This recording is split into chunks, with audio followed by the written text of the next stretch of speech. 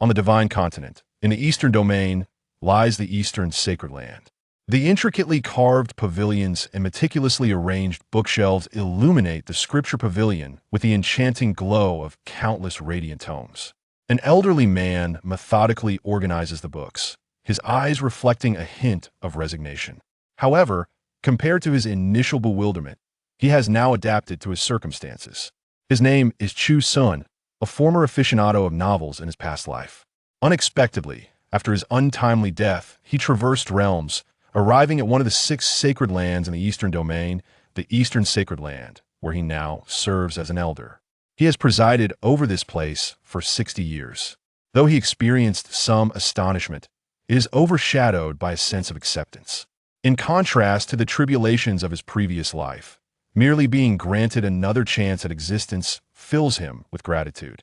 Moreover, Chu Xun finds a certain comfort in his current identity as an elder of the Scripture Pavilion. His status is unremarkable, yet offers a sense of stability, unlike those who often arrive in new worlds as prodigies or as fated antagonists. Being well-versed in literature, he understands that while their paths may appear illuminated, they are fraught with peril, where a single misstep could lead to irrevocable consequences. Compared to their tumultuous journeys, the role of an elder in the Scripture Pavilion is quite favorable, simple, serene, and devoid of worry. As long as the Eastern Sacred Land remains intact, a leisurely life is rather pleasant. The notion of its demise seems utterly implausible to him. The divine continent flourishes with martial prowess, where strength is revered above all. The realm's body refinement, spirit concentration, golden core, dharma aspect, noble lord, venerable, emperor, sage, semi-emperor, and emperor each present an insurmountable challenge for the average individual, requiring an immense investment of time to transcend. The Eastern Sacred Land, bold enough to claim the title of sacred, is naturally fortified by formidable beings. In this era, with emperors hidden and semi-emperors scarce, sages have become the pinnacle of existence. For 3 millennia, the Eastern Sacred Land has withstood the test of time, witnessing the rise and fall of various sacred lands, some fading into the annals of history. Yet, the Eastern Sacred Land remains transcendent, making its collapse a mere fantasy. Shaking his head, Chu Xun casually selects a book that countless individuals outside would vie for, yet within the Scripture Pavilion, such treasures abound. Each ancient tome, imbued with a faint luminescence, contains supreme scriptures. Reclining in a rocking chair, he flips through the pages of the primordial scriptures, which once incited a bloody upheaval upon their emergence. After perusing a couple of scrolls, a melodious chime resonates in his ear. Ding! Read 10 volumes. Reward: 1 boundary-breaking pill. 1 opportunity for life simulation. 1 investment opportunity. A pristine pill, exuding a fragrant aura, materializes in his palm. Chu Xun's gaze remains tranquil and composed. Having traversed realms, he naturally carries a system with him.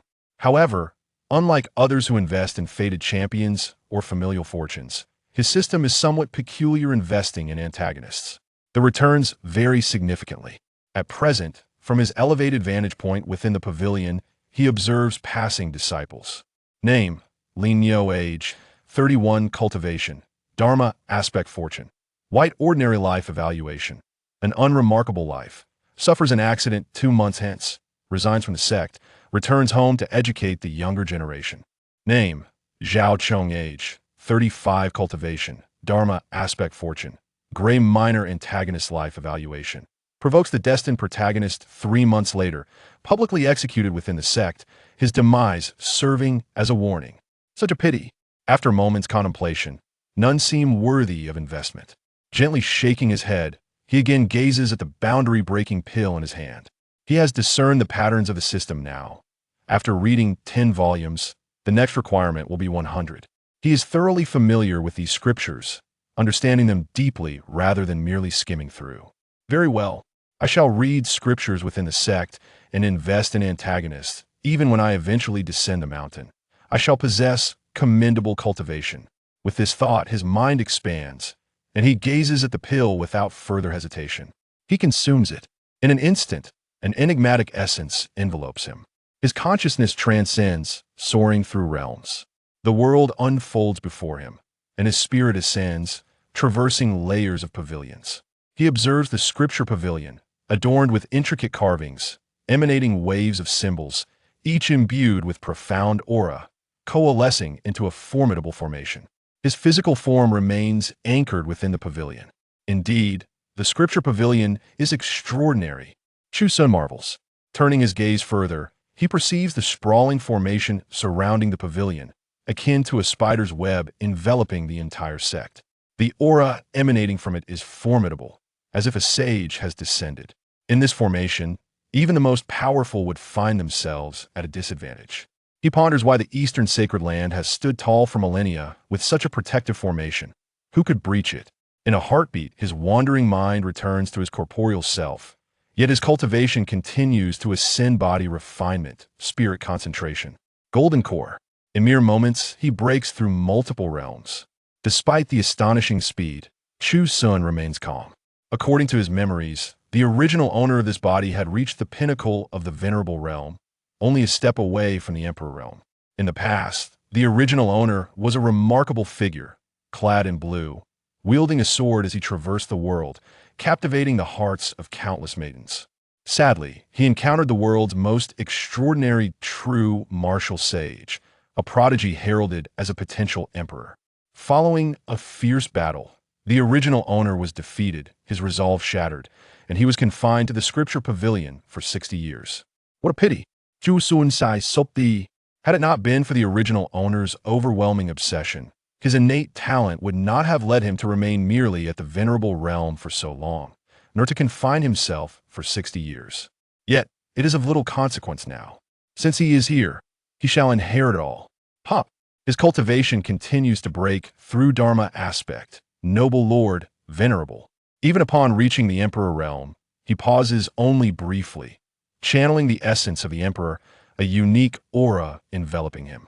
In that moment, he successfully breaks through and steps into the emperor realm. Simultaneously, two venerable old Taoists, seated amidst the clouds, playing chess, suddenly sense something and turn in unison, their expressions transforming from astonishment to joy. A breakthrough. Who is breaking through? The aura of an emperor. Upon recognizing the familiar essence, their surprise morphs into delight. One of them, stroking his beard, chuckles. This fool, after years of defeat and shattered resolve, has finally comprehended his path. With accumulated wisdom, he has leaped into the emperor realm. Meanwhile, in the Eastern Sacred Land, within the cultivation chamber of the sect leader, a young woman clad in crimson suddenly opens her phoenix-like eyes, her delicate features lighting up with joy as she gazes toward the Scripture Pavilion, murmuring, "It has been 60 years, yet you have not abandoned the path of cultivation." Chapter 2. What? I'm a great villain. Unbeknownst to Chu Xun, the commotion caused by his breakthrough was echoing around him. At that moment, he was serenely meditating with his eyes closed, attuning himself to the energy coursing through him, transforming from nothingness to existence, ascending step by step to the realm of the human emperor. The magnitude of this transformation was overwhelming, requiring gradual comprehension. Fortunately, he was within the Sutra Pavilion, enveloped in layers of scriptures and formations, which alleviated any concerns of self-destruction. Suddenly, a figure of unparalleled grace flickered into view at the entrance of the Sutra Pavilion, startling the disciples passing by. They turned their gazes towards the captivating silhouette clad in red, standing proudly like a celestial being descending from the heavens. Her icy demeanor emanated an air of authority, compelling the disciples to bow their heads in reverence, too intimidated to meet the gaze of such exquisite beauty. Sect leader, they greeted. This remarkable woman was none other than the leader of the East Lin sect, Xiao Rongyu. Only a few bold souls dared to steal a furtive glance at her, noting a fleeting glimmer of sorrow in her enchanting eyes, which left them wide-eyed in disbelief. The leader of the East Lin Sacred Land was known for her obsession with cultivation. At a young age, she had already reached the pinnacle of the human emperor realm, suppressing the elder generation of formidable beings within the sect, maintaining a frigid distance from others. Yet today, there was an unmistakable hint of melancholy in her gaze. He thought he was mistaken, but upon squinting, he realized that he was not alone in this observation. Several other disciples bore the same astonished expression. Xiao Rongyu cast a wistful glance towards the Scripture Pavilion, reminiscing about the days when a young swordsman in green had captivated countless admirers, herself included. It was he who had inspired her to join the East Lin sect. Those tender years of budding emotions surged back to her mind as she reflected on how swiftly time had passed. The once innocent girl had now become the leader of the East Lin sacred land. Meanwhile, within the Scripture Pavilion, Chu Xun remained blissfully unaware of the unfolding events. Perhaps even the original owner of this body had not foreseen such developments. The girl he had casually saved back then had blossomed into someone of remarkable achievement. In the realm of cultivation, time flows like a river. In the blink of an eye, a fortnight had slipped by. During this period, Chu Xun had finally grasped the strength of the human emperor realm, feeling as though he could cleave the heavens with a mere sword. Yet, he harbored no desire to descend the mountain, well aware of the multitude of formidable foes lurking below. With his current strength, he would hardly dominate even the East Lin sacred land, rendering any descent into the mundane world utterly uninteresting. He continued to peruse the scriptures, engaging in daily recitations, reflecting on the profound philosophies they contained while honing his martial arts. Occasionally, he practiced calligraphy, savored the scenery, and balanced work with leisure, nurturing both body and spirit, maintaining the same routine as before. On one particular day, a young man of striking elegance and chiseled features arrived on the first floor of the Scripture Pavilion, whereupon the disciples of the East Lin sect greeted him with bows. The admiration in the eyes of the men and the infatuation in those of the women were palpable. "Senior brother, senior brother, senior brother." The newcomer was none other than Chu Xun, the esteemed senior brother of the younger generation in the East Lin sacred land.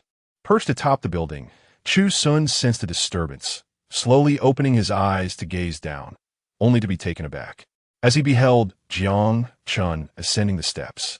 An unusual expression flickered across his face. The senior brother held an enviable reputation within the sect, blessed with extraordinary talent and an appearance that was rare among men. Was this not the quintessential destined antagonist? Having immersed himself in the world of online novels in his previous life, Chu Xun was acutely aware that a protagonist must often tread upon the backs of such prodigious talents to achieve fame. If Chu Xun were to have a romantic interest, an unattainable goddess, he would undoubtedly embody the role of the destined villain. "Ah, Jiang, you say?" Chu Xun's expression grew even more peculiar. In the realm of fantastical narratives, surnames such as Jiang and Ji were notorious for being associated with villains, inherently possessing the qualities of a nefarious character.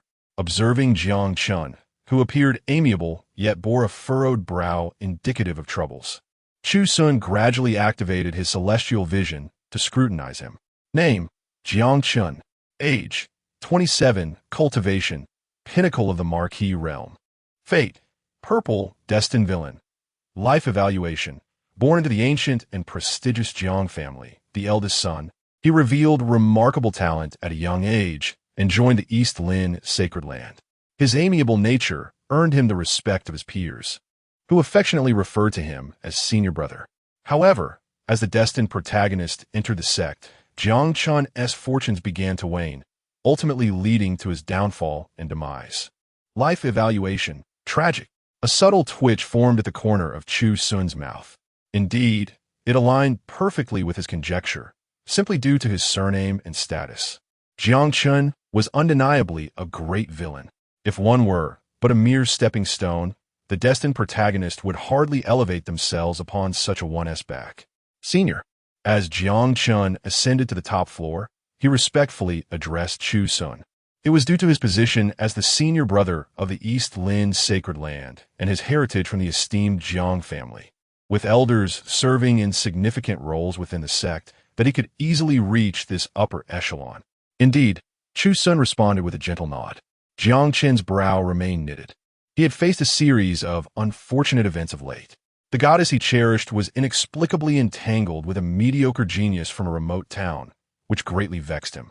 It seemed that anyone could capture the attention of his goddess now. Nevertheless, as the senior brother, he felt it inappropriate to bully the weak, so he instructed his subordinates to issue a warning. However, the situation escalated as the young man grew increasingly audacious, even assaulting his underlings. As the senior brother of the East Lin's sacred land, Chu Xun could not resort to intimidation, so he chose to endure, planning to teach the young man a lesson during the upcoming sect competition, ensuring he understood the importance of humility. A few days prior, an elder from the Jiang family, holding a prominent position in the East Lin's sacred land, approached him delicately, suggesting that it was time for him to take on a mentor, with Elder Chu in the Scripture Pavilion being the prime candidate. Thus, he had come. What brings you here? Chu Xun in Guit. I wish to seek apprenticeship. A flicker of intrigue crossed Chu Xun's mind as a sudden epiphany washed over him. A vivid image materialized in his thoughts. Had he not traversed into this world, Chu Xun would not have been his disciple, but rather the destined protagonist. If all proceeded as expected, the protagonist would soon arrive at the Scripture Pavilion, fortuitously encountering him. Through the protagonist's unintentional words, he would unravel his own inner turmoil, achieving enlightenment and seamlessly entering the human emperor realm, becoming the greatest support for the destined protagonist henceforth. He nodded thoughtfully. Unfortunately, he had traversed into this world and had fortuitously acquired the ability to invest in villains, reaping reward from such investments. Although an unusual glimmer flickered in his eyes, it was but a fleeting moment. At least Chu Xun did not perceive it. Elder Chu, sitting cross-legged and unassuming, spoke with a soothing tone. Seeking a mentor is a significant matter. Proceed with caution. I have observed your recent emotional turmoil and restlessness. Perhaps I can offer you some guidance. Chapter 3. The Life Simulator. Chu Xun gazed forward with anticipation, lost in thought. Chu Xun revealed a hint of unusual emotion, as a plan formed in his mind. After studying 10 volumes, he rewarded him with 3 treasures: the breakthrough pill, 1 chance to simulate life, and 1 chance to invest in the villain. The breakthrough pill had already been consumed, leaving the opportunity for life simulation unused. After a moment of contemplation, he had a sudden idea and said, "Close your eyes. I grant you 1 chance to simulate your life." Oh, Chu Xun, bewildered, shut his eyes, struggling to comprehend what it meant to simulate life. In the next instant, his consciousness seemed to plunge into an observational realm. Life simulator initiated in the first year. You are born into the ancient Jiang clan, your father being the clan leader. You are cherished and, at a young age, display exceptional talent, astonishing the clan elders, who believe your presence guarantees the family's prosperity. At the age of 6, you encounter a life-altering figure, Yi Qingsheng.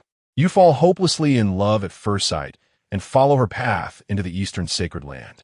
At 27, you face the darkest moment of your life. Your goddess is entangled with a boy from a remote town. Your mindset begins to crumble, and you start to offer experience points, sending your subordinates to act as stepping stones for that boy, aiding his growth step by step. By 30, you can no longer contain your rage and desire to kill that boy, but alas, he has grown powerful, and his rise has even implicated your father. At 31, you are slain. Life evaluation. Tragic. As the simulation concluded, Chu Xun felt a surge of blood rush to his head, nearly spitting out blood. His eyes were filled with intense grief and unparalleled fury, flames erupting from his pupils. I will kill you. He spat through clenched teeth, his eyes bloodshot, haunted by the thought that his esteemed, stern, generous father had died because of him, and the goddess he adored had ultimately been misled. The smirk on that boy's face loomed large in his mind. Everything felt like a nightmare. Silence. Chu Xun uttered a single word, and with it, the chaos in Jiang Chen's eyes began to dissipate. After a moment of calm, only confusion and disappointment remained, as he murmured, "Senior Chu, was everything just now real?" Chu Xun smiled without replying. Chu Xun fell into silence, his gaze dimming. He never anticipated that after years of pursuing his beloved goddess, he would be so easily outdone by a boy from a remote town. Nor did he realize that his own actions had led to this boy's ascendance. The multiple blows to his self-esteem rendered his face as pale as paper, but the thought of his revered father being implicated steeled his resolve. To choose again will yield a vastly different outcome. I shall no longer show mercy, he vowed. I will not be a humble, pitiful sycophant any longer. The true fool was I, Chu Xun murmured in despair. Buzz! At that moment, a divine realization struck him as the system and awakens. Voice resounded. Ding! Congratulations! The host has successfully invested. You have altered the destiny of the villain and awakens' life trajectory. Reward acquired. 1 advanced life simulation card. He glanced down at the advanced life simulation card in his hand, discreetly tucking it away, inwardly exclaiming, "What a gain!" Yet he maintained an air of calm, responding, "Whether what just transpired was real depends on your choices. It is both a possibility and a mere chance." Chu Xun understood. After expressing his gratitude, he departed. As he descended the stairs, his body involuntarily trembled slightly. If the life simulation was accurate, he was destined to be the villain, while that boy who constantly plagued him must be the destined protagonist. At that moment, flames of determination flickered in his eyes. What the destined protagonist? I shall make him aware of the terror of a true villain. After Chu Xun and awakens' departure, Chu Xun also turned his gaze to the life simulator in his hand, contemplating. Let us see what my life holds. Life simulator initiated. In the first year, you arrive at the Eastern Sacred Land Scripture Repository as an elder, spending your days reading and studying scriptures, earning system rewards, and advancing your cultivation rapidly. By the third year, you break through the sacred realm, your fame echoing throughout the Eastern domain, attracting the attention of significant figures from the central continent who wish to befriend you. At 7 years, you master the Great River Sword Intent, defeating opponents in the Sacred Realm's pinnacle with your Sacred Realm Level 3 cultivation, sweeping across the Eastern domain, making the Eastern Sacred Land the sole overlord. By the 11th year, your disciple offends the true martial saint, leading you to a climactic battle that results in mutual destruction. In the 12th year, you succumb to your injuries and pass away. Simulation concluded. Score. Chu Xun frowned slightly, staring at the image of the awakens, true martial saint, and awakens in his memories. The original owner had been confined for decades due to the true martial saint shattering his Tao heart, leading to a decline in his cultivation and a fall into mediocrity, languishing in the Scripture Repository for 60 years. Even now, having reincarnated and recultivated, he still could not escape the grasp of the true martial saint, ultimately meeting the same fate. Score reward. This simulation scored an A. The host may randomly select one reward. 1. Great River Sword Intent. 2. Soul Talent. 3. Alchemy. All 3 options were skills he would later acquire through life simulation, and selecting one now would allow him to master these abilities ahead of time. Selection complete. Congratulations! You have obtained the Great River Sword Intent. In an instant, his mind was filled with a terrifying sword intent. At that moment, Chu Xun did not rush to accept it. Instead, he silently pondered, if I were to simulate my life anew, would my encounter with the true martial saint yield a different outcome? He sighed, feeling that the future was too far ahead. 12 years of time could bring unforeseen events. Even now, he was different from the last simulation. Inheriting the Great River Sword Intent would allow him to avoid years of detours. He felt the overwhelming surge of the Great River Sword Intent and realized that attempting to comprehend it would lead to mastering an unparalleled sword technique. No rush. First, study the scriptures. Then practice the sword. With a calm mind, Chu Xun resumed reading the scriptures in his possession, recognizing that to gain in cultivation, he must integrate his learning as seamlessly as he would with any advanced sword intent. Chapter 4. A Snap to Kill. After achieving a profound state of enlightenment, daily life resumed its usual rhythm. I perused the scriptures, practiced my calligraphy, and occasionally engaged in meditation. During my leisure moments, I inherited the essence of the Great River Sword Intent. Unbeknownst to me, over the course of these 2 weeks, I had grasped most of the intricacies of the Great River Sword Intent, with only a few scattered elements yet to be fully comprehended. In the first floor of the Scripture Repository, accessible to all disciples without the need for a guard, a perplexed disciple remarked, "Have you sensed it? The sword intent in the repository has become increasingly profound these days. Just yesterday, one had to concentrate deeply, yet now I can merely sit in meditation and feel its presence." Another disciple nodded in agreement. Indeed. Could it be? A few disciples discreetly lifted their gazes toward the upper levels of the repository. Such conditions typically arose for one of two reasons. Either someone had comprehended the supreme sword intent, or there existed a newly unearthed scripture. They leaned towards the latter. Besides, this was the scripture repository of the Eastern Sacred Land. It would not be surprising if a supreme sword scripture were to be discovered. Not long after, news spread throughout the Eastern region regarding the emergence of a sword scripture in the Eastern Sacred Land. Late at night, in the scripture repository, two shadowy figures crept in, one plump, the other lean.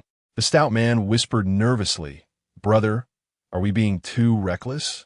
This is the Eastern Sacred Land, where a sage is stationed." The lean man scoffed. "I am Amp. Amp? Oppos.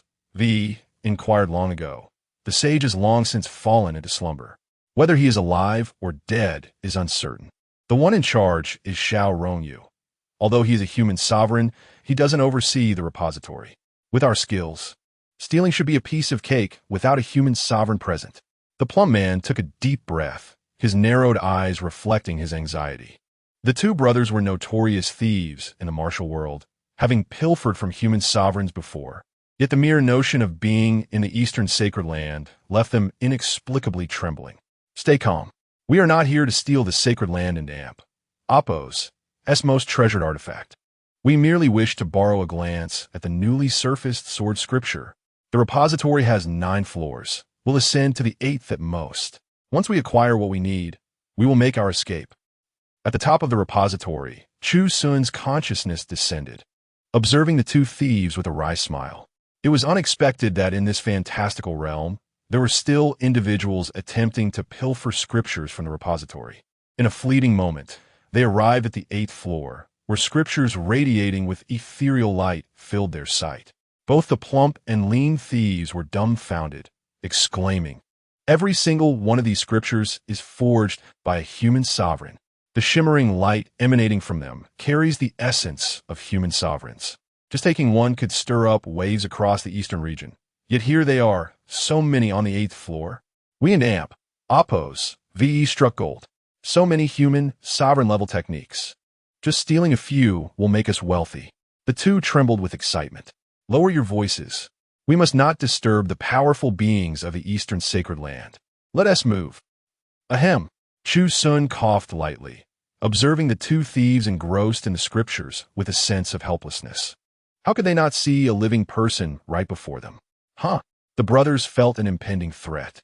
Upon seeing Chu Xun, they quietly exhaled in relief. The stout man remarked, "So it's just a useless waste who cannot cultivate. It's strange that the Eastern Sacred Land would allow such an important position to be held by him. Isn't this a stroke of luck for us?" As they spoke, a malicious glint appeared in the stout man's eyes. "Old fool, you should blame yourself for seeing us. Next year on this day will be your funeral. Why go to such lengths?" Chu Xun spoke softly. The act of stealing scriptures and the intent to kill were all motivated by an inconspicuous sword scripture. Boom! The stout man erupted with the power of a revered one.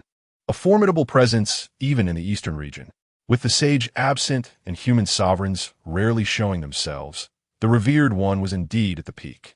It was no wonder they dared to infiltrate the Eastern Sacred Land to steal scriptures. Chu Xun and Amp, Oppos. S eyes remained calm as he flicked his finger, unleashing a blade of azure sword energy, slender as a finger, yet suffused with the unique aura of a human sovereign. The faces of the two thieves turned pale with terror. Human sovereign? How is this possible? Even in the Eastern Sacred Land, human sovereigns were scarce, each bearing responsibilities. According to their intelligence, the repository had no human sovereign present, yet this unfamiliar elder was evidently one. They were horrified and bewildered. When did the Eastern Sacred Land gain such a powerful presence? In an instant, the sword energy pierced through the stout man and Amp, Oppos, as forehead. The lean man, witnessing this, was struck with panic. He shattered a window and fled without a second thought. At that moment, all thoughts of techniques and brotherly vengeance became secondary. What a pity. Chu Xun shook his head gently. The strength of a revered one might be commendable in the outside world, but they were far too inadequate in the Eastern Sacred Land. Not to mention, should any scriptures go missing from the repository, the formation would activate, enveloping the entire sect. These two would not escape, not even human sovereign could. Their stealthy incursion into the Eastern sect had sealed their fate. Puff! In the void, a mist of blood erupted. As the gentle breeze passed, it stirred not a single ripple. The scripture repository of the Eastern sect remained as tranquil as ever. Yet outside the Eastern sect, shockwaves surged. The reason was simple. The duo's attempted theft was not a secret to just one person. Numerous factions were silently observing.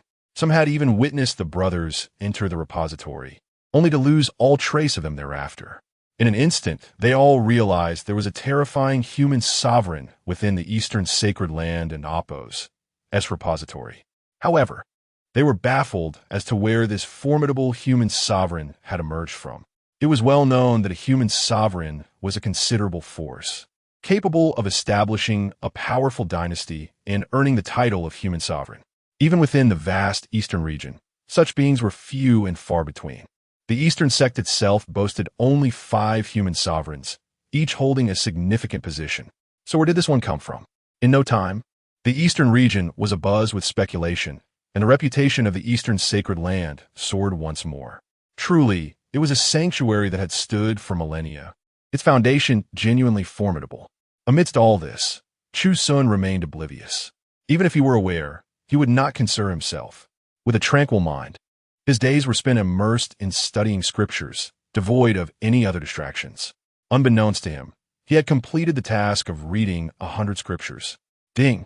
Congratulations to the host for reading 100 volumes. Reward: Pure Heart of Tao, 1 opportunity to invest in a destiny antagonist, and 1 boundary-breaking pill.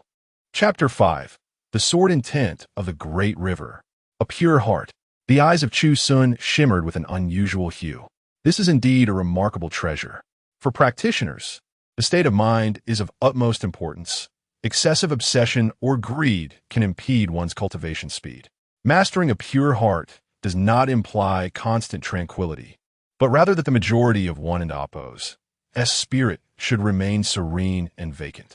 Such a treasure is invaluable, an opportunity to invest in the destiny of a villain. The boundary-breaking pill. Chu Xun had already experienced these 2 items and understood their significance. Thus he felt no overwhelming joy. Complete reading of 100 scrolls achieved. The next task is to read 500 scrolls, not an excessively long endeavor. A look of ease spread across Chu Xun and Appos' face with dedication. He could grasp the 500 volumes of scripture in a little over a month. Moreover, balancing work and rest, he had spent the past few days immersed in the scrolls.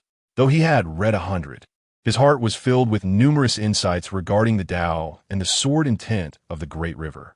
It was time to take a stroll. Chu Xun murmured, "Cultivation should not be solely about arduous practice. That would be exceedingly dull. Amidst the balance of labor and leisure, one must also venture out to unwind." Elder Chu. As Chu Xun stepped out of the scripture repository, some disciples who frequently visited this elderly figure expressed their astonishment. It is known that Elder Chu had not left the repository for decades. Today, he seemed to have the leisure to wander about, strolling leisurely through the sect. It was evening. The afterglow of the sunset cast a warm light upon the resplendent palaces, creating an ethereal ambience, with celestial cranes soaring amidst the clouds. If any disciples rushed by, they might catch a glimpse of powerful beings traversing the void. Most notably, they would see vibrant young disciples, brimming with fresh energy, each adorned with radiant smiles. Some young men and women walked together, entirely different from the relentless, solitary cultivation depicted in online novels. Here, one could witness the relaxed lives of disciples after their training. His mood lightened as he wandered aimlessly, ultimately arriving by a riverside. The river flowed vigorously, its source unknown, and its destination uncertain. A gentle breeze stirred Chu Xun's robe, calming his heart. Closing his eyes, the inheritance of the sword intent of the great river surged within him, enveloping him in a sharp sword intent, like a dormant dragon gathering strength. With a sword in his heart, he could cleave the heavens. Yet he refrained from recklessly unleashing it, instead gazing calmly at the river before him. In his vision, every drop of the roaring river appeared insignificant, but when combined, they formed a mighty current, a wandering dragon, rushing forth with grandeur. Just as the sword path, each beam of sword light may be faint. Yet when a multitude of sword lights converge, they can transform into a surging river of swords, overwhelming and devastating everything in their path. Suddenly enlightened, he comprehended the essence of the sword intent of the great river. With pride in his heart, yet devoid of hostility. Like the rushing river, it remained oblivious to the obstacles ahead, be they mountains, stones, or ever-growing vegetation, but trampled everything in its relentless advance. When drawing the sword, one must embody the same spirit. Fear not. With a heart free of fear, one can wield an invincible sword intent. As he opened his previously closed eyes, his pupils radiated boundless sword light, and in that instant of clarity, the invincible sword intent emanated from him, surging and enveloping the surroundings. Not far away, a figure clad in a red robe, Xiao Rongyu, stood quietly, sensing the overwhelming and sharp sword intent that emanated from him, an embodiment of an invincible heart. Upon entering this domain, her own strength would be significantly suppressed. Even the gentle breeze carried a chilling sword intent, yet her eyes sparkled brightly as she gazed at that figure, her heart filled with joy. The invincible state of mind. The dashing swordsman in green from years past had returned. In the clouds, two elderly men engaged in a game of chess glanced over. Witnessing the world around, Chu Xun gradually distort, as if a second realm was being peeled away, the place where he stood now a completely new domain. Remarkable. After 60 years of silence, an explosive emergence. It would surely astonish the heavens. Chu Xun, no longer standing quietly by the river, casually plucked a willow branch. Yet under his palm, the supple branch transformed into an extraordinarily sharp divine sword. With a resonant clang, he began to wield this sword, not releasing the rushing sword intent recklessly, but each movement seemed to awaken a world of swordsmanship. The willow branch in his hand moved faster, and his understanding of the sword deepened. Unbeknownst to him, he seemed to have fallen into a wondrous moment of enlightenment. After a brief pause, the breath in his heart surged forth. Having read 500 scrolls in the Scripture Repository, inheriting the sword intent of the great river, and gaining insights by the riverside, today he erupted in brilliance. A blazing sword aura emanated, shining with unparalleled radiance, its sharp intent palpable, causing all nearby to tremble inexplicably. In the sacred land of Donglin, the Scripture Repository, the martial arts platform, and various other locations, countless individuals looked up in shock, witnessing a sword aura traversing the heavens. Even those at the Emperor realm felt a shiver, as if that very sword could slay them. Terrifying, so powerful. Whose sword aura is this? In an instant, figures with hands clasped behind their backs soared into the sky, gazing at the dissipating sword aura, which did not burst forth into the outside world, but instead descended into an unknown river of the sacred land of Donglan. Soon, numerous figures gathered by the river, watching the once unremarkable river now brimming with boundless sword intent, each splash resembling a beautiful sword flower. A droplet of splashed water embodied a terrifying sword intent. The surging river resembled a formidable sword dragon. Yet, looking around, the banks of the sword river were empty. No figures could be seen. Only the fearsome sword river flowing vigorously. Disciples who practiced swordsmanship expressed their elation, exclaiming, "What a rich sword river! If I cultivate by the sword river, my swordsmanship will surely advance by leaps and bounds. I have a premonition that the barrier holding me back will be shattered here. I must cultivate here." In no time, many disciples, drawn by the news, sat cross-legged by the sword river, absorbing the residual, surging sword intent. Meanwhile, an elderly man in white, observing from the clouds, chuckled as he stroked his beard, saying, "Since the river has coalesced into a sword river, I shall lend you my assistance." With a hum, a sword intent resonating with the aura of the Emperor realm descended from the clouds, merging into the sword river. The disciples erupted in ecstasy. The Emperor's sword intent. This was the sword intent of the Emperor realm. Most of them were at the Dharma realm, distant from the Emperor realm, and in the past. Even encountering an Emperor was a luxury, let alone experiencing its sword intent. Now, fixated on the resplendent sword light, they were filled with unrestrained joy. For should they comprehend this sword intent, their cultivation would ascend rapidly. In an instant, more figures arrived. Even some middle-aged individuals were moved, lost in the grasp of the Emperor's sword intent. However, a few individuals, witnessing this scene, shook their heads, lamenting, seeking the superficial while neglecting the essence. The true terror of this river lies within the sword river. That sword light has fully immersed itself within. If one truly comprehends it, it would be the utmost transformation. Instead of pursuing the embellishments of the later stage, seeking the Emperor's sword intent is truly to miss the point and overlook the source. Chapter 6. The Astonished Protagonist. As for the instigator of this great commotion, he had long slipped back into the Scripture Pavilion, conveniently taking a fine jar of wine with him. He took a gentle sip within the pavilion, and the aroma of the wine wafted around him. Indeed, a radiant smile adorned Chu Xun's face. His spirits were exceptionally high. With mastery over the great river sword intent, his overall strength was poised to soar even further.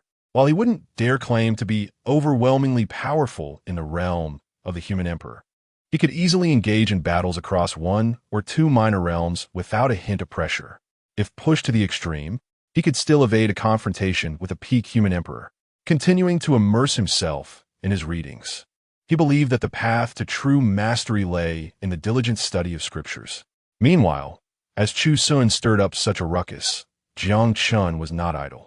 His cold, handsome gaze swept through the air, stating, "Yi Chun, you finally returned to the sect."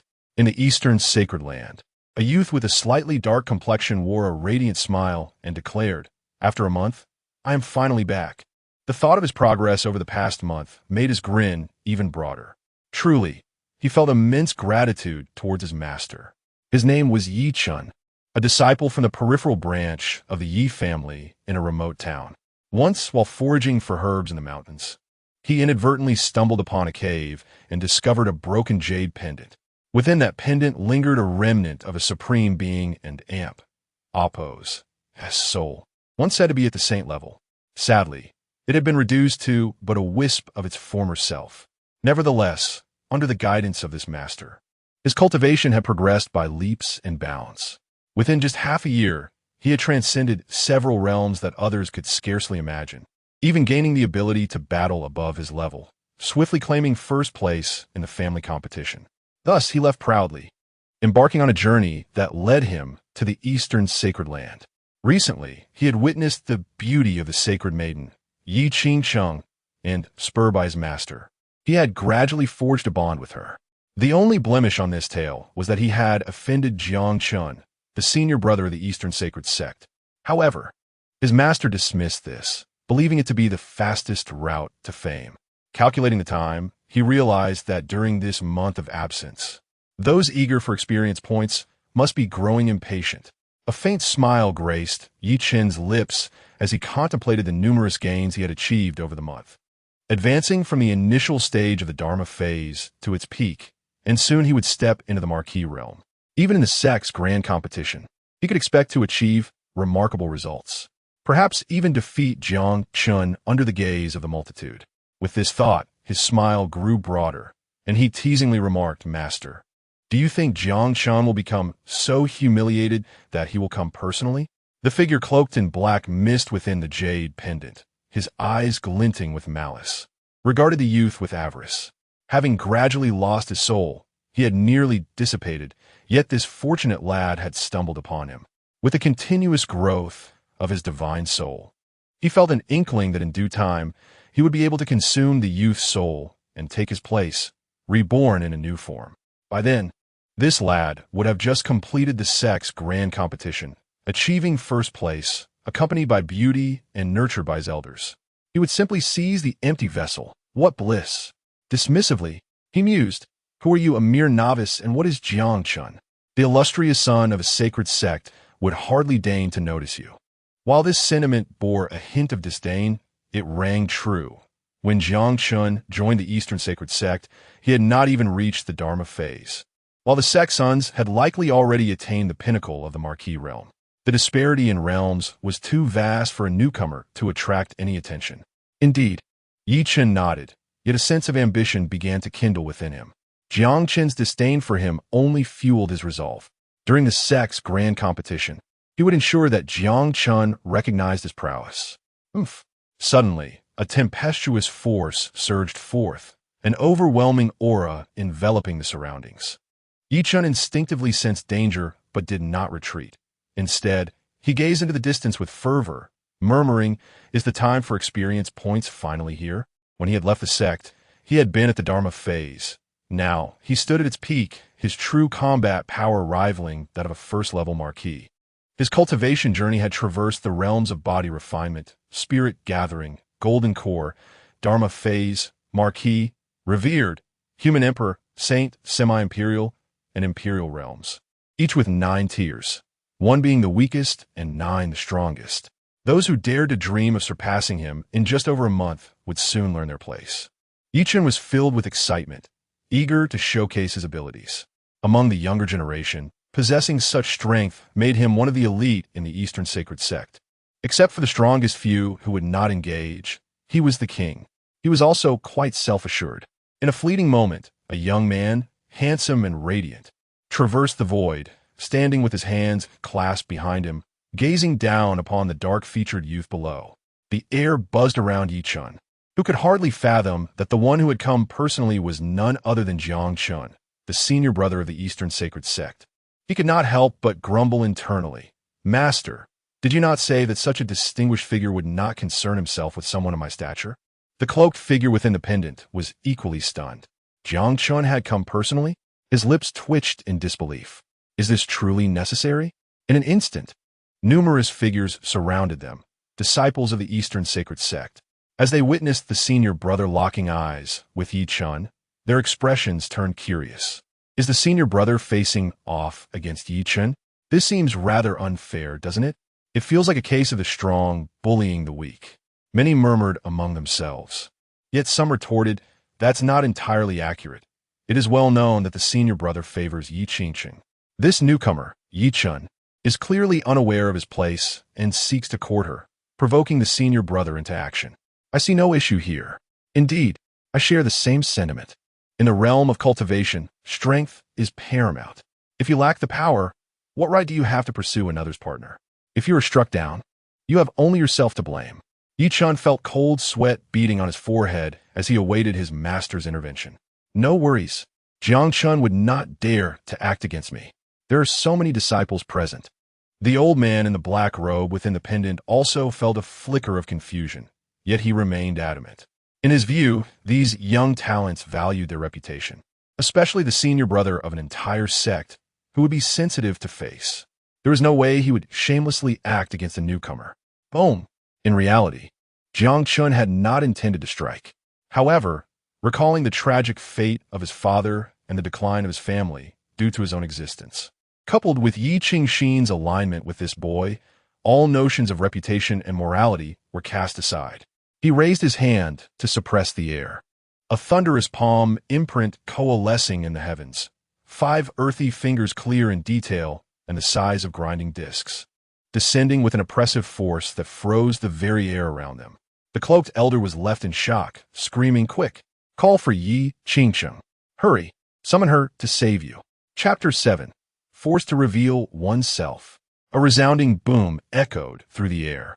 The imprint of a palm, so terrifying that even though Jiang Chen did not exert his full strength, it was still more than sufficient to contend with Yi Chen, who stood at the pinnacle of the royal realm.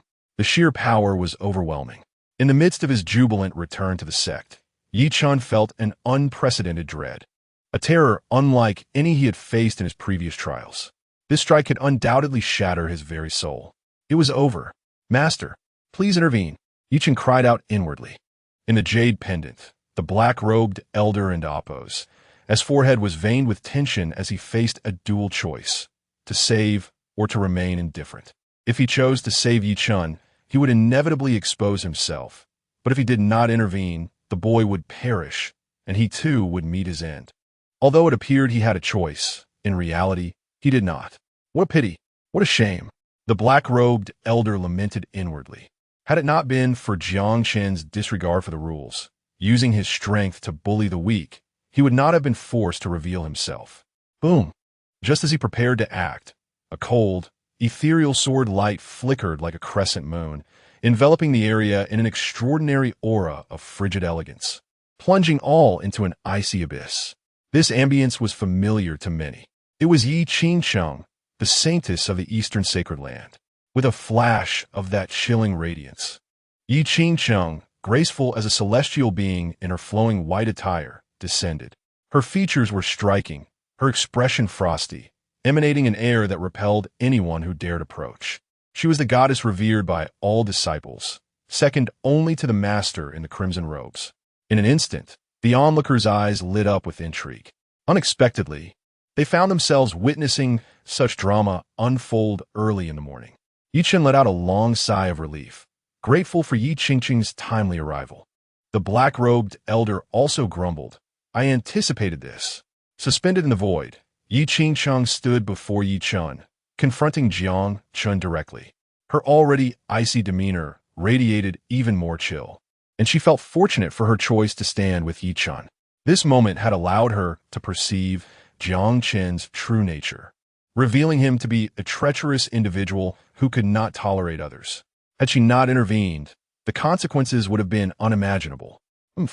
Jiang Chen's gaze fell upon the ethereal woman before him, as if she were an otherworldly being, pristine and noble as an ice lotus. A gentle light flickered in his eyes, swiftly replaced by a sharp coldness. More than the woman, he was concerned about his father. In that simulated life, she was the very cause of his downfall. Had she not feigned friendship while plotting against him, he would not have been defeated and humiliated before the masses. What perplexed him most was how he could appear so feeble in Yi Qingsheng and Appo's eyes. He recalled the incident when he was 6, when he had saved her during a misfortune that befell her family, subsequently offering her support. Even her successful entry into the Eastern Sacred Land was partly due to his influence. Yet, she remained oblivious, choosing instead to associate with this newcomer. He felt a momentary shudder within, though it quickly returned to normal. Is it not too much for a senior brother to strike at a newly admitted disciple? Yi Qingsheng inquired coldly, her tone accusatory. She believed that under her questioning, Jiang Qin's affections would surely wane. Oh, a newly admitted disciple? I have heard he is a demon possessing another's body. He is no longer the same Yi Chun of the Eastern Sacred Land. Jiang Chun replied indifferently. Yi Qingqing's gaze turned even colder as she thought.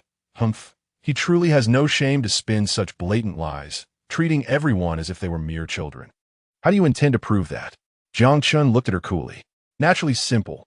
With a surge of thought, a colossal sword energy coalesced, exuding a magnificent and righteous aura. The golden sword light radiated a sense of integrity, striking fear into the hearts of malevolent beings. Whoosh! The sword light surged forth. Yi Qingsheng and Appo's, as cold brows furrowed. If Sister Yi attempts to obstruct me again, do not blame my senior brother for being merciless. Jiang Chun stated impassively.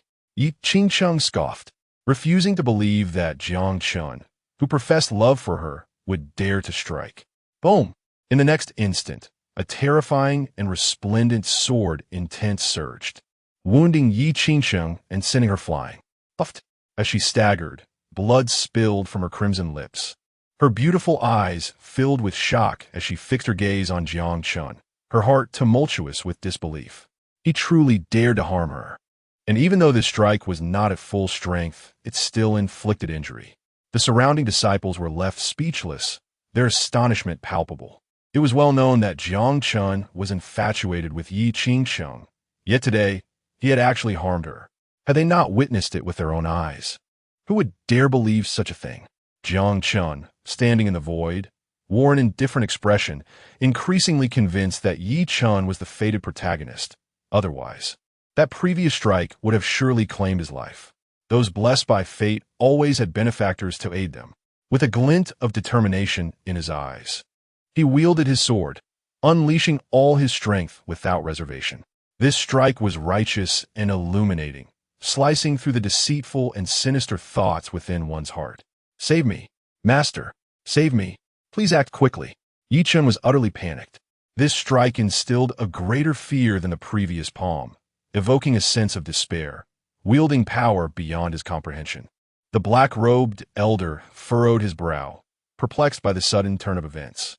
Jiang Chun seemed to have transformed, willing to harm even his beloved. As he extended his consciousness to sense the surrounding powerful figures, he realized they chose to remain passive observers, unwilling to offend Jiang Chun. He sighed. "It seems we must act after all." A wave of black mist emanated from Yi Chun, even his pupils darkening, flashing with a fierce and terrifying light, radiating an aura that threatened to consume all. In an instant, he exuded a fearsome presence, yet his physical form was bound by the constraints of the Dharma realm, preventing him from unleashing his most formidable techniques. With a shriek, the sword descended, piercing through the black mist like a ghostly specter.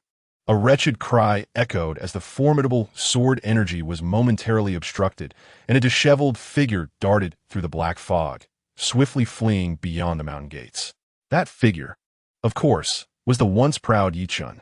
In an instant, the nearby disciples were left dumbfounded, incredulous at the scene before them. He blocked it? Yi Chun managed to block it? They were bewildered. Yi Chun had displayed extraordinary talent upon entering the sect. One of the few disciples to join the Eastern Sacred Land at the Golden Core stage, creating a frenzy at the time. Yet, just a few months later, he demonstrated the ability to withstand the full force of the senior brother and Appo's attack. No, that is not Yi Chun. A disciple suddenly trembled, recalling the terrifying and fierce light that had filled Yi Chun's eyes, a predatory gleam that was utterly chilling, an essence befitting a demon, far beyond that of a mere disciple.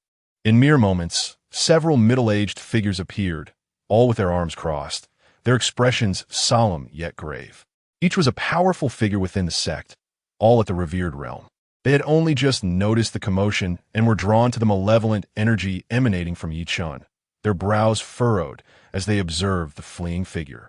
A demon that has seized another's body. Chapter 8. The Change of Fortune. Boom. The voice of the middle-aged man, though soft, resonated like a thunderous bell, piercing the hearts of those present, as they recalled the ominous black mist and the fact that Yi Chun, with his profound mastery of the Dharma realm, could withstand the full force of the elder brother's sword strike. They were filled with astonishment and fear, realizing that it was indeed the work of a demon seizing a body. Previously, they had thought that Brother Jiang was simply using his strength to bully the weak, preventing others from encroaching upon the saintess. Now, however, it became evident that they had wronged the elder brother. Reflecting on the elder brother's character within the sect, he was not the petty man consumed by jealousy that they had imagined. Rather, he was cultured and composed, treating others kindly, often guiding his disciples and answering their queries. How could such a noble figure act blindly against a mere small fry? Regret washed over them, tinged with shame. They had allowed themselves to be deceived by the demon rather than trust the elder brother. How infuriating! I was so blinded by Yi Chun, one disciple exclaimed angrily. Yet when considering the arduous journey from a remote town to this point, how could he continue to be a prodigy? Moreover, the recent rapid breakthroughs demonstrated Yi Chun and Appo's extraordinary cultivation and combat prowess. Terrifying. Our sect harbors such a demon. It was truly alarming. Even these middle-aged men felt their hearts race, but chose not to pursue further, for they had already fled far away. Given that the demon could seize bodies, it must possess considerable power beyond what they could handle. They solemnly declared, this matter must be reported to the sect leader for further discussion. Not far away, Yi Chun, wounded by the sword energy, stood dazed and helpless, her eyes vacant. She witnessed everything unfold before her, and in that moment, her faith began to crumble. The one she had trusted, even becoming somewhat infatuated with, turned out to be a demon seizing a body. Reflecting on her encounters with Yi Chun, each event felt increasingly bizarre, yet she had been completely fooled. Yi Chun, oh Yi Chun, how foolish you are! Overwhelmed with concern and dread, she realized that she had secretly developed feelings for that young man, Otherwise, she wouldn't have appeared the moment he returned to the sect. How detestable that he was a reincarnated demon.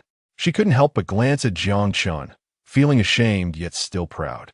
Even if she was wrong, what of it? Chu Xun would still have to come and admit his mistakes. Standing tall, she awaited Chu Xun and Appo's comfort and the adoration she believed he would show her. However, upon witnessing Yi Chun and Appo's escape, Chu Xun felt a pang of regret. He understood that the protagonists of destiny were often accompanied by great fortunes, making them difficult to kill. Thus, he reassured himself, squinting and saying, "If I can injure you once, I can do so again and again, countless times. I refuse to believe I cannot defeat you in this lifetime." Out of the corner of his eye, he caught sight of the woman who looked down on him with indifference, as though she felt he had erred. Amusement bubbled within him. Had it not been for Elder Chu's guidance, he might have foolishly pursued her affection. However, having undergone a simulation of life, he had long seen through Yi Qian's heart. It was impossible for him to win her over. With so many women in the sect vying for his attention, why should he fixate on just one? He felt disinterested, thinking that Yi Qian seemed just this. He departed, intending to visit Elder Chu. He truly owed him a debt of gratitude. Jiang Qian's figure flickered and vanished. Meanwhile, Yi Qian, standing in place, suddenly widened her eyes, her long eyelashes trembling in disbelief as she gazed at the retreating figure. He actually left. 30 miles outside the eastern sacred land, a staggering figure stumbled into the mountains. The old man in the black robe within the jade pendant spoke weakly. "I am injured. That fellow in Appo's sword intent is too terrifying. At such a young age, he possesses such power, truly fearsome. I must sleep for a while. Take care of yourself." Yi Chun was immediately alarmed. Throughout this journey, he had depended on his teacher. What would he do if the teacher fell into slumber? "Calm down. You cannot go to the eastern sacred land. The eastern region is vast. It is not solely ruled by the eastern sacred land. As far as I know, there are more than 1 or 2 enemies of the eastern sacred land. You can simply seek refuge with another sect. As for the rumors coming from the eastern sacred land, you can easily claim they are jealous of your talent. Coupled with the fact that you have attracted Yi Qian's attention, leading to Jiang Chun suppressing you and thus expelling you from the sect." With a glimmer of realization, Yi Qian's eyes brightened, filled with joy. Indeed, the eastern region was not dominated by the eastern sacred land alone. Finding a rival of the eastern sacred land to share his experiences might evoke sympathy and yield exceptional treatment.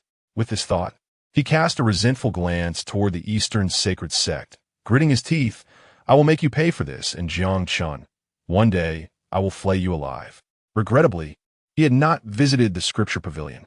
He had heard of a remarkable individual who had confined himself there for 60 years. Eager to return to the sect at the first opportunity to seek resolution for his inner turmoil, hoping to become a powerful ally. However, it seemed unnecessary now. He wished that individual would remain trapped in that state, unable to break free from his inner conflict, living a life of despair until death. Within the Scripture Pavilion, Elder Chu observed everything with indifference. The events surrounding Jiang Chen's intervention and subsequent escape unfolded before his eyes, all too ordinary. He understood deeply that these fated protagonists carried great fortunes, making them not easily vanquished. The fact that Yi Chun had been pushed to such an extent had significantly diminished his destined luck. This was more than sufficient. "Elder Chu, I have come to express my gratitude." Jiang Chun approached, full of appreciation. "Ah," Elder Chu expressed surprise. "Name, Jiang Chun. Age, 27, cultivation, pinnacle of the Marquis realm. Fortune, purple-black, destined villain. Life summary, sever ties with the destined protagonist, temporarily enjoying extended fortune. However, as the protagonist joins the Immortal Path sect, they will meet again in the hidden Imperial realm, repeatedly losing opportunities, leading to a decline in fortune.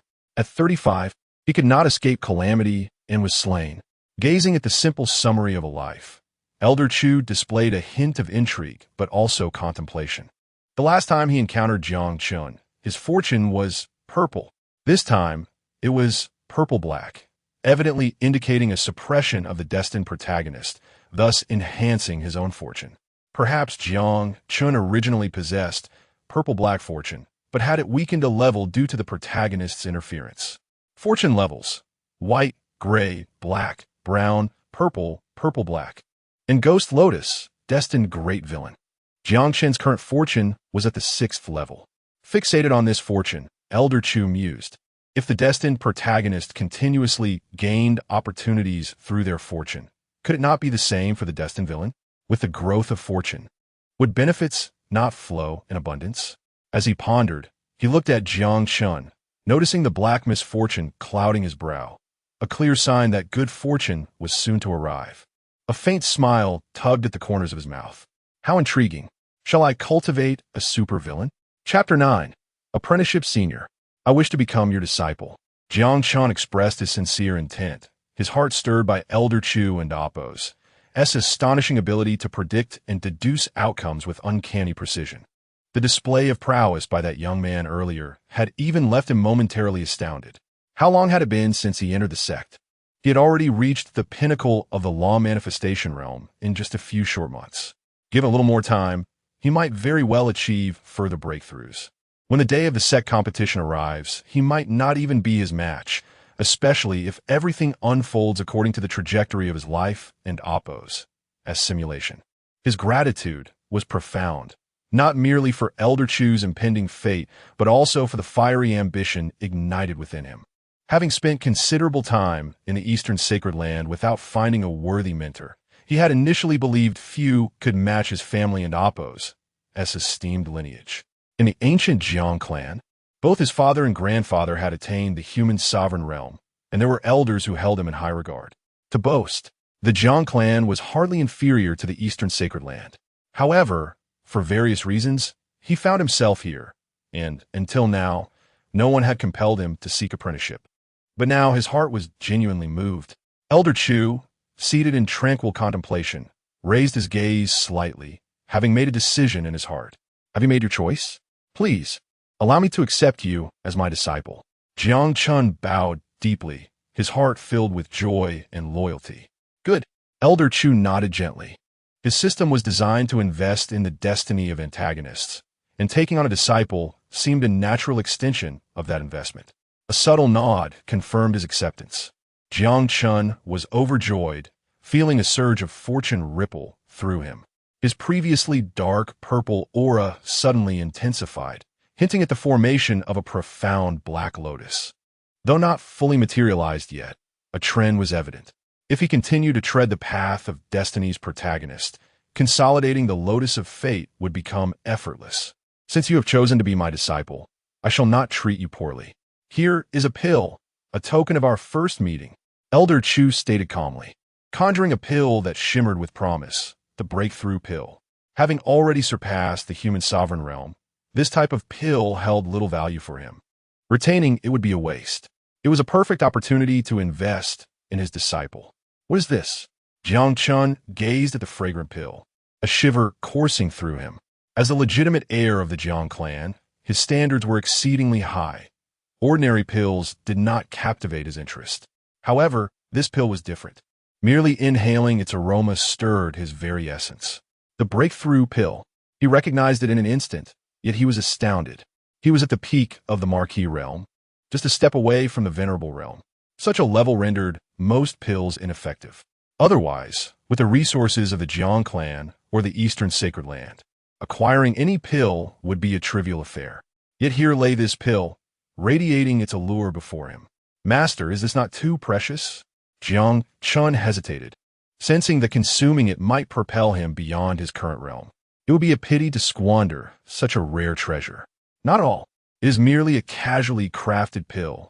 Elder Chu dismissed his concerns, concealing the true value of the breakthrough pill. He had a feeling that with further study, even greater rewards awaited him. Thank you, Master. Jiang Chen accepted the pill without further protest. Ding. Congratulations, host. Investment in the destiny of the antagonist complete. Rewards. Great Yuan Pills 3. Elder Chu did not rush his disciple, but instead observed him before speaking slowly. If there is nothing else, you may retreat for now. Understood. Jiang Chun bowed respectfully and quietly exited. Buzz. 3 pristine pills, resembling white jade, rested in his palm, exuding rich herbal essence. Crafted from the purest herbs, they contain the essence of heaven and earth. Absorbing them would undoubtedly lead to continuous growth in his cultivation. I wonder what realm a single pill can elevate me to, he murmured, curiosity piqued.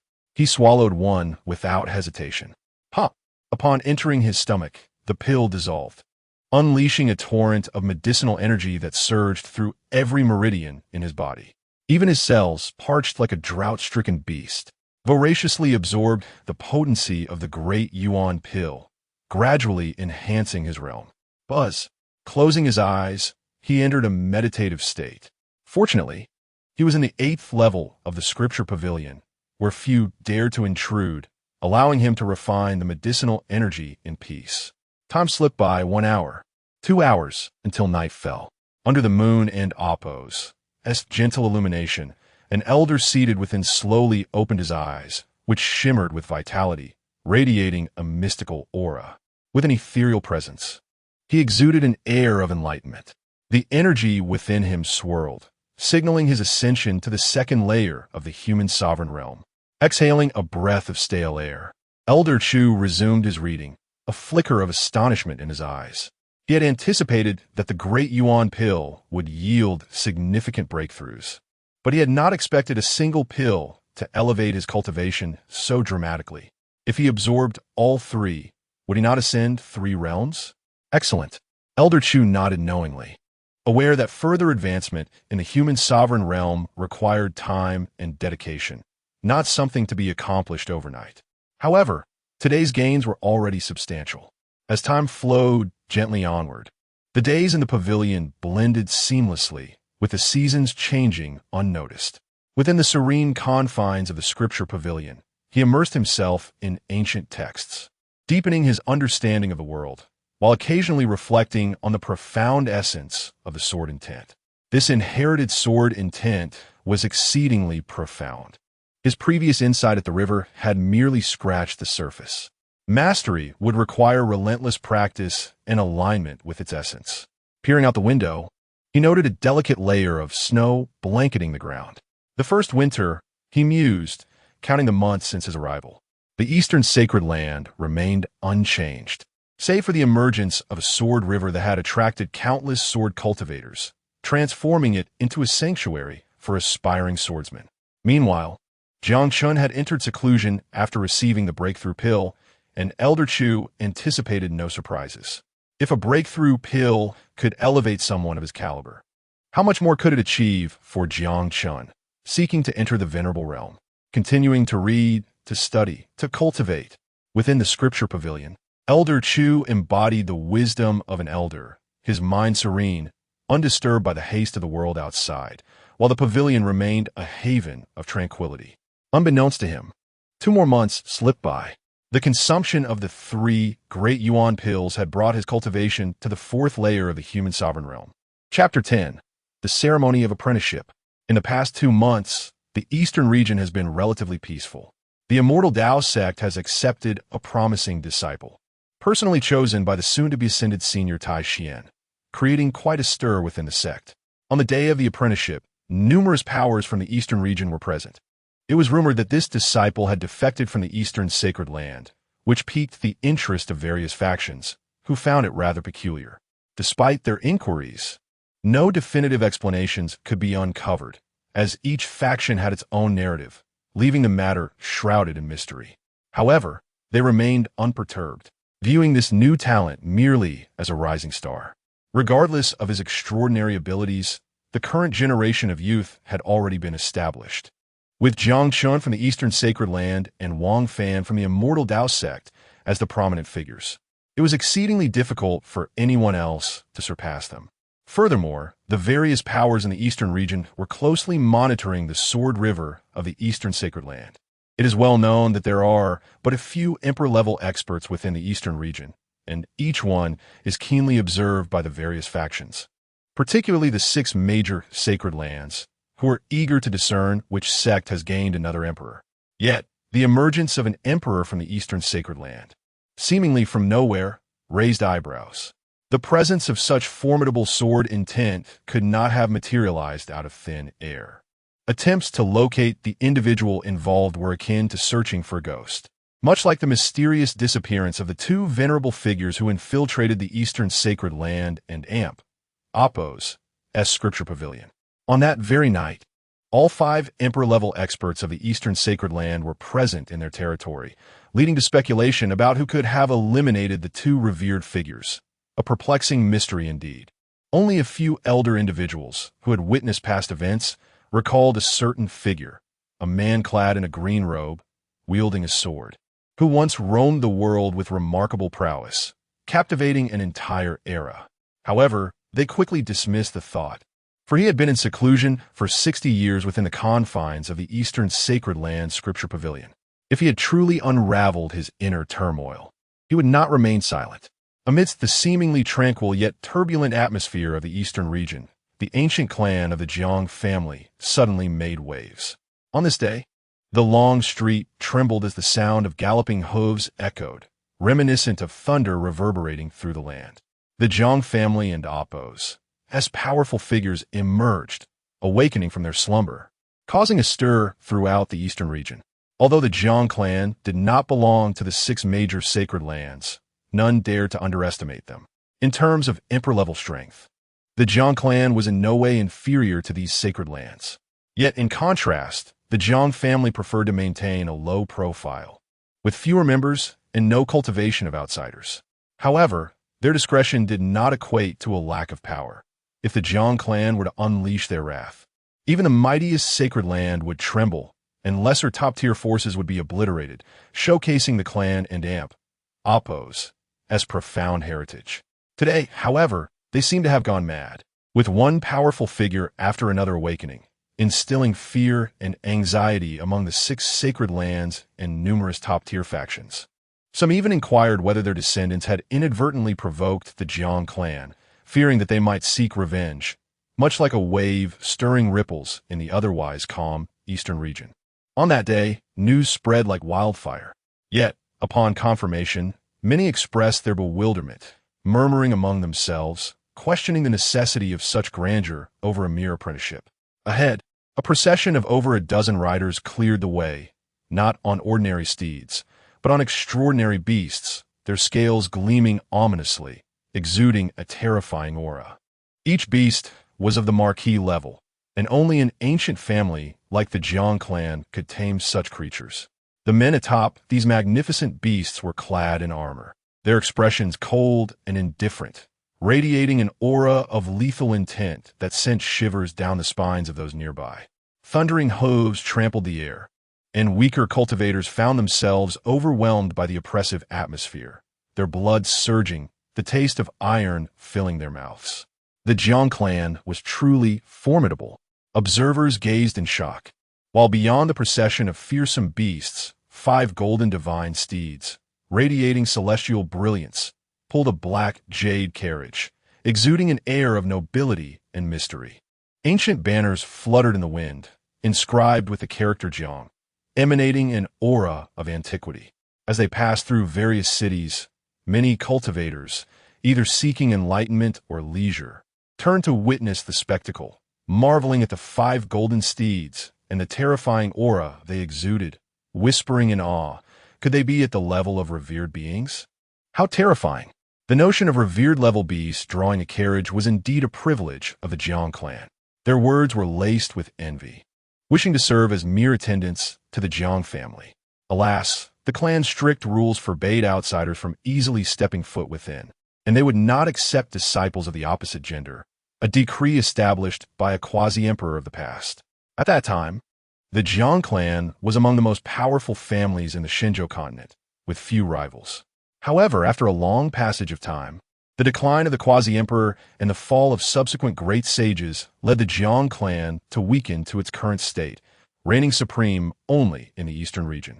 Even so, their status remained unattainable for others. To many elder cultivators, the ancient Jiang clan was even more formidable. No one knew how much heritage remained from a family that once basked in glory. Some would rather offend a sacred land than cross the ancient Jiang clan. Within the carriage, Chu Xun was somewhat taken aback. He had merely informed his father about the sect situation, never anticipating such a grand display of power from his family. Do you not understand? Chu Xun and Apos, father, Jiang Jinshan, retorted nonchalantly. You are my son, and the display must not be lacking. Do you think this display is solely for you? Jiang Jinshan scoffed, his expression dismissive, an attitude only displayed in the presence of his son. Outside, he was known for his stern demeanor, serious and unyielding. In my youth, Elder Chu was a figure of great renown, enchanting countless youths, and even I admired him. Unfortunately, he encountered the legendary Zhenwu Great Sage, hailed as having imperial potential. After a single defeat, his resolve shattered, leading him to confine himself within the Scripture Pavilion for 60 years. Now that he has unraveled his inner turmoil, he must be congratulated with great honor.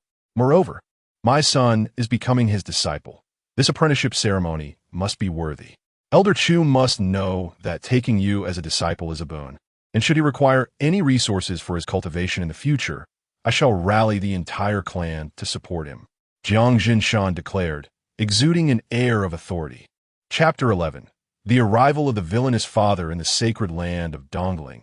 Powerful practitioners simultaneously paused their cultivation, their gazes fixed, peering beyond the gates of their sect. Hud, hud, hud. A rhythmic sound echoed from the clouds above, accompanied by the fierce roars of exotic beasts.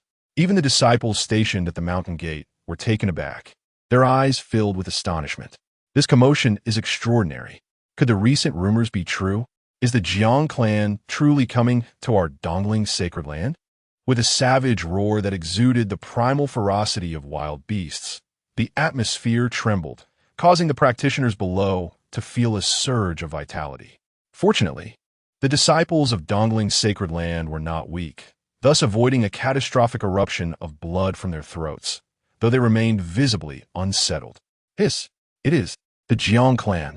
As black steeds descended, the disciples ceased their hesitation, fixing their eyes upon the ferocious beasts and the cold, armored warriors mounted atop them, dispelling any lingering doubts.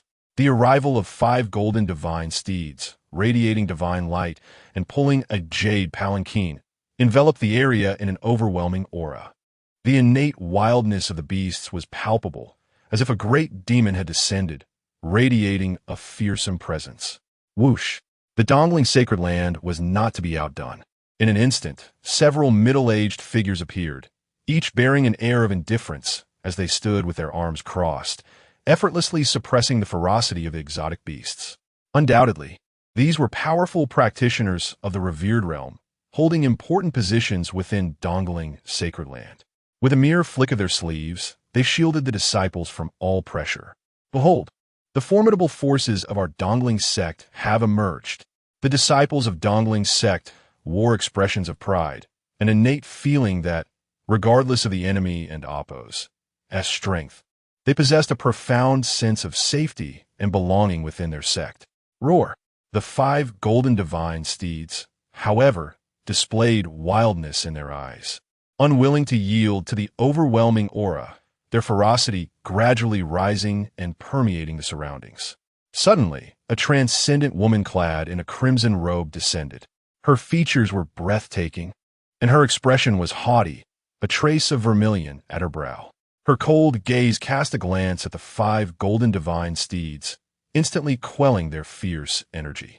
Both the disciples within the sect and the newly arrived middle-aged men felt an immense release of pressure, accompanied by a sense of pride and fervor. Xiao Rongyu, the sect master of Dongling's sacred land, young yet already holding the title of emperor. Even aside from her cultivation, her beauty was unparalleled, unmatched even by the esteemed saintess Yi Qingcheng of Dongling's sect. When comparing their long-held, dignified presence, Yi Qingcheng fell significantly short. Master, Jiang Chen hurriedly exited the palanquin, suppressing his inner grievances. Even upon arriving at Dongling's sect, his father maintained an imposing aura, creating a tense atmosphere. He quickly declared, "My father has come to meet my master." Gasps of astonishment and curiosity rippled through the gathered disciples. The rumors were indeed true.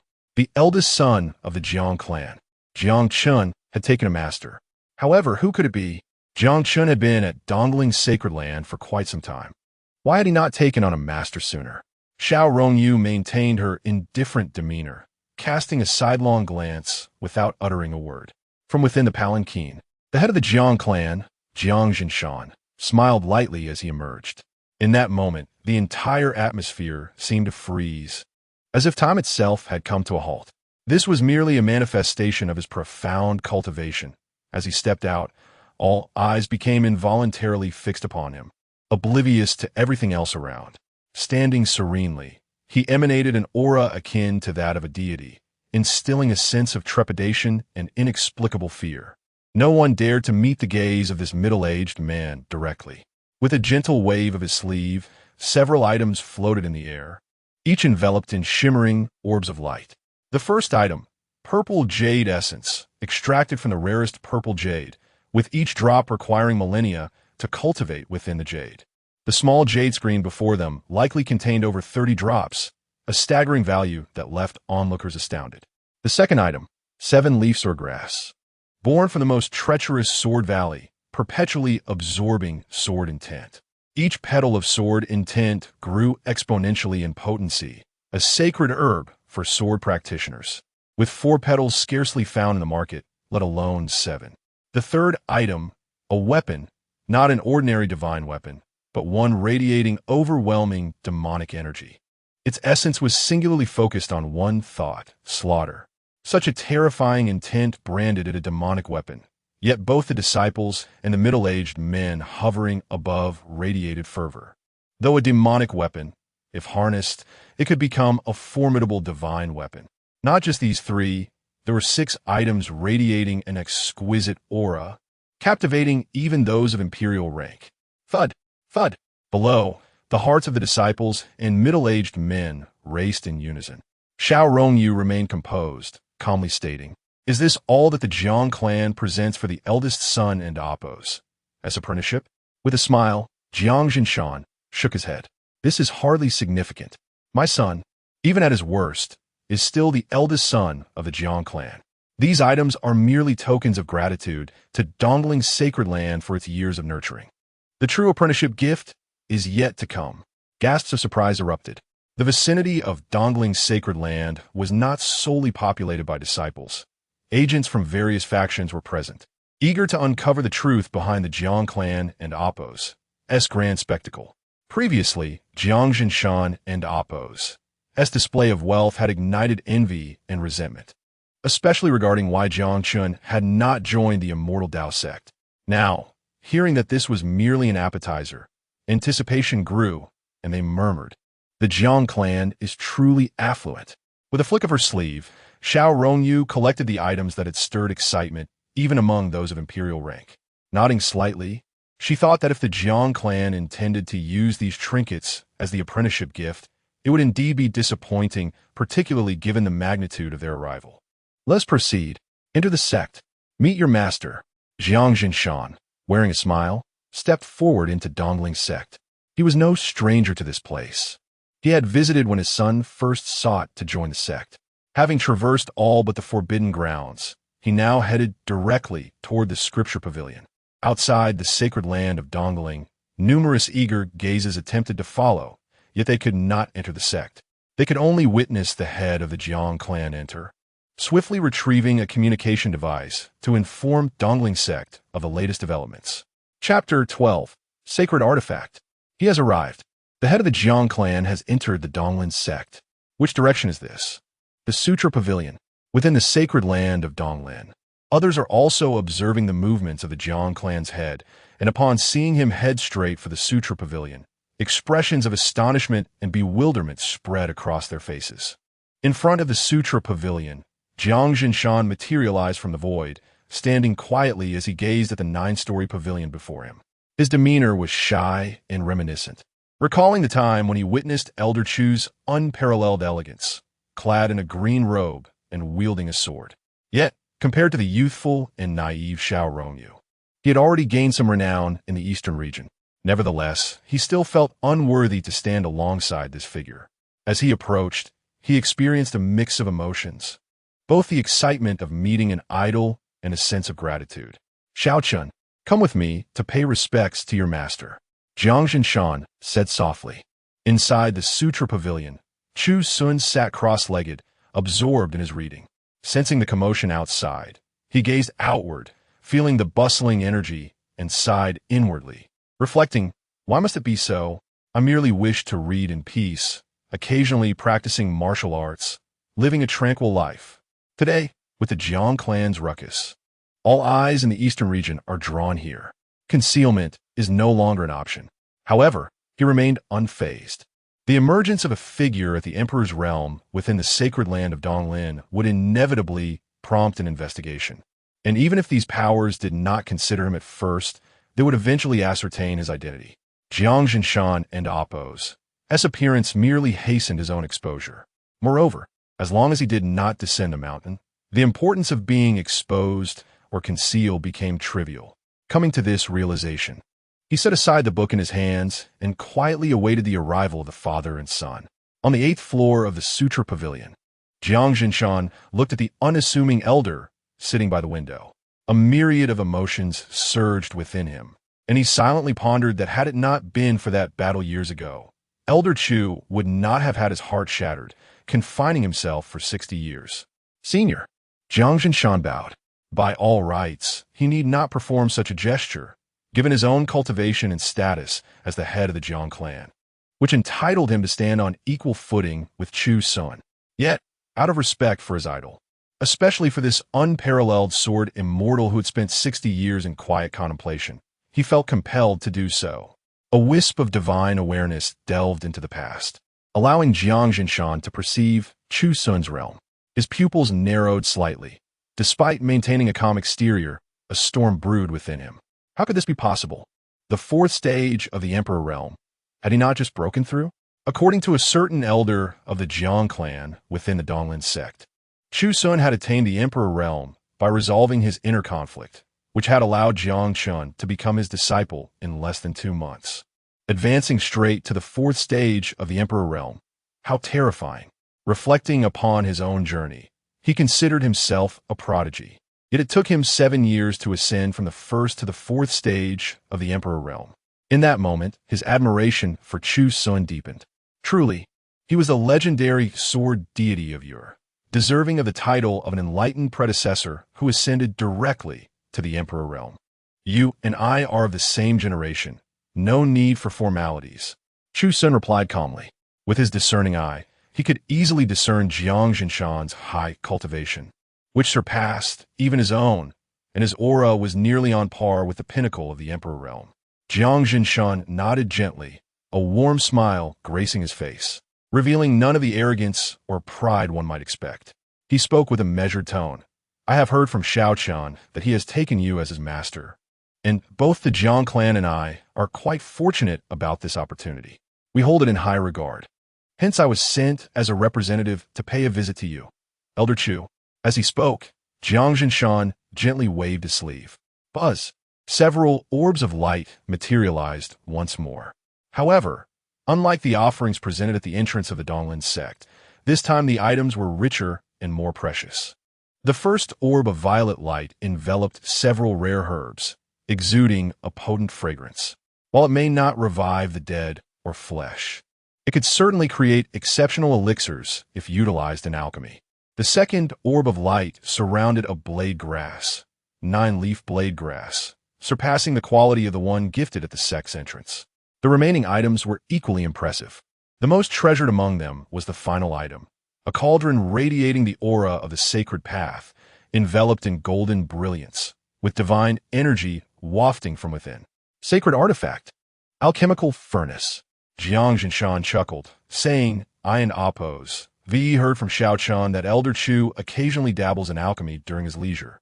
So I fortuitously retrieved a furnace from the Jiang clan's treasury to present to you, alongside some fine herbs that you might experiment with in your spare time.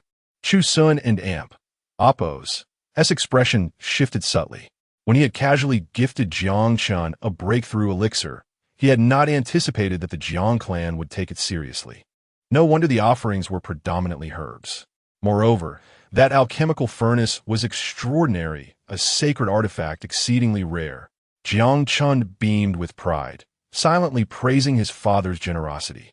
Many in the Donglin sect were also observing this scene, and as a strand of consciousness descended to behold the floating furnace, their eyes widened in astonishment, murmuring, "The ancient family of Jiang truly is formidable. A sacred artifact, an alchemical furnace. Even within the formidable powers of the Donglin sect, such artifacts are scarce, each one invaluable. As for an alchemical furnace, even more so, who would have thought that the Jiang clan would be so generous as to present a furnace of sacred caliber? If auctioned in the outside world, it could exchange for 2 or even 3 artifacts of the same level. What lavish generosity! They marveled, realizing that the Jiang clan had made a significant investment this time. Such a sacred artifact furnace would have been commonplace during the Jiang clan and Appo's peak, yet in the present, its numbers were limited. To produce one directly was a testament to their respect. Excellent. Chu Xun nodded gently, not declining the gift.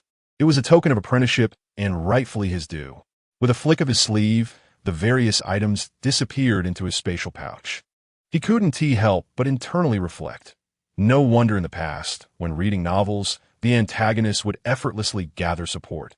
With such high-level connections, who would lend a hand? Meanwhile, at the Xiandao sect's Grand Hall, for elders of varying appearances convened, the elder with a long beard remarked, "The Jiang clan's close ties with the Donglin sect do not bode well for us. When Jiang Chun joined the Donglin sect, I sensed this coming, and now their relationship has grown even closer. I am curious to know who Jiang Chun has taken as his master to cause such a commotion. If it were a sage from the Donglin sect, it would be understandable, but it is the Scripture Pavilion. It cannot possibly be a sage." After a brief pause, an elder slowly added, "Perhaps it is someone else." The others fell silent, their brows furrowing in concern, murmuring, "If it truly is him, it could pose a significant problem." Problem? What kind of problem? An elder with red hair scoffed, disdain and malice evident in his expression. In his prime, he was unparalleled, single-handedly suppressing an era. I need not elaborate. But what a now? A man who has confined himself for 60 years, reduced to a mere shadow of his former self, while the younger generation has ascended to the emperor realm. What significance does his recent enlightenment hold? His era has long passed. 60 years of stagnation have rendered him obsolete. The other elders initially frowned, but then nodded in agreement, acknowledging that it no longer mattered whether the one who attained enlightenment in the Scripture Pavilion was him or not. Should he dare to emerge from the pavilion, he would be swiftly suppressed with a single hand. Chapter 13. Reading 500 volumes. Similarly, the prominent factions of the Eastern Domain, such as the Xinqing sect, the Tianji sect, and the Jinwu sect, were closely monitoring the movements of the Donglin Sacred Land. When Jiang Jinshan entered the scripture repository, the elder figures simultaneously thought of Chu Xun. Initially, they felt grave, but soon their expressions shifted to disdain and scorn. The 60 years of neglect had allowed those who once lagged behind Chu Xun to grow to unimaginable heights. Faced with the person who had once spoken with such arrogance, they could not fathom that a man who had squandered 60 years would swiftly catch up to them. Consequently, their initial solemnity evaporated, and they diverted their attention, deeming the matter trivial. They blamed Zhang's family for taking it too seriously, making a fuss as if they believed they were seeking to apprentice under a sage. Moreover, it was uncertain who had truly broken through. Perhaps that individual was still grappling with his own stagnation, unable to overcome the obstacles of the past 60 years. Old Master Chu, if there is anything you need to convey to Xiao Chun, please let me know. Jiang and Appo's family will not make excuses for what we can accomplish. Jiang Chen's smile grew wider. The more formidable his son's master, the more at ease he felt, particularly with Elder Chu, whose depth of experience and calm demeanor set him apart from ordinary practitioners. Having endured the vicissitudes of life, he had gained a profound understanding. And even if his current cultivation seemed lacking, he would undoubtedly make rapid advancements in the time to come. Indeed, a flicker of intrigue crossed Chu Xun and Appo's eyes as he glanced at the scriptures in the repository. The texts on the 8th level were sufficient for his understanding for a while those on the 9th level were too esoteric. Over the years, he had developed a fondness for reading, and with the limited scriptures in the Donglin Sacred Land, he sought to request a few from the Jiang family. Jiang Chan was momentarily taken aback, thinking, is this too presumptuous? Such a lack of courtesy. Scriptures held varying significance. On one hand, they could be viewed as treasured artifacts of a sect, not easily lent out. On the other, they were merely a few texts, seemingly insignificant. However, since Elder Chu mentioned it, it was not merely a matter of a few volumes. He would need at least 3,000 to 5,000, and they could not be mixed with ordinary texts, lest it be perceived as a mere jest, which would ultimately bring more trouble than benefit. All right, absolutely. Jiang Chen quickly responded with a smile. If such words had come from anyone else, he would have felt it lacked decorum, thinking, you should know better than to take my polite words at face value. Yet, when Elder Chu spoke, his face glowed with joy, reflecting the sentiment that he did not regard himself as an outsider. After a brief pause, the two chatted leisurely for a moment longer. Jiang Zhinshan recognized Elder Chu's profound knowledge and silently contemplated that he truly deserved the title of one who had nearly comprehended all the scriptures of the Donglin sacred land. He wished to engage in a dialectical exchange, but time was limited, and he had to forego it.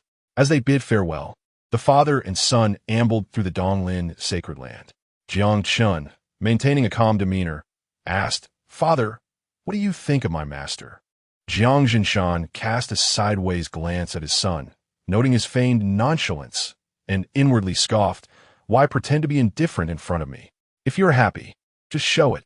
He nodded earnestly and replied, a late bloomer, with profound accumulation.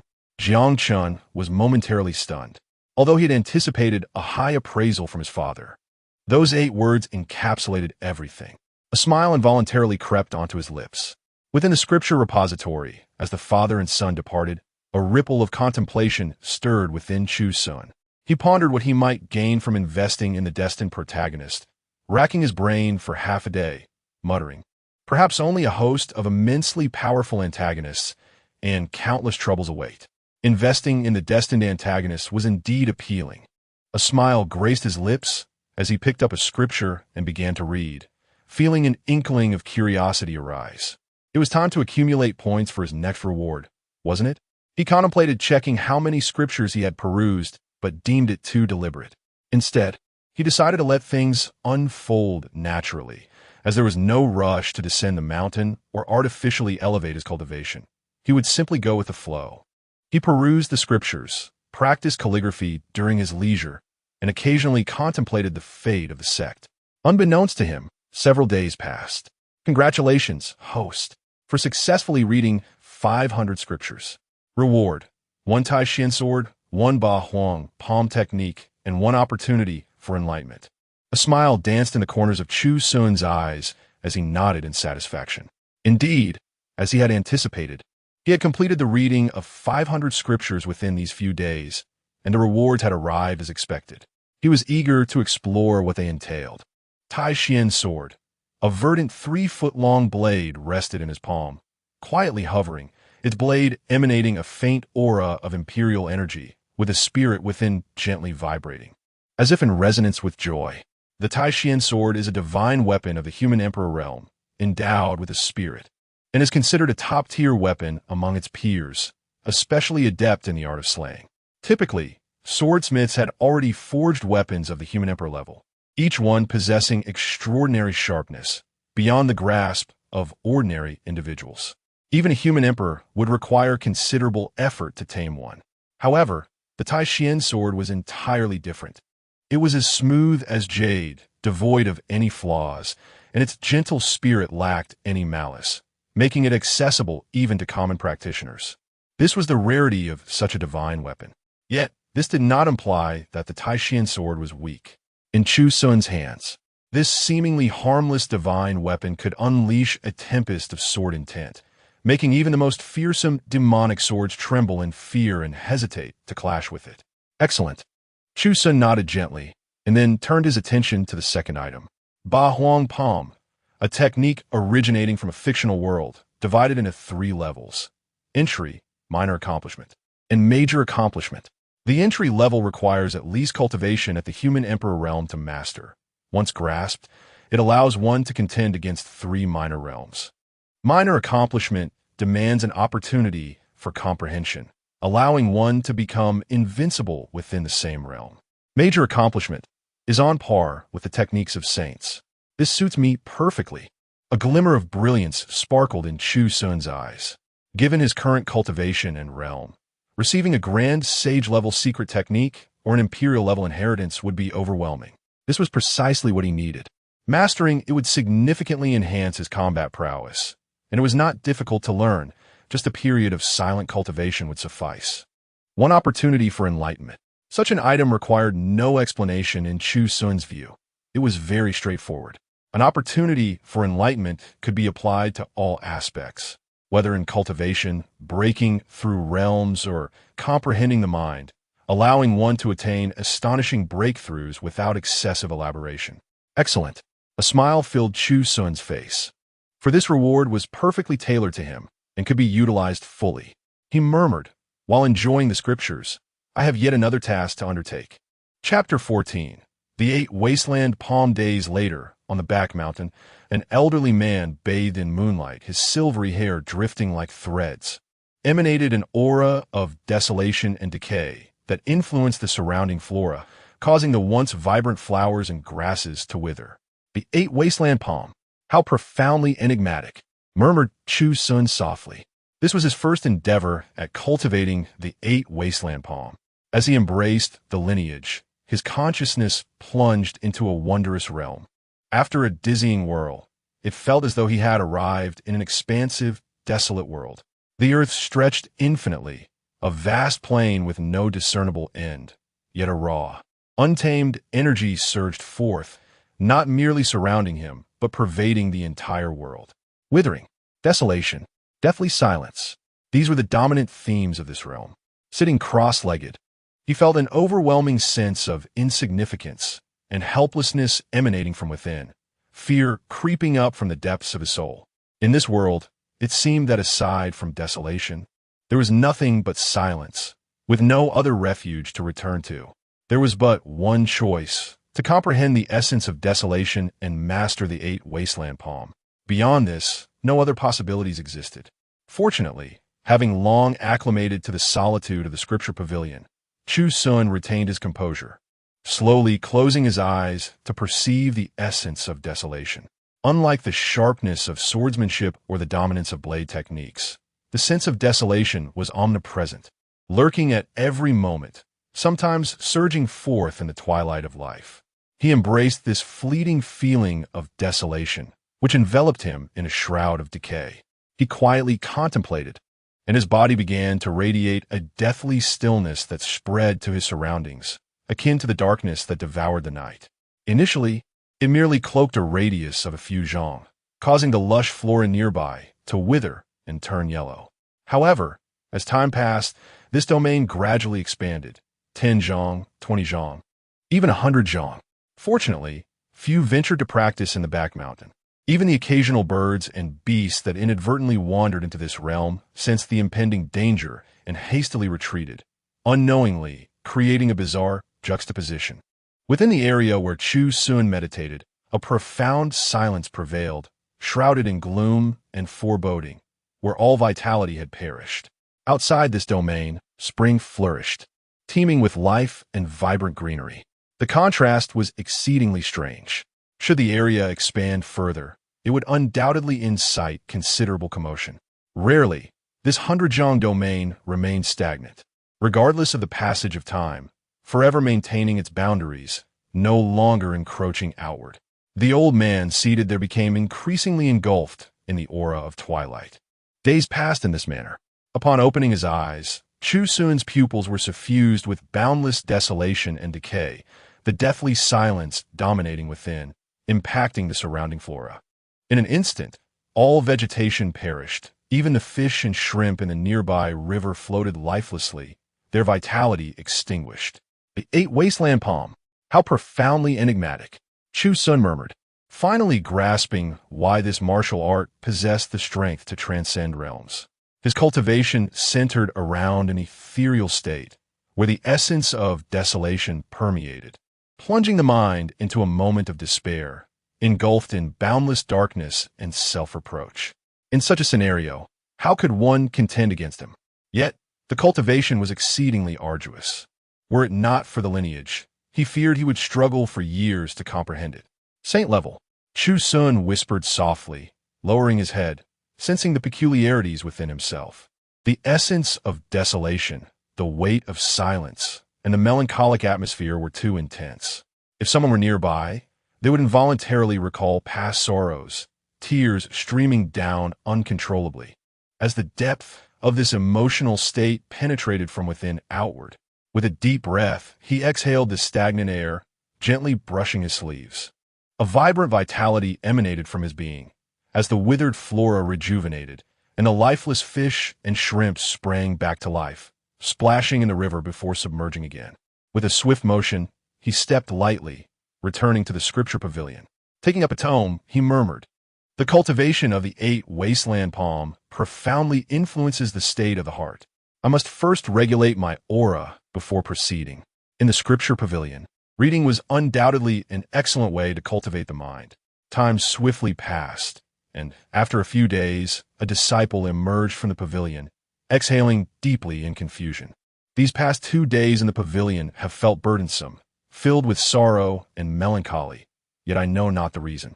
Perhaps the pressure of cultivation has become too great? I cannot continue. I shall take a moment to unwind and return in a couple of days.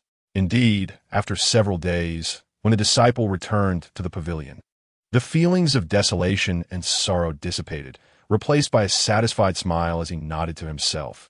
It seems that cultivation requires a balance of work and rest. On the 8th floor of the pavilion, Chu Xun's eyes radiated warmth and contentment.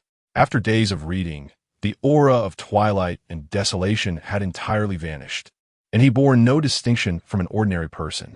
In a flash, he reappeared outside the pavilion, this time deep within the back mountain, on the brink of the eastern sacred land. Standing with hands clasped behind his back, he gazed at the undulating mountains ahead, a slight smile gracing his lips. After days of practice, I have yet to test my power. It is time for a small demonstration. His fingers unfurled, and he struck forward. Boom!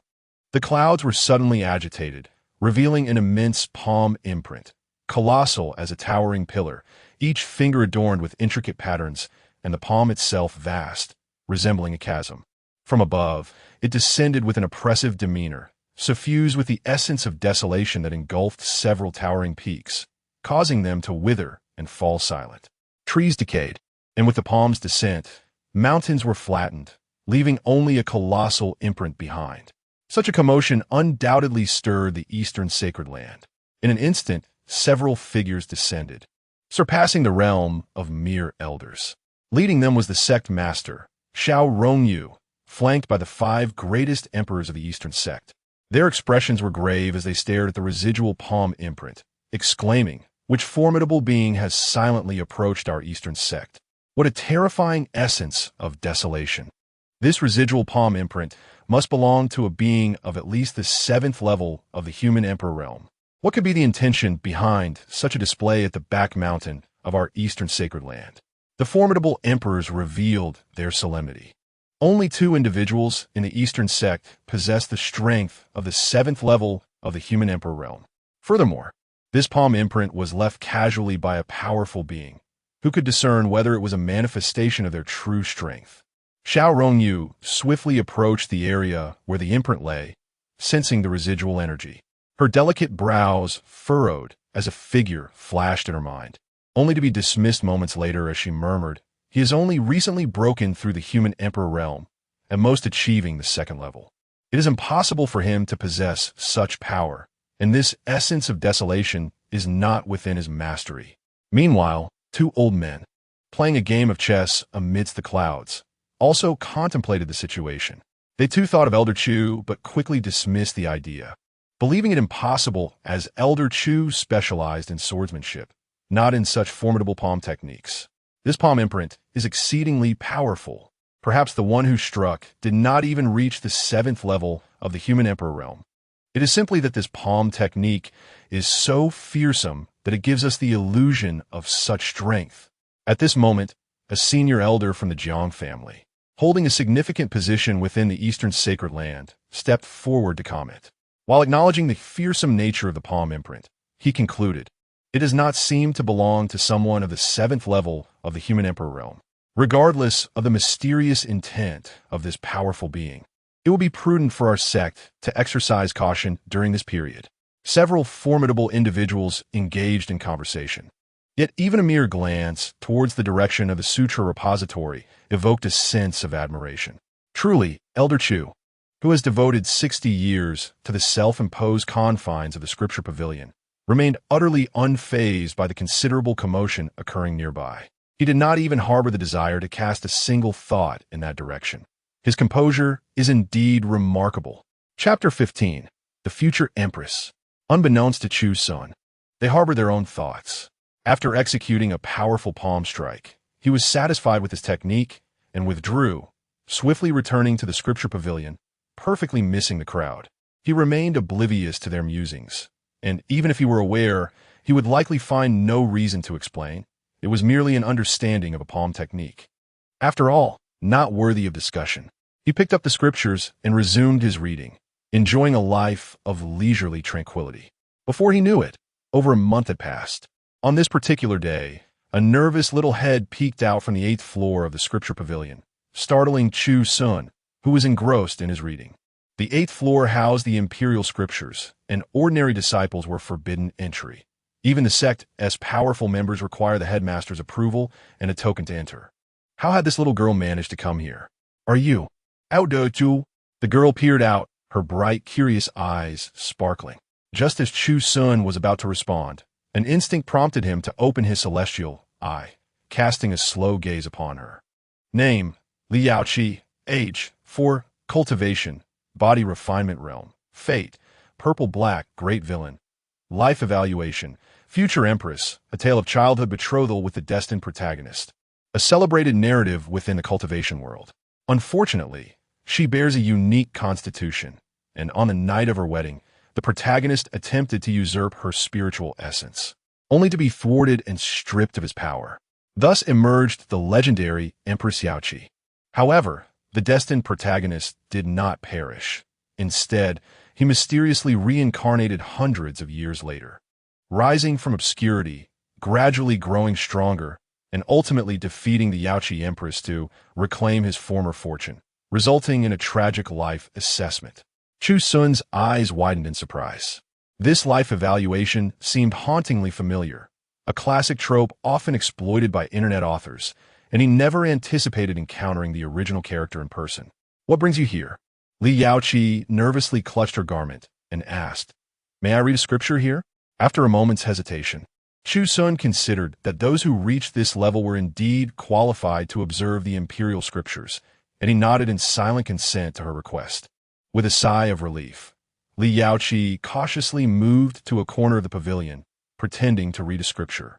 This sight amused Chu Xun. Even revered masters needed to tread carefully when delving into the imperial texts. What could this little girl possibly comprehend? Shaking his head, he returned to his reading. Suddenly, a frightened voice emerged from the corner. "No, don't grab me." Furrowing his brow, Chu Xun set down his scroll and approached slowly, discovering that the lovely little girl had fallen asleep against the wall, murmuring in her dreams. Curious, he noted her pale complexion and the beads of sweat forming on her forehead, as if she were haunted by past memories. "System, can I further examine the life evaluation?" "Yes." Host, Li Yaoqi. Life rating, born into an ancient lineage, separated from her parents due to internal strife, raised by an old servant. Months ago, she was discovered by rival forces, leading to a bloody assault on her courtyard, where her guardian was slain before her eyes. In a critical moment, her father found her. Though he rescued her, it left her with deep emotional scars. Moreover, returning to her lineage has not brought her happiness. Her father is perpetually immersed in cultivation, and the strict rules of their order leave her with relentless pressure to train, devoid of any tenderness. No wonder Chu Xun's gaze softened. He had not anticipated that the future Empress Yaoqi endured such a tragic childhood. Reflecting on her future experiences, it was unsurprising that, even when encountering the destined protagonist, she would hope to seize her spiritual essence. He couldn't help but feel a twinge of sympathy for her tragic life, leading her to eventually become the destined antagonist. Meanwhile, in the pavilion, two gray-robed attendants rushed upstairs, their anxious faces revealing concern, not for Li Yaoqi and Appo's as safety, but for their own failure to keep her in check. Fearing the repercussions of her escape. Rogue attendants? Not quite. Merely selfish, he mused. It is human nature. You two may descend. She is not here. A gentle voice floated down as they neared the 8th floor, causing them to pause and glance at the indistinct figure before them. Hesitantly, they bowed and retreated. 2 hours later, amid murmurs from her dreams, the little girl suddenly opened her eyes, taking in her surroundings and the elderly man seated in meditation. Instinctively, she was momentarily stunned before murmuring, "No one disturbed me?" She recalled that after her guardian's departure, a strange man had taken her to a sect where the only focus was relentless training. Having been away for years, she had missed the initiation meant for children within the sect, causing her cultivation to lag behind her peers. Since then, her life had been an unending cycle of urgency. While children her age reveled in innocence, she faced the death of her only family, her guardian, and an unyielding regimen of training. Frequently awakened from sleep by attendants demanding her to practice, she was left with no moments of respite. It was exhausting. Upon accompanying her mother to Donglin's sect, she had grown weary of her attendants' constant presence and sought a quiet place, unexpectedly finding herself undisturbed and able to rest. Her small face radiated satisfaction as she cautiously moved downstairs, careful not to disturb the elders still engrossed in the scriptures. She whispered, "Thank you."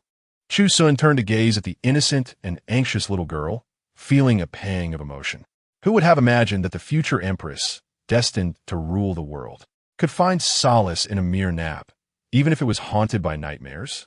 With a sigh of contemplation, he reflected that Li Yaoqi's fate appeared to be a worthy investment, yet lamented that the opportunity to invest had slipped away, leaving him with nothing of value to offer, save for a Tai Xian sword, which was hardly appropriate to bestow upon such a young girl. Shaking his head, he felt a twinge of frustration. As an investor in the destined villain's fate, it was disheartening to find himself devoid of opportunities, let alone tangible assets to present, leaving him feeling somewhat impoverished. Chapter 16. Commissioned Auction. The following day, a weary young girl approached, her face reflecting the exhaustion from the previous night's incessant chatter. Upon noticing the dimly lit corner of the Scripture Pavilion, her eyes sparkled with hope, as if this were her sanctuary and refuge. Inside the pavilion, Chu Xun observed this scene, feeling a pang of sympathy, yet maintaining a composed demeanor as he remarked, "The scriptures you meditated on yesterday still await your understanding. If clarity eludes you, continue your study." Li Yaoqi nodded earnestly, her fear from the previous day dissipating. She gradually made her way to the wall, leaned against it, and within moments succumbed to a gentle slumber, her youthful face serene in sleep. Days passed, and Chu Xun grew somewhat familiar with the young girl. Yet their conversations remained sparse. Each time she visited, she appeared fatigued, under the watchful eyes of her mother and attendants, leaving her no chance for respite. Thus, the pavilion became her sanctuary. "It is time to prepare a few items." After the girl departed, Chu Xun murmured to himself, as an investor in the destiny of antagonists, opportunities for investment could arise at any moment, yet the items to invest in were not guaranteed. Coincidentally, a grand auction was to be held in Tianbao City soon, offering a chance to select potential investments. A short while later, an elder arrived at the Scripture Pavilion. After a few exchanges with Chu Xun, the elder displayed a satisfied expression. Chu Xun had entrusted him with a commission to auction an item, and the spirit stones acquired would be utilized to bid on various items, whether for self-defense or investment in antagonistic ventures. As for the transaction, he would guide the elder once the task was completed. The elder departed with enthusiasm. In the eastern region, Tianbao City stood as a unique locale, independent of the 6 great sacred lands and ancient clans like the Jiang family. The city lacked a singular ruler.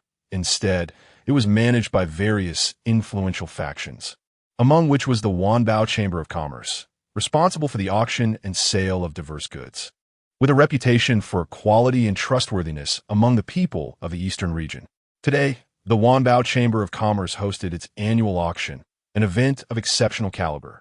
The auction hall filled rapidly within a mere quarter of an hour, with numerous attendees filling both the VIP rooms and the main hall.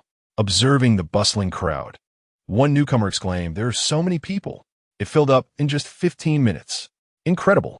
I even spotted several prominent figures entering the VIP room. There's even a legendary emperor among them. Excited murmurs echoed throughout the hall. This lively atmosphere persisted briefly until the ringing of a bell quieted the clamor. An elderly man, his face aglow with excitement, approached the auction stage, hammer in hand, and proclaimed, "Ladies and gentlemen, please settle down. We are about to commence the auction. I am Liang, the head auctioneer for this event. I sincerely appreciate your attendance, and I assure you, it will be a worthwhile experience." "Ah, it's Master Liang." Some gasped. "How curious." Usually, and amp, oppos, as a beautiful female auctioneer who opens the event, ISN and amp, oppos, it. The audience and amp, oppos, as eyes brighten with realization. Two stunningly attractive women, each possessing an elegant stature, approached the auction stage, carrying a wooden tray. Liang, unhurried, smiled and said, "Many may wonder why I chose to present the first item for auction. To be candid, I received a last-minute commission from a client yesterday. This item is exceedingly precious. I initially intended to reserve it for a later time, but considering it is our annual auction, I dare to feature it prominently." One could not help but admire the seasoned auctioneer and oppos, as adept handling of the crowd and oppos, as curiosity. His succinct words not only piqued interest, but also focused the audience and oppos, as scattered thoughts, drawing their full attention. With a flourish, Li Yang unveiled a sword, its ancient form emanating a tranquil aura.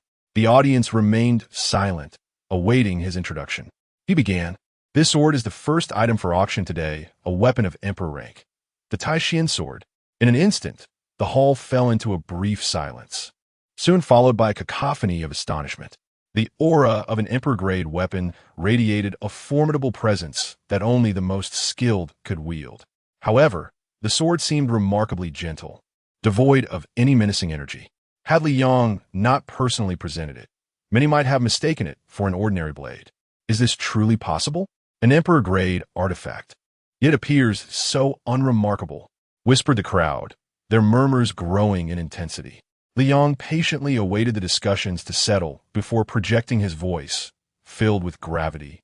"When I first encountered this sword, I too was astonished by its gentleness, as if anyone could wield it. Yet, once the aura of an emperor emanated from this divine weapon, I no longer held doubts." With that, the Tyrant sword vibrated slightly, hovering in mid-air, enveloped by strands of emperor energy akin to a sacred divine blade. At this moment, no one could remain seated, their expressions betraying their astonishment. This was indeed an emperor-grade artifact, a treasure of immense value, not only gentle in demeanor, but also brimming with lethal potential. When its true power unleashed, it surpassed even the most fearsome demonic weapons. As Liang infused the atmosphere with sharp sword intent, the audience's pupils constricted in awe. An exquisite weapon. Rarely could one find a rival to an emperor-grade artifact. Even ordinary half-step sacred weapons paled in comparison. This was a worthy investment. Just for this sword alone, it was worth it. Even the formidable figures in the VIP room were stirred, their emotions evident. In VIP room 4, Chu Xun was among the attendees, originally there to casually auction a few items. He never anticipated that the first offering would be this stunning divine sword. As a sword practitioner himself, his initial thought was not of personal gain, but rather of his master. His eyes gleamed with excitement as he murmured, "If I could present this sword to my teacher, it would surely bring him joy for days." As the atmosphere reached a fever pitch, Li Yang smiled, ready to commence the auction. There would be no starting bid.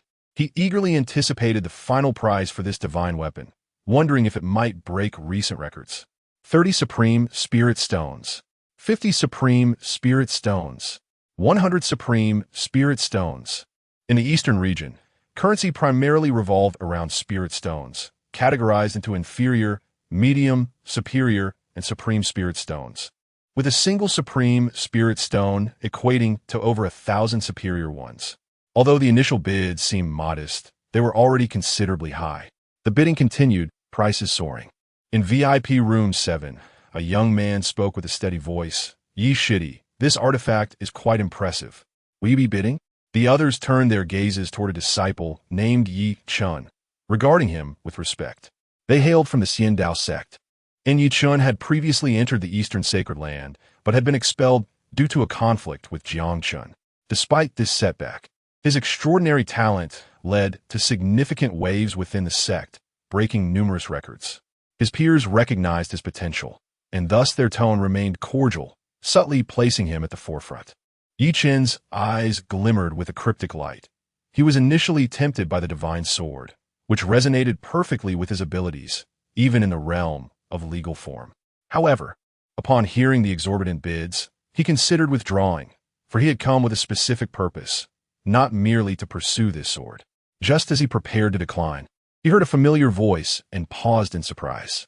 "Jiang Chun," Yi Chen murmured uncertainly. After hearing the confirmation multiple times, the resentment and anger within him erupted simultaneously. Gritting his teeth in silence, he vowed, "You wretched creature, even though I have no use for this divine sword, you shall not lay your hands on it unscathed." Chapter 17, The Auction Turmoil. 7,000 top-quality spirit stones. 8,000 top-quality spirit stones. 9,000 top-quality spirit stones. The auctioneer, Li Yong, beamed with an almost crooked smile.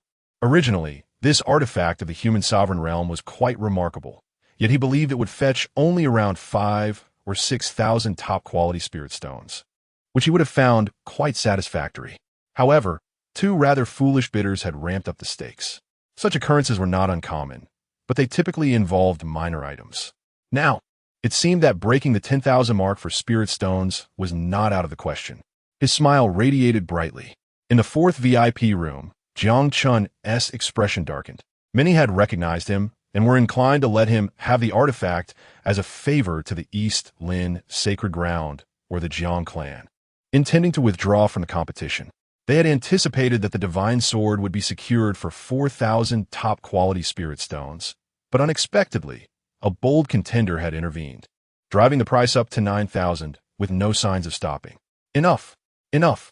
Young Master Jiang, this item is indeed excellent, but it has already exceeded the limit."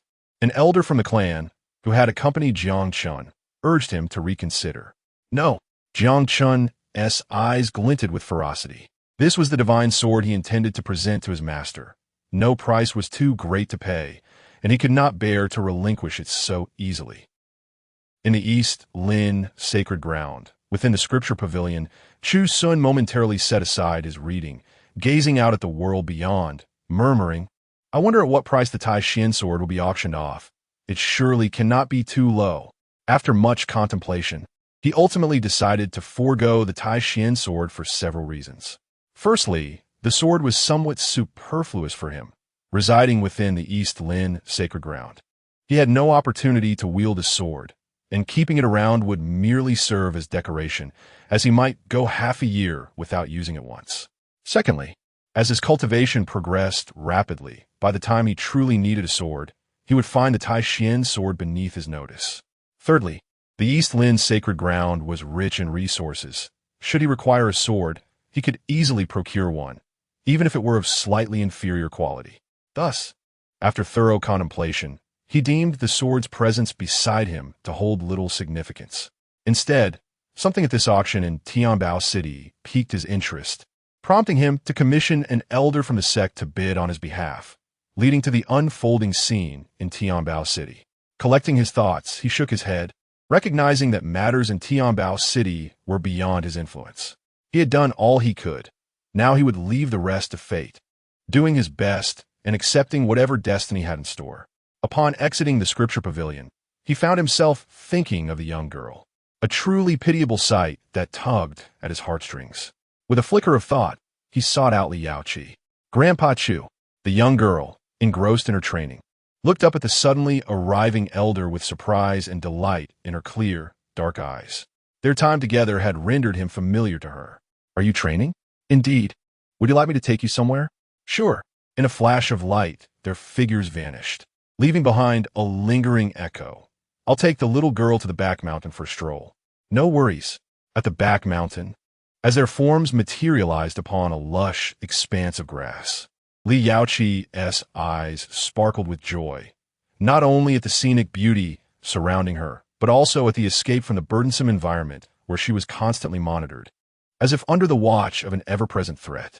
I did not bring you here merely for leisure. It is also for your training, Chu Xun remarked with a smile. Inquiring, are you willing? Li Yaoqi nodded earnestly. She had grown accustomed to rigorous training, and, as long as it was not under a scrutinizing gaze, she could accept it. Very well. I shall impart to you a technique. Let's see if you can grasp it. Chu Xun sat cross-legged, an aura of desolation enveloping him, causing the vibrant flora around to wither before the naked eye. This spectacle captured Li Yaoqi's attention.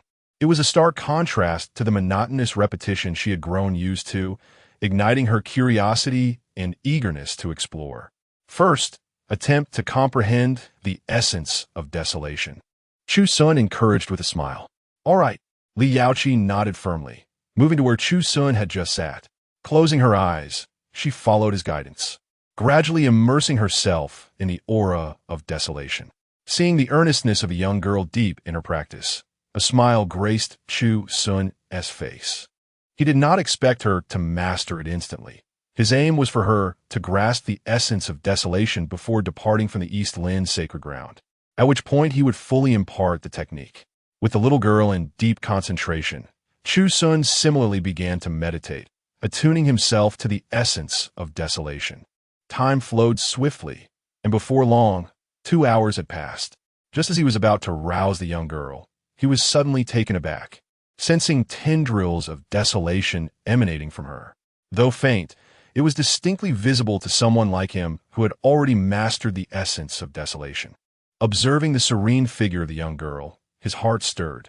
She was indeed an adorable and gifted child, albeit marked by a tragic childhood. Her future entangled with a fate that was far from innocent affection. In the Wanbao auction house, 13,000 top-quality spirit stones. The other disciples were visibly tense. One of them remarked, Brother Yi, is this price not excessively high? I feel we could have withdrawn just moments ago. An artifact valued at 5,000 top-quality spirit stones had now reached an astronomical sum. Any further increase seemed extravagant. As the price continued to escalate, they anxiously cautioned Yi Chun, yet he remained unfazed, confident that Jiang Chun would continue to raise the bid. As anticipated, the price kept climbing, now exceeding 13,000 top-quality spirit stones, a staggering figure indeed. Phew! Yi Chun let out a long sigh. He too sensed they were nearing the peak. Should Jiang Chun bid again out of embarrassment, he would suffer a significant loss. While the Taishan sword was commendable, this price was far beyond reasonable. However, after a few breaths of waiting, the anticipated bidding did not ensue. Instead, they were met with the sound of the auctioneer's hammer falling. At this, Yi Chun could no longer sit still. His eyes widened in disbelief, fixated on the 4th VIP room. A tempest of emotions surged within him as he shouted inwardly. Come on, bid. I swear, if you raise it even a single spirit stone more, I won't pursue it any further. Inside the 4th VIP room, Jiang Chun wore a cold smirk. Initially, he had indeed intended to secure the sword at any cost, even if it meant doubling the price. For such a compatible weapon for his master was a rarity not to be missed. However, that boy's deliberate provocations had ignited his ire. Now, he coldly watched as the auctioneer's hammer fell, his heart rife with mockery. So he has given up. Perhaps it is for the best. The clan elders in the 4th VIP room sighed in relief, although they felt a pang of disappointment, knowing Jiang Chun had intended to gift it to Elder Chu. The price was simply exorbitant. Just a moment ago, Jiang Chun had been frantically insistent on acquiring the sword. Yet now he appeared indifferent, gazing down with a blank expression, clearly toying with the opposing bidder. Thank goodness. Thank goodness the young master has not lost his composure. This time that boy is finished. They chuckled softly. Yet Jiang Chun and Appo's eyes narrowed slightly. Surrendering was not in his nature. That boy dared to provoke him, and once they exited the Wanbao auction house, He would ensure the lad knew the meaning of regret. At that moment, it was clear that Jiang Chun had ignited the flames of plunder. Should Chu Xun be present, he might be taken aback, yet he would not be surprised. After all, such was the hallmark of a villain. If everything proceeded smoothly, could one still consider them a villain? Chapter 18. Is the fool a disciple of mine? On the 8th floor of the Scripture Pavilion, an elder with an ethereal presence sat cross-legged, bathed in moonlight streaming through the window, resembling an immortal poised for ascension. A profound aura emanated from him, creating ripples even with his eyes closed. At this moment, he had attained the 5th level of the human sovereign realm. With a serene gaze, Chu Xun opened his eyes, revealing a unique glimmer devoid of sorrow or joy, for this was all within expectation. For months, he had diligently sat in the Scripture Pavilion, immersed in his cultivation, perusing scriptures, comprehending the Tao, nurturing his sword, and practicing calligraphy, steadfast through storms and seasons. Such unrelenting diligence, if unable to break through, would indeed be strange. Now, having made a slight breakthrough in his realm, he felt a surge of insights into both palm techniques and swordsmanship. Closing his eyes again, his mind flooded with an inexhaustible sword intent. Previously, his sword had been confined to rivers, but now he felt that everything within his sight could merge with the sword path. Flowers and grasses could harmonize with the sword path. Even the gentle breeze could blend into the sword path. All these could coalesce into the grand river of sword intent, liberating him from the constraints of form and the limitations of a singular river and oppose, realm. This was a transformative evolution, a metamorphosis of the heart and mind. This transformation encompassed not only sword intent, but also palm techniques.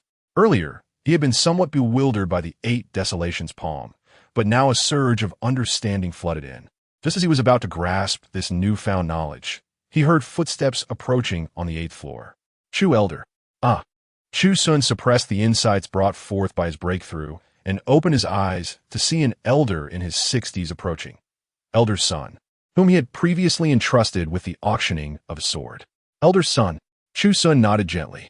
Elder's son sensed the profound atmosphere surrounding Chu Xun and hesitated slightly, saying, "If Elder Chu has insights, feel free to pursue them. There is no need to mind me. This moment is not crucial." With that, he continued on his way. What transpired? Chu Xun inquired, his gaze warm and calm. Ha ha ha. Splendid news. I dare say, even Elder Chu could not have anticipated the astronomical price the Tai Xian sword fetched.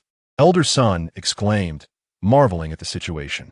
In the past, he would have been more cryptic, but knowing Chu Xun was at a pivotal moment in his cultivation, he opted for brevity. Here, this is 6,000 sacred stones, and everything you wish to bid on is within this void ring. I shall take my leave. Elder Son chuckled heartily, departing the Scripture Pavilion in good spirits. He had initially intended to engage in a deeper discussion with Chu Xun about his own confusions in cultivation. But recognizing Chu Xun's critical juncture, he refrained from intruding, silently reflecting. The rich aura enveloping Elder Chu is quite profound, unlike that of one merely entering the human sovereign realm. Could this be the result of 60 years of study in the Scripture Pavilion? A sudden enlightenment, a culmination of years of effort. With envy in his eyes, he understood that a formidable figure would soon emerge from the eastern sacred land. After Elder Son's departure, Chu Xun did not rush to retrieve the void ring. Instead, he closed his eyes once more, sinking back into his previous state of contemplation. The insights into his palm techniques surged within him, propelling his understanding to new heights. However, it was not long before he heard the familiar call again. Master! Master! From the 8th floor of the Scripture Pavilion came the excited voice of Jiang Chun, his disciple, who approached with a beaming face. Without further ado, he exclaimed, Master, a few days ago at the Tianbao City auction, I laid eyes on a divine sword that seemed perfectly suited for you. So, I purchased it. Buzz. The ancient yet unremarkable Tai Xian sword hovered in the air on the 8th floor, leaving Chu Xun momentarily stunned. Gradually, he regarded his disciple with a peculiar expression. Just moments prior, he had heard Elder Son mention that the Tai Xian sword fetched a sky-high price due to a conflict between two bidders, one of whom was outmaneuvered. resulting in the acquisition of the sword. Could it be that the fool was my disciple? At the celestial Tao sect's grand hall, the injured Yi Chun appeared pale, his breath weak and feeble. Zhao Shibua, I had my eye on a divine sword at the Wanbao auction, intending to purchase it as a gift for my master. However, midway through, an unexpected adversary emerged, continuously complicating matters, exploiting my determination to possess the sword, driving the price to astronomical heights. I had hoped to spend money to avert disaster. As long as I could present it to my master, it would not be in vain. But who knew? That adversary was my former enemy, Jiang Chun. Relying on his status as the eldest disciple of the Eastern Sacred Land and the scion of the Jiang clan, accompanied by attendants, he directly assaulted me and my fellow disciples, snatching the Tai Xian sword from my grasp. Instantly, a wave of fierce anger surged within the grand hall. With Zhao Shibua, a red-haired elder with fierce eyes, gritted his teeth, declaring, "What audacity from the Eastern Tao sect! How dare they incite their disciples to brazenly rob members of the celestial Tao sect? Do they think there is no one in our sect?" Whoosh! A violent aura erupted from him, soaring into the sky, heading straight for the Eastern Sacred Land. Within the grand hall, the seemingly innocent Yi Chun let out a sigh of relief, yet his eyes betrayed a venomous hatred. Had it not been for the previous forceful actions taken at the Eastern Tao sect, causing the magic lord within his ring to fall into slumber, he would not have been robbed. Now, having suffered such a loss, he was determined to reclaim what was his. If he was not their match, he would let the elders of the celestial Tao sect contend with them. An elder from the celestial Tao sect cautioned, "Hold on." The red-haired elder, his eyes ablaze with fury, coldly retorted, "Brothers, do not restrain me.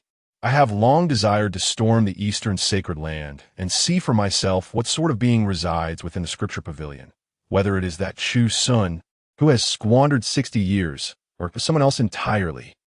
Within the Scripture Pavilion, upon hearing the unfolding events, Chu Xun's expression shifted. He had not anticipated such a turn of events. Jiang Chen's actions were within the realm of expectation, yet the outcome was unforeseen. Based on past experiences, antagonists attempting to rob the protagonist typically faced dire repercussions. Yet today, it had unfolded quite straightforwardly. Glancing at his disciple's fortune, he noted that Yulian had solidified considerably compared to before. He feared that after enduring a few more trials, the protagonist's fate would become fully manifested. He mused silently. It seems that as the fortune of the destined antagonist increases, the protagonist's luck is becoming increasingly unpredictable. If this continues, the evaluation of his life may differ again. However, given the protagonist's nature, having suffered such a significant loss, he is unlikely to let it go easily. Just as these thoughts swirled in his mind, the gates of the Eastern Tao sect trembled violently. Boom! A terrifying aura swept over the gates. A powerful red streak of light hurtling down, crashing into the Eastern Sacred Land and creating a tremendous shockwave. Waves of ripples emanated outward, causing the practicing disciples to gaze in astonishment at the figure enveloped in red light, revealing a fierce elder whose intentions were clearly malevolent. Chapter 19. Seeking Justice. Jiang Chun of the Eastern Liminal Sect, come forth.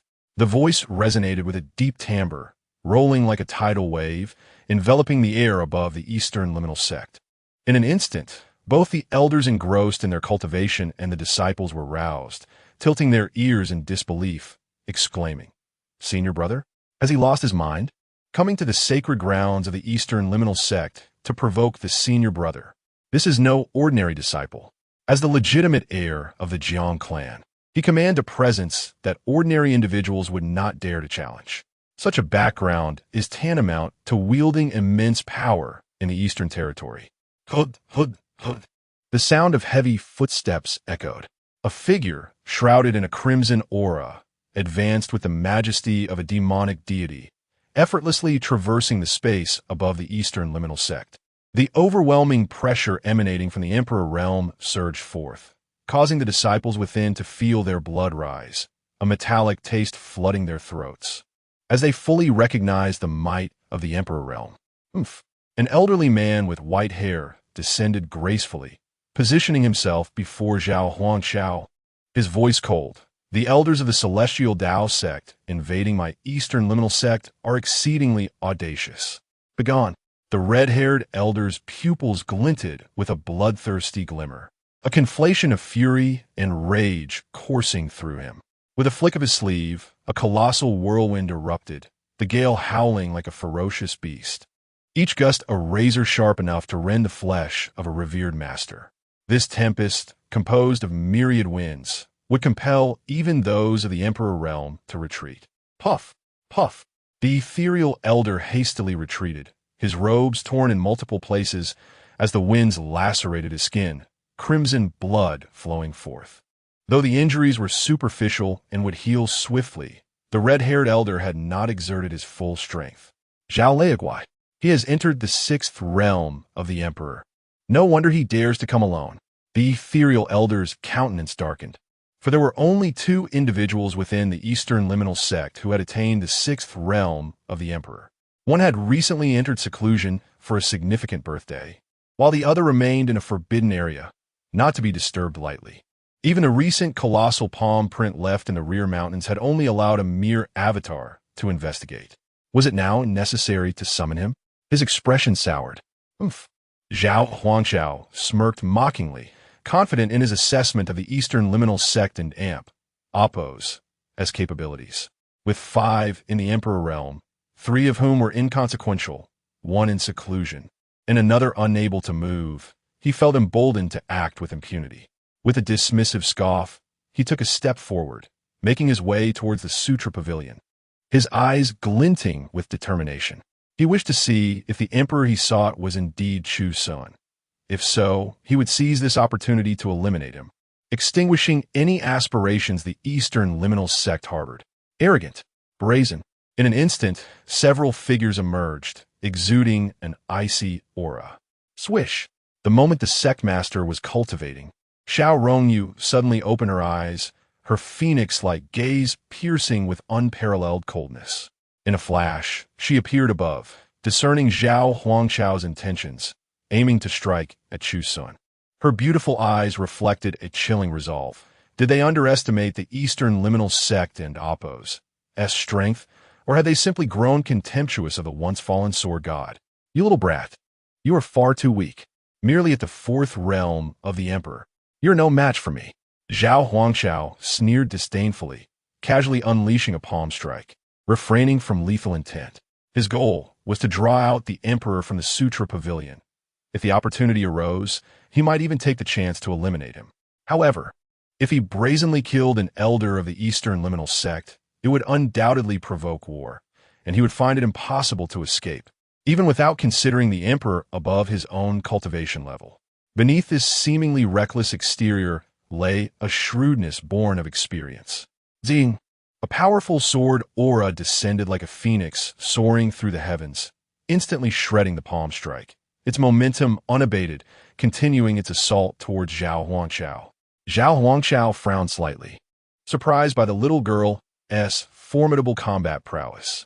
A direct confrontation could yield unpredictable results, so he sidestepped the sword light and made for the Scripture Pavilion. Within the pavilion, Jiang Chen's expression soured, the joy on his face dissipating. As he beheld Zhao Huangshao advancing with reckless abandon, a sense of guilt welled within him. He had not anticipated that his impulsive actions would bring such trouble to his master.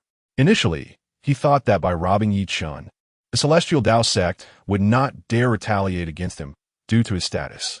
However, the Celestial Tao sect proved far more resolute than he had imagined. I'm sorry, Master. I've caused you trouble. Jiang Chun lowered his head apologetically.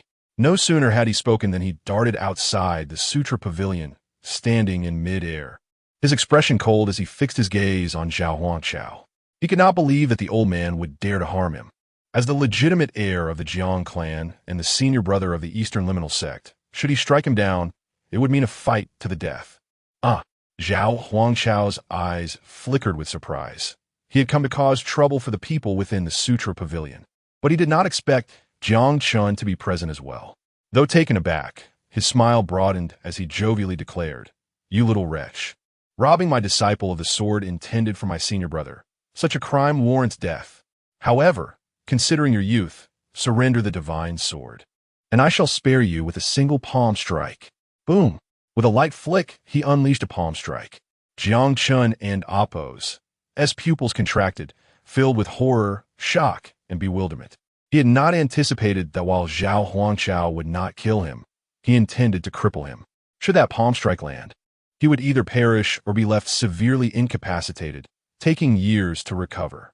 In the rapidly changing world of cultivation, he feared he would soon find himself rendered obsolete. Struggling against the inevitable, he felt utterly powerless. Even having entered the revered master realm, he remained unable to move. As he witnessed the palm strike drawing ever closer, the terror in his eyes expanded exponentially. Bang! Just as the strike was about to reach him, an elderly figure appeared before him, effortlessly blocking the attack. The old man turned, his eyes warm with kindness, gently ruffling Jiang Chun and Apos' hair, and smiled. With your master here, how could I allow an outsider to harm you? Chapter 20, A Casual Strike. It is you, Chu Xun. You have indeed not failed. Upon seeing that figure, Zhao Huangqiao felt his worries dissipate, replaced by a surge of relief and understanding. The previously perplexing matters found resolution. Jiang Chun's decision to apprentice under Chu Xun illuminated the reason behind the Jiang clan's considerable commotion.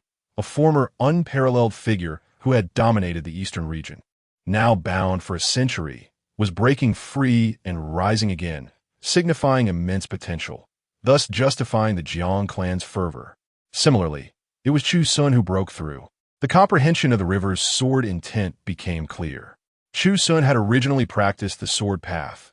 Now, having unraveled his inner knots, he had transcended to the human sovereign realm and achieved enlightenment by the riverside, leaving behind a magnificent divine sword merged with the river for the disciples to cultivate, which made perfect sense. Likewise, the silent annihilation of the intruder in the Scripture Pavilion became comprehensible. The assailant was Chu Xun of the human sovereign realm.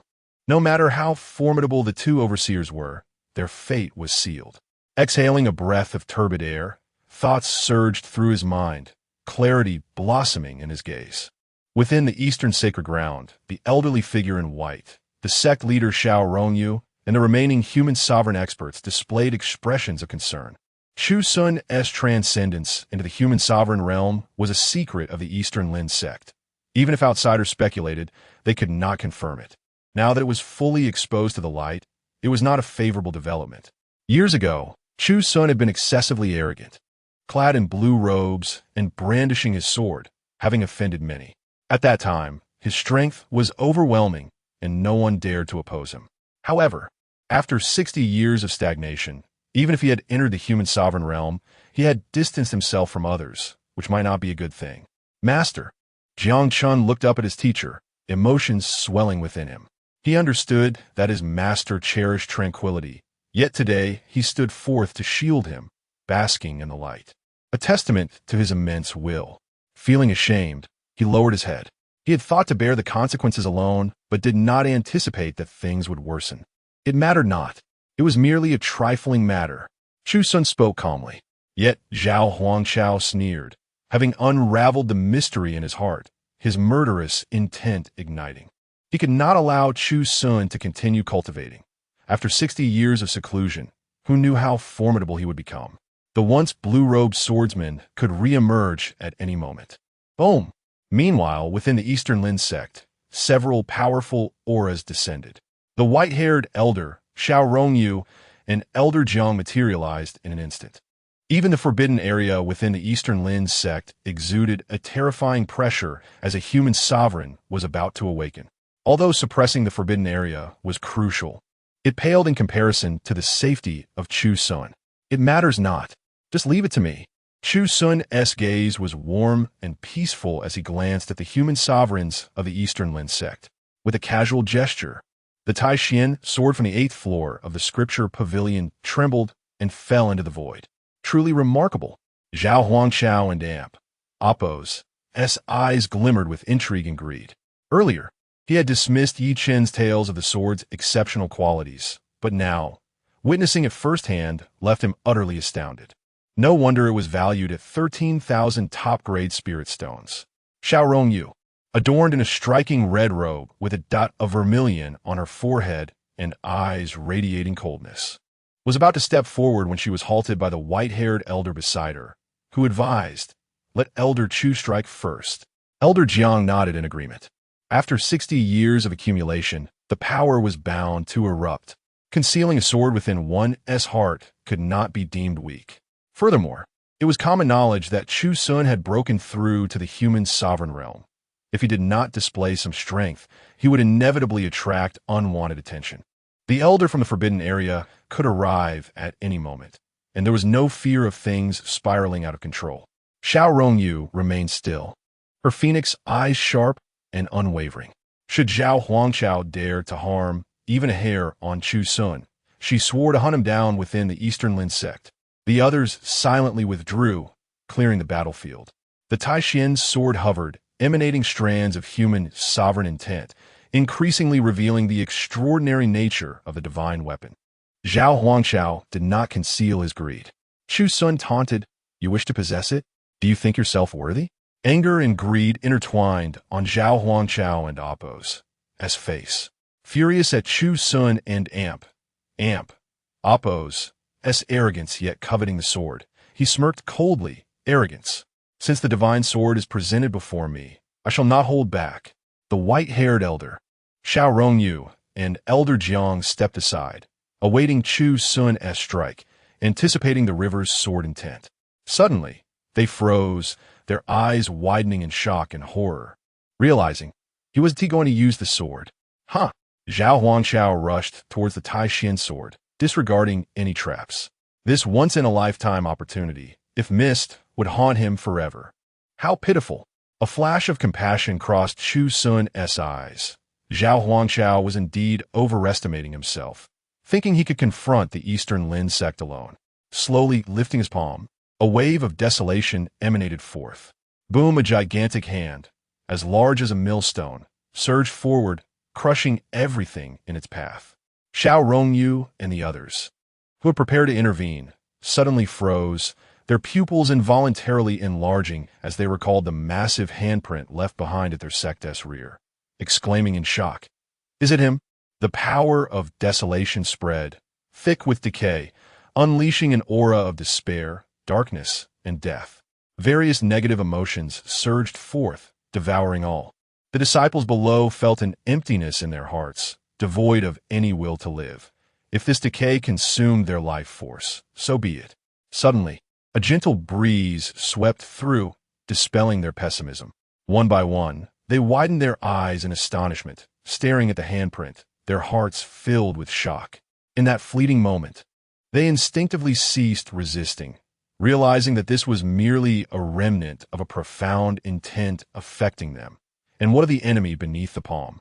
Zhao Huangqiao had not paid heed, intent on seizing the sword and simultaneously incapacitating Chu Xun. He came bearing righteousness, doubting the Eastern Lin sect would dare confront the immortal Dao sect. Yet the moment the palm intent manifested, the air thickened with desolation. Hiss! In that instant, Zhao Huangqiao felt his life force being consumed, not an illusion, but a genuine absorption by the desolation. He could not discern where this desolation originated, yet it felt omnipresent. With no escape, his once rosy cheeks withered instantly, eyes sunken, skin clinging to bone, as if being drained of vitality by some malevolent force. The immortal Tao scriptures. He sensed a crisis, terror flooding his pupils. Forming hand seals, a radiant aura of righteousness descended from above, resembling an ancient deity, enveloping Zhao Huangqiao within its protective embrace. But it was too late. The earth-toned hand was already closing in. Boom! With each inch, the radiant light of the divine form dimmed, while Zhao Huangqiao, as fear burgeoned, his wild red hair flailing chaotically. He had a premonition that he would perish beneath this hand. How could this be? How could this be? He had just broken through to the human sovereign realm. Crack! A fissure spread forth, more cracks following suit, fracturing completely within a breath. Bang! At that moment, The earth-toned hand descended mercilessly, striking him down, obliterating his form. Puff!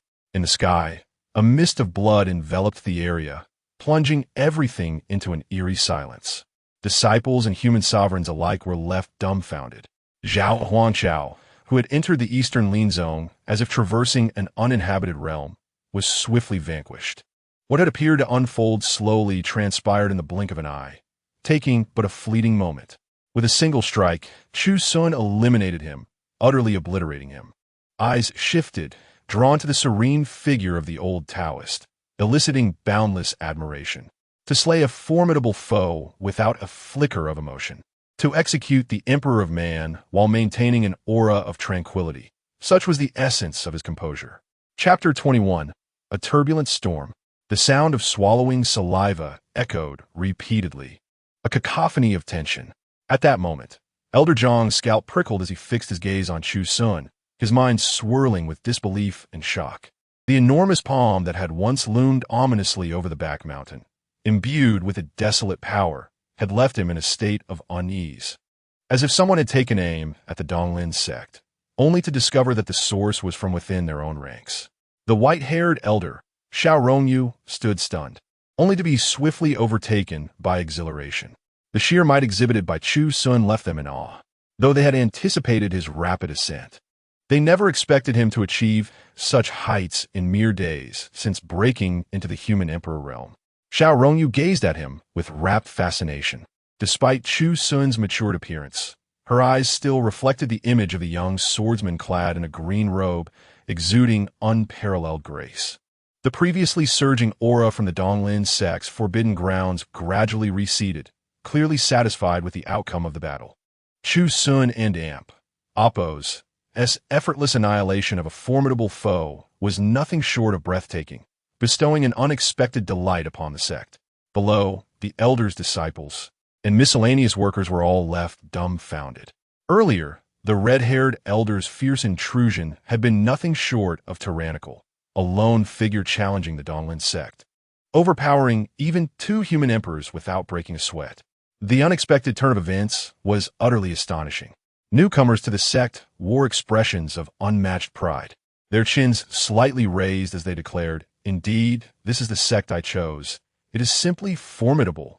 Others rolled their eyes, thinking it trivial, yet could not hide their own pride, snorting, "The Donglin sect and Apos, as profound heritage and its plethora of strong warriors, even an elder from the Scripture Pavilion is this powerful." Clearly, my discerning, I did not go astray. Terrifying, utterly terrifying. This strength was overwhelming. Other sect spies within Donglin were equally astonished, foreseeing an impending tumult in the eastern domain. Chu Xun had shattered his mental barriers and ascended to the human emperor realm. The fall of Zhao Huangqiao from the Xiandao sect at the sacred grounds of Donglin. Either event alone would be enough to stir significant upheaval, instantly becoming the most talked-about topic in the eastern domain. The simmering tension was palpable, especially as both incidents hailed from the same origin, signaling an imminent eruption of chaos. Within the Tianji sect, the elder in charge of intelligence felt a tremor in his spirit as he narrowed his eyes, fixating on the direction of Donglin's sacred grounds. He quickly summoned several human emperors from the Tianji sect. "Esteemed colleagues, as anticipated, we have uncovered the identity of the mysterious human emperor from Donglin sect. It is none other than Chu Xun, who has confined himself within the Scripture Pavilion for 60 years. An elder clad in a blue and white robe furrowed his brow and remarked, "I had my suspicions ever since the fat and thin patriarch invaded the Scripture Pavilion. Although surprising, it is not shocking. Ultimately, he squandered 60 years, missing the prime of his cultivation. We should merely keep an eye on him. There is no need for excessive concern." The elder responsible for intelligence cast a glance and replied flatly, "I have just acquired news that Zhao Huangqiao from the Xiandao sect invaded the sacred grounds of Donglin, charging straight for the Scripture Pavilion, only to be obliterated by Chu Xun with a single strike." Silence enveloped the hall as they struggled to comprehend the gravity of the information. Zhao Huangqiao had stormed into the Donglin sect, forcing out Chu Xun from the Scripture Pavilion, only to be swiftly subdued. Zhao Huanchao was a formidable force of the fifth realm of the human emperor, among the elite in the Eastern Domain. Besides a few leaders from various factions, he was one of the strongest, yet he was so easily vanquished, it was indeed shocking. What transpired? The powerful figures present stilled themselves in contemplation. However, there was no need for excessive worry. Chu Xun's cultivation level should not be overly formidable. The technique he employed was a fearsome palm technique, imbued with desolate power that could devour one's essence. Zhao Huanchao, unaware of the depths of this technique, had suffered a great loss and was easily subdued. This palm technique must have been initiated by a sage. It was likely that Chu Xun had not yet regained his full strength. The hall collectively exhaled, gradually finding solace in the realization. The distinction between effortlessly annihilating a foe and employing a powerful secret technique was substantial. One indicated overwhelming strength, while the other suggested a mere display of skill at its peak. Moreover, Zhao Huanchao's demise unveiled a troubling secret. The Donglin's sacred grounds were exceedingly weak. The elder responsible for intelligence narrowed his eyes, aware that if he could deduce such information, other factions would surely be able to as well. Should the Donglin's sacred grounds truly lack top-tier combatants, it would spell great danger. The Xinqing sect also received this news and speculated on the implications. The elder in charge of intelligence smirked dismissively, stating, "Rather than concern ourselves with the Donglin's sacred grounds' potential weakness, I am far more curious about the origin of that grand river sword intent." The towering sword river of the Donglin sect radiated a rich sword intent. Previously, they had surmised it was conjured by Chu Xun. However, it now appeared otherwise. Firstly, the grand river sword intent had erupted with only the cultivation of a human emperor, and Chu Xun had clearly long since attained the human emperor realm, but had refrained from revealing it. Furthermore, given that Chu Xun had dedicated himself to mastering fist techniques, it seemed unlikely he had the time to also refine this grand river sword intent. Pondering this, it seemed Donglin might still possess another human emperor. Regardless of the source of that grand river sword intent, Chu Xun had effortlessly exterminated the elder from the Xiandao sect. With the demeanor of that group, it was clear they would not let this matter rest. One could only wait for the ensuing drama to unfold. Additionally, even if the Xiandao sect chose not to confront the Donglin's sacred grounds directly, there was still the Jinwu sect to consider. Let us not forget that the revered Jinwu sage originated from the Jinwu sect. Now that Chu Xun had broken through into the human emperor realm, was the Jinwu sect not apprehensive? Let them tear each other apart. The more chaos, the better. After all, it had nothing to do with them. Chapter 22. The Exuberance of Donglin Sect. Master. Before the Scripture Pavilion, Jiang Chun stood in a daze. To be frank, when he stepped forward, he had prepared himself for the worst. Little did he expect such a conclusion. No matter, it is but a minor matter. I have some words to discuss with you and your esteemed masters. You may leave for now. Chu Xun's gaze was warm and serene as he regarded the agitated elder with white hair and Jiang elder, who both smiled back. Oh, Jiang Chun silently retreated. The dejection that had enveloped him dissipated within moments, replaced by a glimmer of brilliance in his eyes. He murmured, "ISN and amp. Amp? Oppos. T all of this within reason?" Considering Master S' inscrutable methods, the simulation of life he conducted was nothing short of miraculous. Extinguishing a mere Emperor Realm being was hardly something to be astonished by. Chu Elder, the elder with white hair, named Wang He, was also one of the Emperor Realm strongholds of Donglin's sect.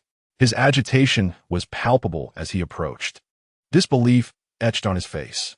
"Chu Elder, your cultivation level?"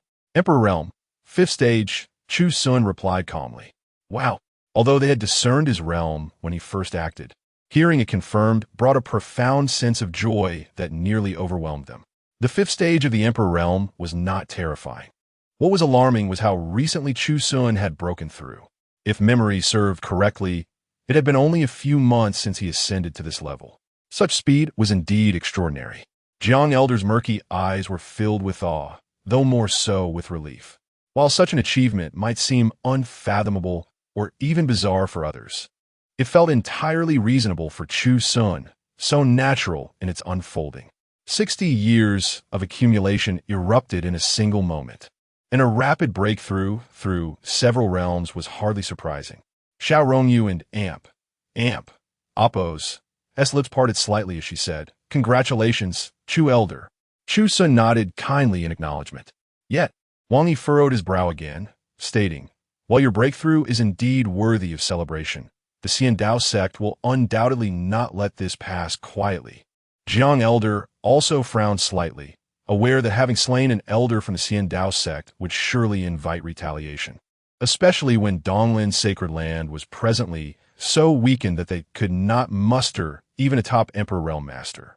Xiao Rongyu smirked, her lips curling with disdain. "Oh, I am eager to see which inconspicuous fool dares to come to Donglin's sect seeking death." Her words were fierce, and her red robes billowed, exuding an air of dominance and protectiveness. Chu Xun felt a warmth in his heart. Having such a fiercely protective sect leader was a blessing. He regarded the impending retaliation from the Xiandao sect with indifference. For ordinary individuals, it would merely be a ticket to their demise.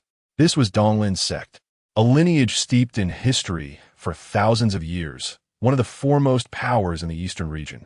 Moreover, when Chu Xun broke through to the Emperor realm, he had cast his gaze upon the intricate formations surrounding Donglin sacred land.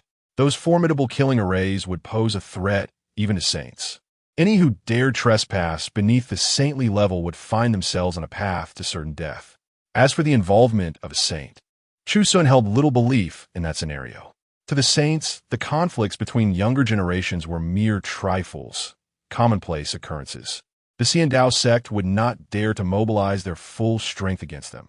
After all, the eastern region was home to 6 major sacred lands. Their skirmishes merely provided opportunities for the other sacred lands to benefit. Furthermore, while Donglin's sacred land might appear weak, it was not devoid of saints. Even if one were in slumber, when the time came, they could turn the tides of fate. Such thoughts bolstered the confidence of Wang, He, and Jiang Elder, who understood the sect leader's intentions and nodded lightly in agreement. "Very well. I will command the disciples to refrain from leaving the sect in the coming days unless necessary." As the group departed, Chu Xun returned to the Scripture Pavilion. He stood by the window, observing the sect leader and Appo's retreating figure, a flicker of intrigue crossing his features. Had he detected a hint of ambiguity in the sect leader's gaze directed at him? Pondering this, he could not decipher any meaning and shook his head, resuming his perusal of the scriptures. His earlier words were not an exaggeration. Even in its weakened state, Donglin's sacred land was still formidable and given time. With his cultivation steadily rising, he would no longer need to rely on others. Moreover, the life simulator had yet to present a crisis in the eastern region, so there was no need for undue worry. Calming his mind, he immersed himself in the world of books, soon oblivious to everything else, as if the earlier events were mere trifles. Unbeknownst to him, a storm was brewing in the eastern region. Within the Xiandao sect, a thunderous uproar erupted. With the shattering of Zhao Elder and Appo's life token and the news from Donglin's sect, a tidal wave of fury swept through the disciples of Xiandao sect. How dare they? It is one thing to rob and pillage our disciples, but to kill Elder Zhao while seeking justice, this is the height of arrogance. Do they truly believe we cannot contend with them? In an instant, the disciples were ablaze with indignation, sharpening their blades, eager to take vengeance. Hatred, rage. The Emperor realm members of Xiandao sect also boiled with fury. However, unlike the impulsive disciples, they maintained a cooler demeanor, their eyes icy as they stood within the grand hall. Donglin's sacred land has grown too arrogant. Let alone their current weakness, even at their peak, they would not dare to treat us so. Master, your death was so tragic. I am useless and cannot avenge you. Zhao Huangshao and Appo's disciple lamented, tears streaming down his face. It was unclear how much of it was genuine and how much was an act, but the pain was undeniably real. In cultivation, one's reliance on powerful allies was paramount. Now that their support had vanished, they would have to forge their own paths, and how could one not feel heartache? Young Liu, Donglin's sect dared to kill my junior brother Zhao. I shall not rest until I exact revenge for you. Rest assured. An elder and Appo's eyes blazed with fury, struggling to contain the flames within as they deliberated on the manner of their retaliation against Donglin's sect. When news reached Jiang Jinshan and Appo's ears, the usually composed head of the Jiang clan erupted into hearty laughter. Ha! I knew Elder Chu would rise to prominence eventually. This time, let those self-righteous Xian Dao sect disciples taste defeat. How delightful! An elder felt a pang of embarrassment, pondering whether such open laughter might invite enmity. With an elder from Xian Dao sect recently slain, their grief was palpable. Was it wise to laugh now? Yet, recalling that Elder Chu was the master of Jiang Jinshan's eldest son, the elders couldn't help but smile, their spirits lifted as they remarked, indeed. Jiang Chun has found an excellent teacher. Chapter 23, Epiphany. Who awakens first from the great dream? I alone know myself. Within the Scripture Pavilion, I set aside the tome in hand, as myriad insights surged within my heart. Each day spent reciting the sacred texts and contemplating their profound meanings. Although my cultivation appeared stagnant, the realm of my understanding expanded daily, particularly in grasping various paths. These scriptures encompass not only the way of the sword, but also the techniques of palm strikes, finger techniques, divine abilities, and even the esoteric art of alchemy.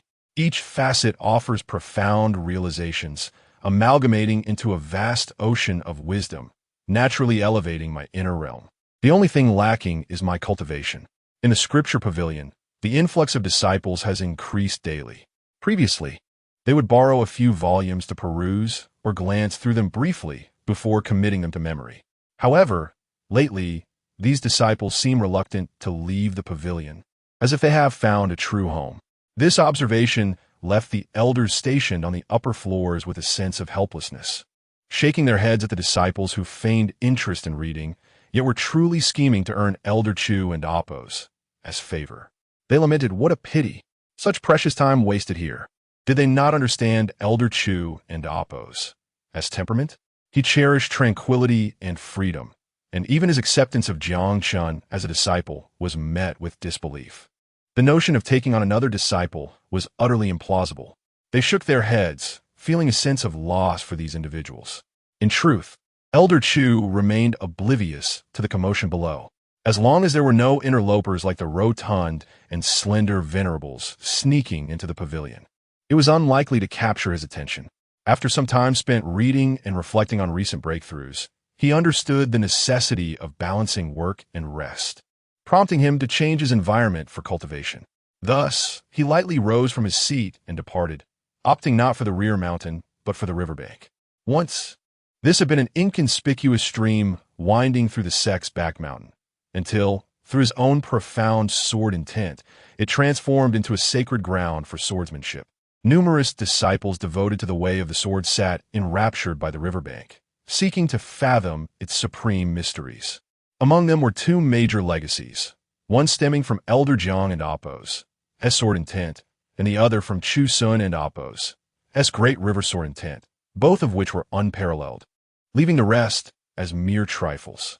Now, standing before a small rocky outcrop, he observed the disciples meditating along the riverbanks, a faint smile gracing his lips. The knowledge that his existence could bring them benefit filled him with joy. Witnessing the river and Appo's transformation from a modest stream to a mighty torrent, he felt a deepening sense of nostalgia.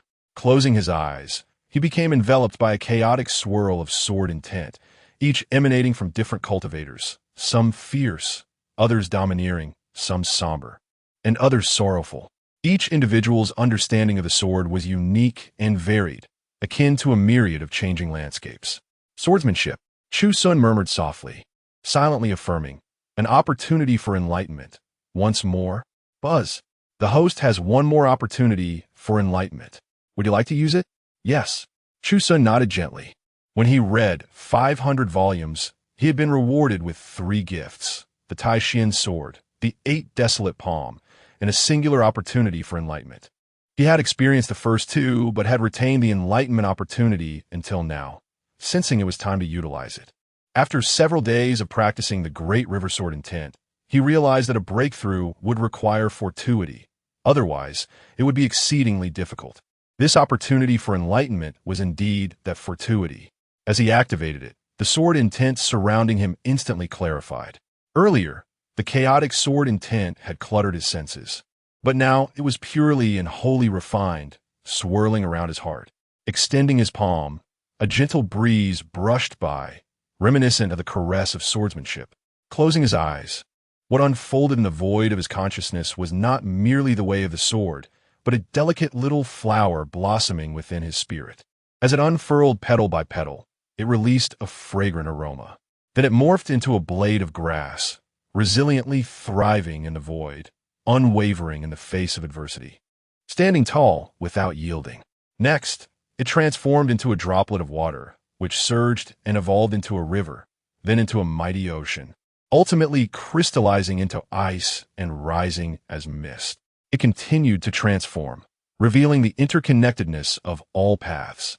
The way of the sword was but one facet of this grand tapestry. Immersed in this moment, he found himself captivated.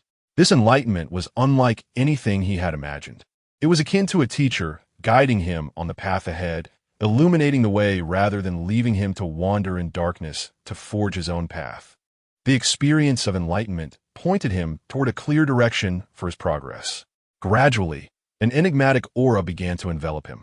Those nearest to Chu Xun, who had been absorbed in their own sword cultivation, suddenly experienced a breakthrough.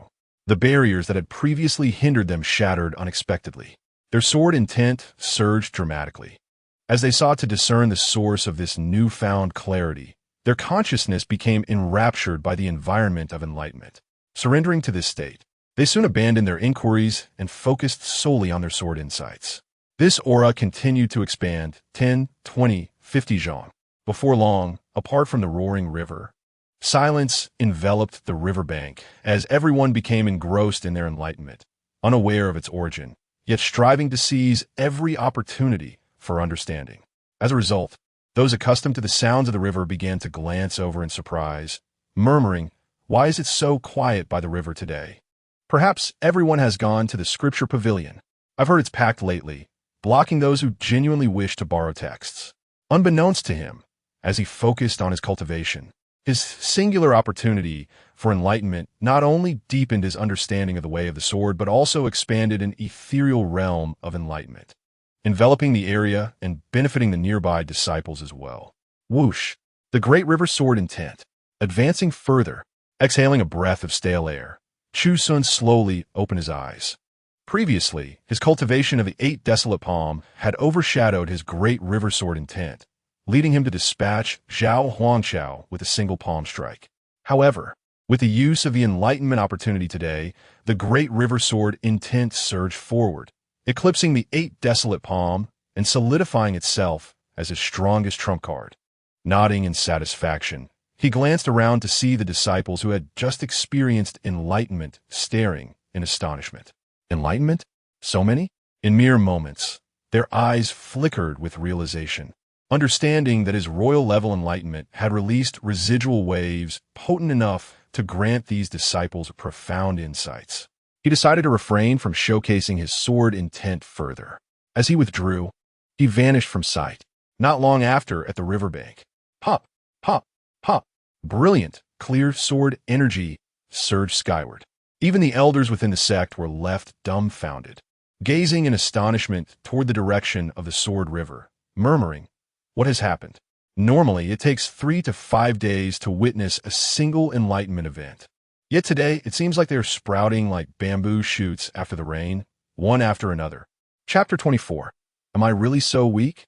The events by the riverside have inevitably become a source of suspense. In recent days, they have sparked heated discussions within the sect, leading to a noticeable decline in the number of people frequenting the Scripture Pavilion. On the 8th floor of the pavilion, Li Yaoqi approached with a radiant smile, her gaze falling upon the elderly Taoist engrossed in his reading, his eyes twinkling with mirth. "What has brought you such joy?" Chu Xun teased, smiling back. "Oh, just the thought of that villain intending to harm you made me furious, but when I saw him struck down by your hand, I felt immense joy." The girl was genuinely delighted. In all this time, Chu Xun had never witnessed such a brilliant and carefree smile from her. In truth, aside from a deceased Fu Bo, Chu Xun's status in Li Yaoqi's heart had been steadily rising, now subtly surpassing that of her infrequently seen father, which made her anxious for his safety. When the crimson-haired elder arrived at Donglin's sect with a menacing aura, she had feared a repeat of Fu Bo and Appo's fate, teetering on the brink of despair. Fortunately, the aftermath unfolded differently than she had imagined. Watching the exuberant girl, Chu Xun shook his head. That was not merely a casual strike. I exerted my full strength. And besides, isn't that palm technique one you also possess? Li Yaoqi nodded vigorously, her enthusiasm unabated. I want to become strong like you and protect you. Chu Xun chuckled, yet he perceived a seriousness in her eyes that made him silently acknowledge, this little girl seems to regard me as family. However, an unexpected change soon captured Chu Xun and Appo's attention. He noticed the desolation emanating from Li Yaoqi was consuming the surrounding spiritual energy. Chu Xun expressed his astonishment. The 8 desolation palm possessed withering capabilities, but it did not have the ability to absorb the surrounding spiritual energy for oneself. He stepped closer, lightly exploring the little girl's presence and sensing an almost imperceptible pulling force, his expression turning peculiar. It dawned on him. No wonder this little girl's innate spiritual essence could reverse the fate of the protagonist. She possessed a natural absorption quality that, combined with his desolation power, was simply extraordinary. He couldn't help but marvel at the unforeseen consequences of his past actions, pondering what kind of formidable being he was nurturing. He discreetly examined Li Yaoqi and Appo's fortune. Name, Li Yaoqi. Age for cultivation, body refinement realm. Fortune, purple-black, destinies antagonist. Yet beneath the purple-black aura enveloping Li Yaoqi, a shadowy black lotus was faintly forming. Though ethereal, it bore a resemblance to Jiangchun. It was noteworthy that Jiangchun had only managed to manifest a black lotus shadow after repeatedly stepping on the protagonist with Chu Xun's assistance. How could this little girl, at such a tender age, be on the verge of becoming a formidable antagonist once she reaches maturity? With a hint of playful mischief, Li Yaoqi remained oblivious to these thoughts, her expression turning serious as she said, "But I've heard from my mother that although you've garnered much attention, you've also attracted numerous troubles. Donglin's sect is becoming unstable. We should leave soon." Chu Xun nodded, aware this was to be expected. Having slain a powerful figure from the immortal Dao sect, the absence of a counterattack suggested they were biding their time, preparing a grand scheme. However, he remained unconcerned. He could fend off any threats that arose. With the recently mastered Great River Sword intent, few in the Emperor realm could pose a danger to him. Even if he couldn't defeat them, escaping was certainly within his capabilities. Furthermore, as long as he didn't descend the mountain, he would remain safe. How about? Li Yaoqi hesitated, then softly suggested, "Why not come with me? I can have my father intervene. No one would dare to harm you." Chu Xun looked at the little girl with warmth, ruffling her hair as he chuckled. "Is that what you truly wish to say?" Li Yaoqi lowered her head, anxiously fidgeting with her fingers. Chu Xun, smiling and shaking his head, felt a deeper appreciation for her, given her relationship with her father. Her words indicated that he had become quite significant in her eyes. Yet he replied, "Even though my cultivation isn't high, Donglin's sect treats me well. This situation arose because of me. How could I simply leave? Furthermore, lacking high cultivation does not equate to being bullied. If mere rabble arrive, I can easily handle them." Disappointment flickered in Li Yaoqi and Appo's eyes, but she resolutely nodded. "All right, when they come, I'll watch you thrash them." "Not leaving then?" Chu Xun teased with a grin. "Not leaving," Li Yaoqi declared with unwavering determination, surprising Chu Xun. He realized she feared that if she left, she might not witness his safety and might, in desperation, plead for her mother's help in dire times. Chuckling, he tousled her hair again, advising, "Listen to your mother. Don't be reckless. Also, before you leave, let me know. I have a gift for you." "A gift?" Li Yaoqi's eyes sparkled. Having never received a present in her life, growing up in a remote town with only Fu Bo for company, she felt neglected by others. In the realm of Taoism, she had been looked down upon as a wild child, having only seen other children receive gifts. The prospect of receiving something herself filled her with anticipation. All right, let us head back for now. Grandpa, Chu still has to train, Chu Xun said with a smile. Liaoqi nodded, waving goodbye, Grandpa Chu. I'll make sure to hold out until you beat them up. As the little girl departed, Chu Xun had yet to pick up his book when another visitor arrived, leaving him somewhat exasperated. Hadn't it been said that the 8th floor of the Scripture Pavilion was seldom visited? Why was it that one left and another came so swiftly? Master, the handsome and refined Jiang Chun entered the 8th floor, regarding Chu Xun with a newfound respect. Unlike before, when admiration stemmed solely from cultivation prowess, now it bore an undertone of paternal affection. In the days of training, every time he closed his eyes, visions of Zhao Huangchao's decisive and fierce onslaught haunted him, mingled with the deepest fears within him, yet the gentle smile of Elder Chu dispelled those fears, offering an unprecedented sense of trust and respect, akin to the security felt in the presence of a father. Chu Xun nodded gently. My father has heard of this matter and is concerned about a potential retaliation from the immortal Dao sect. He intends to send an elder to oversee Donglin's sect, ensuring there is someone to rely on should trouble arise, Jiang Chun explained. Chu Xun's lips twitched slightly. He thought to himself, wasn't it I who obliterated Zhao Huangchao and Oppos? As faction, not one to voice his inner musings, he softly replied, Jiang Chun, as a disciple of Donglin's sacred land. There are some truths you must comprehend. This ancient power, with a legacy spanning 3 millennia, possesses a depth far beyond your imagination. Jiang Chun and Oppos' demeanor shifted, awakening a realization within. His master's words carried profound significance. Could it be that the slumbering sage was not dead? Witnessing his master's calm and relaxed expression only solidified his conviction. Unbeknownst to Chu Xun, he had no knowledge of the sage's fate. What he did know was that Donglin's sect's formations were real and formidable. Ordinary intruders would find themselves at a disadvantage. A low hum resonated as an ancient Tai Xian sword floated within the pavilion, unremarkable and unassuming. Take this sword, since it was won by you, as your master. I have no reason to claim it for myself, Chu Xun said with a tranquil demeanor, sensing that his study of countless tomes would soon yield greater rewards. And there was no need for a teacher to monopolize a disciple's weapon. Master, Jiang Chun exclaimed, suddenly anxious. Should you choose to accept it? This sword is gentle and harmonious. With your cultivation, you would wield it adeptly, amplifying your combat prowess manifold. As for my esteemed teacher, there may exist superior alternatives. One need not cling to this sword, Chu Xun remarked. Very well, Jiang Chun, unwilling to defy his master and Oppos' wishes, pondered that perhaps his teacher had access to something far more extraordinary. After accepting the sword, he clasped his hands in salute and said, I shall take my leave now, so as not to disturb your meditative practice, esteemed teacher. Chu Xun nodded lightly. As Jiang Chun departed, he took a moment to check his reading progress. He had completed 999 volumes, with just one remaining to fulfill his task. Almost there. Chu Xun mumut sokti. Both curious about the reward for completing the 1,000 volumes and subtly anticipating the retribution from the immortal Dao sect. If it did not assert their authority, it would not only be perceived as weakness by outsiders, but even his 2 favored disciples would regard the sect as feeble. Chapter 25. The Challenge. The following day, Chu Xun set aside the human emperor scripture, closed his eyes, and listened intently. Ding!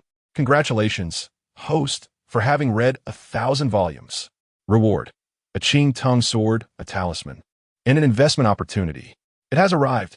A gleam of joy flickered at the corner of Chu Xun and Oppos' eye. He had sensed yesterday that he was nearing the completion of his reading, and now, with the conclusion of this scripture, the promised reward materialized.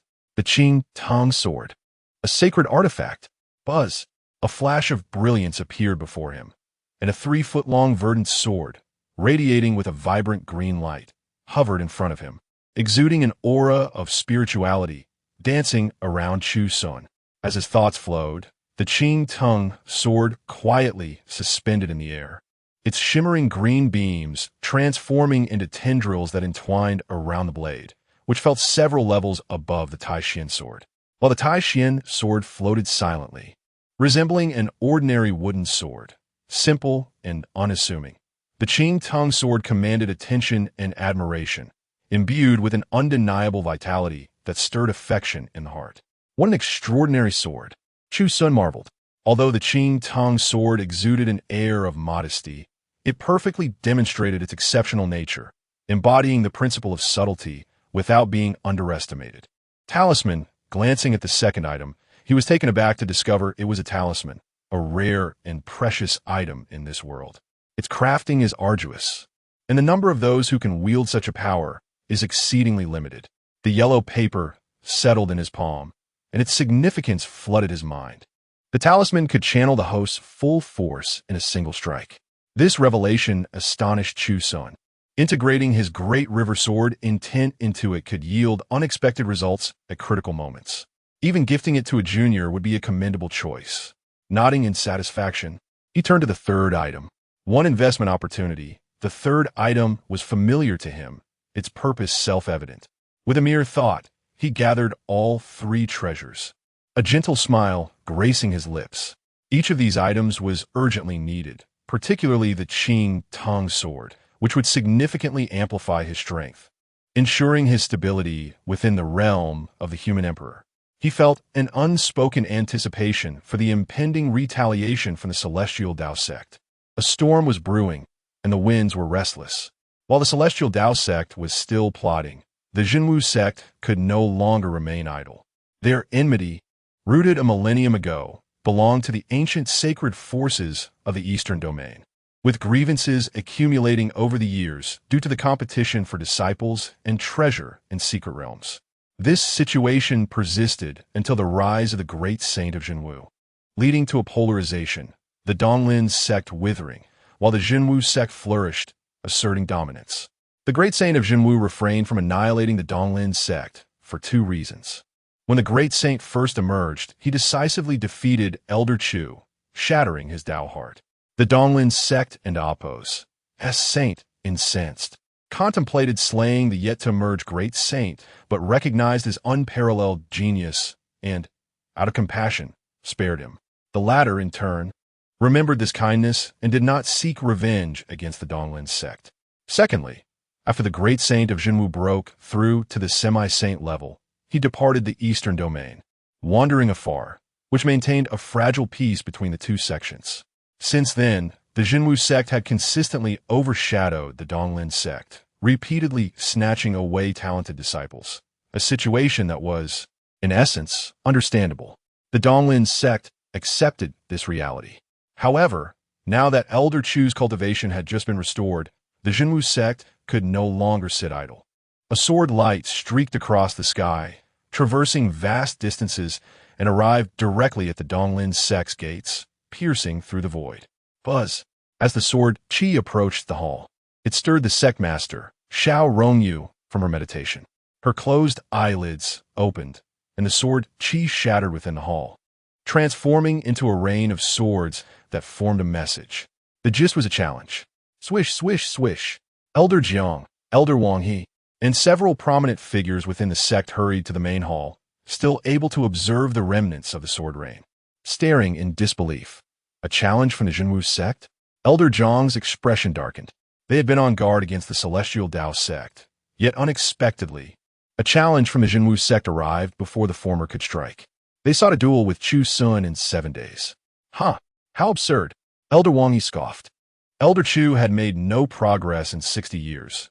He had only recently broken through his mental block, yet Zhao Yong had the audacity to come and challenge him. Without considering the likelihood of success, Zhao Yong, as Xiao Rongyu murmured this name, her brows furrowed slightly. Among the few individuals from the Donglin sect that she held in high regard, Zhao Yong was certainly one. 60 years ago, he was the leading figure of the Jinwu sect, capable of exchanging blows with Chu Xun. Now, after a long passage of time, his cultivation must be formidable, at least at the 7th level of the human emperor, perhaps even the 8th. Zhao Yong seeks personal vengeance while attempting to stifle our Donglin sect and oppose. S resurgence. Elder Jiang sneered. recognizing that Zhao Yong aimed to eliminate Chu Xun and sever the Donglin sect's foundation. With Elder Chu's accumulated strength, given time, he could rise to even the saint level. Should Zhao Yong succeed in slaying him, would that not mean the end of the Donglin sect? How naive. Let us ignore him. Xiao Rongyu also chuckled coldly, noting that if given another decade, she could single-handedly infiltrate the Jinwu sect. But now, in the midst of their decline, the Donglin sect would not entertain such challenges. She declared, if he dares to come, let him. We shall see if he can breach our sect and oppose as defenses.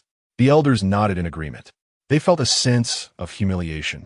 As one of the 6 great sacred lands of the Eastern Domain, being forced into seclusion by a single individual, especially in his absence, would be a tremendous disgrace. Yet, they were powerless to retaliate. They could not endanger the life of a saint for the sake of pride. In the Scripture Pavilion, having received the reward for reading 1,000 volumes, Chu Xun did not abandon the scripture in hand.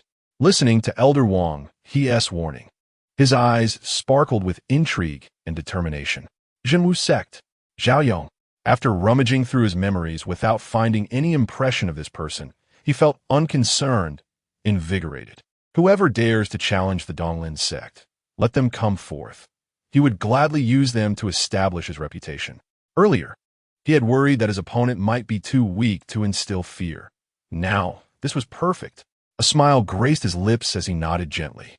Elder Wang, he took his leave, but as he departed, he felt a strange sensation. Why did it seem as though Elder Chu was excited at the prospect of a formidable opponent? It must be an illusion. Surely, just a mere illusion. Chapter 26. The arrival of the 6 great sacred land masters. Is this the place? I have heard it is. Look, there are already people stationed here. On the following day, numerous cultivators gathered by the riverbank outside the Eastern Lin sect. Initially, the disciples of the Eastern Lin sect paid little heed, but as time passed, the crowd grew increasingly larger. The second day, the third day, the fourth day, Eastern Lin sect could no longer remain indifferent. With the sect closed and disciples unable to emerge, they could only gaze from afar, bewildered and perplexed, uncertain of the unfolding events. However, Xiao Rongyu and her companions understood the reason behind this influx. As figures flickered, Xiao Rongyu donned a crimson robe, her exquisite visage adorned with a dot of cinnabar on her brow, standing proudly in the void. Elder Wang, he soon arrived, sharing her vantage point, his expression now devoid of the previous day's ease, gravely stating, the true martial sect is truly forcing us into a corner. A wave of momentum surged forth, stirring the entire eastern region. Countless wandering cultivators and promising youths flocked here, drawn by the imminent confrontation between the human emperor realm and the ancient forces. The topic was too fervent, prompting many to traverse great distances to witness the conflict. Should the Eastern Lin sect continue to evade battle, their reputation would suffer irreparable damage. Not only would this affect next year and Oppo's recruitment, but a number of disciples might even choose to abandon the sect. This would sever the very foundation of the Eastern Lin sect. Disciples are often the cornerstone of any sect. Without them, even the mightiest sect shall face demise. A calculated scheme. Elder Wang, he sighed bitterly, wishing to refuse battle. Yet the true martial sect left him no opportunity for such a choice, exerting pressure from the broader eastern region, confident that the Eastern Lin sect could not avoid confrontation. Fight or not, we must engage. Xiao Rongyu pursed her lips. The Eastern Lin sect was in dire need of time. Whether for herself or Elder Chu, given enough time, they could rise again, but now they were entirely unprepared for this battle. The urgency of the situation demanded action. With a quiet sigh, Xiao Rongyu and Elder Wang turned to see an elderly figure approaching, leaning on a cane. His face, lined with wrinkles, bore the marks of age. Typically, he presided over the Eastern Lin sect's forbidden grounds, but now he had come in person, his murky gaze scanning the throng ahead. He lamented, if I do not come now, the Eastern Lin sect will be finished. Xiao Rongyu felt a pang of shame, recognizing that as the sect leader, she had failed to lead her sect towards glory, instead finding herself in dire straits, a burden she could not escape. Do not blame yourself. Elder Wang gently shook his head. This has been a disastrous situation. The Eastern Lin sect has declined to this extent. Whoever takes on the leadership bears the brunt of the consequences. In all of history, this is undoubtedly the most challenging time. For Xiao Rongyu to maintain the operation of such a large sect until now is already remarkable. If a decisive battle is to occur, it shall be 7 days hence. I will go. The elder, stooped and slow of speech, declared. Xiao Rongyu was moved. Wishing to dissuade him, fully aware of the circumstances, she hesitantly asked, "Is there any chance of success?" Elder Wang gently shook his head. He had no certainty regarding the upcoming battle. Zhao Yong was in his prime, while he himself was nearing death. Should a true fight erupt, even if both sides suffered, he would still be at a disadvantage, as he needed to remain in charge of the forbidden grounds, which harbored its own perils. He feared most that Zhao Yong might break through to the 8th level of the human emperor realm. If that happened, their chances of victory would be non-existent. Thus, he resolved to buy some time for the younger generation. Xiao Rongyu understood, and thus fell silent. A cool breeze swept through, mirroring the somber hearts of those present. As the appointed day of battle approached, not only did these wandering cultivators gather, but even those forces just beneath the 6 great sacred lands arrived, including countless minor sects and even secular kingdoms established in remote corners of the eastern region, all eager to witness this clash. However, as time drew nearer, different voices began to emerge. Groups of cultivators sat together. One among them said, "I have heard some whispers. The Eastern Lin sect dares not engage. This battle is unlikely to occur." "I have heard that too, but do you really believe such rumors?" The Eastern Sacred Land is a force that has dominated the Eastern region for 3,000 years, one of the oldest powers. While defeat may be a possibility, do you really think they would shy away from battle? A young man seated opposite scoffed disdainfully. Another cultivator furrowed his brow. "I used to think the same, but look around. Not a single representative from the 6 great sacred lands has arrived yet." The young men exchanged glances, their smiles fading as they realized that not only had the 6 great sacred lands failed to show, but even ancient families like the Jiang and Nangong clans were absent. A sense of foreboding began to creep into their hearts. Could it be? The rumors were true? Was this journey in vain? Suddenly, as beads of cold sweat broke out on their foreheads, a piercing cry echoed through the night sky, prompting all cultivators to look up in unison. A magnificent crimson phoenix soared across the heavens, descending from the clouds. The red rays of light burst forth like flames, exuding an overwhelming aura that left those below in awe. On the phoenix's head stood a middle-aged man clad in purple robes, silently gazing down, emanating a powerful pressure that left even the most exalted cultivators gasping for breath. The true martial sect in Apos, master, Lu Nantian, had arrived. In an instant, the rumors born today crumbled without a fight. As the crowd remained in shock, a radiant sun fell from the sky, its golden glow obscuring even the evening twilight. As the light faded, a breathtakingly beautiful woman appeared, suspended in the void. The goddess sect and amp, Apos, Chu Yaoyao had also arrived. In a heartbeat, an overwhelming presence enveloped the surroundings as formidable figures continued to descend. The master of the divine movement sect had arrived. The master of the celestial path sect had arrived. The master of the heavenly mechanism sect had arrived. The head of the ancient family, Jiang clan's patriarch, had arrived. The leader of the ancient family, Nangong clan's elder, had arrived. With each dazzling arrival, a wave of powerful energy surged forth, igniting fervor in the veins of every waiting individual. Chapter 27. The Confrontation. Donglin sect.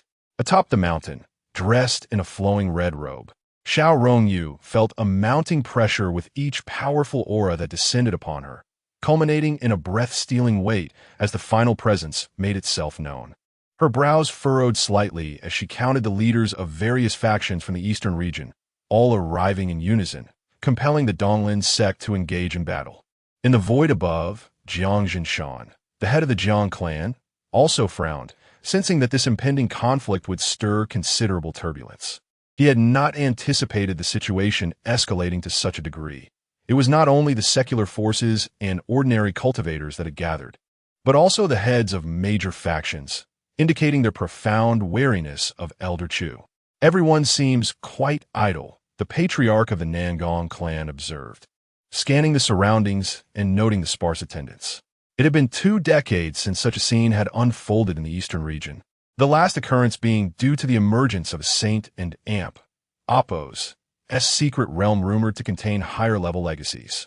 However, seeing that none of the leaders seemed inclined to converse, instead choosing to close their eyes in silence, conserving their energy, the Nangong patriarch pursed his lips, casting a curious glance toward the Donglin sect, pondering how they would respond on the morrow. As night fell, the moonlight filtered through the clouds, casting a hazy glow, while countless stars twinkled in the sky.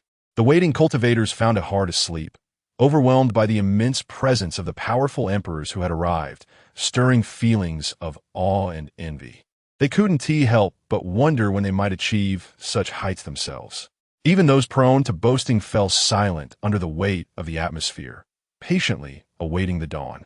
When the first light of dawn painted the sky with hues of purple, the master of the Jinwu sect, Lu Nantian, opened his sharp, dark eyes and gazed into the distance, whispering they have arrived. Not only he, but also Chu Yaoyao, the leader of the Divine Maiden Palace, Jiang Jinshan, and the master of the Tiangong sect, all-powerful emperors, opened their eyes in unison, turning towards the horizon. They beheld a figure emerging from the void, seemingly materializing from thin air, standing in serene silence. This figure exuded no discernible aura, yet the wind rustled his robe and tousled his dark hair, revealing a strikingly handsome visage. His features were captivating yet unsettling, marked by peculiar eyes and a smirk that marred the tranquil beauty of the moment, giving him an almost demonic allure. Zhao Yong of the Jinwu sect has arrived. A whisper rippled through the crowd, causing those who had been resting their eyes to awaken. Their initial reaction, not one of fear, but rather a collective sigh of relief. The oppressive atmosphere of the previous night had stifled their spirits. The Jinwu sacred land is here. But what of the Donglin sacred land? Boom! Just as they turned to look, they were taken aback to see Zhao Yong taking a step forward, appearing 10 miles away from the Donglin sect. His enigmatic eyes radiated a sinister charm, and a powerful energy swirled around him, coalescing into a collapsing black hole behind him. As he raised his long, clean right hand, a swirling vortex formed, deep within which arcs of electricity flickered amid a tempestuous storm. With a resounding thud, he struck downwards, manifesting a terrifying imprint that bore down upon the Donglin sect. The heartbeats of all present quickened, including Chu Yaoyao of the Divine Maiden Palace, whose beautiful countenance betrayed a hint of astonishment at Zhao Yong and Apos' overwhelming aggression. The master of the Tiangong sect's eyelids twitched in surprise. He had not anticipated such a turn of events, knowing that the Donglin sect would have to respond, albeit belatedly. Zhao Yong's audacity, dismissing the Donglin sect entirely, revealed his lethal intent towards Chu Xun. Jiang Jinshan's eyes darkened. He had come seeking a way to mediate and steer the situation toward a favorable resolution, but Zhao Yong's brazen display of power unveiled his true intentions, signaling that this matter would not be easily resolved. Without an explanation from Chu Xun, it seemed the Donglin sect would face dire consequences. My heavens! Such ferocity! This is going to be monumental. The scattered cultivators and nobles from the secular dynasties marveled at Zhao Yong's overwhelming presence, their expressions filled with excitement and anticipation for the impending battle. Rumbling, before the palm print could descend upon the Donglin sect, a golden barrier erupted, absorbing the impact and leaving the protective formation unscathed. Is this the Donglin sect's formation? It is astonishing. A young genius gazed in awe at the scene, his admiration shifting towards the Donglin sect after previously wavering among the 6 major sacred lands. The top-tier forces from the 6 sacred lands observed with a mix of intrigue and regret, recognizing that the disparity between them and the Donglin sect extended beyond just the absence of a saint. It encompassed a profound depth of foundation. Within the Donglin sect, Wang He, Xiao Rongyu, and even Elder Jiang displayed anger. Zhao Yong appeared to regard the Donglin sacred land as a mere minor faction, seeking to suppress it effortlessly. Such audacity was intolerable. Oomph. In the forbidden area of the back mountain, Elder Wang's murky eyes burned with fury. Zhao Yong's arrogance was intolerable, and he deemed it a grave insult to the Donglin sect, prompting him to absorb the essence of heaven and earth fervently. His gaunt skin gradually regained vitality as he aimed to restore himself to peak condition for battle. Meanwhile, within the Scripture Pavilion, Chu Xun's eyes sparkled with delight as he set down the text he had been studying. Through the window, he observed the unfolding commotion, a faint smile gracing his lips as he murmured, "They have finally arrived." After waiting 7 days, he too had been conserving his energy. Buzzing, the Qing Tong sword vibrated around him. Chu Xun smiled slightly, retracting the flying sword, and remarked, "You are my trump card. I wonder if Zhao Yong is worthy of me employing a sacred artifact." Such a grand commotion. Xiao Rongyu and her companions turned towards the back mountain, where Elder Wang prepared to regain his peak state, drawing in so much spiritual energy that it caused a disturbance. However, they couldn't oppose. He helped but feel a twinge of guilt, knowing that Elder Wang, despite his age, would struggle to suppress the forbidden area and was now compelled to face such a dilemma. Elder Jiang felt similarly, turning his head away silently. Suddenly, they heard a tumultuous roar from within the sect. The group turned in confusion to see a figure emerging from the Scripture Pavilion, slowly making their way towards the sect's entrance, leaving them stunned and speechless. Was that Elder Chu Xun? Boom! At that moment of shock, Xiao Rongyu's expression changed dramatically as she exclaimed, "Wang He, did I not instruct you to remind Elder Chu to avoid acting impulsively and to refrain from accepting the challenge?"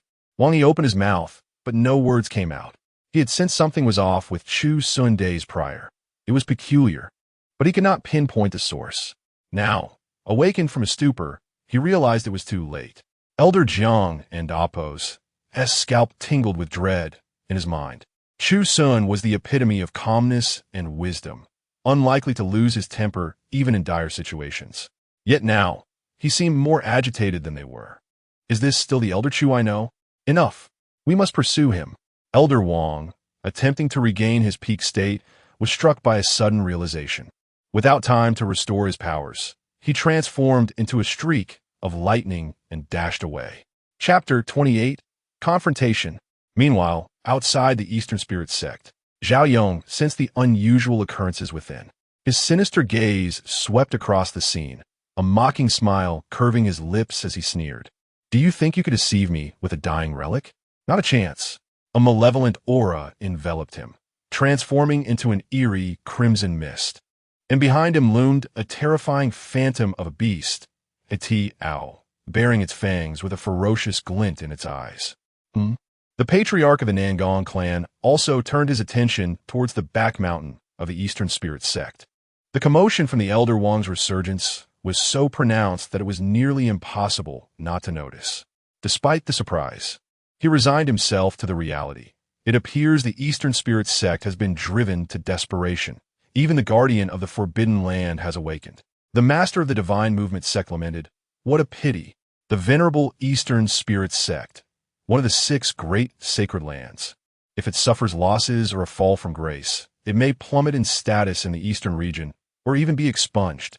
The mere presence of Zhao Yong was enough to compel the Eastern Spirit sect into such a state. One could only imagine their weakened condition. Even if the Elder Wang from the Forbidden Land managed to fend off Zhao Yong, the subsequent task of suppressing the Forbidden Land would pose an even greater challenge. Shaking his head, he felt a pang of pity. He had never anticipated that such an ancient power would encounter such calamity. Suddenly, the leaders of the Divine Movement sect and the True Martial sect, along with Zhao Yong, found themselves frozen in place, eyes fixated on an ordinary-looking elder with a restrained aura. Had he been among the mundane, no one would have suspected him to be a cultivator. His presence was so subdued, calm, and unhurried that even in the midst of such a calamity, he walked steadily through the void. In terms of demeanor, the disparity between the two sides was glaringly evident. It was plain to see which was stronger and which was weaker. However, the master of the Celestial Path sect, while feeling astonished, exhaled deeply The serene state of Chu Xun made him wary. His calmness and composure indicated a significant breakthrough in his mindset. Given some time, he would undoubtedly rise rapidly, potentially stepping into the sacred realm, which would be no surprise. It was fortunate that he faced adversity at this juncture. The master of the true martial sect, Lu Nantian, felt his pupils constrict slightly.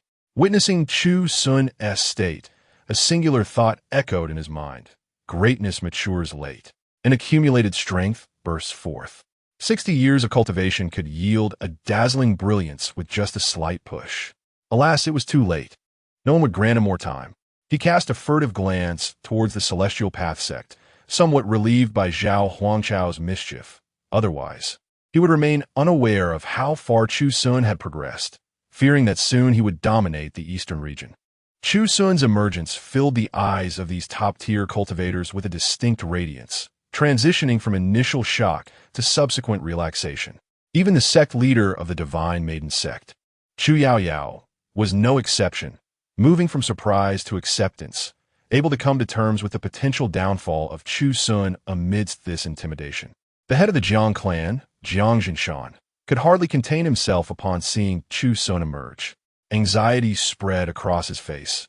He had never imagined Elder Chu would appear.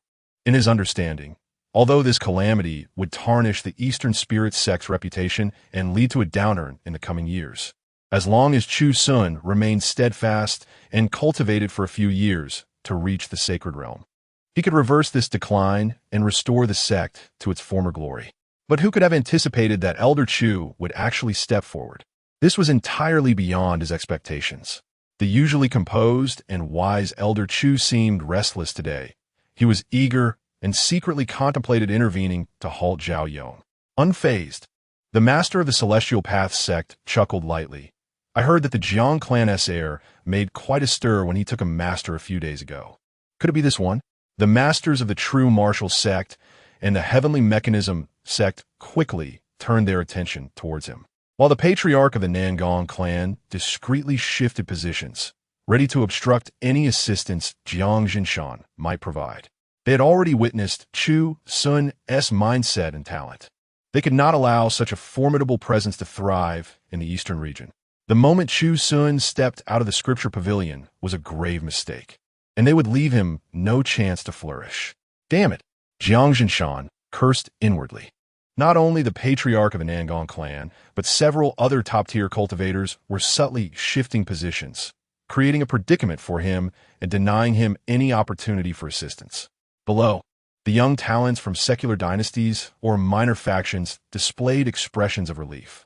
Initially puzzled about the identity of the elder, they now understood. Having heard about the recent uproar surrounding the Jiang clan's eldest son's master, curiosity glimmered in the eyes of the young maiden as she inquired. I've heard that the Jiang clan's eldest son possesses extraordinary talent, having entered the reverent realm at such a young age. Surely his master must be remarkable? Indeed, Jiang Chun is such a genius. His master must be exceptional. Many young maidens who had witnessed Jiang Chun's prowess expressed their admiration, their infatuation with him only deepening their intrigue towards Chu Xun. As Chu Xun stepped out of the Scripture Pavilion and observed the grand spectacle outside, along with Zhao Yong's menacing presence, he felt a sense of helplessness. He had come to engage in battle, not to partake in ostentation. Was it truly necessary to create such a commotion? Suddenly, as Chu Xun approached, several streaks of light descended behind him, each emanating a terrifying aura. Xiao Rongyu, Wang He, Elder Jiang, and the Elder Wang stationed at the Forbidden Land. They arrived swiftly, their presence unrestrained, akin to ancient deities descending from the heavens, their imposing aura rivaling that of the various emperors who had arrived the previous night. This spectacle captivated the onlooking young talents, who marveled. This is simply astounding. I had heard that the Eastern Spirit sect was faltering, the weakest among the 6 sacred lands. But it seems that was mere envy. To suddenly have 5 reverent cultivators emerge, this is incredible. Indeed, these factions will go to any lengths to compete for disciples, resorting to such vile rumors. They truly look down upon us.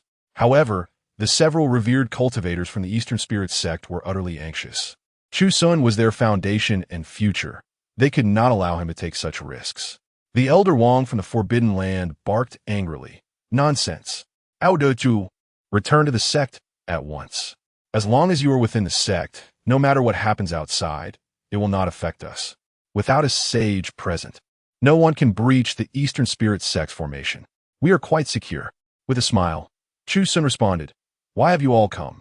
This matter began because of me, and it shall conclude with me. I have been cooped up in the Scripture Pavilion for a while now, and I wish to test my strength in the outside world. Elder Jiang was drenched in cold sweat, internally questioning whether such a reckless endeavor was wise. He wanted to dissuade him, but upon witnessing Chu Xun's calm and composed demeanor, he inexplicably felt a surge of approval, thinking, perhaps it is worth a try. This thought startled him. How could the esteemed Elder Chu engage in such folly? Elder Chu, it's fine. I wish to give it a try. You all can support me from behind. If it truly comes to a point where I can't hold on, you can step in, Chu Xun calmly stated, turning his back to them, harboring the thought that if he was truly outmatched, he would not stubbornly resist. If the heavens were to fall, there were taller beings to bear it. It was not his turn to bear the weight. The elder Wang stationed at the Forbidden Land moved his lips and sighed. Very well, since Elder Chu is willing to act, I shall support you.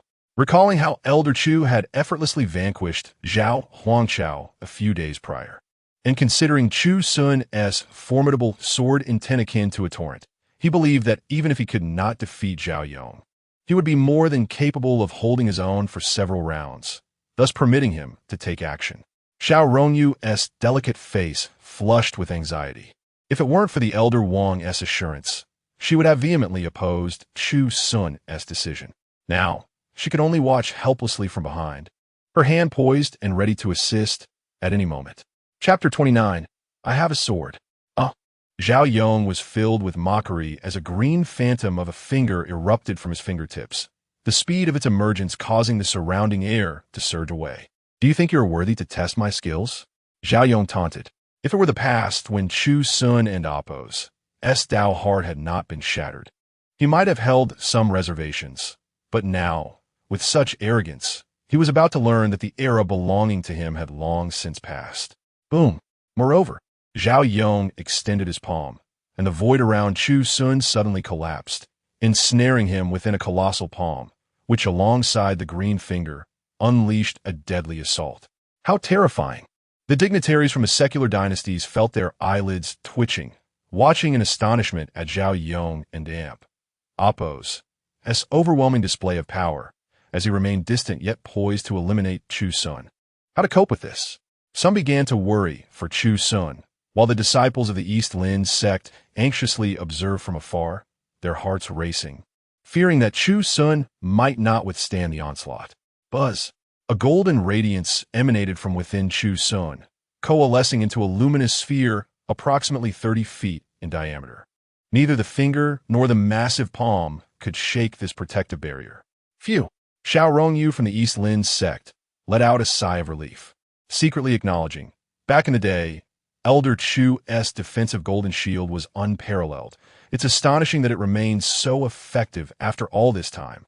Yet, Elder Zhang's face bore no signs of joy, for this technique was considered Elder Chu's ultimate skill, and the fact that he had to employ it so early in the encounter was troubling, especially since Zhao Yong had merely acted on a whim without utilizing any other means.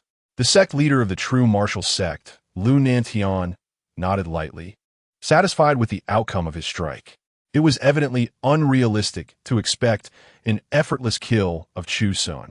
Even the true martial great sage had to exert his utmost to achieve victory in the past, and if Chu Xun were to be dispatched with such ease, it would not warrant their grand mobilization. The leaders of the immortal martial sect, Tiangong sect, and others observed with varying expressions. Many appeared relaxed, pleased to see Elder Chu and Appo's defensive skill forced out so casually, suggesting that the battle would not yield any surprises. In contrast, Elder Jiang, Wang He, Xiao Rongyu, and Elder Wang, who guarded the forbidden area, wore anxious expressions. Although Zhao Yong had not yet broken into the 8th realm of the human sovereign, his formidable combat strength seemed to rival that of an 8th realm expert. leaving Elder Chu in a precarious position. Is that all? Zhao Yong scoffed, a sense of increasing despondency enveloping him. Over the years, Chu Xun had remained a lingering worry in his heart. He had thought he would never overcome it, only to discover that Chu Xun had returned to his peak. This rekindled a glimmer of hope within him. Yet the current confrontation left him disappointed. Chu Xun was simply too weak. Merely a casual gesture had compelled him to resort to his ultimate skill. How could they continue this battle? It felt utterly uninteresting. Disappointment, melancholy, and a myriad of other emotions surged within him, complex and intertwined. It was as though, after years of anticipating a climactic showdown, he found his opponent to be woefully inadequate, existing on an entirely different plane. Such disillusionment extinguished any desire for amusement, leading him to declare, "Let it end." Indeed, Chu Xun nodded gently. Although he had not yet engaged in combat, he had discerned the opponent's strength, which was notably weaker than he had anticipated, rendering the use of the Qingting sword unnecessary. His gaze shifted slowly toward the back mountain of the East Lin sect, where he perceived the eager eyes of countless disciples. In a calm and warm tone, he announced, "I have left a strand of sword intent at the back mountain, infused within the rivers. Today, I shall draw upon it to battle." Swish! The sword cultivators within the sect gasped in astonishment, their fair faces flushed with excitement. Previously, they had speculated that this strand of sword intent might originate from the elder of the Scripture Pavilion, and now that Chu Xun had confirmed it, their joy was palpable, tinged with a hint of confusion regarding his statement. Crash! The boiling river suddenly revealed an intricate sword intent, chaotic and disordered. This was the result of East Lin's sect and Oppos, sword cultivators who, while meditating by the riverside, had successfully left behind their insights, merging them into the waters. With Chu Xun and Oppos, call, the river transformed into a menacing torrent of sword energy, the once tranquil waters morphing into a restless sword dragon, seemingly imprisoning countless sword intents. The great river sword intent. In a mere thought, a tumultuous river surged forth from the back mountain of the sect, traversing the sky, leaving the onlookers in awe. Is it possible to summon a river of swords directly? Boom! The river surged, its sword intent pulsating. Those sect leaders who had previously remained unfazed suddenly wore grave expressions, focusing intently on the churning waters, exclaiming, "What a dense sword intent! Chaotic, disordered, and tumultuous." The leader of the Divine Maiden sect furrowed her brow, momentarily overwhelmed by the violent sword intents that felt collective rather than individual, as if the wills of thousands converged. While such a river might possess remarkable effects, to think of defeating Zhao Yong was akin to chasing a pipe dream. Yet, in the next instant, her expression froze in horror, her hair standing on end. Kulme. The elderly figure standing in the void remained calm and serene, unhurried and composed, raising his hand to channel a strand of the great river sword intent into the flow. In an instant, the river erupted, every droplet swirling violently, transforming the previously chaotic waters into a purging force, the sword intent soaring into the heavens, sending chills down the spine, even from a great distance. This, Elder Jiang felt a shiver run down his spine, fixating on the river. He knew Elder Chu's mastery of the great river sword intent was profound, yet he had not anticipated its terrifying potency. "Can you withstand this sword?" Chu Xun gazed at Zhao Yong, articulating his words as he struck downwards. In a heartbeat, the river coalesced into a massive, boiling sword, resembling a colossal sword dragon. Boom! The tumultuous waters shocked those observing from below. They had not expected such a display. Even those of royal status felt a chill run through them. Fixated on the waves of the enormous sword river and gasping, every droplet within could easily slay a royal cultivator. How terrifying! Young prodigies, previously oblivious to the sword's true power, were now completely awestruck, for royal cultivators could establish dynasties in the eastern domain, declaring themselves emperors. Yet, even a single droplet within this river could not be resisted. I sensed that every wave could effortlessly subdue a revered cultivator, remarked a powerful figure from a formidable faction in the eastern domain. This sparked a wave of astonishment. For in the eyes of ordinary citizens, royal cultivators were already figures of unattainable grandeur, while revered cultivators were even more unfathomable. Yet now, the massive sword dragon of the river, with each wave, could slay those of high status. How powerful must this sword be? The churning waves seemed endless, numbering not in the tens of thousands, but rather in the hundreds of thousands. Terrifying, whether they were prodigies from the secular world or practitioners from the Eastern domain. All revealed profound shock, gazing at the seemingly unremarkable elderly man, their hearts filled with disbelief at his immense strength. Chapter 30. The Decisive Slash. The master of the heavenly mechanism sect felt his scalp tingle as he gazed upon the imposing river sword dragon approaching. As a peak Emperor realm expert, he could perceive the terrifying essence of countless sword intents contained within. With the fusion of Chu Xun's great river sword intent, the sword's brilliance was thoroughly ignited, revealing a sharpness that seemed to surpass the very act of creation itself. Countless waves, billions of droplets, all converged to form the river sword dragon. Zhao Yong, facing this sword dragon, acutely sensed the pressure emanating from the sword river. This was not the manifestation of a single person's sword. It was the culmination of countless disciples of the Eastern sacred land who had trained diligently for many days. You are cheating. Zhao Yong gritted his teeth. He could clearly feel that Chu Xun's great river sword intent was not strong enough to reach such heights on its own. It was the myriad sword images within the sword river that supported this strike, allowing it to attain a level that did not belong to him. Thus, he believed that Chu Xun and Appo's sword was merely a product of opportunism. However, at this juncture, words were futile. The relentless droplets, the surging waves, and the flowing rivers combined to form a colossal wave sword, endlessly wide and long, descending straight down. True martial manifestation. Zhao Yong was no fool. Having reached this level of cultivation, he possessed unique strengths. Streams of golden light illuminated his form, transforming into blazing flames that roared to life. Accompanied by the cry of a phoenix, a massive divine bird materialized, the three-legged golden crow, whose cry resonated through the heavens, instantly enveloping the surroundings in searing heat. Boom! In an instant, the entire realm seemed to transform into a sea of fire, sweeping away everything. The droplets within the river evaporated at a visible speed, turning into clouds of mist that filled the air. The spectators around were struck with awe, initially believing that the old man and Appo's great river sword intent was astonishing, only to be further astounded by Zhao Yong's divine bird, which directly vaporized parts of the river. Chu Xun remained unfazed, his gaze fixed as he effortlessly slashed through the air. The immense wave sword followed suit, and despite the overwhelming presence of the three-legged golden crow, it was still unable to withstand the onslaught, severed at the neck. Whoosh!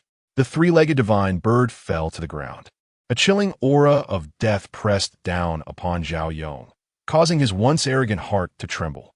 He felt the chilling breath of mortality beneath this strike, which filled him with a mix of dread, anger, and a roar of unwillingness. Years ago, he had accepted his defeat to Chu Xun, but now, after 60 years of wasted effort, how could he still be inferior? He was unwilling. Would Zhao Yong be condemned to a life of oppression? His eyes burned fiercely with a blazing intensity, the anger within him swelling as the aura of death loomed closer. Yet, just as the colossal sword was about to descend, the pent-up energy within him erupted. Boom!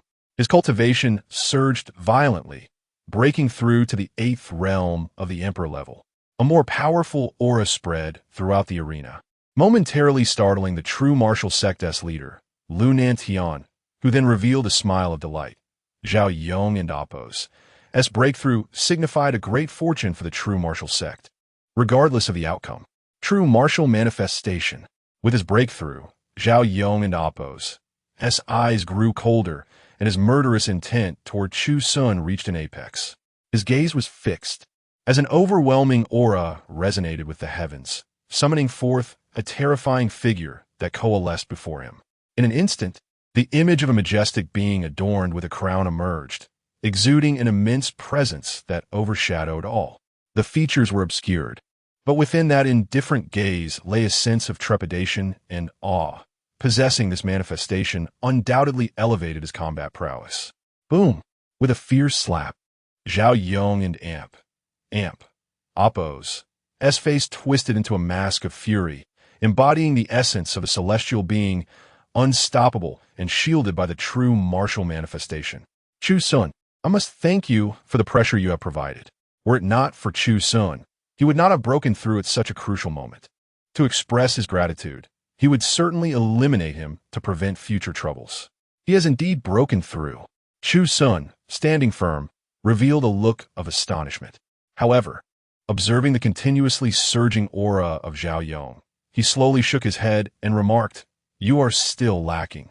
His strike was infused with the great river sword intent, which he had meticulously enhanced using a martial arts simulation card, forcibly elevating it to a minor accomplishment. The sword intent within was far from what could be perceived on the surface. Boom! In an instant, the collision between Zhao Yong's true martial manifestation and the overwhelming great river sword intent produced a deafening resonance, sending ripples of unparalleled force cascading throughout the arena. Quickly retreat.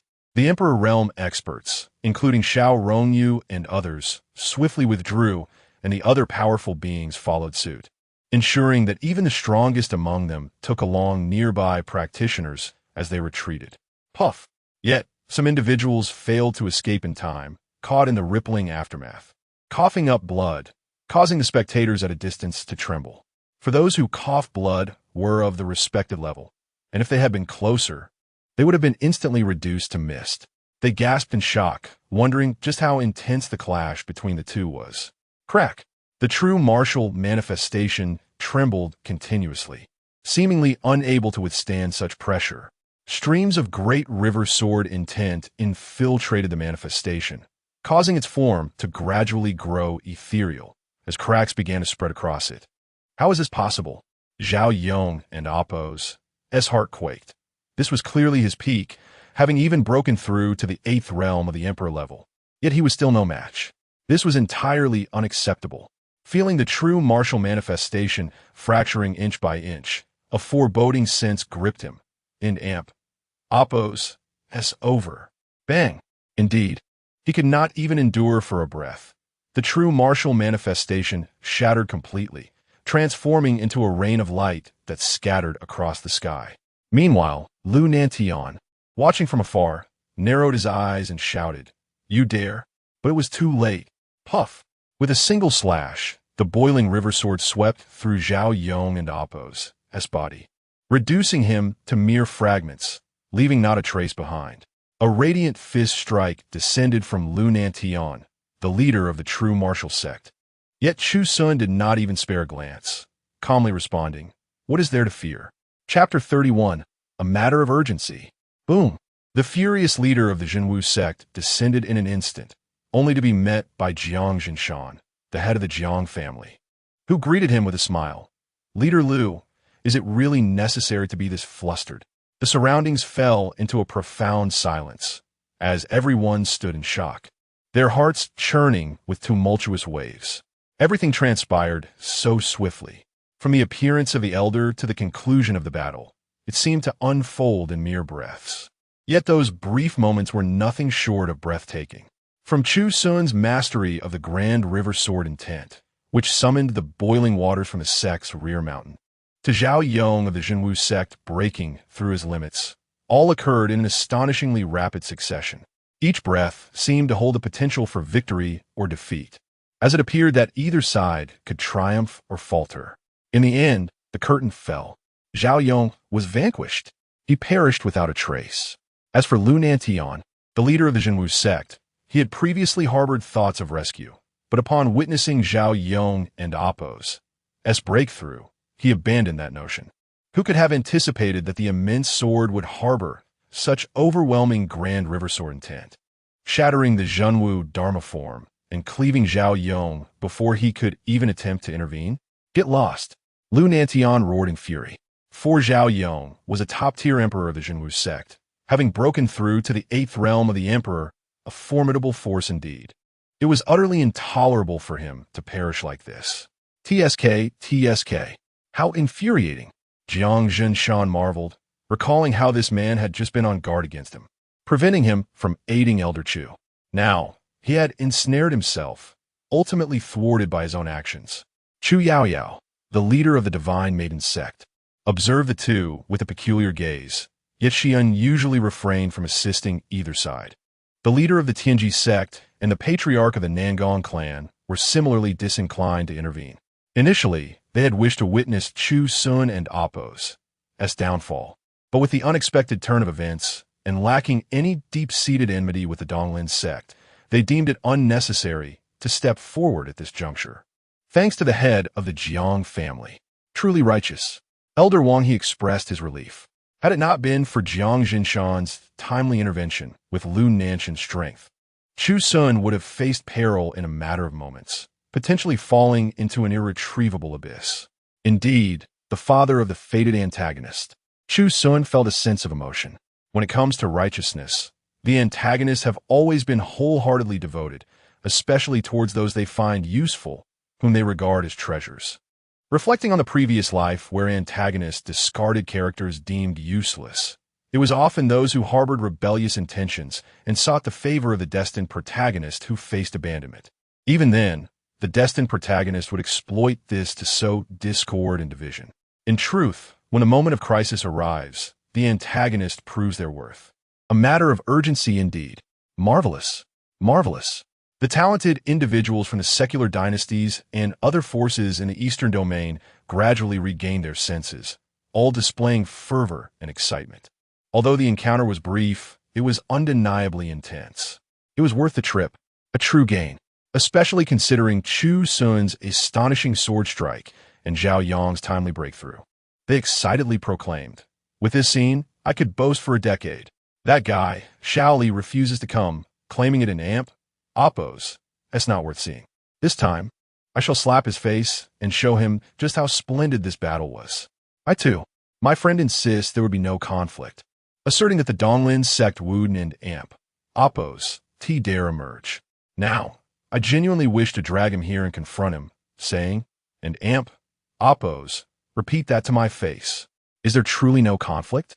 Clearly, the slap of reality has left him bruised, and Appo's. However, the Donglin sect is indeed formidable. Elder Chu, you must return to the sect swiftly. After the upheaval, Elder Wang He immediately approached, ready to protect Chu Xun. Elder Jiang and Xiao Rongyu swiftly arrived as well. This elicited a look of helplessness on Chu Xun's face as he silently mused. Are you here to protect me, or to create more trouble? With their lackluster combat abilities, a mere word from Zhao Yong could send them sprawling. He had unwittingly become the Donglin sect and Appo's strongest asset. If he fled, leaving them behind, would it not be tantamount to sending them to their demise?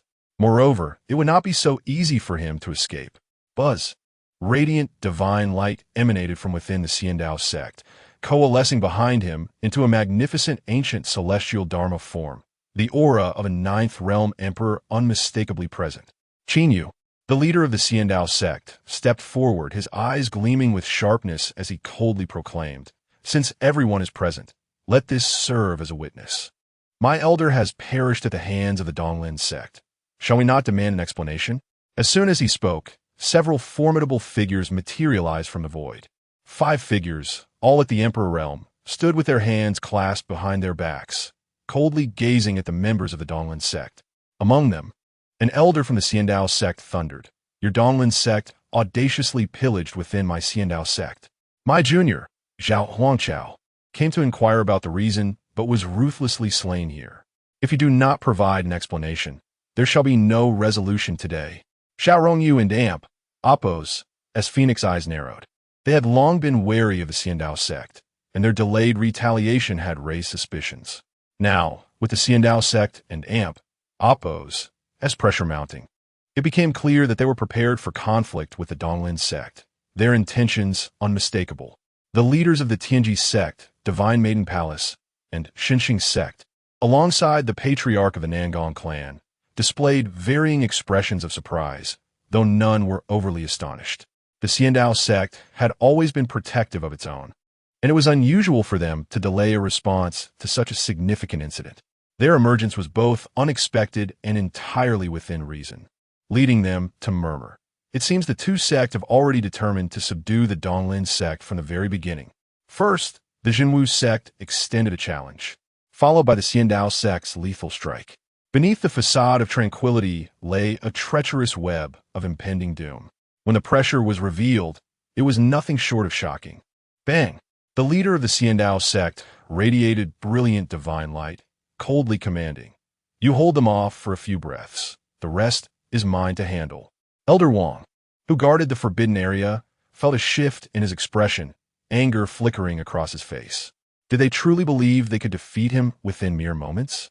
Such arrogance underestimated him gravely. He coldly replied, "Elder Jiang, you escort Elder Chu back to the sect.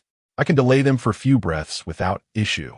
Simultaneously, Elder Wang's aura surged. 6th Realm Emperor, 7th Realm Emperor, 8th Realm Emperor.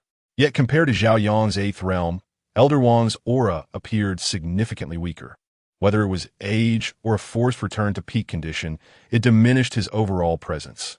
Nevertheless, Elder Wang's eyes glimmered with determination as his long black hair flowed, and he coolly stated, "It has been a long time since I returned to my peak." Chapter 32. The Azure Vine Sword displays its might. Hasten your steps. Elder Wang is stalling for time. We must return to the sect as swiftly as possible. Elder Jiang's expression was grave as he focused on the 5 emperors of humanity while keeping a watchful eye on the battlefield.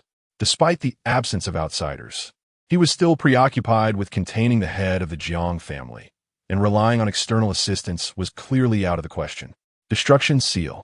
The sect leader of the immortal Dao sect, Qin Yu, formed a seal with both hands, unleashing a terrifying surge of power. An ancient seal descended from the heavens, overwhelming with boundless combat strength. With a single confrontation, Elder Wang, who was stationed at the Forbidden Ground, spat out blood, staggering backward. His recently rejuvenated hair turned white again, his face showing signs of exhaustion, and his aura suddenly weakened. Even Chu Xun was left speechless, as Elder Wang's earlier presence had given him the illusion that he could withstand several exchanges, yet he was shattered so easily. The patriarch of the Nangong clan was unfazed, calmly stating, "Elder Wang is already aged and weak." Forcibly restoring his realm barely allowed him to reach the 8th level of humanity. In contrast, Qin Yu, the leader of the immortal Dao sect, is at the 9th level of humanity, in his prime, wielding formidable divine abilities. It is remarkable that he did not dispatch Elder Wang with a single strike. Elder Wang, Senior Wang, Elders. The emperors from the Eastern Lin sect trembled at the sight. Elder Wang was their strongest combatant, and to see him grievously injured in a mere encounter was cause for alarm. "Do not worry about me, just leave." Elder Wang coughed weakly, his eyes filled with shock. Qin Yu's strength far exceeded his expectations. Leave? Is that even possible? The 5 emperors of the immortal Dao sect stood in their path, one white-haired elder seething with rage, glaring at Chu Xun, gritting his teeth and declaring, "If you dare to harm my junior brother, I will risk my life today to ensure your demise." Xiao Rongyu's delicate face turned cold as she regarded the group before her. Facing one opponent, she felt unafraid, but 5 were beyond her capability to confront. Clenching her teeth, she turned her back to Chu Xun, stating, "Elder Chu, you should retreat for now. With me, as the sect leader, no one shall cross this threshold." Swoosh! A sword mark sliced through the air, leaving a chasm in the void. Xiao Rongyu's aura began to surge, clearly preparing to employ forbidden techniques, which rendered Chu Xun standing behind her, helpless. He had no intention of retreating and gently suggested, "Sect leader, please wait a moment. Allow me to face them." A figure clad in blue stood before Xiao Rongyu, and in that moment, she faintly recalled a past scene where, in her hour of helplessness, this figure had stood before her, shielding her from all harm, as if unafraid even if the sky were to fall. Now, in her moment of vulnerability, he once again stepped forward.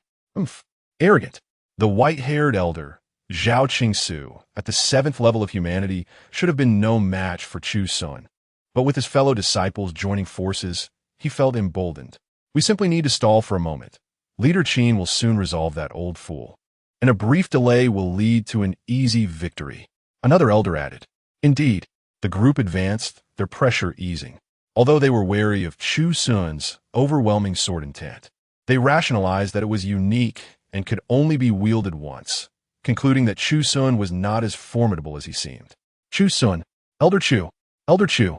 Chu Xun smiled faintly, turning away from them as he unsheathed the azure vine sword, a crystal-clear blade radiating a gentle glow. Even those unfamiliar with swords would marvel at its beauty. Moreover, those present were no weaklings. Zhao Qingsu and Appo's eyes reflected trepidation as he remarked, "This sword is extraordinary, exuding warmth, yet it is enveloped in azure vines containing spiritual light. It must be a supreme magical artifact, surpassing even the recently famed Taishian sword." The nearby emperors nodded in silence, having heard of the Taishian sword, a rare artifact that, though humble in appearance, could be wielded by even ordinary cultivators. Unfortunately, it had originally belonged to the immortal Dao sect before being forcibly taken away. Now, observing the azure vine sword in Chu Xun and Appo's grasp, they found it remarkably exquisite, potentially rivaling the Taishian sword, if not surpassing it. Should it fall into their hands, it might well compensate for their losses. A hint of greed stirred within them. Chu Xun, perceiving their desires, wore a cold smile as he grasped the azure vine sword, lightly swinging it to unleash a blade of energy. Whoosh! In an instant, the sword intent surged, illuminating the heavens with a dazzling silver brilliance. Even Lu Nantian, who was in the midst of an attack, paused momentarily, his pupils contracting in shock. Before them lay a vast expanse of white, and a radiant sword light surged forth like an unyielding ocean, cascading downward and enveloping half the sky. Hiss!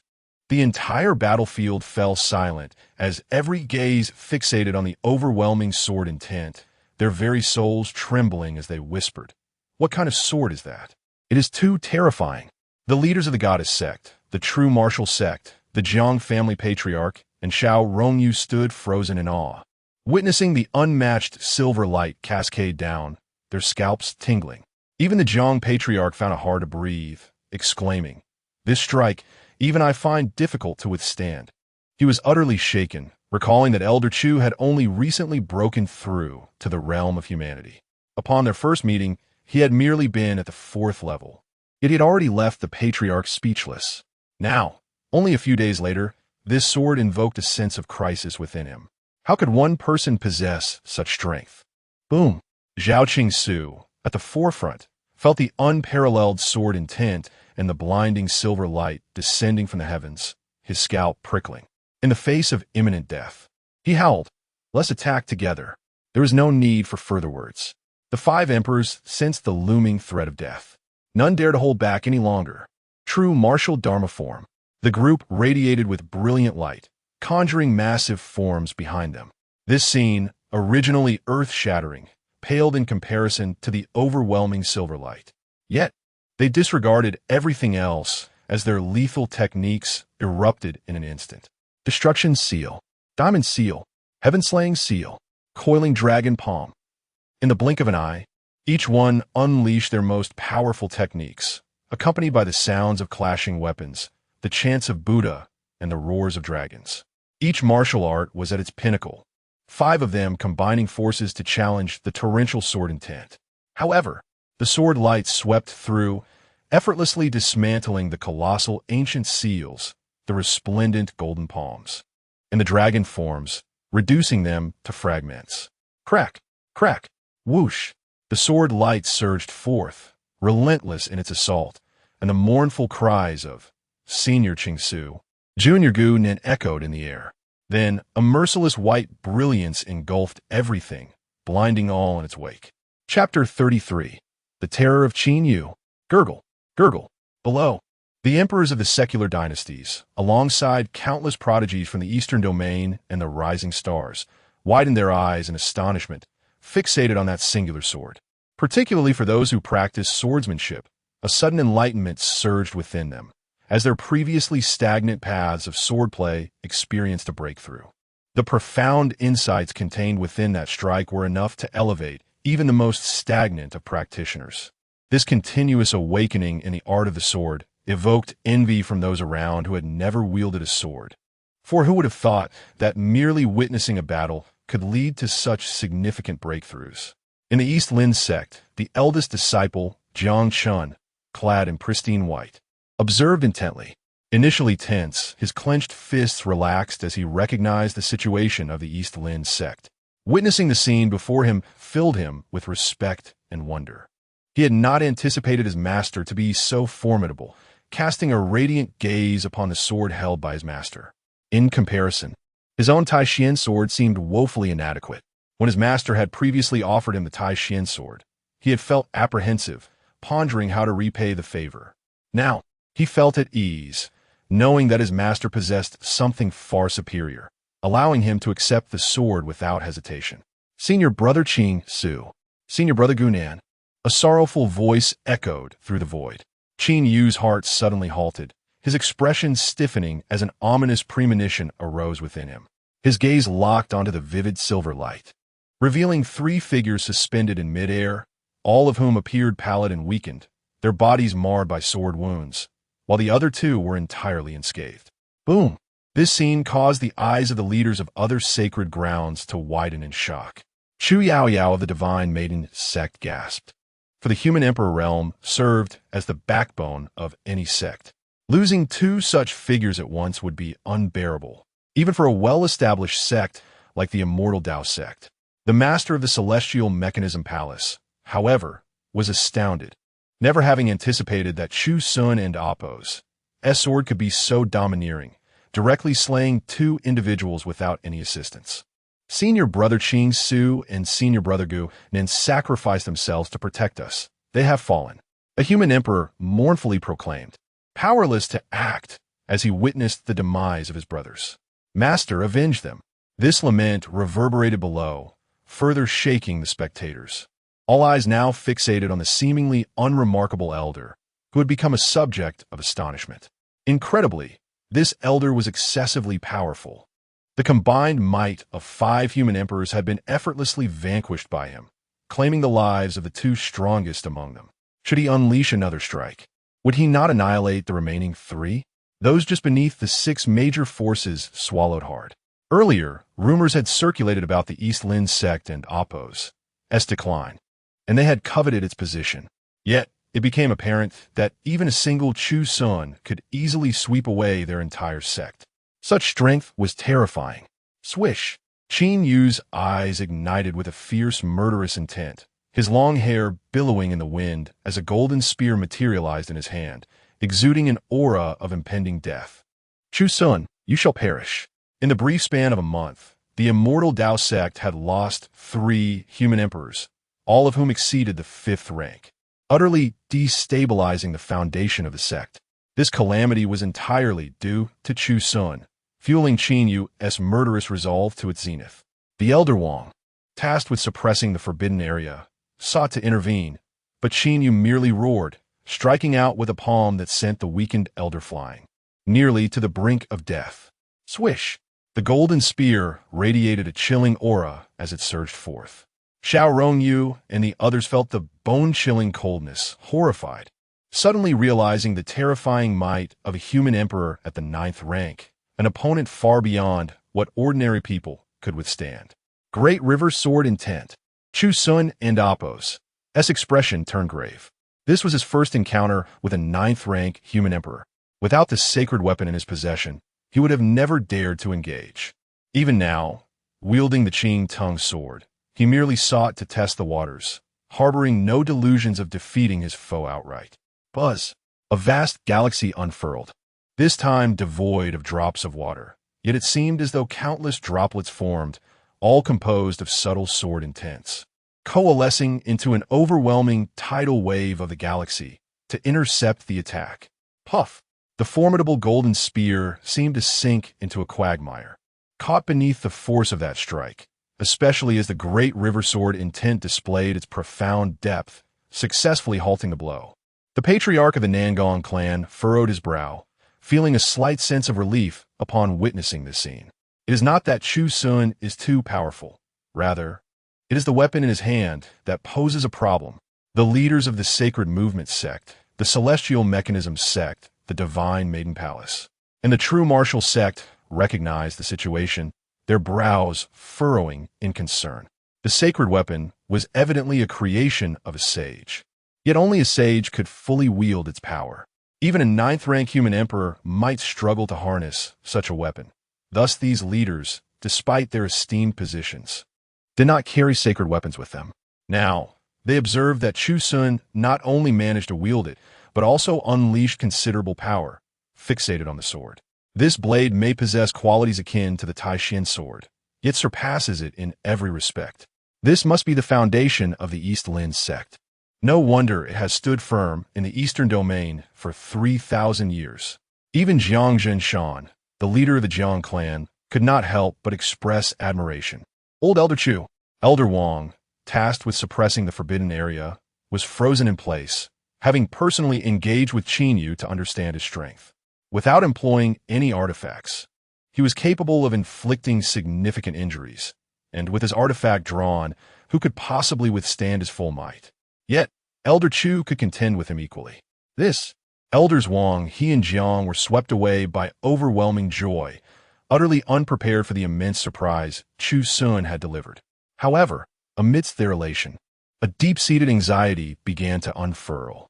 Chu Xun and Appo's strength was but an illusion, akin to a mirage, ephemeral and fragile. His power relied on the sacred weapon, and they were acutely aware of its limitations, unable to sustain its use for long. Just as they sensed this, Qin Yu and Appo's momentum surged. He was now at his peak. Even if the spear were to be blocked, it would not diminish his state. It was merely a probing attack, allowing him to adapt to and channel the vast energies within him.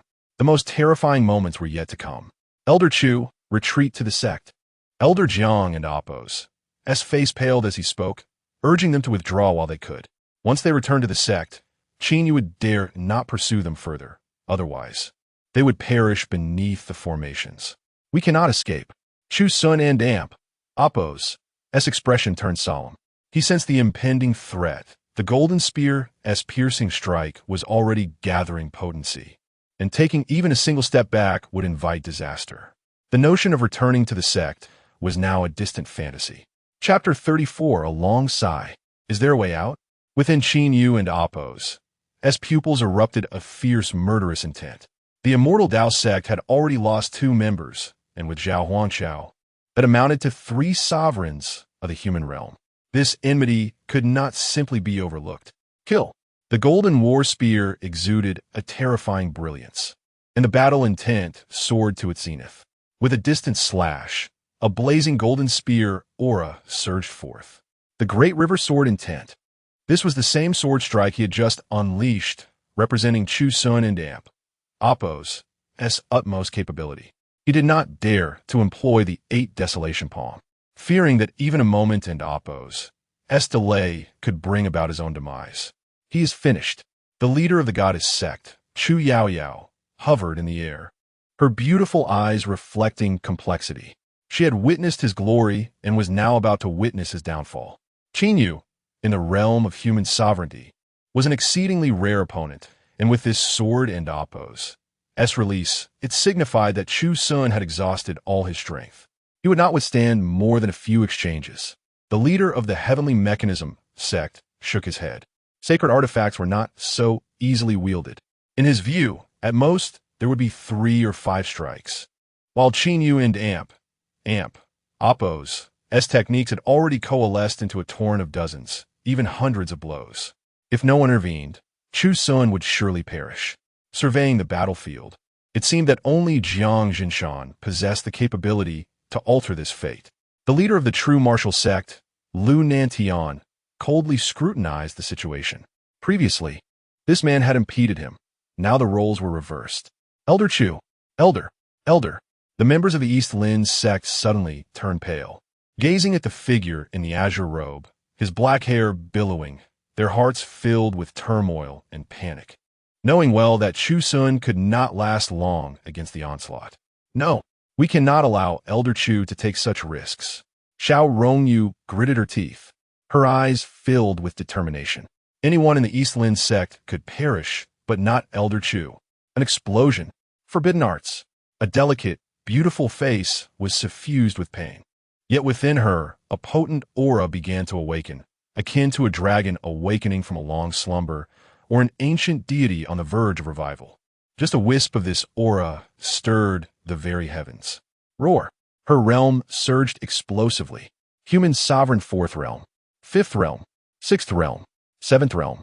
This scene was nothing short of miraculous. Wang He and Elder Jiang clearly understood the gravity of the situation, watching Xiao Rongyu with a complex expression. Yet they refrained from intervening. If a choice had to be made, they would still opt for Elder Chu. While it might be prudent to advise Xiao Rongyu to allow herself time to grow, Elder Chu and Amp, oppose, as potential was evidently far more immediate. Thus, out of emotion and reason, they chose the latter. Humph! Qin Yu's pupils glimmered with a chilling light. How could he not sense this opportunity? A cold, ethereal light emanated from him, transforming into black lightning, racing forth to strike Xiao Rongyu. Intervene, Elder Wang He, Elder Jiang. Both men turned pale. Yet as they moved, they were obstructed by the last 3 human sovereigns of the immortal Tao sect, forced to watch helplessly as the ethereal light collided with Xiao Rongyu, interrupting her forbidden revival. Puffed. Blood spewed forth. Xiao Rongyu's delicate face turned pale, her body frail. But what overwhelmed her was despair.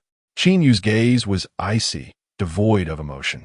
He cast a merciless glance at Xiao Rongyu, his aura thick with murderous intent. If possible, the East Lin sect could be eradicated today, presenting him with an opportunity. Chu Xun was a doomed man. He would not allow anyone to interfere. Although the changes stemming from Xiao Rongyu were peculiar, as long as her revival was interrupted, it would amount to nothing. Glancing around the battlefield, he assessed the situation. Elder Wang was incapacitated. Xiao Rongyu was gravely injured. Wang He and Elder Jiang were not to be feared. Thus, it appeared the East Lin sect was on the brink of annihilation, a cold smile curling at the corners of his lips. Viewed in this light, the immortal Tao sect and oppose. Loss of 3 human sovereigns was not as catastrophic as imagined. What a pity! Upon witnessing this scene, Chu Xun silently lamented. The formidable power of the 9th realm of human sovereignty surpassed his expectations, far beyond what he could withstand, having truly crossed multiple realms. Yet, he felt no significant fear. He had come prepared.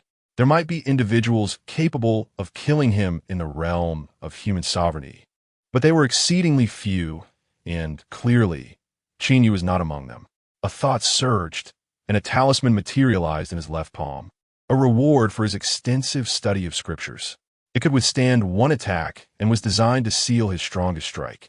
Should he deploy it now?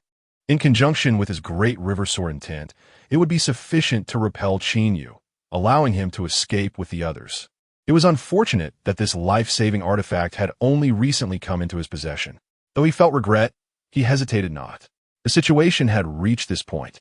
Any further delay could lead to unforeseen consequences. No one could save you now.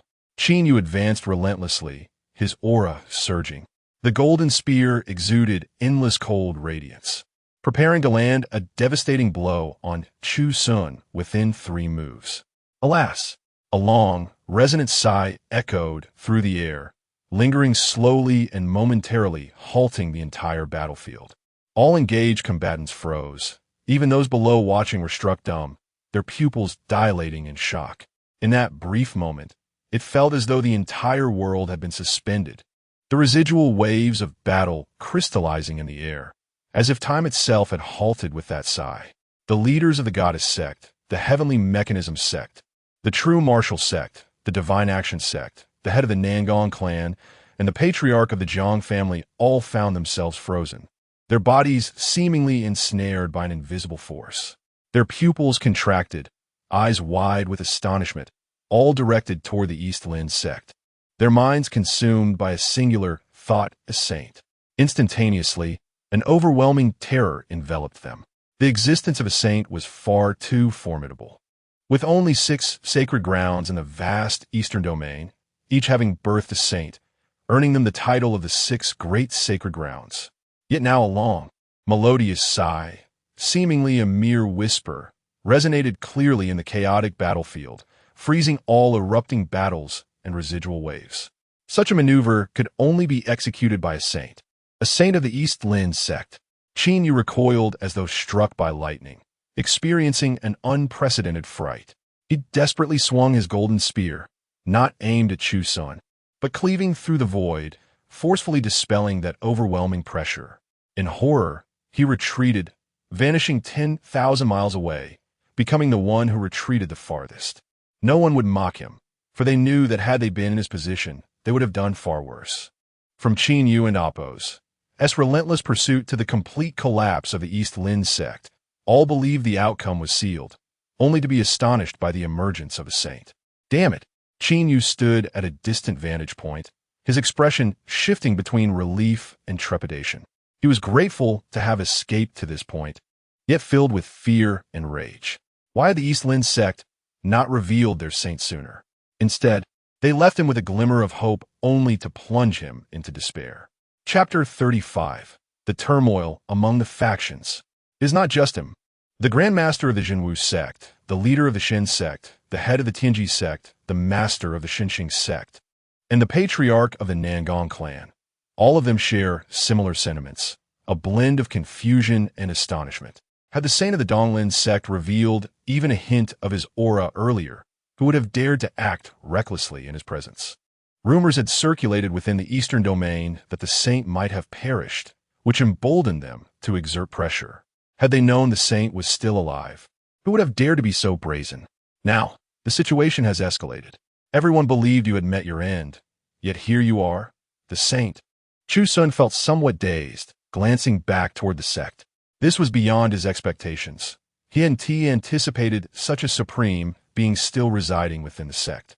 Discreetly, he put away the talisman paper in his palm, realizing that with a saint to handle the aftermath, there was no need to waste it. The Elder Wang he also displayed a glimmer of joy. Like the others, he had fought until this point, having lost all hope, believing the saint had passed into the void, only to discover he was still among the living. The elder in charge of suppressing the forbidden grounds, Elder Wang, wore a complex expression as if he had known about this all along. Yet, he showed no delight at the saint's revival. Instead, he sighed as if lamenting something lost, ultimately gazing silently in Chu Xun and Appos' direction. Perhaps for his sake, it was worth it. Elders who had once looked down upon the world, standing majestically like deities, now bowed in reverence before the Donglin sect, expressing their respect. Even Chu Xun of the Jinwu sect was no exception, not merely out of respect for the realm of the saint, but perhaps also for other reasons. They were now at the doorstep of the Donglin sect.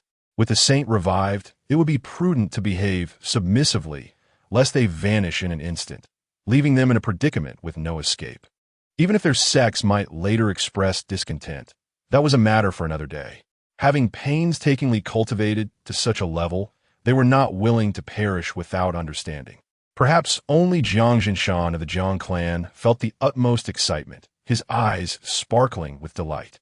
The existence of a saint in the Donglin sect was something he had never anticipated, but this revelation was as astonishing to him as Chu Xun's prodigious talents.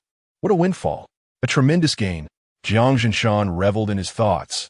As the greatest ally of the Donglin sect, the more powerful the Donglin sect became, the more secure he felt as an ally. Reflecting on his earlier actions only deepened his admiration for his own foresight. Let us go. Elder Wang, who was suppressing the forbidden grounds, weakly gestured to cover the injured Xiao Rongyu and Elder Wang he, intending to return to the sect. However, Elder Wang he was somewhat reluctant. After enduring such humiliation, how could he easily relent? If there was no saint, it could be overlooked. But now, with such a formidable backing, he naturally wanted to reclaim his dignity. The 6 major holy places had indeed underestimated the Donglin sect. Elder Wang, our saint is about to emerge. Retreating now would only bring laughter upon us. Elder Wang, he asserted. But at Elder Wang's whispered words, Elder Wang, he instantly quieted down, his expression of joy fading as he stiffly returned to the Donglin sect. The Grand Master of the Jinwu sect, the leader of the Xinqing sect, the head of the Jiang clan, and the patriarch of the Nangong clan silently observed. None dared to obstruct them. Even Xinyu, who was far away, did not dare to approach. They watched helplessly as the group returned to the sect. The aura of the saint dissipated, leaving them in a state of bewilderment. Exchanging glances, they were filled with trepidation and confusion. Some among them had already prepared to pay the price. Yet they never anticipated that the saint of the Donglin sect would not make an appearance. What did this signify? Was the saint magnanimous enough to disdain engaging with them? The younger generation? That seemed implausible. Under typical circumstances, a saint might indeed disregard such encounters. But now that they had encroached upon the Donglin sect and Oppos as territory, would it be possible for the saint to remain idle? Confusion and astonishing conjectures filled their minds. Was it possible that the saint of the Donglin sect had perished, and that earlier sigh was merely an illusion? No. Recollecting the oppressive aura accompanying the sigh, it was undeniably the true presence of a saint, impossible to feign. If he was indeed a saint, why would he choose not to reveal himself? The leaders of the various factions exchanged glances, their eyes reflecting different shades of understanding, each harboring their own speculations, whether to deny or hesitate. Yet they all made their departures. For the saint of the Donglin sect and Amp, Oppos' absence during today and Amp, Oppos' siege would soon turn into a farce. Even Xinyu of the Xiandao sect felt the same. Regardless of whether the saint of the Donglin sect was alive, the formation of the Donglin sect was beyond his capability to breach, and he too vanished from the scene. Meanwhile, below, countless onlookers remained, some having traveled great distances, including dignitaries from secular dynasties, practitioners from the Eastern Domain, and prodigies from the region, all astonished by the events of the day. Before arriving, they had only witnessed the exchanges among those at the Emperor's realm.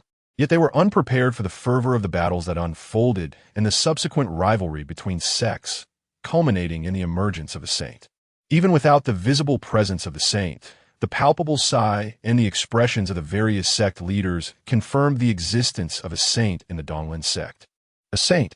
The Donglin sect possesses a saint.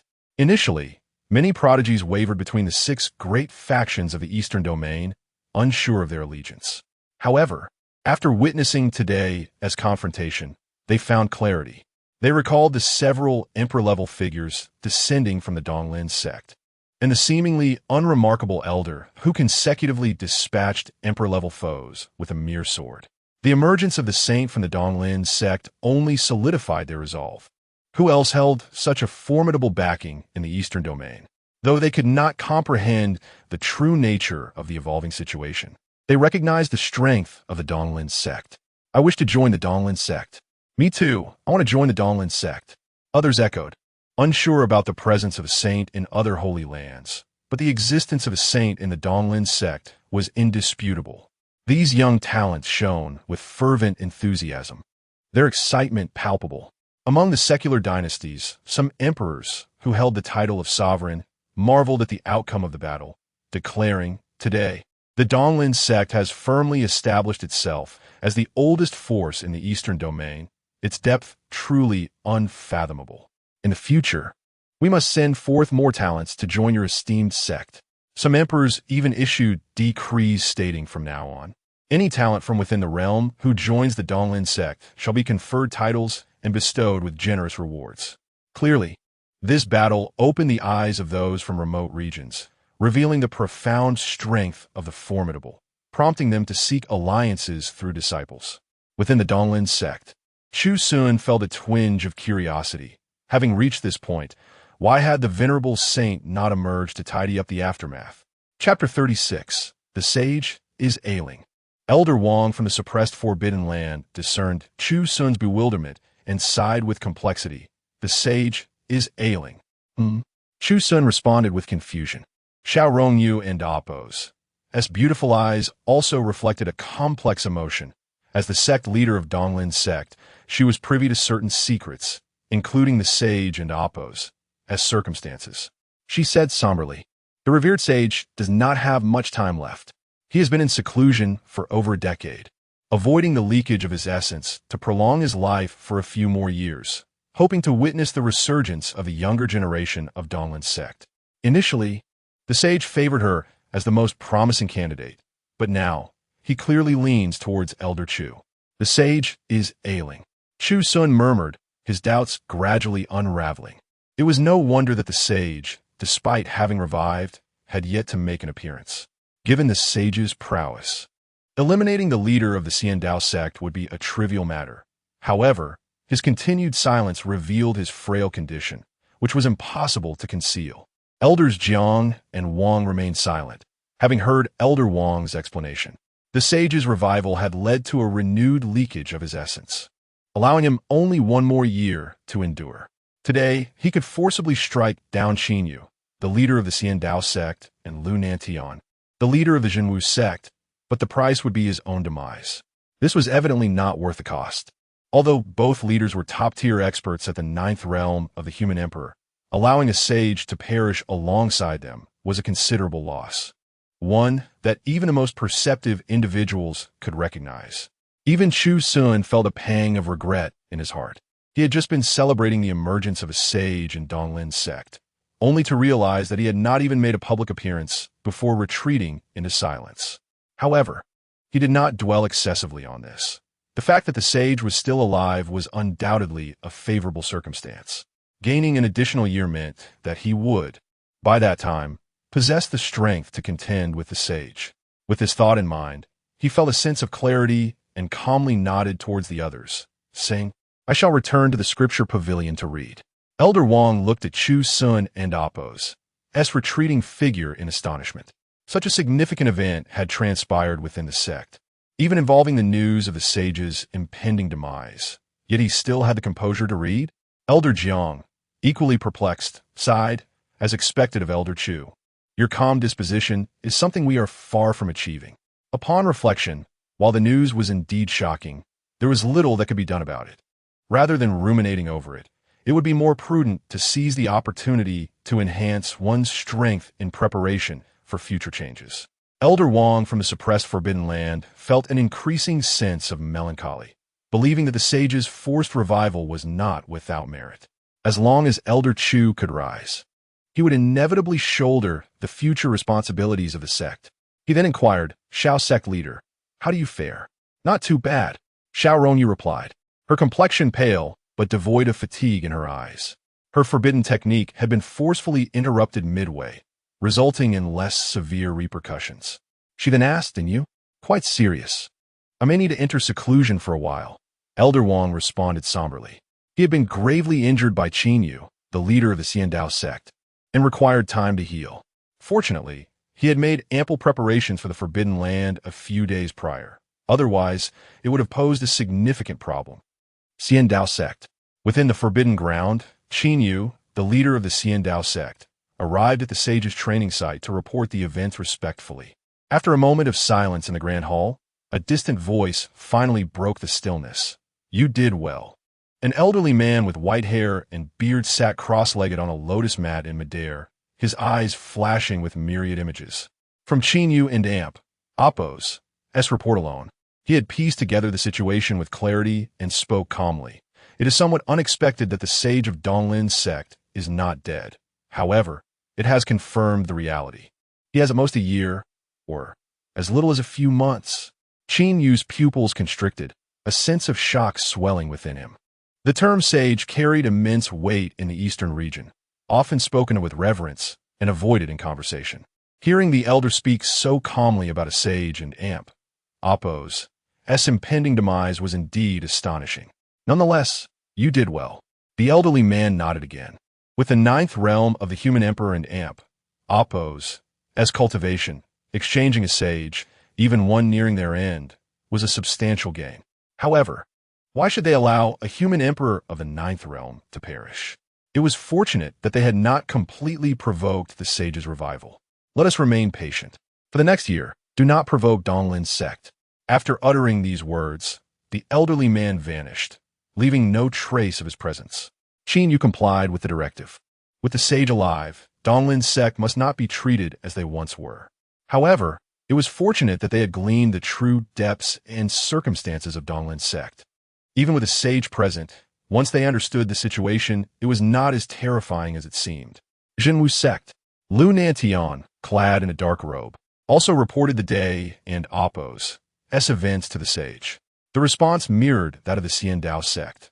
The sage of Donglin's sect was nearing his end, and there was no need to court disaster at this time.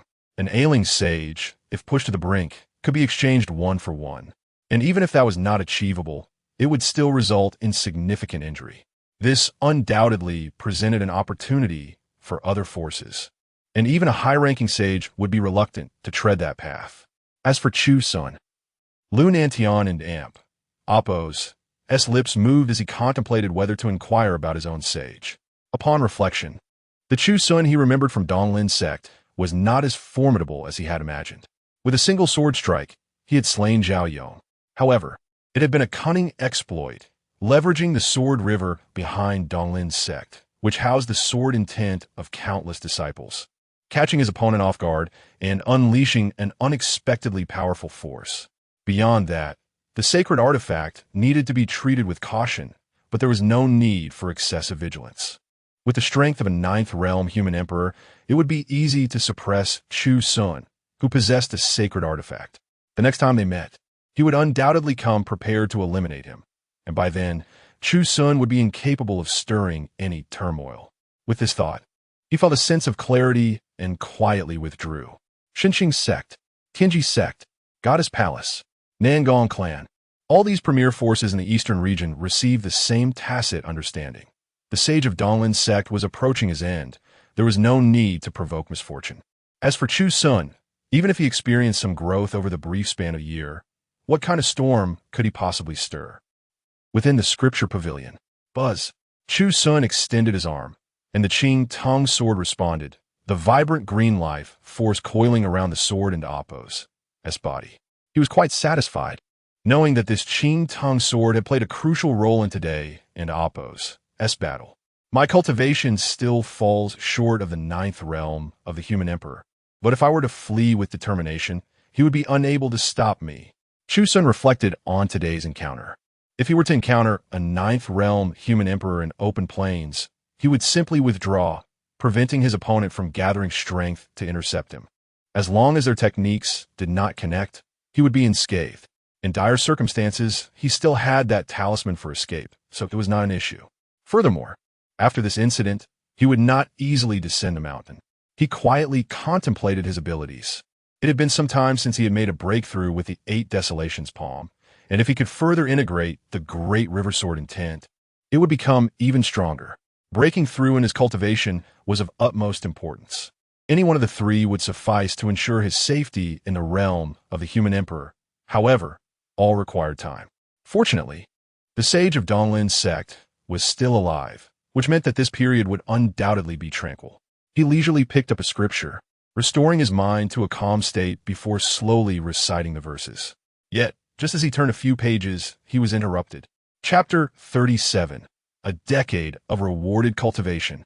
Elder Chu, Li Yaoqi, stood obediently on the 8th floor of the Scripture Pavilion, her dark, clear eyes misty with a blend of reluctance and joy. As Chu Xun gazed upon the little girl, his heart melted. Although he had been nurturing his energy during these days, it had been quite some time since little Yaoqi last visited. Looking at her resolute little face, it was apparent that she had endured considerable hardship in persuading her mother these past few days. I must leave, Li Yaoqi said sadly. It was in this corner of the Scripture Pavilion that she had found a sense of belonging, unlike the cold and indifferent place within the Taoist sect, where she was constantly monitored and urged to cultivate. Only in that corner did she have stability and time that truly belonged to her, and now she would have to part ways with Elder Chu. Are you really leaving? A ripple of emotion surged within Chu Xun. Considering the time, if not for Li Yaoqi and Appo's stubbornness in waiting for him to teach a lesson to those intruders, she would have likely returned to the Taoist sect by now. With a fleeting sense of nostalgia, he glanced at the little girl's attributes. Name, Li Yaoqi. Age, for cultivation, body refining realm. Fortune, deep purple, faint lotus appearing. Her fortune had evidently advanced, alleviating any worries about her safety. He rose and said, Do you remember what Elder Chu said about giving you a gift before you leave? Li Yaoqi and Appo's downcast eyes sparkled with hope. Yes. She extended her tiny palm. A metallic bracelet lay quietly in her hand as Chu Xun gently inquired, "Do you like it?" "Of course." Li Yaoqi's eyes lit up with a radiant smile. No matter what Elder Chu had gifted her, she cherished it deeply, for it was her first ever present from someone, especially from Elder Chu, whom she held dear. She removed her own bracelet and donned the golden bangle bestowed by Chu Xun, lifting her wrist to showcase it proudly, exclaiming, "Isn't it beautiful?" "Indeed." Chu Xun nodded in agreement. Though Li Yaoqi continued to smile, her eyes bore a shadow of sadness. The life awaiting her after departing from Donglin's sect would be monotonous and dreary, forever under scrutiny, and most painfully, she would be distanced from the kind-hearted Elder Chu. "Return now. I will visit you in the future." Chu Xun affectionately ruffled her hair, speaking softly. "Really?" The latter part of his statement seemed to awaken the little girl, and her dim eyes sparkled with renewed vitality. She lifted her head, filled with hope. "Truly," Chu Xun affirmed with a firm nod. "All right, then goodbye, Elder Chu." Li Yaoqi waved reluctantly. Standing on the upper floor, Chu Xun did not descend to bid her farewell, but watched as Li Yaoqi followed a woman clad in phoenix robes. Growing distant, a tinge of reluctance stirred within him, but he quickly regained his composure. The path of cultivation is a long one. Everyone is merely a passerby. "Yaoqi, who gave you that?" The woman leading Li Yaoqi had noticed the golden bangle on her wrist, her beautiful eyes reflecting a hint of surprise. For she was aware of its significance. Not long ago, two divine artifacts had emerged from the auction in Tianbao City. The first was the Taishan sword, which she knew was in Donglin's sect, and the second was this golden bangle, a quasi-sacred artifact, though somewhat lacking in practical application. It could withstand a blow from a sage and was deemed a precious protective charm. However, its exorbitant price placed it beyond the reach of ordinary individuals, and those who could afford it had no need for such a protective talisman, which is why it had ended up at the auction. Nonetheless, it was undeniably a treasure, a quasi-sacred artifact. Though it could not initiate attacks, its value diminished significantly, yet when placed upon a child, it became an unparalleled protective charm. "Elder Chu." The woman holding Li Yaoqi was engulfed in a moment of astonishment and disbelief. This quasi-sacred artifact had reportedly fetched an astronomical price at auction, regarded as a prized possession, and she never expected it to land in Donglin's sect, gifted to her daughter. In that brief moment of bewilderment, she felt a surge of respect for the elderly man. "Ding! Congratulations, host, for investing in the destined villain. Reward: 10 years of cultivation. Reward: 10 years of swordsmanship comprehension. Reward: drops of life essence." All three rewards were related to cultivation, surprising and delighting Chu Xun, despite not feeling an overwhelming sense of pressure. The looming presence of the immortal Dao sect and the true martial sect felt akin to a mountain pressing down upon him. A swift breakthrough would indeed be a welcome surprise. Absorb. Boom. 10 years of cultivation surged into his body, causing the stagnation at the fifth realm of the human emperor to erupt violently. Fifth realm of the human emperor, peak. Sixth realm of the human emperor. Seventh realm of the human emperor. Eighth realm of the human emperor. He barely halted at the mid-stage of the eighth realm of the human emperor, achieving all this in less than a quarter of an hour. If this news were to spread, it would undoubtedly cause a tremendous uproar. What a pity. A hint of lament flickered in Chu Xun's eyes. Had he invested in Li Yaoqi earlier, he would not have needed to awaken his sage. With his current cultivation, he could easily vanquish all adversaries with a single sword strike, even against the likes of true martial sect and amp, Oppos, S. Lunan Tian, or immortal Dao sect and amp, Oppos, S. Chinyu. Yet, it mattered little. As the saying goes, a blessing in disguise. Although it required reviving a sage, he could still remain hidden in the shadows, waiting for the next opportunity. And few would be able to rival him in the Eastern domain. He then turned his attention to the second reward. 10 years of swordsmanship comprehension. Would you like to absorb it? Yes. In that instant, a torrent of swordsmanship insights rushed forth, overwhelming him with a multitude of fragmented understandings. Even with Chu Xun's extensive knowledge and solid foundation, he nearly lost himself amid this deluge of comprehension. Steady your mind. Delve deeply into the understanding. It was as if enlightenment struck him. Closing his eyes tightly, he immersed himself in the profound swordsmanship within the Scripture Pavilion. The confusions he had faced in grasping the great river sword intent were now effortlessly resolved. As time flowed, each passing moment saw his swordsmanship cultivation advancing by leaps and bounds, as if he were perpetually in a state of epiphany, progressing at an astonishing rate. In just 7 days, he had absorbed 10 years in Appos, worth of swordsmanship comprehension. Even with his eyes closed, the moonlight streamed through the window, casting a hazy glow upon the elder, resembling a brilliant, luminous divine sword, radiating sharpness from every inch of his being. With a swift motion, he unleashed a crescent moon from his sleeve, soaring into the heavens, radiating a resplendent and vibrant sword intent. In an instant, countless sword cultivators within the sect sensed it, their heads lifting in astonishment, some even enraptured, murmuring, "This sword intent is incredibly domineering. If one could comprehend it, their cultivation would surely ascend another level." Meanwhile, in the place of the sect master, Xiaorongyu opened her weary eyes. Yet upon witnessing the erupting sword intent, her fatigue dissipated, and a joyful expression spread across her face as she exclaimed, "Elder Chu has broken through again, comprehending new sword techniques." At the chess table, Wang He and Elder Jiang were momentarily stunned, but as they sensed the profound sword intent, they exclaimed in delight, "This sword possesses the power of the 9th realm of the human emperor. It seems Elder Chu has gained much from our last duel." "Ha ha! Another breakthrough, so soon." Elder Wang, who was overseeing the forbidden area, also smiled with joy, initially thinking this was a new sword technique that Elder Chu had comprehended. However, within the Scripture Pavilion, Chu Xun leisurely opened his eyes. The crescent moon sword intent he had just unleashed was merely a casual wave of his hand. He had not even utilized the great river sword intent, nor had he expended much of his own cultivation. It was purely an expression of recent insights, transformed into sword intent, casually struck forth. His peripheral vision caught sight of the crescent moon soaring towards the sky, morphing into a colossal sword light, as if it aimed to sever the moon itself. A smile graced his lips as he mused. To rival the 9th realm of the human emperor without employing the great river sword intent, if combined with it and the green vine sword, there would be no rival among the human emperor realm. Chapter 38. The Disciple Selection Ceremony. System. Attributes. As the sword energy gradually dissipated into the heavens, Chu Xun seized a rare opportunity to examine his attribute panel. Name: Chu Xun, Sect, Eastern Sacred Land. Cultivation: Pinnacle of Human Emperor and Appos, S. 8th Realm. Divine Ability: Supreme Defensive Skill, Golden Light Barrier.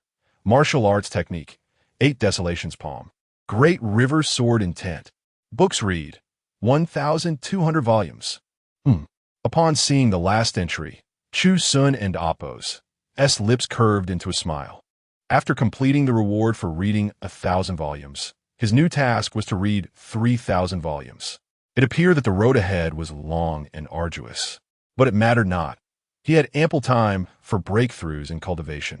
Thus, he continued to read scriptures, write, sip tea, cultivate his temperament, and enhance his character. Time flowed silently. 3 months passed in the blink of an eye. On this particular day, within the scripture repository, Chu Xun remained engrossed in his studies.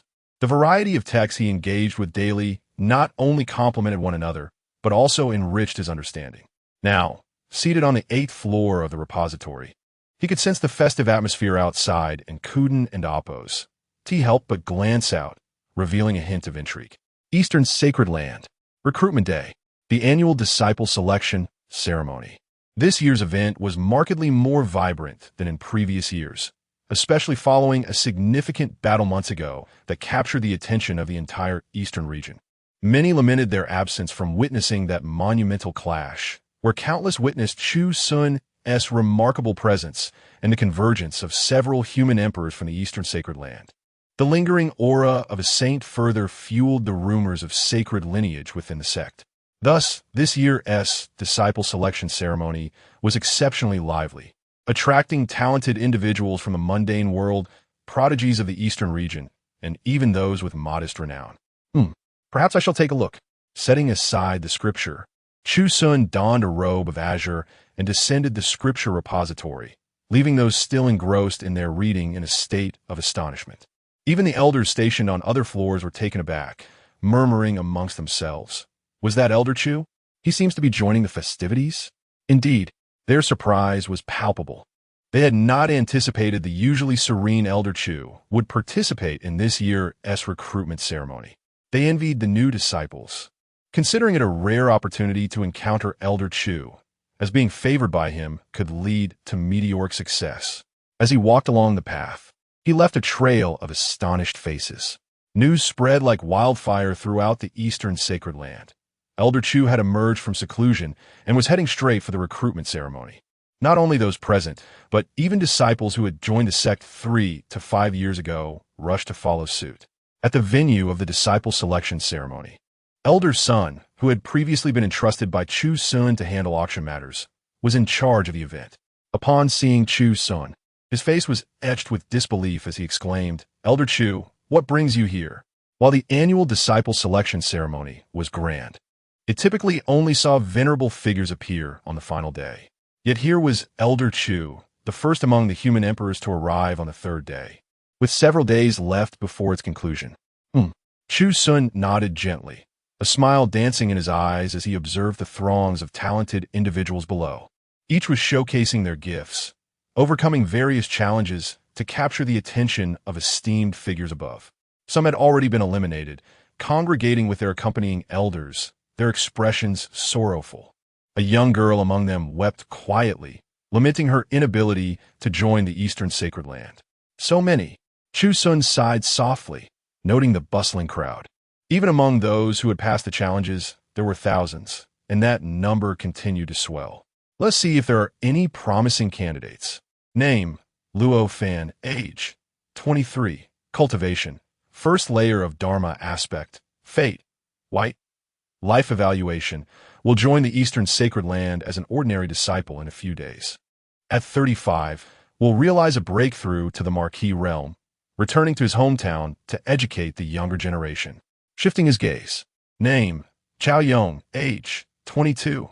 Cultivation: fourth layer of Dharma aspect. Fate: gray. Life evaluation: will join the eastern sacred land as a disciple in a few days. At 30, will break through to the Marquis realm. At 40, will find no hope for the venerable realm, subsequently returning home to establish the Qingzhou Academy, from which a remarkable figure will emerge in the future. Continuing to scan. Name: Fang Jie. Age: 24. Cultivation: fourth layer of Dharma aspect. Fate: black. Destined supporting role. Life evaluation: will reveal remarkable talent upon joining the sect, becoming a disciple of an elder. Within a few years, he will rise to prominence, yet will attract the attention of a destined protagonist, passing away at 29. Shaking his head lightly, Chu Xun observed that most individuals were bound by their fates, with few possessing the potential signified by a black fate. Fang Jie showed some promise, but fell short of expectations. Difficult to find, Chu Xun lamented, initially hoping to discover opportunities to invest in a destined antagonist. Yet the overall fortunes of these individuals were too weak. However, it was clear that while destined antagonists existed, they could not all converge within a minor sect. He feared he would return empty-handed this time. Elder Sun then pointed towards the group of eliminated candidates, suggesting, among those disciples, there may be hidden gems worth your attention. Elder Chu, this was not mere flattery. The sect's rigid rules meant that some promising candidates might be eliminated before their talents could shine, often due to collusion against them. Thus, generalizations could not be applied. However, it was undeniable that such hidden talents were exceedingly rare, with years passing without a single one appearing. Most of the eliminated candidates simply lacked the requisite aptitude to join the Eastern Sacred Land. Chu Xun nodded slightly, harboring little hope in his heart. His celestial vision unfurled, revealing a clear view of the destinies before him. One individual's fate immediately captured his attention. Among the eliminated candidates, a cold, somber youth clad in black expressed his unspoken disappointment, observing the surrounding peers who had also been unsuccessful, yet each was accompanied by an elder. Merely a single failure does not signify defeat. Your performance today was commendable. Next year, you will undoubtedly overcome the 7 trials and join the Eastern Sacred Land. Ha ha ha ha. To have passed 4 trials on your first attempt is commendable. Next year, you will surely enter the Eastern Sacred Land. Truly, you are my precious daughter, gifted beyond compare. Little one, although you have been eliminated, your brother has garnered the attention of the Eastern Sacred Land's elders and has been accepted as a disciple ahead of time. You should rejoice for him. Observing the harmonious scenes around him, the cold, somber youth felt a deep sense of loss. Others were either accompanied by companions or supported by family elders, while he stood alone, disregarded even in failure. Is my talent truly insufficient? The despair in the eyes of the youth in black robes was palpable. Once, he had been the pride of his family, born into the Lu clan of Tianyun Kingdom. From a young age, he had displayed extraordinary talent, with high hopes placed upon him by his family. The clan elders regarded him as the beacon of their future. As he matured, he journeyed to the imperial capital and enrolled in the prestigious Tianyun Academy, where in just 3 years, he captivated his peers with his unparalleled brilliance. Even the emperor of Tianyun Kingdom regarded him as the nation's foremost genius. Subsequently, he embarked on a journey of exploration. When he first departed from the kingdom of Tianyun, he was brimming with youthful exuberance, once proclaiming himself to be the finest among mortals. However, as his travels increased, that initial fervor was gradually subdued. It was only upon entering the vast stage of the eastern region that he truly comprehended his own frailty and impotence. The hopes of his family, the favor of the emperor, and the admiration of countless mundane idols weighed heavily upon him. Yet, upon arriving in the eastern region, he faced repeated setbacks. Not only was he unable to gain entry into the Eastern Lintong sect, but he was also eliminated from the 4 great sacred lands, and even lesser sects proved beyond his reach. This left him disheartened and desolate, as the once proud prodigy found his edges dulled, accompanied by bitterness and pain. It is likely that his classmates at Tianyun Academy still believe he is thriving in the eastern region, perhaps even having joined one of its grand sects, unaware that he lacks even the qualifications to cross their thresholds. Even after being dismissed, he could only retreat to a shadowy corner, nursing his wounds in solitude. Chapter 39. Prostration. System. Check attributes. A flicker of astonishment crossed Chu Xun and Appo's eyes. Name, Lu Jian. Age, 23. Cultivation. Second stage of law manifestation. Fortune, purple, destined villain. Physique, innate sword body. This revelation surprised Chu Xun, for no one else bore such a mark. Even Li Yaoqi and Appo's devouring physique remained concealed, while Lu Jian and Appo's unique trait was laid bare. Curiosity piqued, he continued to read. Life evaluation. A prodigy in his family since childhood, Lu Jian enjoyed a smooth journey to the imperial capital, entering the Tianyun Academy and gaining favor from the emperor. However, during his travels, he faced numerous setbacks, repeatedly rejected by sections. After failing the assessment of the Donglin sect, he chose to return to the Tianyun Kingdom, marking the beginning of a turning point in his life. The Tianyun Kingdom is under siege, being blood sacrificed by 3 demonic overlords. Witnessing this scene shattered Lu Jian's heart, yet his weak cultivation left him helpless. In the struggle, the demons sensed his unique physique and took him back to their cult for training. Initially planning to lurk within the demon cult to gain strength, fate conspired against him, and he was gradually framed by his peers, unwittingly becoming the notorious demon lord spoken of by various factions, leading to a united effort against him, eventually emerging as the demon emperor of a generation. Life evaluation. Tragic. After a cursory glance at Lu Jian's life evaluation, Chu Xun could only sigh. Indeed, a pitiable soul. In his youth, brimming with ambition, life had dulled his edges. This was merely the beginning. Witnessing the demon cult's sacrilege of the purest parts of the soul, the horrific deaths of countless souls, his grief transformed into a force that led him to infiltrate the cult, only to be repeatedly framed, even being accused of the very destruction of the Tianyun Kingdom. Such inhumane treachery, willing to betray even his own kin, left him bearing countless false charges, This fated villain truly deserved the system and Oppose S evaluation. Lu brother. A flicker of light appeared. A refined man approached Lu Jian, smiling as he spoke. Lu brother, I have gained the favor of an elder from the Donglin sect, and need not continue the assessments. What have you? Lu Jian's throat tightened as he struggled to respond. His eyes filled with bitterness as he clasped his hands in salute. Congratulations, Wang brother. I have been eliminated. Eliminated? The refined man feigned surprise, scrutinizing Lu Jian with disbelief. That cannot be. With your talent, how could you be eliminated? Lu Jian suppressed his rising anger. He could discern the refined man's mockery. This crowd was comprised of those in the elimination zone, and his approach was clearly not for idle chit-chat. Yet, he was no longer the impetuous youth from Tianyun Kingdom. Pressing his lips together, he remained unmoved, feeling despondent. It appears I am but one among the masses. I cannot fathom how, in my youthful arrogance, I dare to harbor such lofty ambitions. Disappointment settled in. He resolved to cease his efforts in the Eastern Domain and return to the Tianyun Kingdom to accept his mediocrity. The refined man's eyes gleamed with disdain as he scrutinized Lu Jian before turning to leave. Initially, he had believed Lu Jian to be someone worth befriending. Little did he know that Lu Jian had failed to enter even the Donglin sect. Truly a waste, attempting to maintain an aloof demeanor. How laughable. Lu Jian turned away in disappointment, ready to depart when an unexpected figure appeared nearby, smiling as they gazed at him, asking, Lu Jian, do you wish to enter my sect and join the Donglin sect? Boom!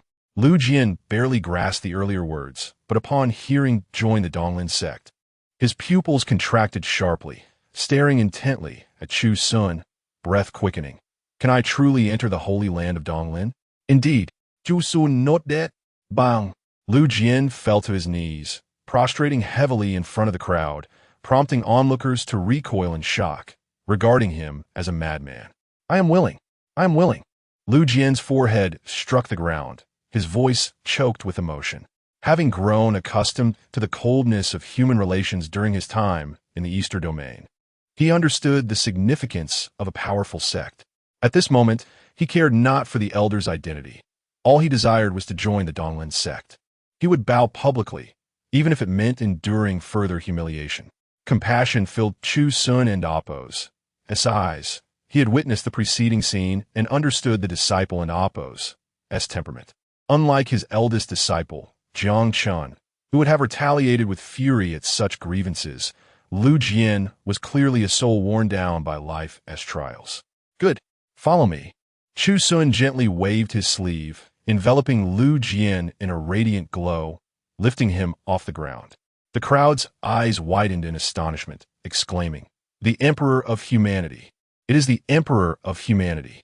The aura emanating from the radiant glow drew the attention of those in the elimination zone, while even those in the disciple recruitment area turned in disbelief. The Emperor of Humanity. It is the esteemed elder. As exclamations of astonishment filled the air, the once indifferent figures who had earlier disregarded the disciple recruitment ceremony now stood with enthusiasm, approaching the ethereal space to express their congratulations. Their eyes glimmering with kindness towards Lu Jian, offering gifts in celebration. This spectacle left the candidates in the assessment dumbfounded.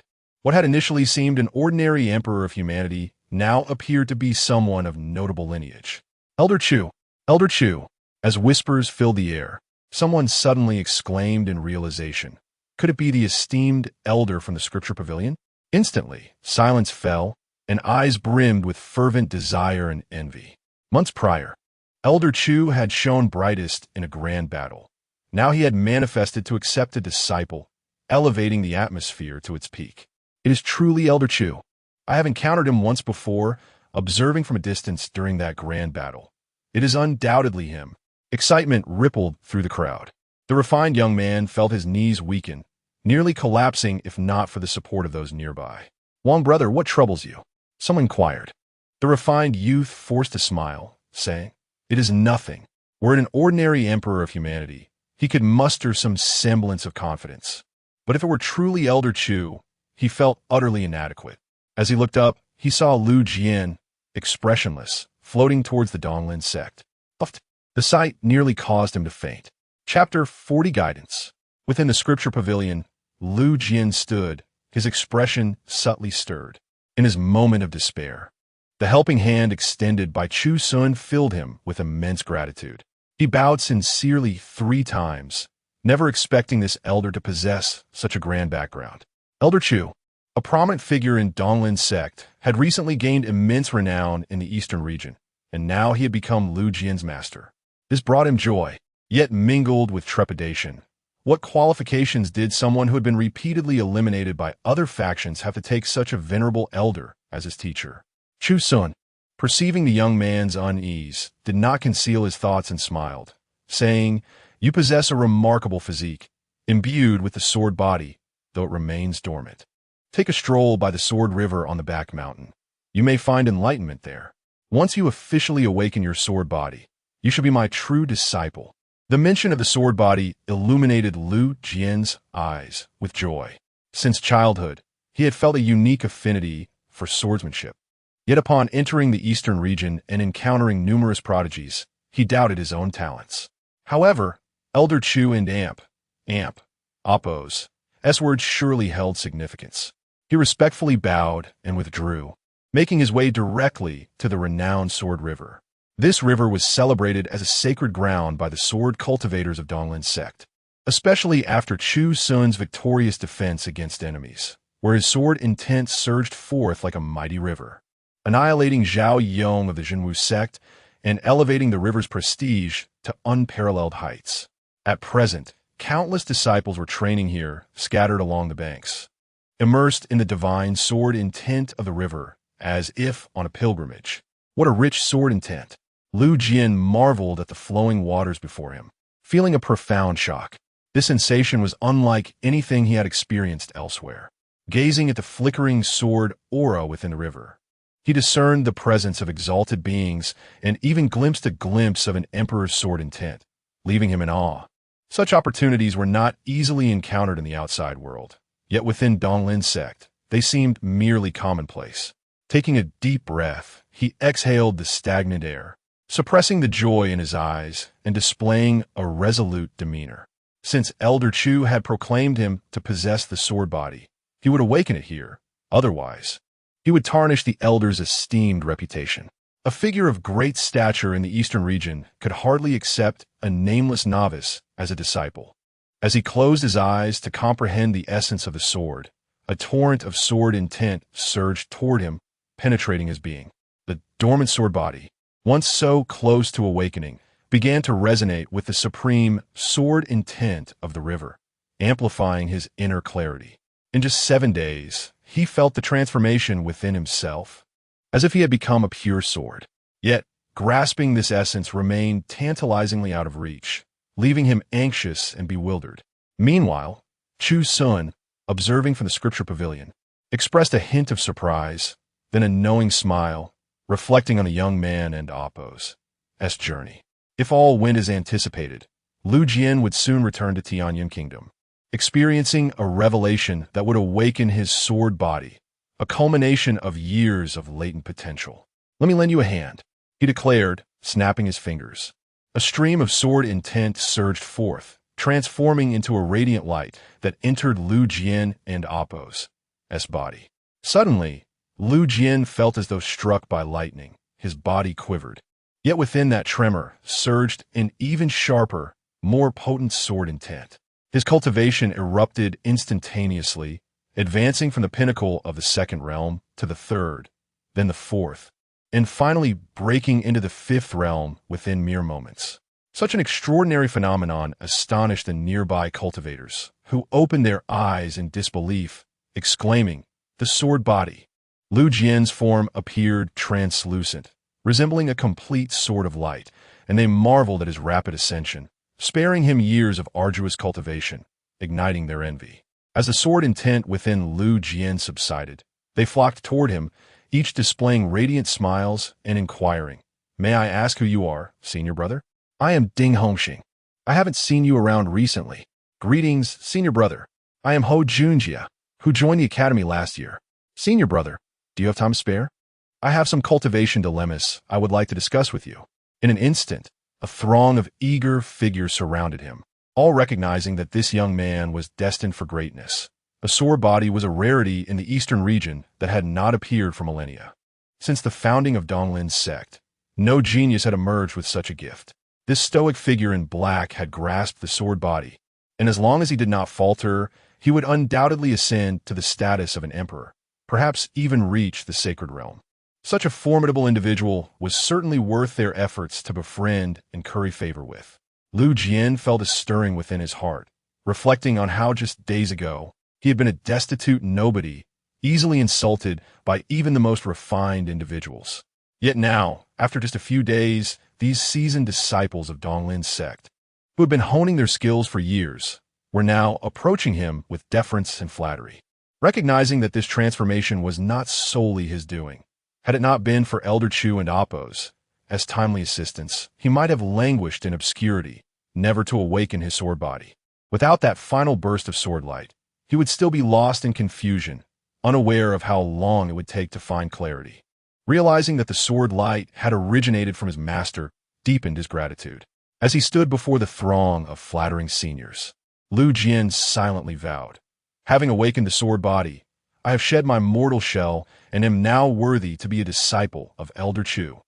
Moments later, within the Scripture Pavilion, Lu Jian stood obediently. Chu Xun, with a smile playing on his lips, remarked, "Well done. 7 days to master the sword body was indeed within my expectations.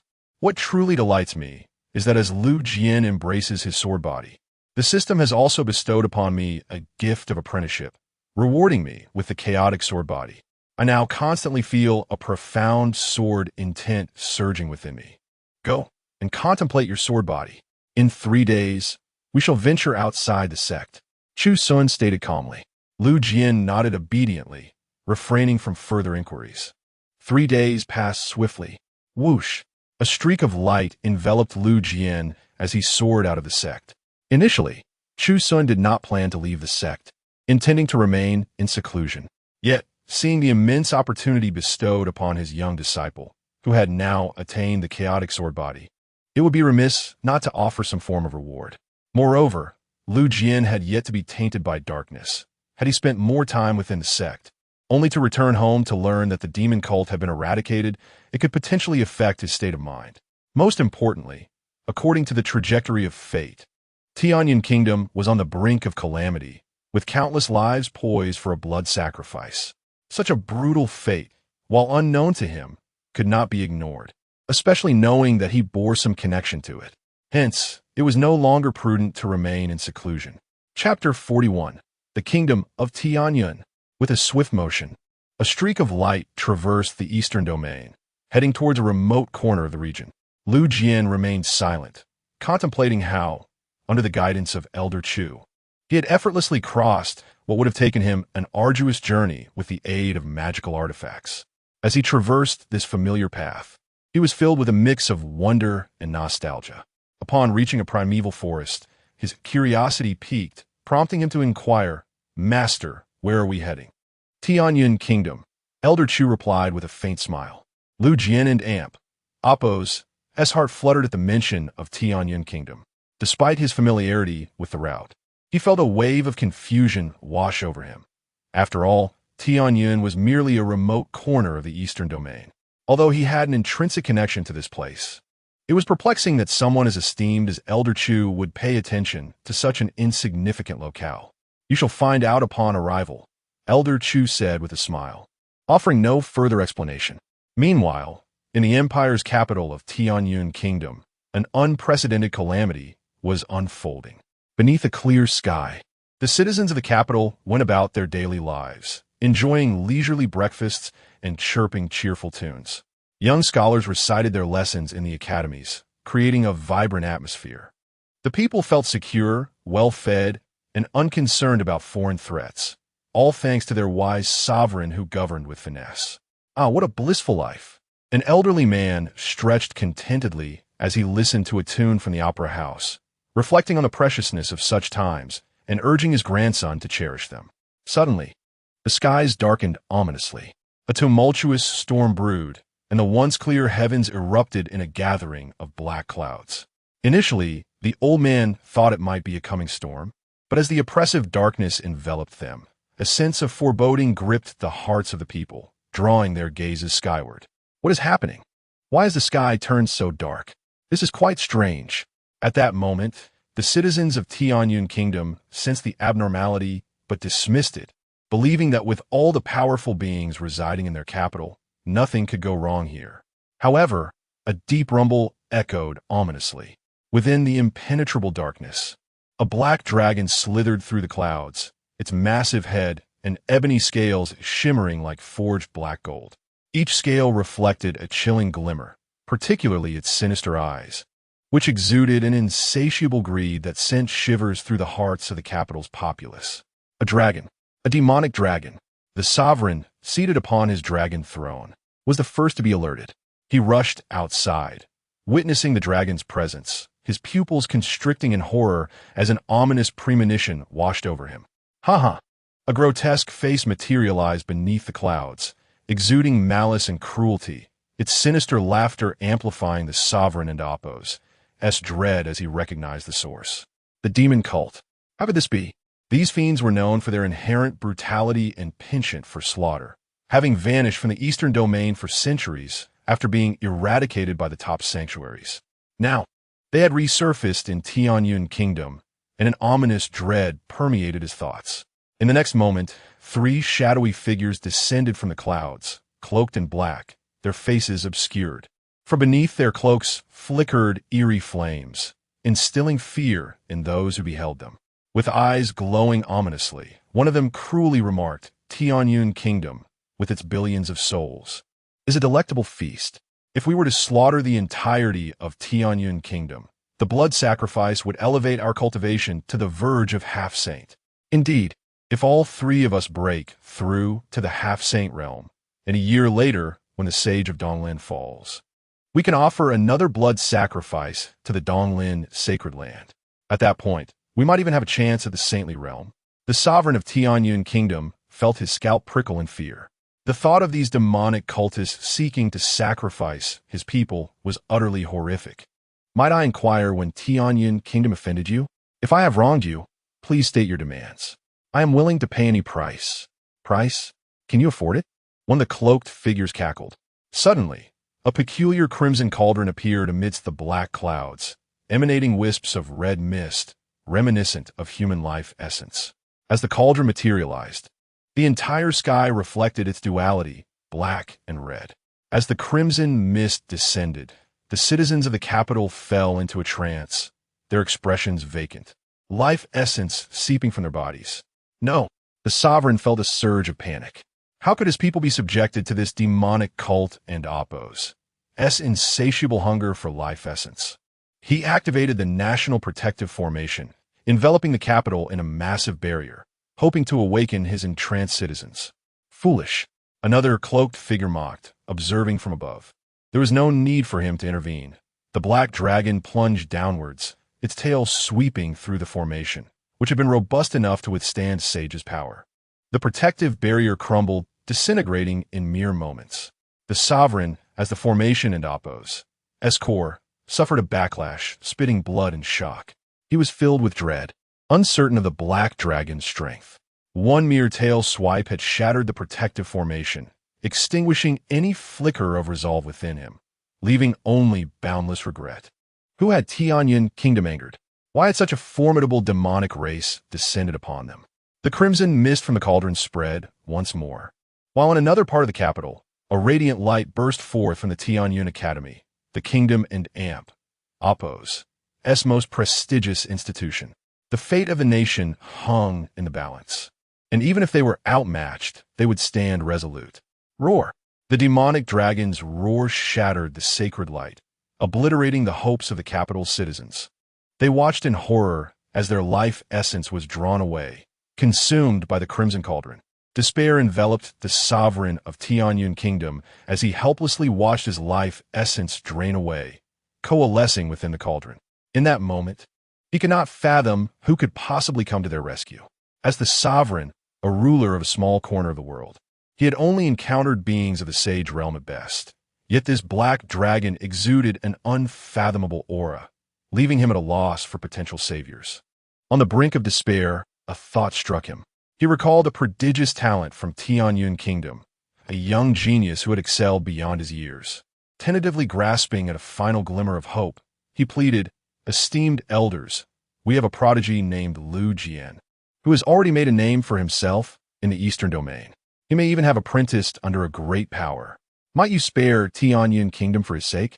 The Tianyun Academy and the citizens of the empire listened intently, their hearts filled with hope. Lu Jian's extraordinary talents had not gone unnoticed. He was a source of pride for Tianyun Kingdom. If he were to ally with a powerful sect, perhaps it could influence the outcome and grant them a chance at survival. Chapter 42, A Sword. Lu Jian? Who is he? Is he a saint? I have never heard of him. Three powerful figures from the demon sect laughed mockingly, tormenting those insignificant ants, their eyes glinting with amusement. One remarked, "Who is Lu Jian? I have never heard of him." Perhaps the people of this small place believe that any genius who strolls out can achieve a remarkable status in the Eastern region. How laughable. Cackling, he continued, "Let me enlighten you. Lu Jian may possess extraordinary talent, but once he enters the Eastern region, he is just another face in the crowd, likely unable to even join an ordinary faction. Indeed, even if he were to join one, what would it matter?" This exchange reached the lower echelons of the imperial capital, plunging those who still held hope into utter despair. The most outstanding genius of the Tianyun Kingdom, Lu Jian, was thus scorned in their presence. The students of the Tianyun Academy also wore despondent expressions. They had heard countless miraculous tales of Lu Jian within the academy and had fantasized about his rise to fame in the Eastern region. Yet the reality, as these demons suggested, was that even the proud Lu Jian would be nothing remarkable upon entering the Eastern region. Despair spread like wildfire. Hope vanished from their eyes. Not far away, a streak of light approached rapidly. Lu Jian, upon overhearing this conversation, felt his heart tremble. He had never expected to return home to such calamity, his homeland in peril, the remnants of the demon race reviving, blood sacrificing the Tianyun Kingdom.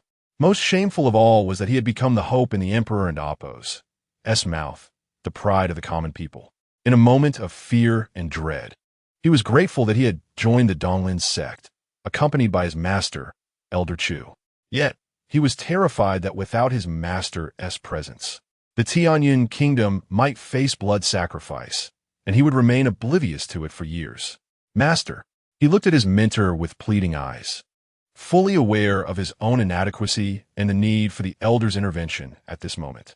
Elder Chu nodded gently, enveloping him as they moved forward. Cackling, "Is this despair? Is this all you can do?"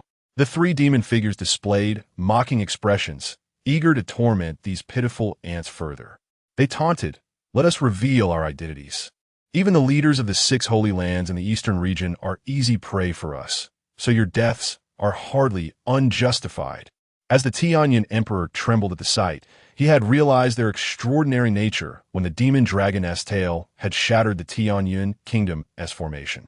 He never anticipated their origins to be so terrifying, capable of hunting even the leaders of the 6 holy lands.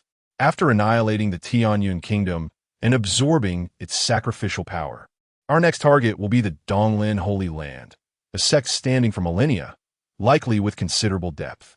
Alas, it shall belong to us. Just moments ago, some had doubted their claims, thinking the three were boasting that the leaders of the 6 holy lands were supreme figures, not easily hunted. However, seeing the intoxicated expressions on their faces as they fantasized about slaughtering the Donglin Holy Land, they were filled with trepidation and belief. These demons truly possessed the ability to slay the leaders of the 6 holy lands. Lu Jian, who was hastening to the battlefield, felt his heart race, his hair standing on end, trembling in terror. "Master, you must escape." Suddenly, someone is coming. The 3 demon figures in the sky displayed surprise. The Tianyun Kingdom had been isolated by their formation, yet a cultivator had dared to intrude, truly unexpected. It's a human emperor. However, upon glancing at Elder Chu's cultivation, they revealed expressions of relief.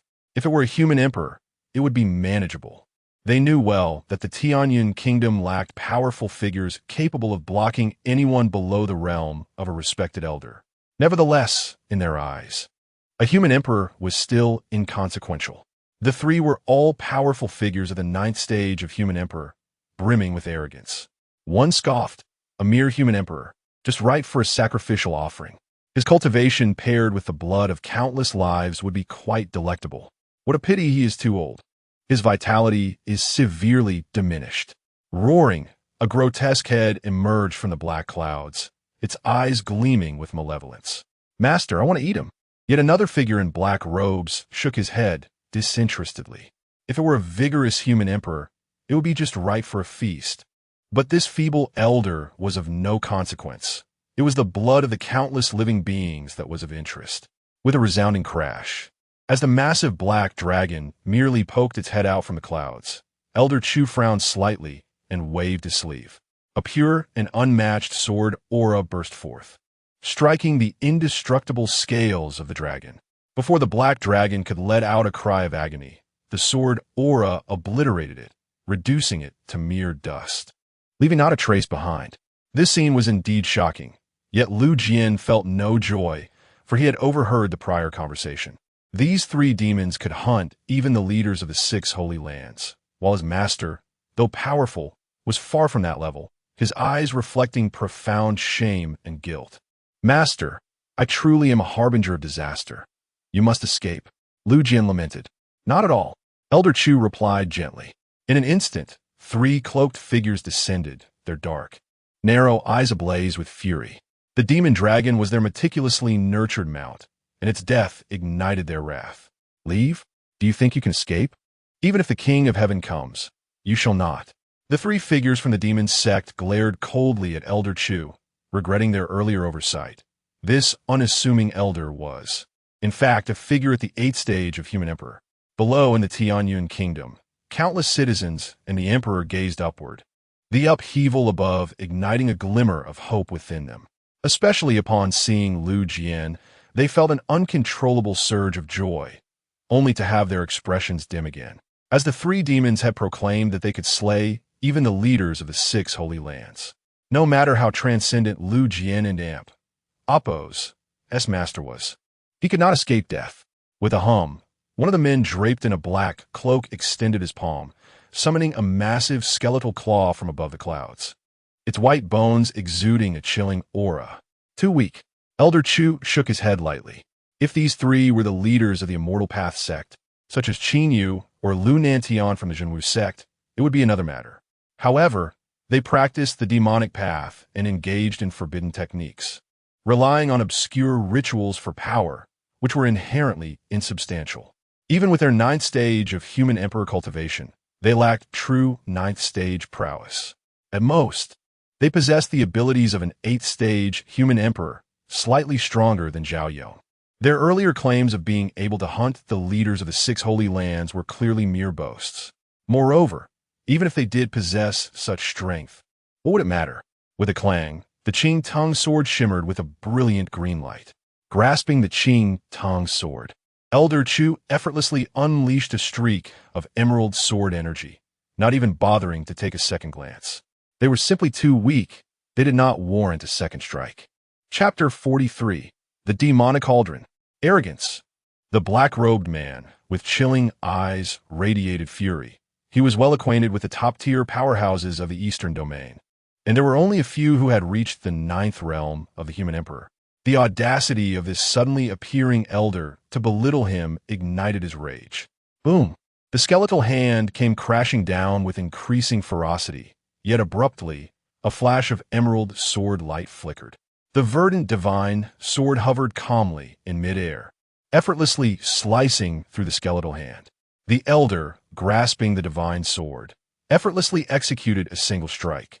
In an instant, the entire world seemed to freeze. A vibrant green sword aura surged forth, dispelling the oppressive terror and despair that loomed in the hearts of the onlookers. However, in the eyes of the 3 men, there was an unparalleled horror. That sword. Retreat, third. It cannot be blocked. That strike is a harbinger of doom. The 2 cloaked figures standing behind were suddenly taken aback, and as they swung their emerald sword, It transformed from 30 feet to 300, then 3,000, and finally 30,000 feet, a massive and radiant sword energy descending upon them. There was nowhere to hide. There was no escape. United, the remaining two cloaked men swiftly joined the third, combining their strength to form a colossal crimson formation, their energies harmonizing, their power surging dramatically. Previously at the 8th realm of the human emperor, they now rapidly ascended to the 9th realm, and with a brief pause, their aura erupted at the peak of the 9th realm, and after another brief moment, they reached the absolute limit of the human emperor. Such power was indeed formidable. Yet, the sword light unleashed by the emerald sword was even more terrifying. The 30,000-foot-long massive emerald sword light surged forward in an instant. Even with their blood formation activated, the three men felt like mere ants beneath the colossal sword, easily annihilated. A burst of blood mist erupted. The emerald giant sword swept through, reducing the three men to mere dust. Even in death, they could not comprehend why this seemingly unremarkable elder, possessing only the cultivation of a human emperor, could unleash power comparable to that of a saint. Weak, Chu Xun gently shook his head. His current cultivation had long allowed him to exhibit the power of the 9th realm of the human emperor, coupled with the chaos sword body and the might of the sacred artifact, the emerald sword. He was uncertain how far he was from saint, but few within the human emperor realm could withstand a blow from him, and these three were certainly not among them. Gilon. The kingdom of Tianyun fell into a brief silence, all eyes fixed on the elder above, as if their breath had been momentarily stilled, shocked by the stark contrast. Just a moment ago, the life essence of the populace was being continuously siphoned by the demonic cauldron in the sky, and the next moment, two figures approached.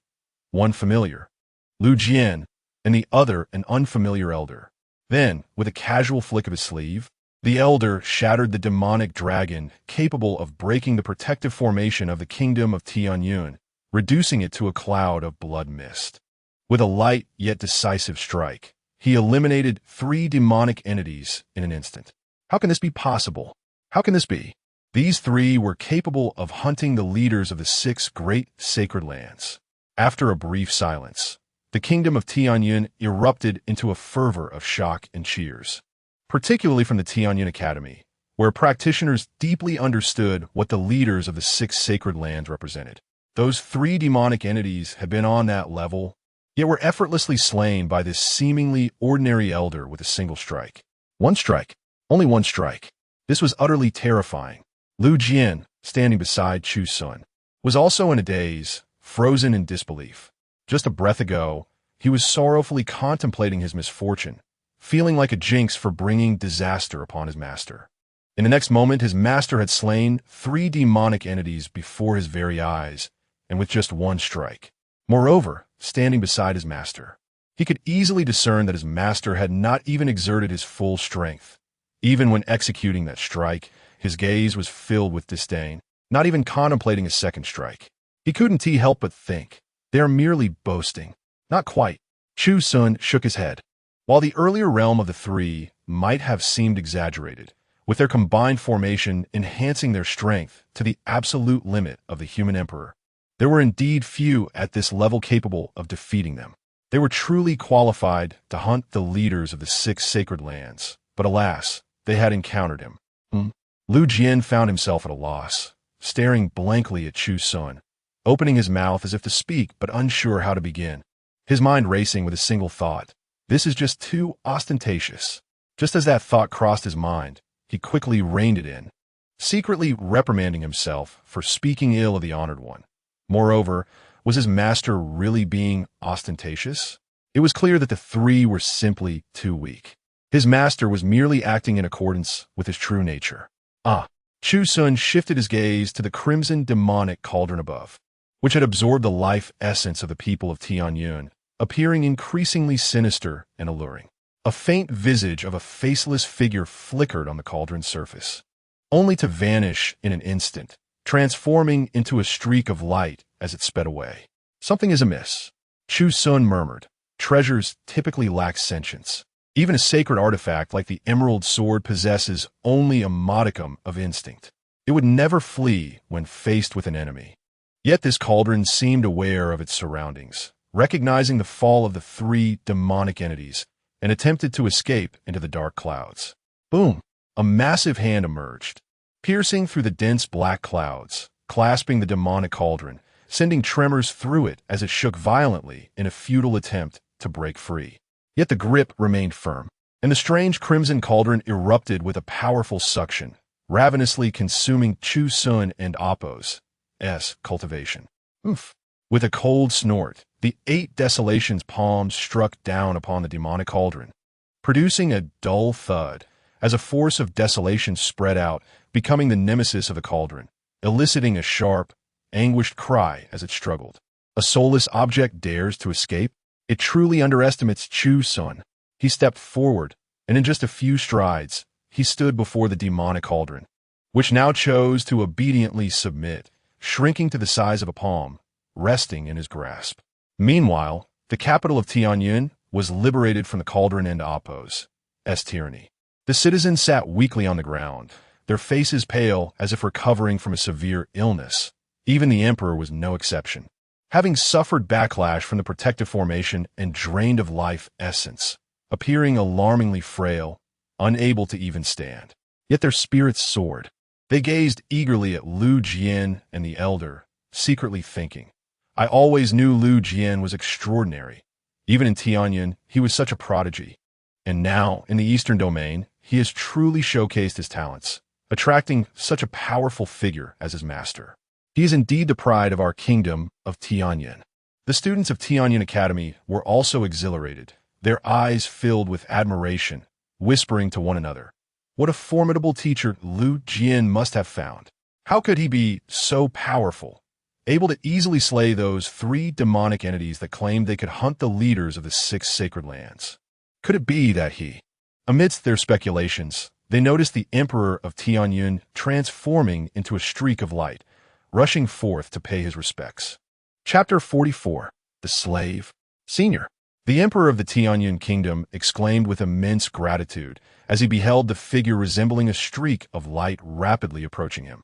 Had it not been for Chu Xun, the entire Tianyun kingdom would have faced calamity. What thrilled him even more was the possibility that Chu Xun might be a sage, a figure of such caliber that even the 6 sacred lands possessed only a handful.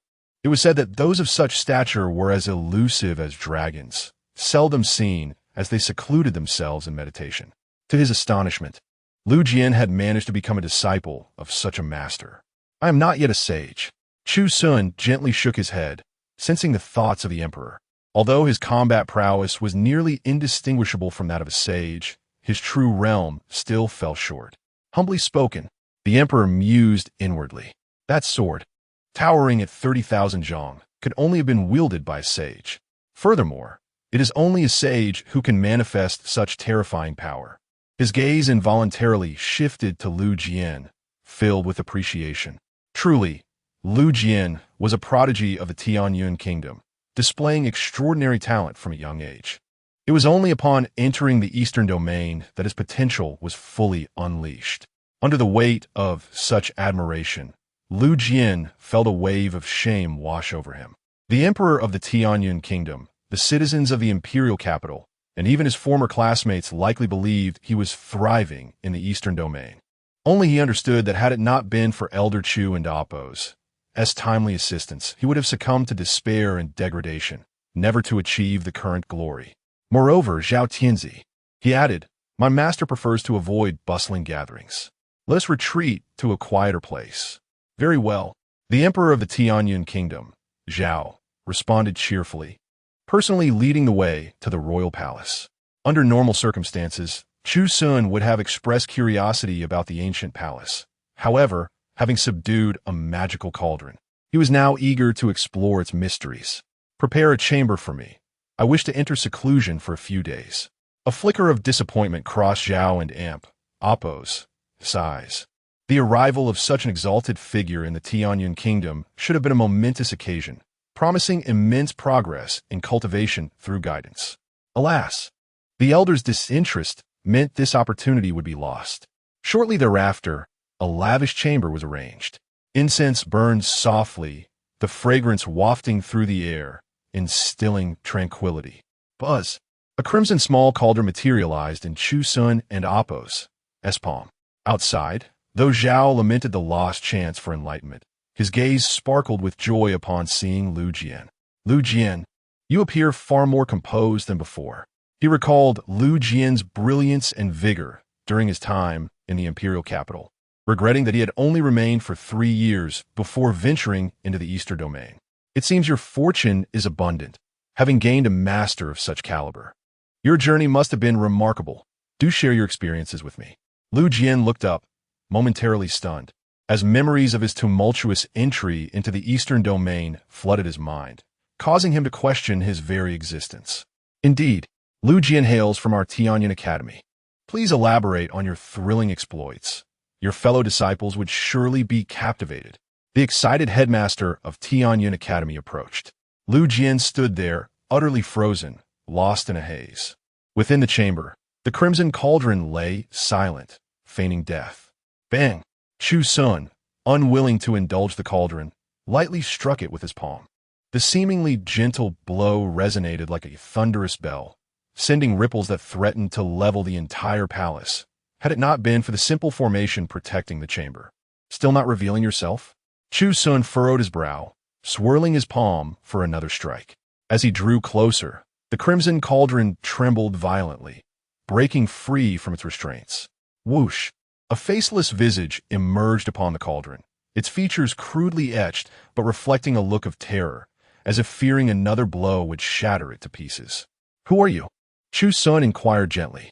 The rudimentary visage momentarily subdued its fear and, in a beguiling tone, replied, Who I am is inconsequential. What matters is that I am your opportunity, a tremendous one. If you submit to me and acknowledge me as your master, I can bestow upon you immense fortune. Even a breakthrough to the sage realm would be but a trifle. Hiss! Wisps of demonic energy seeped from the cauldron's opening, rich with vital essence, exuding no hint of falsehood. Merely inhaling its aroma invigorated the spirit, and absorbing a few strands would surely enhance one's cultivation. Seeing Chu Xun with his eyes closed, entranced by the fragrance, the faceless visage relaxed slightly, then coaxed, Within my being lies a wealth of essence, yet it is insufficient to ensure your breakthrough to sage. However, if you were to perform a blood sacrifice of the Tianyuan kingdom, your cultivation would surely surpass the sage realm without difficulty. At that point, the vast world would be yours to explore. Bang! A light tremor reverberated as the strands of vital essence disintegrated into nothingness. This sudden shift startled the crimson cauldron, which attempted to flee in a flash of light. Boom! The chamber's formation illuminated, leaving no possibility for escape. Chu Xun's eyes grew colder. He had perceived the cauldron's malevolence. It was evident that 3 demons had conducted blood sacrifices upon the Tianyuan kingdom, their essence amalgamated within this cauldron. This small cauldron was the source of their calamity, siphoning the life force of countless citizens to empower the demons, turning them into slaves who relentlessly sacrificed and slaughtered entire cities. They had likely been unaware that the cauldron was the true orchestrator of their actions, reveling in their newfound power. Pitiful, tragic, you. The faceless visage displayed a look of fear, a sensation it had never encountered before. Initially, it had been controlled by an ordinary individual, but as its master changed, none had ever escaped its grasp. Unearned benefits, sudden advancements. The allure of such rapid progression was intoxicating. Typically, it took years of arduous training to attain a minor breakthrough. Yet with the cauldron and damp, Appo's aid, one could massacre a city and, in a matter of months, leap across multiple realms. Who could resist such a tempting ascent? But now, it faced an anomaly, one who remained unmoved. Most alarming was the palpable intent to kill it that it sensed in the elder's gaze, leading the cauldron to cry out in terror, "You cannot harm me. I am a sacred object of the Qingyo Demon Lord." The Qingyo Demon Lord. Chu Xun's pupils flickered with intrigue. My master, the Qingyo Demon Lord, is about to emerge from his slumber. Should you harm me, he will not let it pass lightly. In a bid to assert its importance, it continued menacingly. Many years ago, the eastern domain was ravaged by the demon extermination sect, which sought to eliminate my master. He did not perish. He merely slept, and now he is awakening. I urge you to join me in allegiance to the demon lord. Bang! A light strike from Chu Xun's palm caused a crack to form on the cauldron's surface, sending it into a frenzy. The faceless visage contorted into a mask of rage, exclaiming, "You are mad." The demon lord and Oppos, S emergence will plunge the eastern domain into chaos. What harm is there in aligning with my master? Crack! Chu Xun's expression remained impassive as he delivered another strike. 1, 2, 3. The cracks multiplied. The cauldron was engulfed in despair. Chapter 45. The ruins. With the 10th imprint of his palm, the small cauldron erupted with a resounding crack. Boom! A surge of rich life essence gushed forth, so potent that a single day's cultivation within this room surpassed half a month's worth outside. Yet, sorrow clouded Chu Xun's gaze. This abundant life essence was likely drawn from countless lives sacrificed, a mere drop in the ocean compared to what the Tianyun kingdom could offer. It was likely that the three demonic figures had been deceived into believing they had acquired an unparalleled treasure, unaware that they were merely becoming slaves. One could imagine that the meager return the cauldron offered them was insignificant, while the true vast reservoir of vitality lay dormant within, awaiting its master to awaken from the ruins and reclaim its peak after years of slumber. A flicker of fierce determination lit his eyes. Although he was not a righteous crusader against evil, the horrific slaughter before him ignited a deep-seated anger, a desire for swift retribution against the true perpetrators behind the scenes. He pressed his palm down slightly, suppressing this life essence, not out of generosity, but because he had the system and did not need to resort to such dubious methods. The previous three demonic figures served as a cautionary tale. Despite possessing the strength of the 9th realm of human sovereign, they were merely at the 8th realm in reality. Their elevation came with great hidden dangers akin to the perils of addiction, a fleeting high, but with endless repercussions. Moreover, this immense life essence was laced with malevolent thoughts, capable of corrupting the minds of those who absorbed it. If left unchecked, the people near the palace could easily transform a wise ruler into a tyrant, plunging the citizens of Tianyun Kingdom into calamity. Determined to see this through to the end, he resolved to eradicate the troubles of Tianyun Kingdom completely. Days later, the chamber returned to clarity. The array patterns dissipated, and tranquility enveloped Chu Xun, though a weight lingered in his heart. He realized that without stepping into the outside world, one could hardly comprehend the brutality of the cultivation realm, where individuals would stop at nothing in their pursuit of power. Master, Lu Jian, who had been waiting outside, rushed in to greet him. Chu Xun nodded gently, casting a glance at his disciple, feeling a sense of comfort. Despite having fallen into the clutches of demonic teachings, Lu Jian had managed to uphold his principles amidst the myriad of distractions, a feat not easily achieved. "Come with me," Chu Xun instructed. Lu Jian exhaled, a hint of relief washing over him. Reflecting on the past few days, he felt an acute embarrassment for having boasted about his talents, claiming to have awakened a sword physique and been favored by his master. Somehow, this transformed into exaggerated tales at the Tianyun Academy, where he was said to be the eldest disciple who had awakened a sword physique and dominated the eastern region without a single defeat.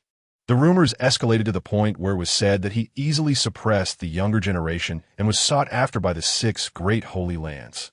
Even more ludicrously, whispers circulated that Lu Jian had effortlessly defeated various prodigies, drawing the admiration of saintly maidens and causing the leaders of the 6 holy lands to fight over him, ultimately requiring a saint to step in and take him under their wing. The sheer absurdity of these rumors made Lu Jian cringe, especially when he recalled how casually his master had dispatched 3 formidable 9th realm human sovereigns, far from the strength of a mere saint. The rumors continued to swell, and Lu Jian sensed that even more outlandish tales were brewing, filling him with a sense of shame that made it difficult for him to remain in Tianyun Kingdom. Days later, at the Donglin sect, Chu Xun had just returned when an elder approached him. "Chu Elder, you have returned. You may not yet be aware, But a monumental event has transpired in the eastern region these past few days. The Yin ruins, buried for centuries, have resurfaced, stirring the eastern region. Countless cultivators have flocked to explore, and sect master Xiao Rongyu has been gone for several days. Elder Sun reported. Chu Xun paused in surprise. The Yin ruins? He had heard the anguished cries of a certain individual during the destruction of the demonic cauldron, lamenting that their master would soon awaken from the Yin ruins. He had intended to return to the scripture repository to search for texts related to the ruins, and now they lay before him. Indeed, the Yin ruins. Elder Sun and Amp, Apos, eyes sparkled with anticipation. In the past, the Yin ruins commanded immense prestige in the eastern region, with several saints emerging and establishing a vast dynasty, the Yin dynasty. It covered 60% of the eastern region, and even our Donglin sect had to bow in submission. Unfortunately, the Yin dynasty must have offended some formidable elder from outside the eastern region, for it was annihilated overnight, leaving not a trace behind. The entire eastern region was thrown into turmoil, and it wasn't in Apos teeth until decades later that the fervor surrounding the Yin dynasty subsided. Who would have thought we would witness the remnants of the Yin dynasty now? Upon hearing this, Chu Xun nodded silently, gaining a general understanding of the Yin ruins. He could imagine the grandeur of the Yin dynasty. Nowadays, the eastern region was dominated by sects, and establishing a capital was no easy feat yet. The Yin dynasty had managed to create such a vast kingdom. One could hardly fathom the splendor of that time, where a single decree could command universal respect. Regrettably, such a grand dynasty had ultimately fallen into the river of time, which explained why sect master Xiao Rongyu rushed to investigate upon hearing the news. Suddenly, Chu Xun's pupils constricted slightly as he recalled the words of the demonic cauldron. The Qingyo demon lord was on the verge of revival within the Yin ruins. Did this not imply that the ruins concealed a terrifying demon? While he was not well acquainted with the origins of the Qingyo demon lord, the cauldron Apos' history suggested it could very well be a saint. What troubles you? Elder Sun inquired, intrigued. Nothing. Chu Xun shook his head. Long before his return, he had contemplated that once he broke through to the saint level, he would venture into the Yin ruins. However, the premature emergence of the ruins had disrupted his plans. It was clearly impractical to rush there now. Although the Qingyo demon lord had been suppressed, it was uncertain how weakened it had become, rendering it too risky. What is the current situation within the sect? Chu Xun asked again. Elder Wang, he is preventing a group of young talents from embarking on an expedition, suggesting that they might stumble upon unexpected gains. Elder Sun replied, this is a consensus among the 6 great holy lands. With the emergence of the ruins, these youngsters can seek their fortunes. This matter is of great significance. The emergence of the Yin ruins remains uncertain in terms of fortune or misfortune. The younger generation need not flock there in droves. It suffices for a few, led by Jiang Chun, to make an appearance. Chu Xun advis. Elder Sun appeared puzzled, but focused intently on Chu Xun's counsel. By the way, summon Jiang Chun. Chu Xun retrieved a talisman from his hand. This was a reward for studying countless texts, capable of channeling a portion of his own attack. While he could not be physically present, this talisman could still prove valuable in critical moments. As for why he wanted Jiang Chun to go, Chu Xun thought it simple. The fated antagonist would not fall so easily. Furthermore, as he was on the verge of consolidating the Ghost Lotus, it was unlikely he would perish so effortlessly. Sending him to test the waters might very well save Xiao Rongyu and Apos' life. Chapter 46. The Provocation of Yi Chun. Master. Jiang Chun respectfully bowed. Chu Xun nodded, placing the book in his hand down, glancing at Jiang Chun's cultivation level, and remarked, not bad. You have reached the 4th realm of the Venerable. A radiant smile blossomed on Jiang Chun's face. Such a display would be uncharacteristic in public, but the sincere praise from his esteemed master brought him genuine joy. Here, this is a talisman. It contains my strike. It can prove invaluable at a crucial moment. Jiang Chun and Apos' gaze was drawn to the talisman suspended nearby, astonished. He was aware that Jiang clan possessed such items, albeit they were exceedingly rare and treated as treasured heirlooms. To his surprise, his master possessed one and even bestowed it upon him. He couldn't help but express his gratitude. "Thank you, master. Go now. Tread carefully along your journey. There is a chance you may encounter danger, but I hope you will gain something worthwhile." Chu Xun added slowly, resuming his reading of the scriptures. Jiang Chun respectfully retreated. A moment later, a flying vessel set sail, distancing itself from the Donglin sect. On the way, several disciples of Donglin sect were filled with a mix of trepidation and anticipation, but more so, curiosity. As they neared the Yin ruins, they exchanged words. "I have heard that the Yin dynasty once dominated the eastern region, reigning supreme. Their sect vanished overnight, leaving countless sacred artifacts and treasures behind. If we were to find them, it would be an unparalleled fortune. Word had it that the 6 great sacred lands had gathered there, alongside many top-tier talents, stirring a tempest that disrupted the tranquility of the entire eastern region. Do not be careless. The contest for treasures often accompanies life and death struggles. Sometimes, while treasures may be significant, one in Appo's life is far more precious. You should closely follow Jiang Chun. With his protection, you shall not suffer losses." Elder Wang, he interjected. The young disciples nodded earnestly, casting glances at the young man seated at the front of the flying vessel, filled with admiration and respect. The eldest disciple of Donglin's sect, Jiang Chun, was a figure they revered for both his character and abilities. Soon, the flying vessel approached the Yin ruins. The young ones were left in awe by the sight before them. A grayish sky loomed over what was once a plain, now torn asunder, revealing an ancient capital. A shroud of gray mist enveloped the ruins, resembling a barrier that isolated it. The city was constructed based on the 8 trigrams, with every house contributing to a crucial yet minuscule effect. From a distance, it appeared as a grand 8 trigram formation, hinting at the formidable power of the city and Appo's array. Yet, what was even more shocking was the massive palm imprint that marred the center of the ancient city, decimating 90% of the area. The city lay in ruins, stones fractured, yet remarkably, the palace remained relatively intact amidst the devastation. The mist lingered, allowing glimpses of a long-buried ancient capital. The Donglin sect has arrived. The Donglin sacred land has come. The 6 great sacred lands had once again congregated. Countless cultivators gathered below the ruins, gazing at the fluttering banners of Donglin's sect, their expressions filled with fervor and astonishment. "What is happening now?" Elder Wang, he inquired. Earlier, scouts from Donglin's sect had arrived first, observing the ancient capital ahead.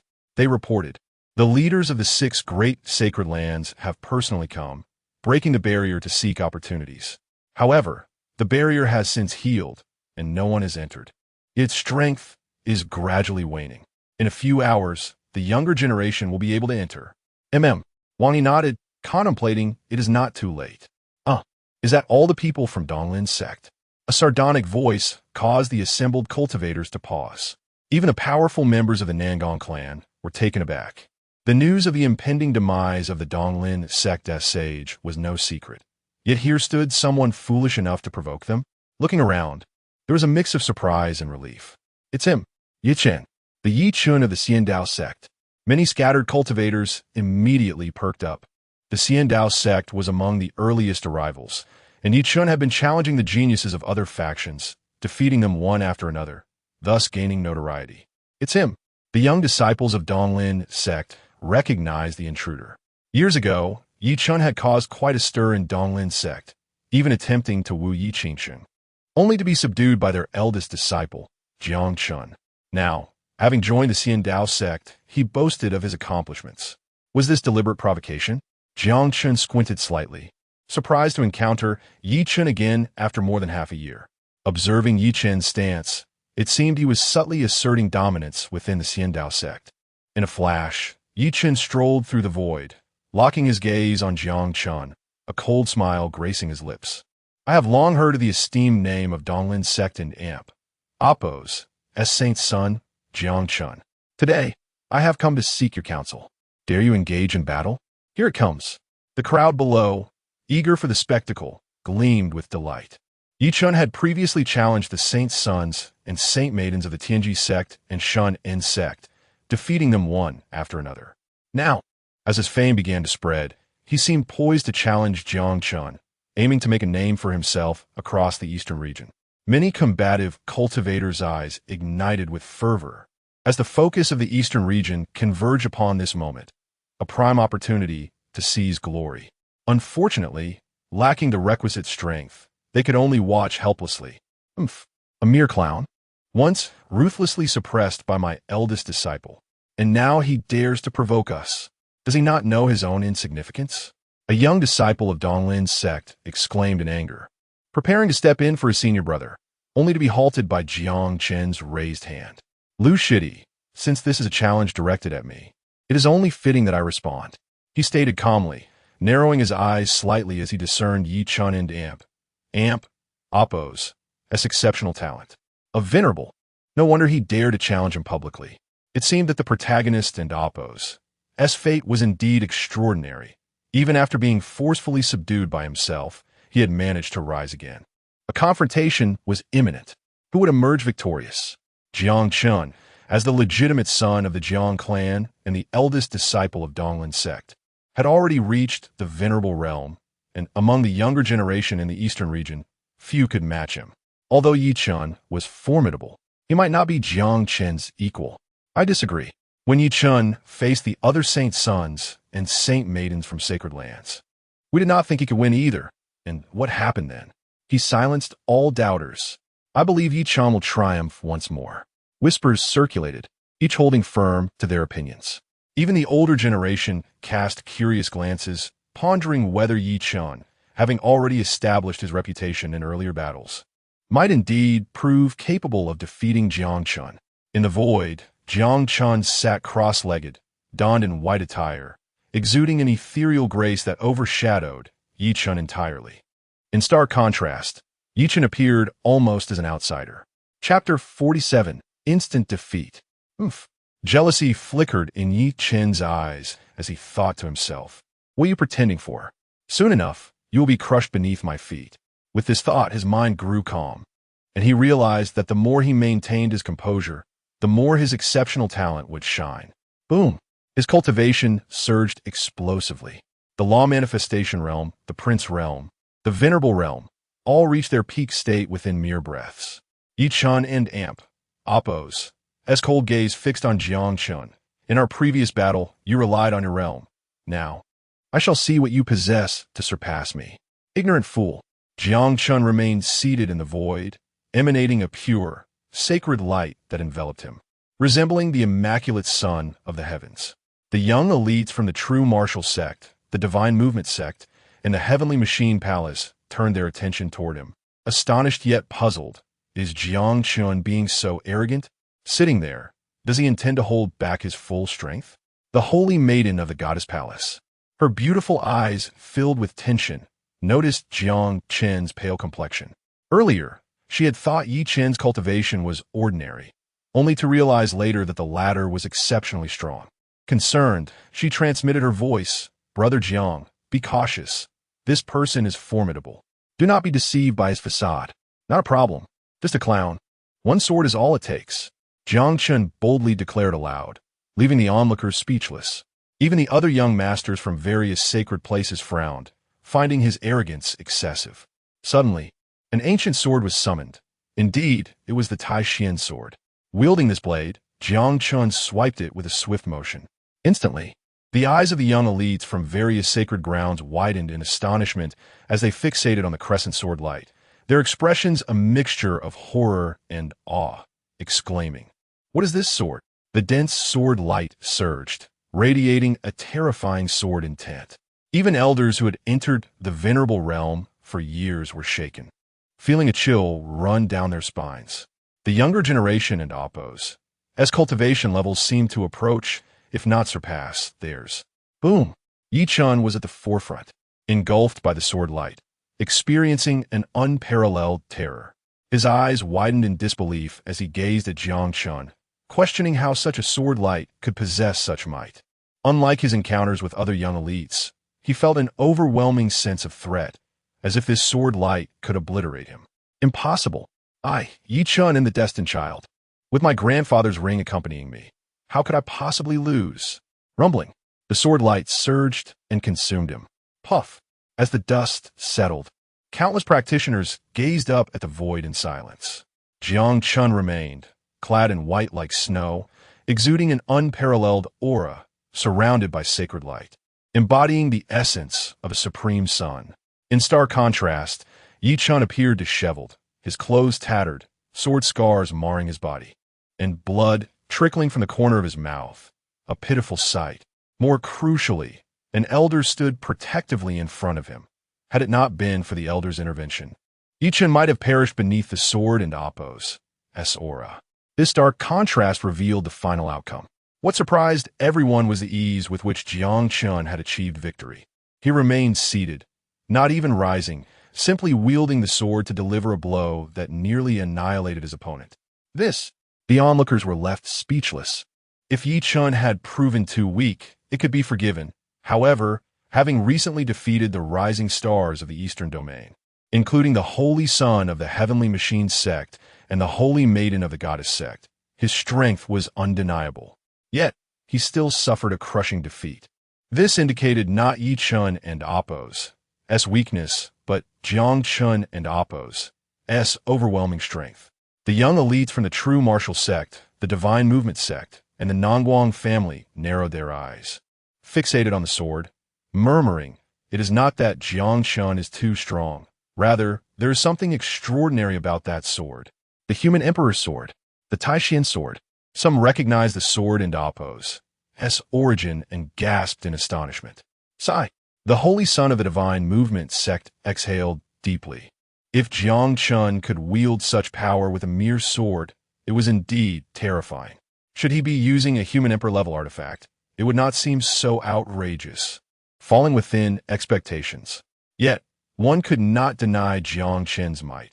Without sufficient cultivation to support it, even a human emperor artifact could not unleash such power. Seated there, Chun exuded an extraordinary aura, satisfied with the outcome of his strike. Having recognized Chun as the destined protagonist from his life simulations, he had never intended to easily obliterate him. With one strike, he felt no need to continue the confrontation. Such a ruthless young man. To treat this as mere sparring yet strike with lethal intent. Such a heartless individual cannot be left unpunished. I shall have your master teach you a lesson. The elder standing before Chun stepped forward indignantly, raising a hand. Simultaneously, Elder Wang He from the Donglin sect, seated on the flying vessel, scoffed. Who do you think you are? When have my Donglin sect's people become your targets for reprimand? Smack! A hand shot through the air, striking the elder's face and sending him staggering, blood spraying from his mouth. This left the surrounding crowd in shock. Who would have thought that a mere sparring match between two young disciples would escalate so quickly, with a human emperor-level expert intervening to deliver a slap? The True Martial sect, the Divine Movement sect, and the Heavenly Machine Palace and Appo's dignitaries exchanged glances, their expressions bewildered. They had not anticipated that the Donglin sect would be so audacious as to publicly slap the face of the Immortal Path sect. The elder, though merely a peak venerable, was not to be trifled with, yet this slap was a blatant affront to the Immortal Martial sect. Would they simply let go? Just as this thought crossed their minds, a powerful, ancient presence surged from the Immortal Path sect and Appo's vessel, accompanied by a voice laden with age. The Donglin sect is too domineering. Do you believe my Immortal Path sect has no one to stand against you? Clang!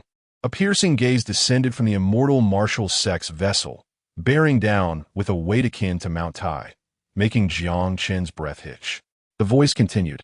This sword was said to be gifted to me by my disciple Chun during the auction in Tianbao City.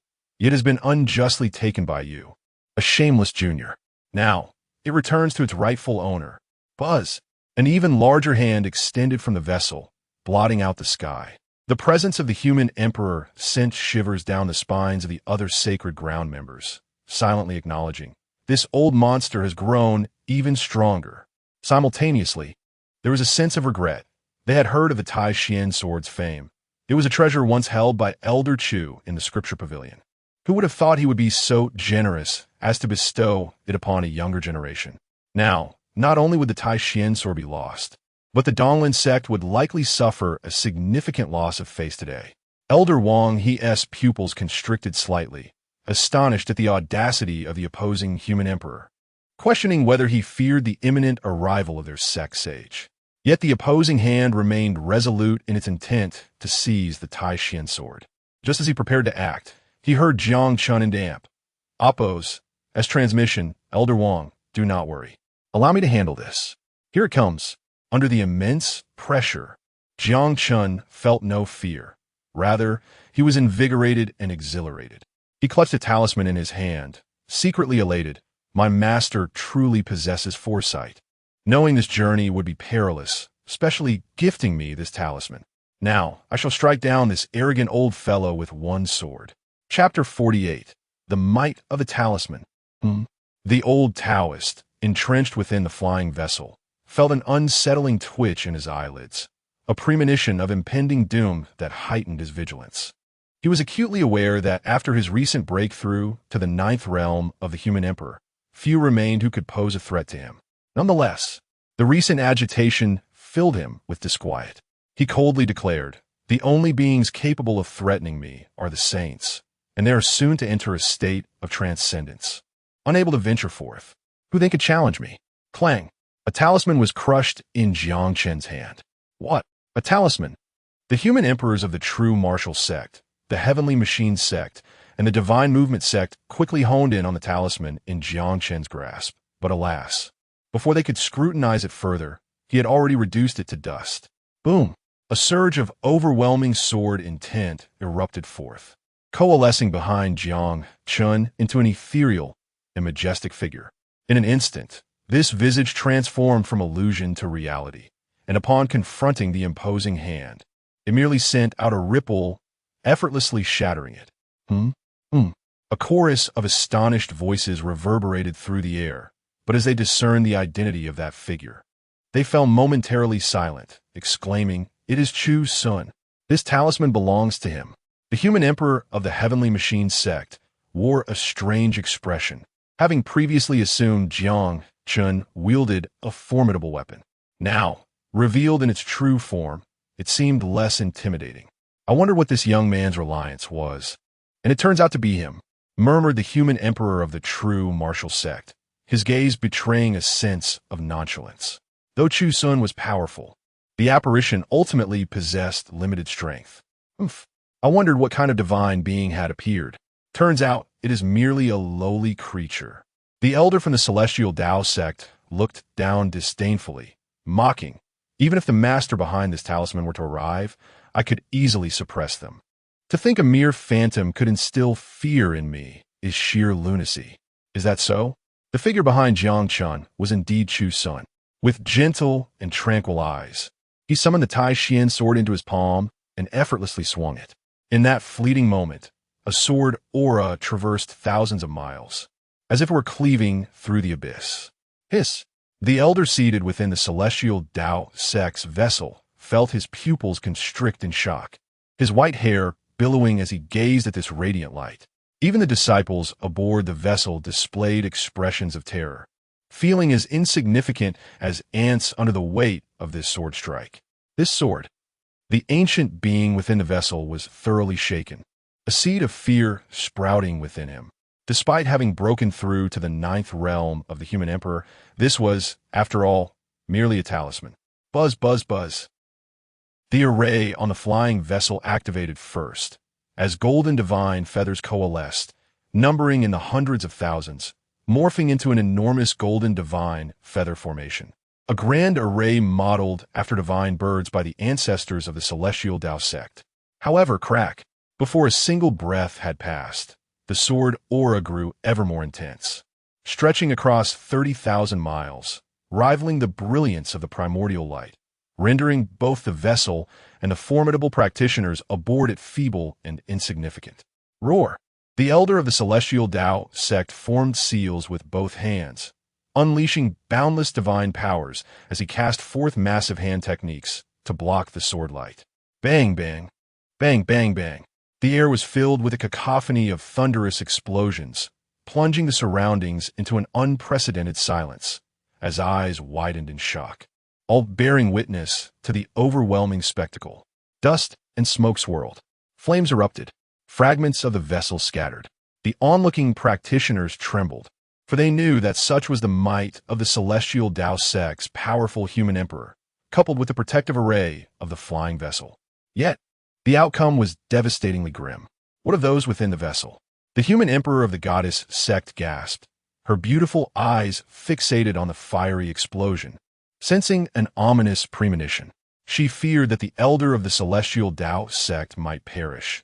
For if the vessel could not withstand this onslaught, how could he possibly fare any better?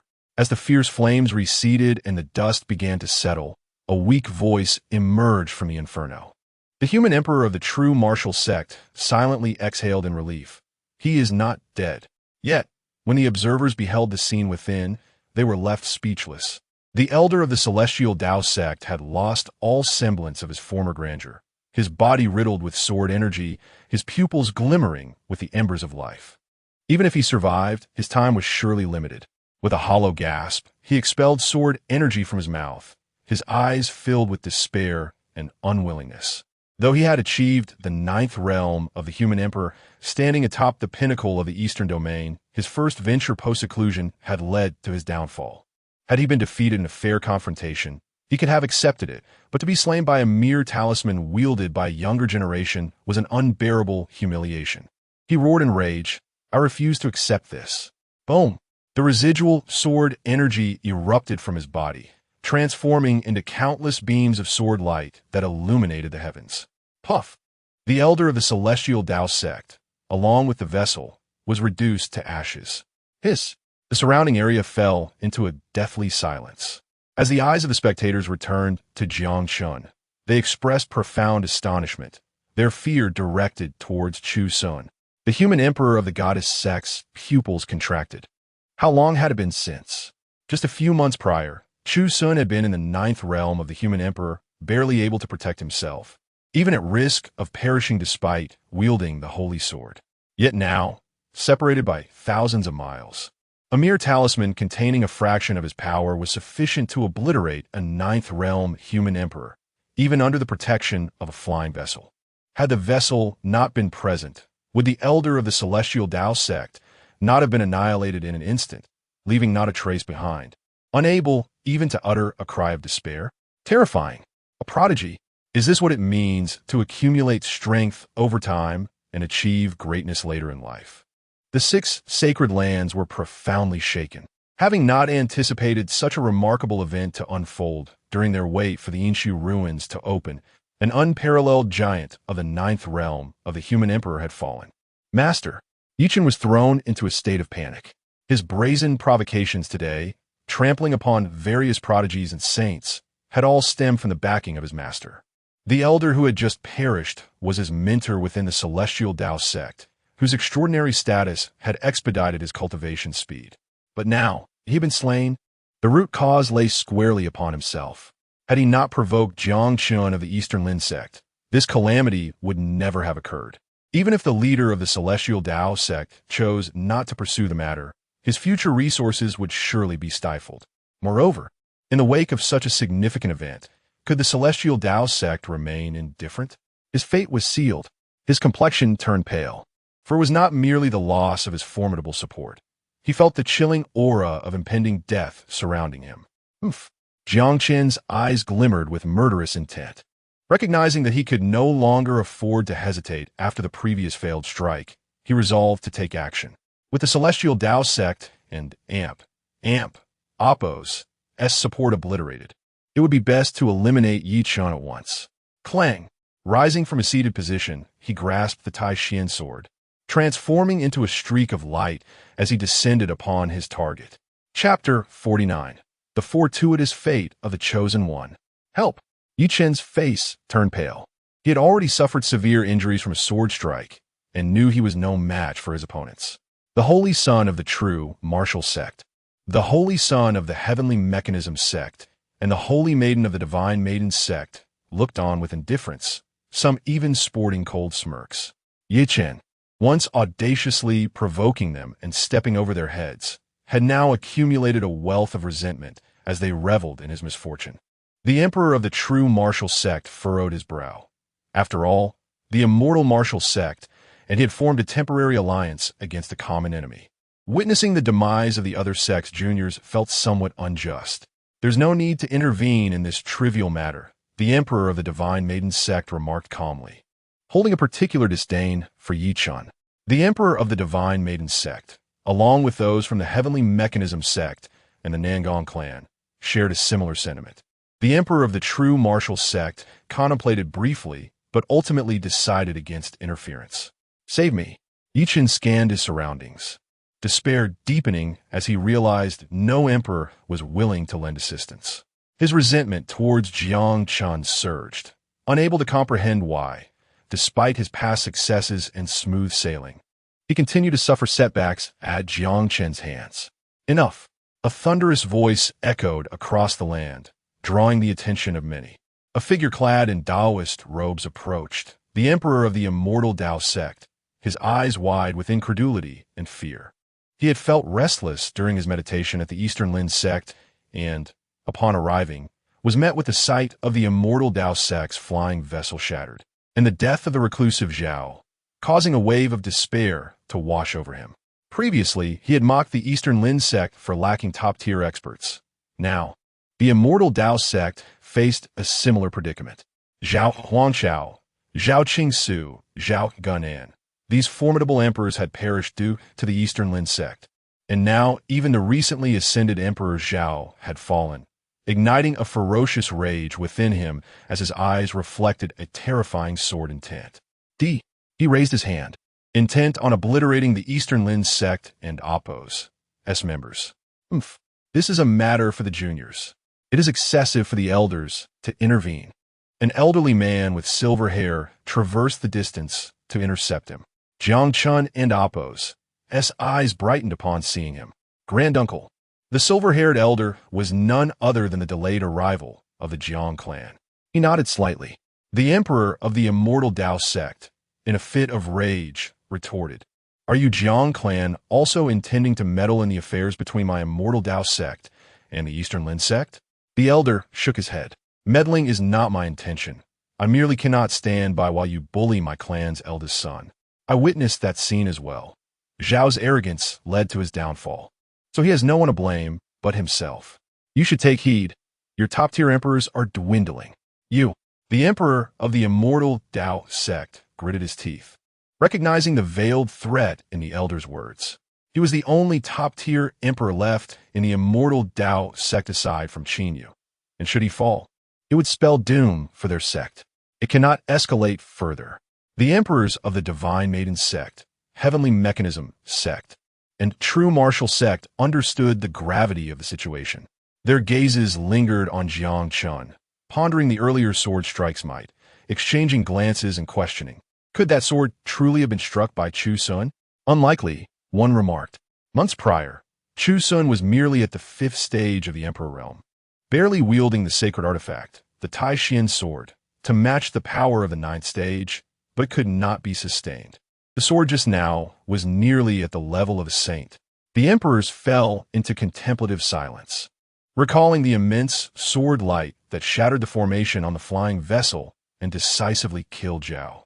It did not seem like something Chu Xun could unleash, no matter how rapidly he advanced.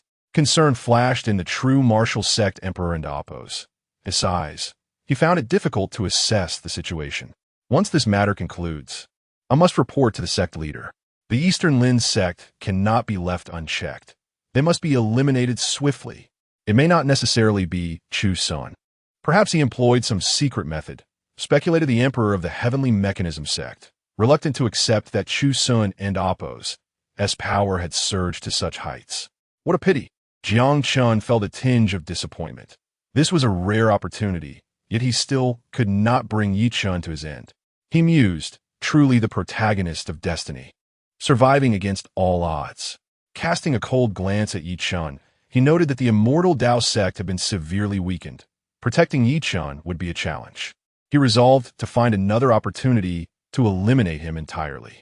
Turning to his granduncle with a radiant smile, he exclaimed, "Granduncle, what brings you here?" "Ah, the ruins of Yin are manifesting. How could the Jiang clan not come?" A massive, flying vessel appeared in the distance, a towering flag fluttering in the wind. emblazoned with the character Jiang. On the vessel's deck stood a young man of striking appearance, Jiang Ju, Jiang Qin's cousin, who was accompanying a clan elder. Third uncle. My cousin has accomplished a remarkable feat, slaying an emperor at the 9th stage with the power of a respectable. The elderly man, with graying hair, wore a somber expression. Did Jiang Qin's reputation still require such validation? He was troubled by Jiang Qin's increasing lack of self-awareness. The enmity between the Eastern Lin sect and the immortal Dao sect was a matter for the sects themselves, not for Jiang Qin to meddle in. As long as they returned to the Jiang clan, neither the immortal Dao sect nor the true martial sect would dare to touch them. However, Jiang Qin's entanglement with the Eastern Lin sect deepened, binding him to them, a situation he found unfavorable, especially with news of the Eastern Lin sect's impending calamity surfacing. The clan had stubborn elders who believed that aligning with the Eastern Lin sect posed no issue, but this would only invite trouble for the Jiang clan. It seemed the clan must consider appointing a successor, the third uncle remarked coldly. Previously, the Jiang clan had tacitly accepted Jiang Qin as the heir, requiring only a period of training at the Eastern Lin sect before he could assume his familial duties. However, with the ongoing turmoil and formidable enemies eyeing the Eastern Lin sect, entanglements could lead to disaster. Yet, the current clan leader, Jiang Jinshan, maintained a close relationship with the Eastern Lin sect. Recently, some elders had voiced concerns about Jiang Qin's deepening ties. And now, with Jiang Ju and Apos' emergence, showcasing his own exceptional talents, he was a worthy contender for the position of heir. Furthermore, Jiang Ju and Apos' background was pristine, having not affiliated with any factions, making him a suitable candidate to inherit the Jiang clan and stating, Jiang Qin's involvement with the Eastern Lin sect is too deep. Upon returning to the clan, we might consider revoking his status as the eldest son, leaving him to remain with Elder Jiang at the Eastern Lin sect. Chapter 50. Seizing the Great Opportunity of Yi Chuntian. As the Jiang family's flying boat approached, Jiang Qin noticed another elder on board, his third grandfather, who smiled and remarked, "Ah, third grandfather has arrived. It seems the ruins of Yin are quite lively. Within the ruins, there are likely great inheritances, albeit accompanied by numerous dangers. You and your companions should proceed together later." The third grandfather on the flying boat pretended not to hear, turning instead to speak to Jiang Ju and others. "Huh?" The third grandfather feigned surprise, glancing over. "Brother, Jiang Gu, brother Jiang Qin."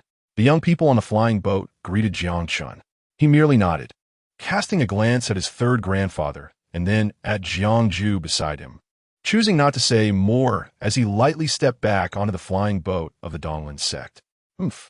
The obstinate and rigid third grandfather huffed, his expression sour.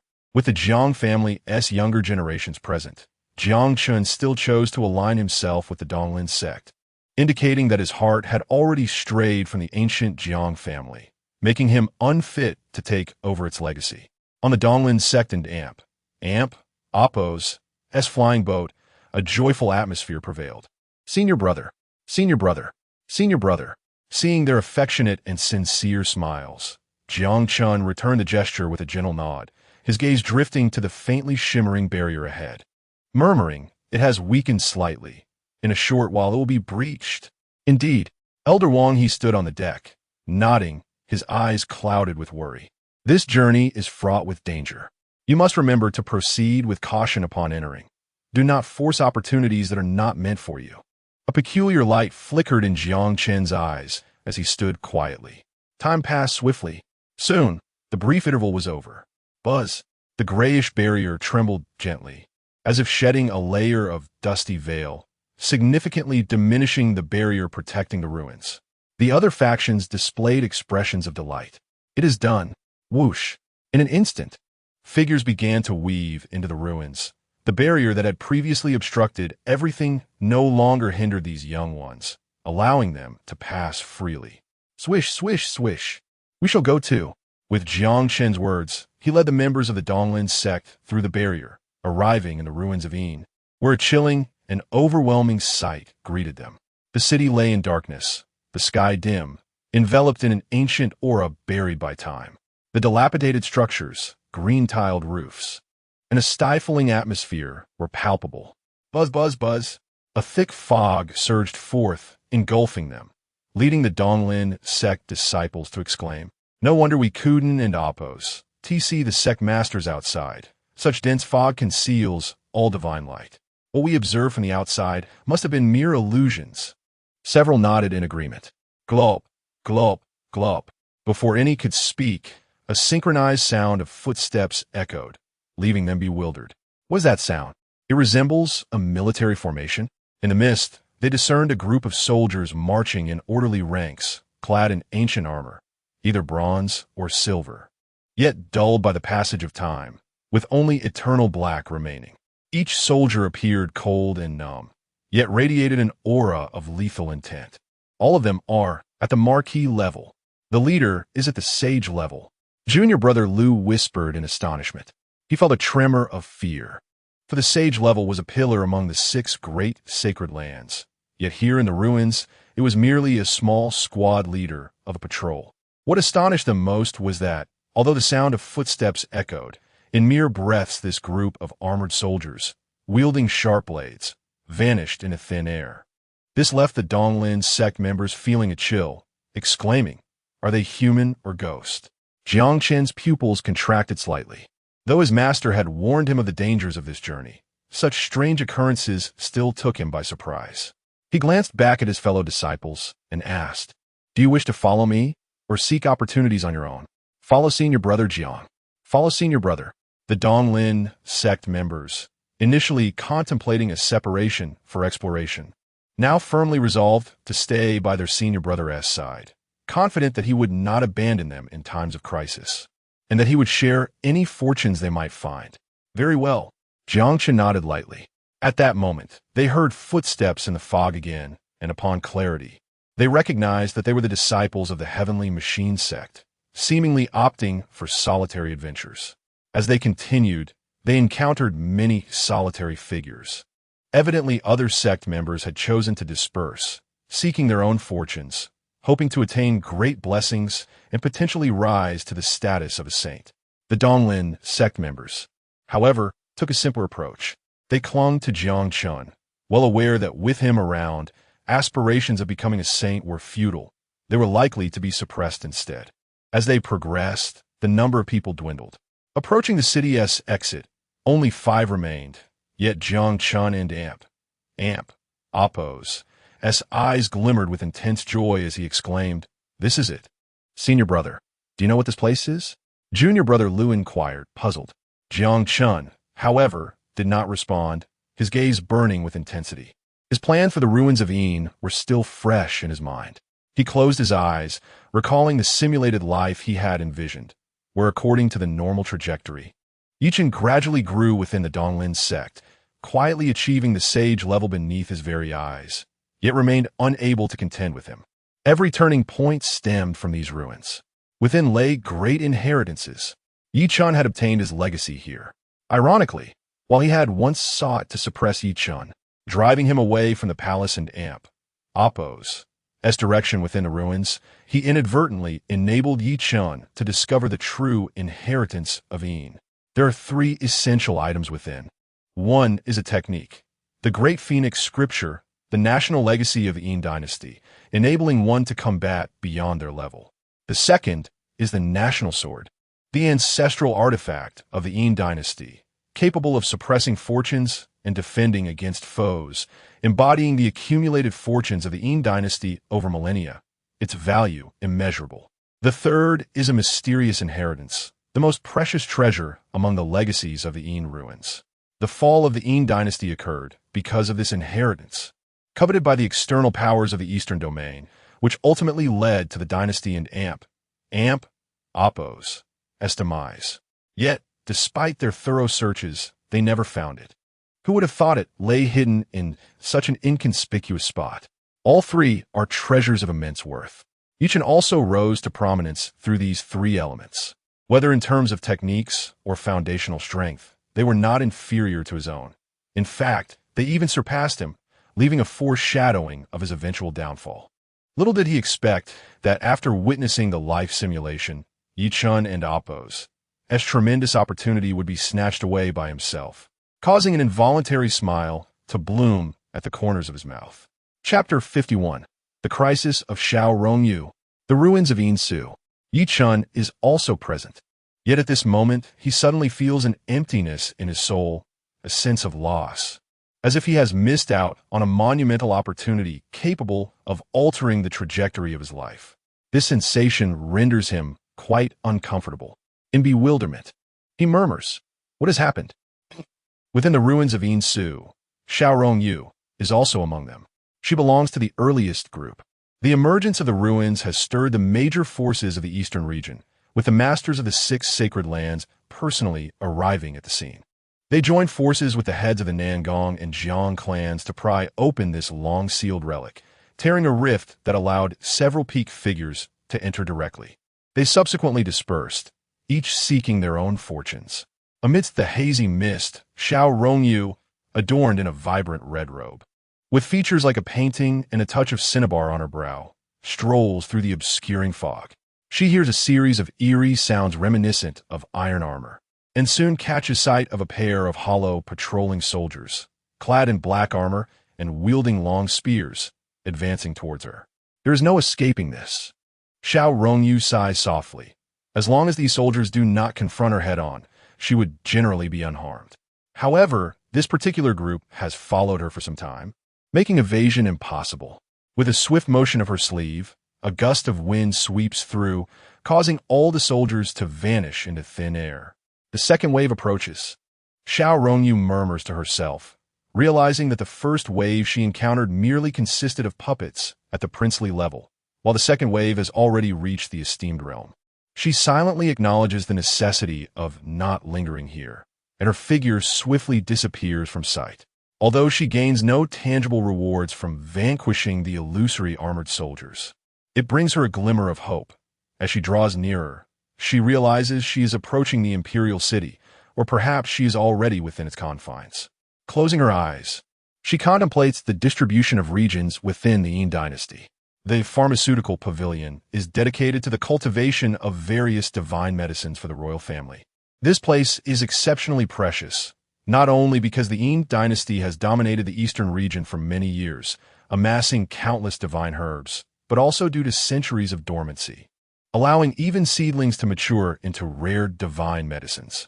Harvesting just one plant would make the journey worthwhile. The Divine Weapon Pavilion stands as the second significant area.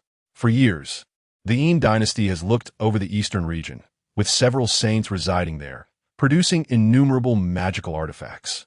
The royal collection undoubtedly contains many treasures capable of vanquishing the mightiest of the Yin dynasty. Yet for her, they are invaluable. No one would complain about having too many magical artifacts, especially within a vast sect where abundance is key. The Treasury Pavilion serves as the third stronghold. While distinct from the Pharmaceutical and Divine Weapon Pavilions, it encapsulates the entire essence of the Yin dynasty. Whether offerings from princes or treasures collected by the emperor, countless types of supreme artifacts are concealed within. Even a national artifact and oppos, national sword and oppos, could be hidden here. The Formation Pavilion represents the fourth significant area. The strength of the Yin dynasty in its heyday was not solely attributed to its cultivation, but also to its mastery of formations and talismans. In the eastern region, the knowledge of talismans has nearly been lost, yet the Yin dynasty possesses even those talismans that can only be crafted by saints. Even if the place is now empty, collecting some materials would still be a significant gain. The Scripture Pavilion is the fifth area, seemingly precious yet not as significant. True saintly texts could not possibly be housed within the Scripture Pavilion, and the 6 major forces lack nothing in the realm of texts suitable for the Emperor and Oppos' realm. While this area is a treasure in ordinary times, it pales in comparison to the aforementioned locations. Aside from these treasures, the Yin dynasty possesses other invaluable artifacts, such as the national heirloom Great Phoenix, scripture and a mysterious heritage rumored to be the cause of the dynasty's downfall. After a brief moment of contemplation, Xiao Rongyu opens her eyes, resolutely making her way toward the Scripture Pavilion, murmuring, "The Scripture Pavilion's texts." Elder Chu studies the texts daily. The Eastern Lin sect cannot sustain itself for long. The Yin dynasty has dominated the eastern region for years. Its foundation is profound. Countless legacies exist. If I can find a scripture pavilion and bring back a wealth of texts, he will undoubtedly be delighted. This ethereal beauty, her eyes reflecting youthful purity and innocence, is utterly unguarded in the presence of others. As she proceeds, she encounters a few obstacles but ultimately arrives at the Scripture Pavilion. From a distance, an ancient, gray-stone tower stands tall, having lost its ornate embellishments due to years of neglect. It looms in the wind, resembling a demon-suppressing tower beneath the dim sky. The Scripture Pavilion, a plaque hangs above, still bearing the aura of a saint. Should one's consciousness delve into its depths, a wave of overwhelming sharpness would be felt. This was inscribed by a saint in ancient times, leaving traces of the holy path, serving both as a deterrent and a means to comprehend a fragment of saintly power. It remains intact. A glimmer of joy sparkles in Xiao Rongyu and Appo's beautiful eyes. From the exterior, it appears that no one has raided the interior. However, she remains unaware of the condition within. Lightly, she moves forward. Suddenly, a magnificent formation illuminates, ensnaring her in its center. A formation, a serious expression crosses Xiao Rongyu and Appo's face. After a careful assessment, she feels slightly relieved, acknowledging that the Yin dynasty has remained dormant for centuries, leading to the weakening of the formation due to a lack of energy replenishment. This is fortunate. Otherwise, a mere glance from the formation in its prime could easily obliterate her. Nevertheless, I cannot afford to waste much time. She sits cross-legged, meditating in the void, attuning herself to the intricate lines of the surrounding formation. As the master of the Eastern Lin sect, she possesses some understanding of the art of formations. While the solution is complex, it is not without a path forward. However, within the Scripture Pavilion, a pair of eerie and astonished eyes gaze upon her. It is as if they are taken aback by the unexpected arrival of someone here, yet a fervent excitement surges forth, akin to a long-sealed demon encountering a feast, revealing an insatiable greed that causes involuntary swallowing. Chapter 52. The Call for Retribution. As Xiaoranju deciphered the formation, her delicate brows furrowed slightly, and her phoenix-like eyes reflected a hint of confusion. While comprehending the intricate array, she felt an insidious, greedy gaze lurking within the Scripture Pavilion. An absurd notion given that the Yin dynasty had perished for centuries. No one could have survived within its confines for so long, unless they were a sage. And if any sage from the Yin dynasty still existed, they would not remain in seclusion to this day. It must be an illusion. Surely, she was overthinking it. Xiaoranju murmured to herself, gradually closing her eyes to focus intently on the formation. After a lengthy period, ripples began to emanate from her surroundings, gradually dismantling the constraining formation. Once the final rune dissipated, Xiaoranju did not hastily enter the Scripture Pavilion. Instead, she paused for a moment before stepping inside. The space was dark and damp, cloaked in cobwebs, reflecting centuries of neglect. Yet, the bookshelves stood meticulously arranged, housing numerous tomes. At the entrance of the pavilion lay a table and chair, with a set of skeletal remains lying motionless, evidently having fallen victim to a swift calamity, unable to react in time. Alas, Xiaoranju sighed inwardly, her gaze shifting to the scriptures on the shelves. Her beautiful eyes sparkled with a glimmer of excitement and joy. Even if she had pondered which renowned figure from the fall of the Yin dynasty would overlook such techniques, the realization brought her a wave of delight.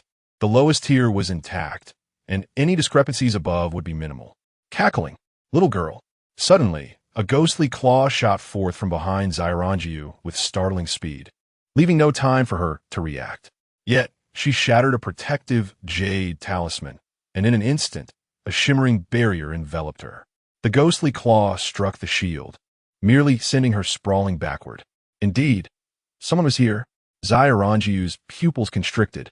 She had sensed the malevolent gaze while deciphering the formation outside the pavilion, dismissing it as a trick of the mind, but remained vigilant nonetheless.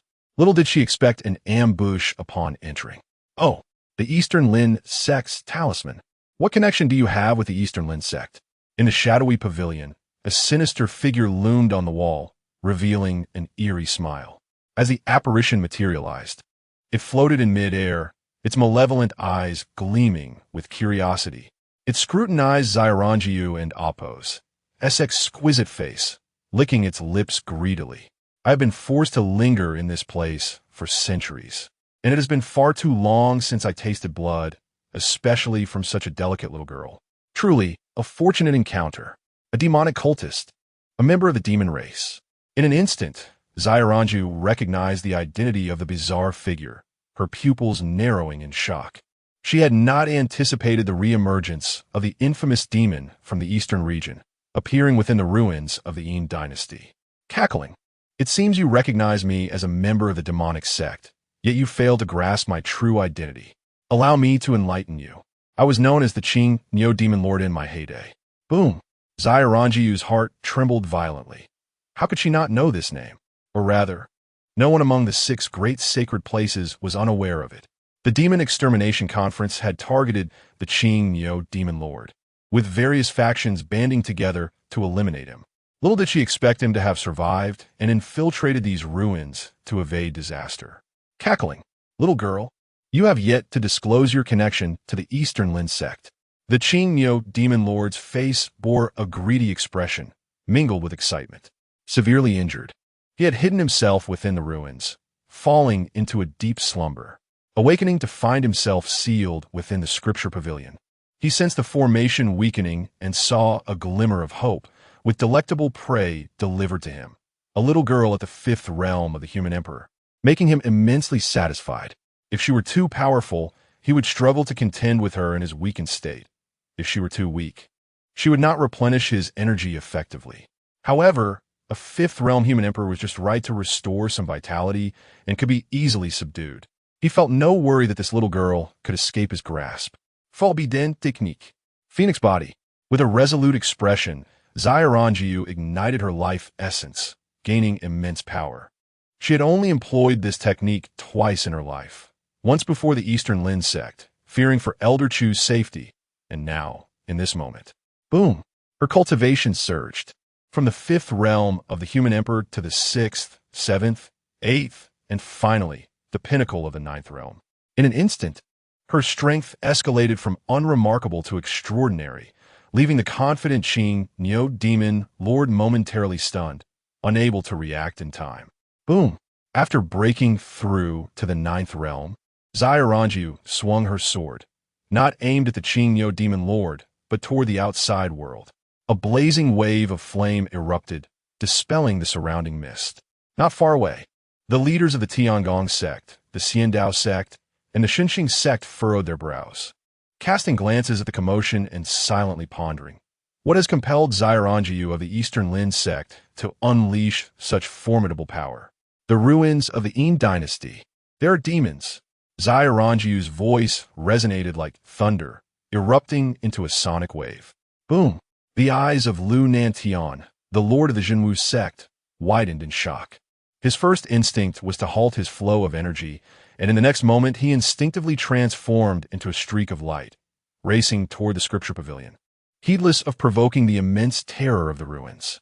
Jiang Jinshan, the head of the Jiang clan, Chu Yaoyao, the leader of the Divine Maiden sect, the patriarch of the Nangong clan, the lord of the Xinxing sect, and the lord of the Tiangong sect, all 6 leaders of the sacred places, along with the 2 ancient families, transformed into streaks of light, hastening toward the source of the disturbance. The mention of demons was jarring to the ears of the Eastern region's elite factions, representing the very essence of extermination and pursuit. Regardless of past grievances between the sects, in the presence of demons, the consensus remained clear: eliminate the demon threat first. This was an unspoken agreement in the Eastern region, one that none dared to defy. Even though the demonic race had disappeared from the Eastern region for many years, there were still occasional instances of demons wreaking havoc, bloodily sacrificing entire cities or nations in remote areas. The leaders of these factions had personally witnessed the aftermath, fueling their hatred and disdain. Boom, boom, boom. In the blink of an eye, several powerful figures descended like radiant suns. Chapter 53. The toad aspires to the swan as flesh. Boom! Even before he arrived, his presence was felt. The leader of the Jinwu sect, Lu Nantian, was still far away, yet his palm print had already descended, dignified and profound. Utilizing a technique from the Buddhist school, the great sun Tathagata palm. As he summoned it, a dazzling golden light illuminated the sky, dispelling the hazy gray mist. Bang! The Qingyo demon lord staggered under the impact of this palm. Oomph! A delicate reprimand echoed. Chu Yaoyao, the leader of the Divine Maiden sect, had also arrived, her slender and pristine feet gliding gracefully, accompanied by blooming lotus flowers, as she raised her hand to unleash a torrent of lotus petals to suppress their foes. Do not underestimate. Each petal contained immense power, capable of annihilating the heavens and the earth. Even formidable emperors would find it difficult to withstand. The demon race, having wrought unspeakable horrors, should no longer exist in the eastern domain.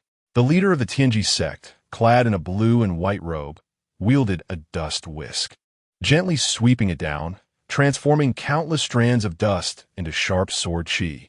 In the next moment, Qin Yu, the leader of the Xiandao sect, also arrived, his gaze cold and calculating. Though he had a vendetta against the demon lord targeting Xiao Rongyu, it was not in his nature to offer aid. However, with the demon lord present, past grievances were momentarily set aside, as the domineering golden spear unleashed an endless brilliance, striking forth. TSK, TSK.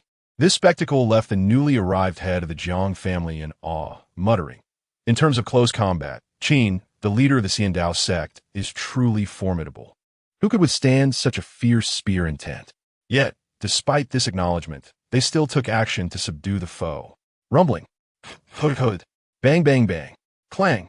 Hiss. The Qingyo demon lord was utterly bewildered. Earlier, he had gazed with both envy and excitement at the exquisite young girl draped in crimson robes, convinced she could never escape his grasp, even if suppressed for centuries, reduced to a mere shadow of her former self. He never anticipated her sudden eruption of peak emperor-level strength, calling forth her allies. In an instant, powerful figures descended with overwhelming authority. Without hesitation, they launched a direct assault. When the first figure appeared, the demon lord initially dismissed it with a sneer. Despite the opponent's emperor-level prowess, he believed it was a futile endeavor. Little did he know, the second, third, and fourth figures arrived in swift succession. Before long, 8 formidable figures had materialized. Even the previously weakest Xiao Rongyu forcibly elevated herself to the peak of emperor level through forbidden techniques. In that moment, 9 emperor-level powerhouses surrounded the Scripture Pavilion, their predatory gazes fixed upon the demon lord. Stunned, the Qingyo demon lord was genuinely taken aback. He pondered the events of his secluded meditation over the past few centuries. Had something monumental transpired in the eastern domain? The peak of emperor level was no longer unattainable. He remembered his past dominance in the eastern domain, where an emperor-level cultivator could lead a sacred ground. Who could have foreseen such a rapid assembly of powerful figures? Swish! The 8 individuals ascended in unison, their brows furrowed, revealing their grave concern. Just moments prior, their collective onslaught had been relentless. Had any one of them fallen, even one with semi-sane cultivation would have faced dire consequences. Yet, this seemingly weakened demon lord had merely coughed blood and sustained minor injuries, leaving them shaken and feeling the gravity of the situation. Qingyo demon lord. Xiao Rongyu articulated his origins. The leaders of the various factions narrowed their eyes, recognizing the figure before them. This was the individual responsible for the blood sacrifices in the eastern domain hundreds of years ago, whose heinous actions had provoked a coalition of saints to barely vanquish him. Who would have thought he had survived, now reduced to this form? Exchanging glances filled with fear and anger, most were relieved. Had they not led the charge into the ruins of the Yin dynasty, allowing those young prodigies to enter, they would have faced certain death, providing the demon lord with a feast of blood. At that time, not only would the younger generation of the eastern domain have perished, but chaos would have ensued once more. He appeared frail. He could be slain. The patriarch of the Nangong family, S gaze flickered icily. They dared not provoke the peak Qingyo demon lord. Yet this weakened remnant was merely a shadow. How could they still hesitate to eradicate him? Kill. Xiao Rongyu slashed her sword. The brilliant sword Qi transforming into a resplendent phoenix, radiating intense heat that revealed the demon lord's agony. Compared to the others, the threat she posed was far greater, especially with the searing flames threatening to reduce him to nothingness. Huh, just because of you all, you dare to kill me. Dense black mist enveloped the Qingyo demon lord, concealing his form. Despite his injuries, he refused to show weakness. Subdue. Kill. In an instant, the 8 peak powerhouses lunged forth. Rumbling. In the blink of an eye, the once vibrant Scripture Pavilion sank 10 feet, the ground having been forcibly compacted. They were fortunate that this was the ancient capital of the Yin dynasty. Even after years of being buried, the formation still provided some protection against greater destruction. They were equally relieved that the Scripture Pavilion itself was fortified with defensive arrays, standing resilient amidst the overwhelming aftermath, though it gradually sank. Akin to a lone boat amidst tumultuous waves. Within the ruins of the Yin dynasty, many young prodigies had gathered, drawn by the tremendous commotion. Figures rushed toward the source, curiosity piqued, whispering to one another, "What a powerful clash." Hiss! So many engaged in battle? Is it the leader of the Donglin sect? Young talents from the Eastern Domain, witnessing the girl in the resplendent red robes wielding her sword with one hand while forming seals with the other, found her cultivation comparable to other sect leaders, leaving them wide-eyed and astonished. They quietly marveled. The leader of the Donglin sect is surprisingly strong, capable of contending with other sect leaders, hiding her strength remarkably well. Which enchanting figure, with a graceful silhouette and delicate feet that danced like blooming lotuses, is that of Chu Yaoyao from the Divine Maiden sect. Her exquisitely tender and fair feet are truly captivating. I adore it, absolutely adore it. Whoosh! Jiangju of the Jiang family also hurriedly arrived, gazing at the fierce battle from a distance, his heart trembling. All 6 sect leaders are present, along with the heads of 2 ancient families. What treasure have they encountered? The Divine Maiden sect as Saintess had also arrived, her beautiful eyes shimmering with concern for her master, yet filled with fervent desire as she gazed toward the Scripture Pavilion, aware that the source of the trouble lay within. She yearned to approach, yet the ominous waves emanating from the black mist made her heart quail. The presence of a respected being would be fatal, and she dared not venture closer.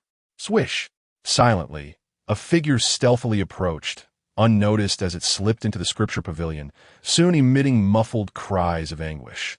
Yi Chun gritted his teeth. It hurts so much. Even with your protective aura. Master, I feel as if my entire body is about to fall apart. An ancient voice echoed within Yi Chun, sly and sinister. These power holders of the Eastern Domain are clashing fiercely. They must have stumbled upon something extraordinary, either the great phoenix scripture of the Yin dynasty or the national sword.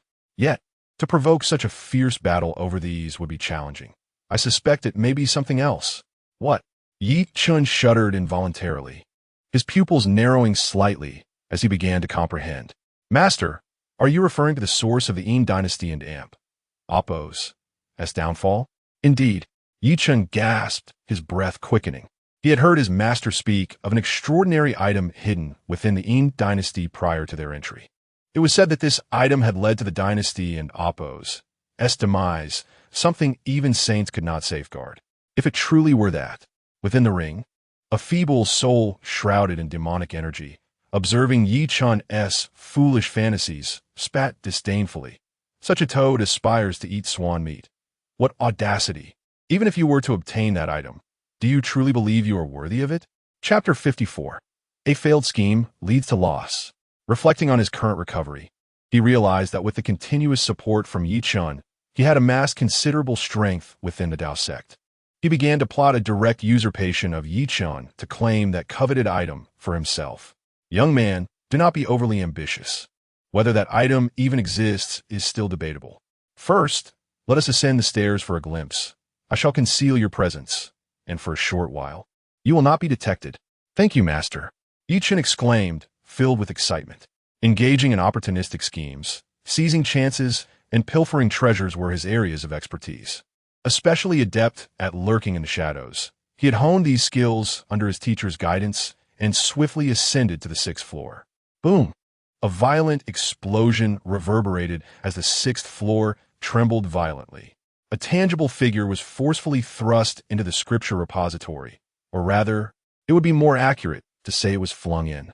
The azure bull demon lord, with a countenance etched in agony, was overwhelmed by boundless indignation. Once a formidable demon lord dominating the eastern domain for years, he had evaded even the combined might of the Holy Ones. How could he now face the prospect of being vanquished by a few younger generations? This humiliation was unbearable. If only he had a moment in Apos, reprieve to devour a few souls, even those of the esteemed ones.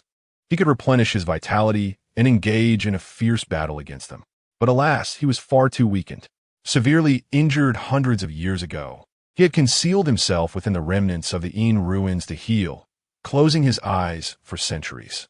Upon awakening, he harbored hopes of regaining his former glory, only to be met with a sudden threat that could lead to his demise. Despair, rage, reluctance, and a menacing glimmer in his eyes. Gilon, Yechen stood frozen, his mind a whirl of confusion. How could he, merely seeking an opportunity, encounter the main adversary before he had even ascended the stairs? The Azure Bull Demon Lord also paused, locking eyes with Chu Xun. Their expressions were strikingly intense, as a greedy urge to kill surged from deep within, intertwined with a profound sense of dread that sent shivers down the demon and Apos' spine. In that fleeting moment, he sensed a formidable threat. Under normal circumstances, this would be inconsequential. But at this critical juncture, another injury could spell his end. Was it an illusion? He scrutinized Chu Xun intently. A being of the esteemed realm had somehow infiltrated the scripture repository. At such a level of cultivation, he could easily crush a throng of lesser beings with a single strike. Yet, he had just sensed a heart-stopping danger. Gritting his teeth as he glanced toward the outside world, acutely aware of the urgency. "You lucky brat," he spat angrily. Whoosh! The Azure Bull Demon Lord abandoned his corporeal form, transforming into a wisp of soul energy, and surged into Yi Chen's body, temporarily possessing him. In that critical moment, he chose to trust his instincts, recalling how he had earlier underestimated Xiao Rongyu and subsequently fell prey to an ambush by the 8 great powerhouses. Should he stumble once more due to this young fellow, he would be doomed. Moreover, by siphoning this boy's vitality, he could regain enough strength to confront them without risking unnecessary conflict. Having narrowly escaped confinement, all he needed was to return to the eastern domain, locate his demon cauldron, and effortlessly restore his peak form. In that scenario, these 9 realms of human emperors would be no more than ants to be crushed underfoot. The leader of the true martial sect, Lu Nantian, furrowed his brow, suspended in midair and breathing heavily. The Azure Bull Demon Lord's resistance had exceeded his expectations, resulting in injuries sustained during the previous skirmish. Not just him, the leader of the Heavenly Mechanism sect had a tattered whisk in hand, its remaining bristles stained with his blood, his weathered face reflecting exhaustion. The leader of the Goddess sect, Chu Yaoyao, also displayed visible fatigue, as each combatant bore numerous wounds from the fierce exchanges. Her beautiful eyes shone with determination as she declared, "It cannot hold out much longer. Another round, and we shall subdue it." Nods of agreement followed. They took a moment to catch their breath, tending to their injuries while preparing for the next offensive. Creak! Suddenly, a figure shot out from the scripture repository.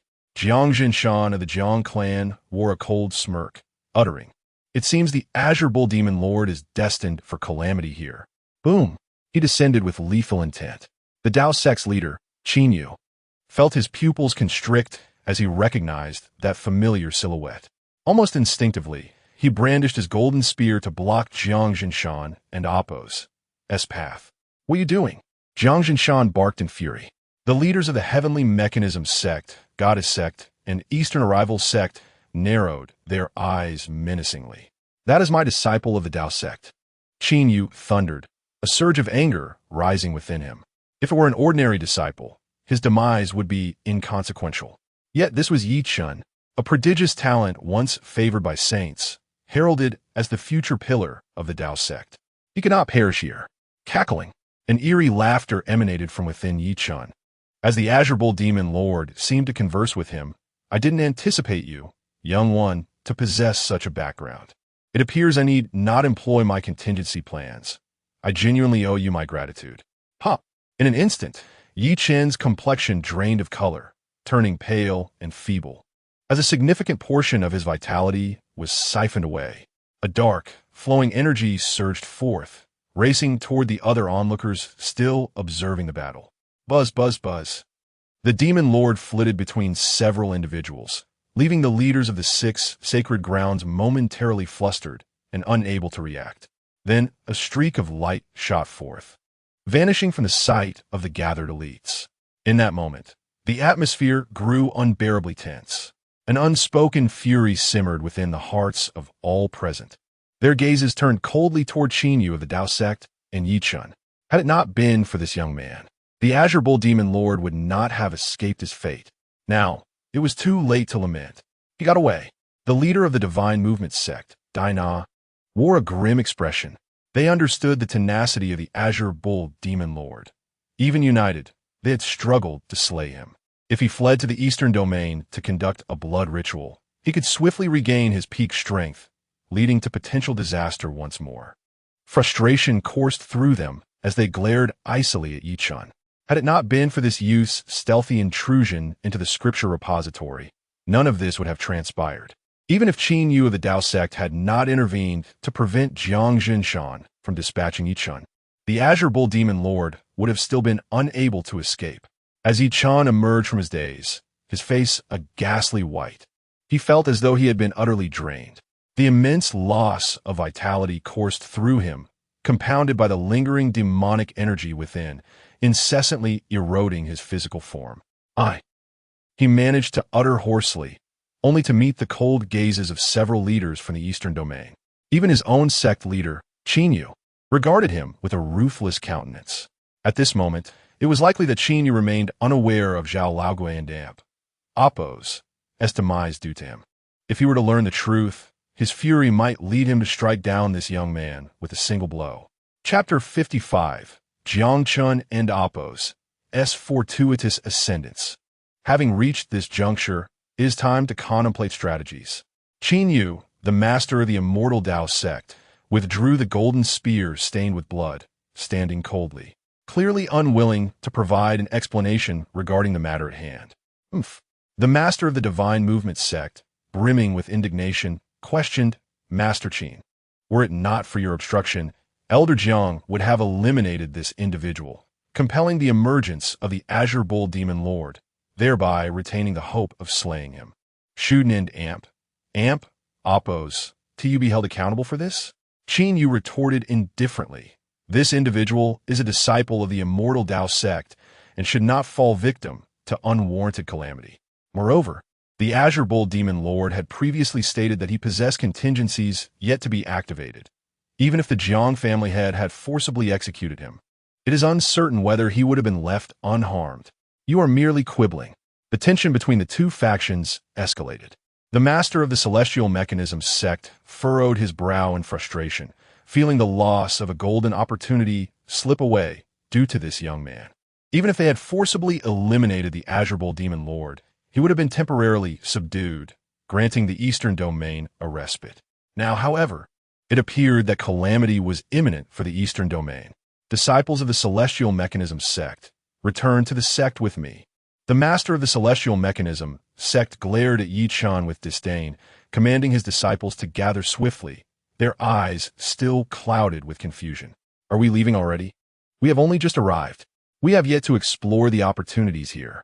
Chu Yaoyao, the master of the Divine Maiden sect, wore a pallid and weak expression as she called, Disciples of the Divine Maiden sect, return to the sect with me. The patriarch of the Nangong clan coldly added, Nangong clansmen, return with me. At this point, the Azure Bull Demon Lord had escaped. The ruins of the Yin dynasty no longer represented opportunity. Instead, they concealed great peril. No one knew from which corner the Azure Bull Demon Lord might strike. Even if the 8 of them joined forces, they could not defeat him. Now, amidst the chaos, lurking and waiting to ambush, none could withstand the consequences. Moreover, this venture was not entirely fruitless. Aside from the most precious texts of the Yin dynasty, such as the Great Phoenix Scripture and the National Defense Sword, along with the elusive, mysterious legacy, they had garnered other treasures. Thus, even in departing, it was not in vain. Whoosh, whoosh. Several sect masters, accompanied by their followers, chose to depart.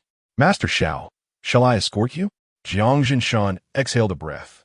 Approaching Xiao Rongyu, aware that she had just utilized a forbidden technique, burning her essence. Once the time limit of the forbidden technique expired, she would fall into unprecedented weakness. It is of no concern. I can hold on a little longer. Be cautious on the journey.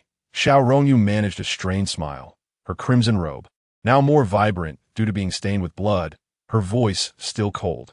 Disciples of the Eastern Liminal Sect, return with me. Jiang Jinshan nodded gently, no longer insisting. As long as they exited the ruins of the Yin dynasty, they would be safe with the Emperor and Oppos, his escort awaiting them.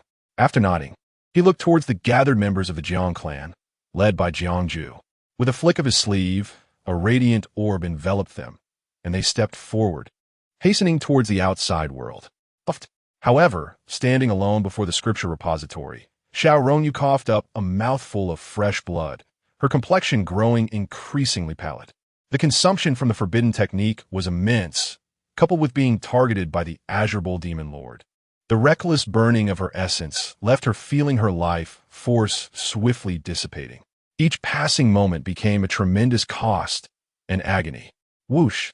Yet, at this moment, she still rushed into the scripture repository, her weakened eyes filled with determination. Upon reaching the 8th level and seeing the array of ancient tomes, her pale cheeks broke into a radiant smile, illuminating her beauty. Master, the disciples of the Eastern Liminal Sect were filled with concern and anxiety. They now understood the events that had transpired, and their worry deepened as they observed that the other sect masters avoided the scripture repository as if it were a den of vipers, fearing further complications within. Their master, however, charged in without hesitation, leaving them nervously pacing outside, too fearful to step inside. Whoosh! With a sweeping motion of her ample sleeves, she gathered the scattered scriptures of the Yin dynasty. Glancing up at the 9th level of the scripture repository, she hesitated briefly, but ultimately decided to retreat. Perhaps the scriptures of the saints are on the upper level, but it is too perilous. The 9th level of the Eastern Liminal Sect's scripture repository was saturated with murderous intent. The Yin dynasty likely harbored similar threats. A hint of disappointment flickered in her eyes as she murmured, "If I survive this tribulation, I shall return to retrieve these scriptures." With the withdrawal of the Eastern Liminal Sect, the ruins of the Yin dynasty fell into a brief silence. Yet in one corner, a low and pained groan echoed. It was none other than Yi Chun, who had chosen not to depart with Master Qinyu, but remained to seek opportunities. Despite the lurking terror within, he could not afford to be overly concerned.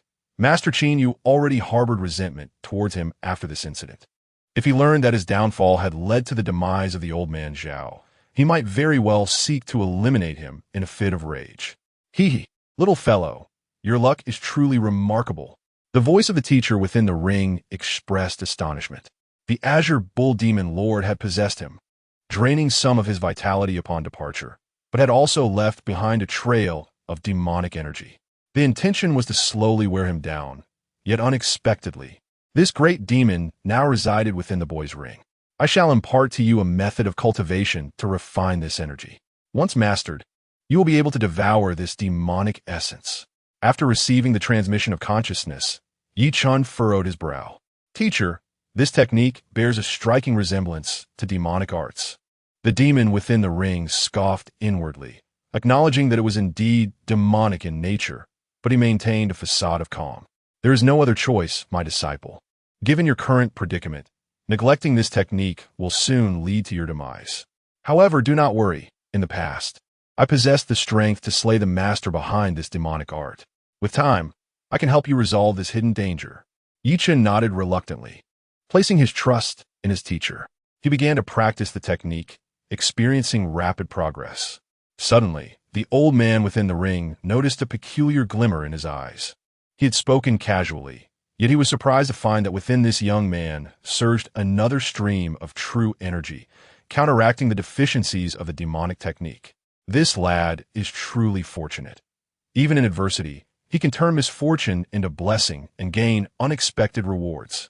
In contrast to Yi Chun, Jiang Chun, and Appos, as fortunes were far more favorable.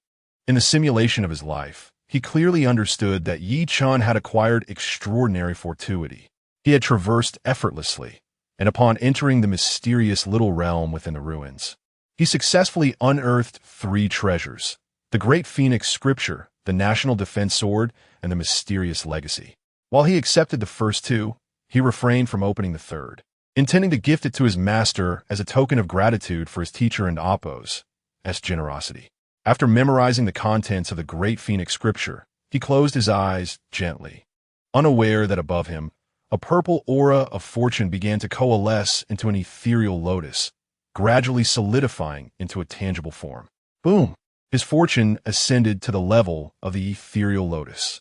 Chapter 56. The conclusion of Yin Ruins. The shift of fortune. Mysterious and profound. In a fleeting moment, Jiang Chun felt an epiphany, accompanied by an indescribable sensation that illuminated his mind, dispelling the lingering shadows within. A smile graced his lips. With a mere gesture, the great phoenix scripture, the national sword, and the mysterious legacy fell into his hands. Whoosh!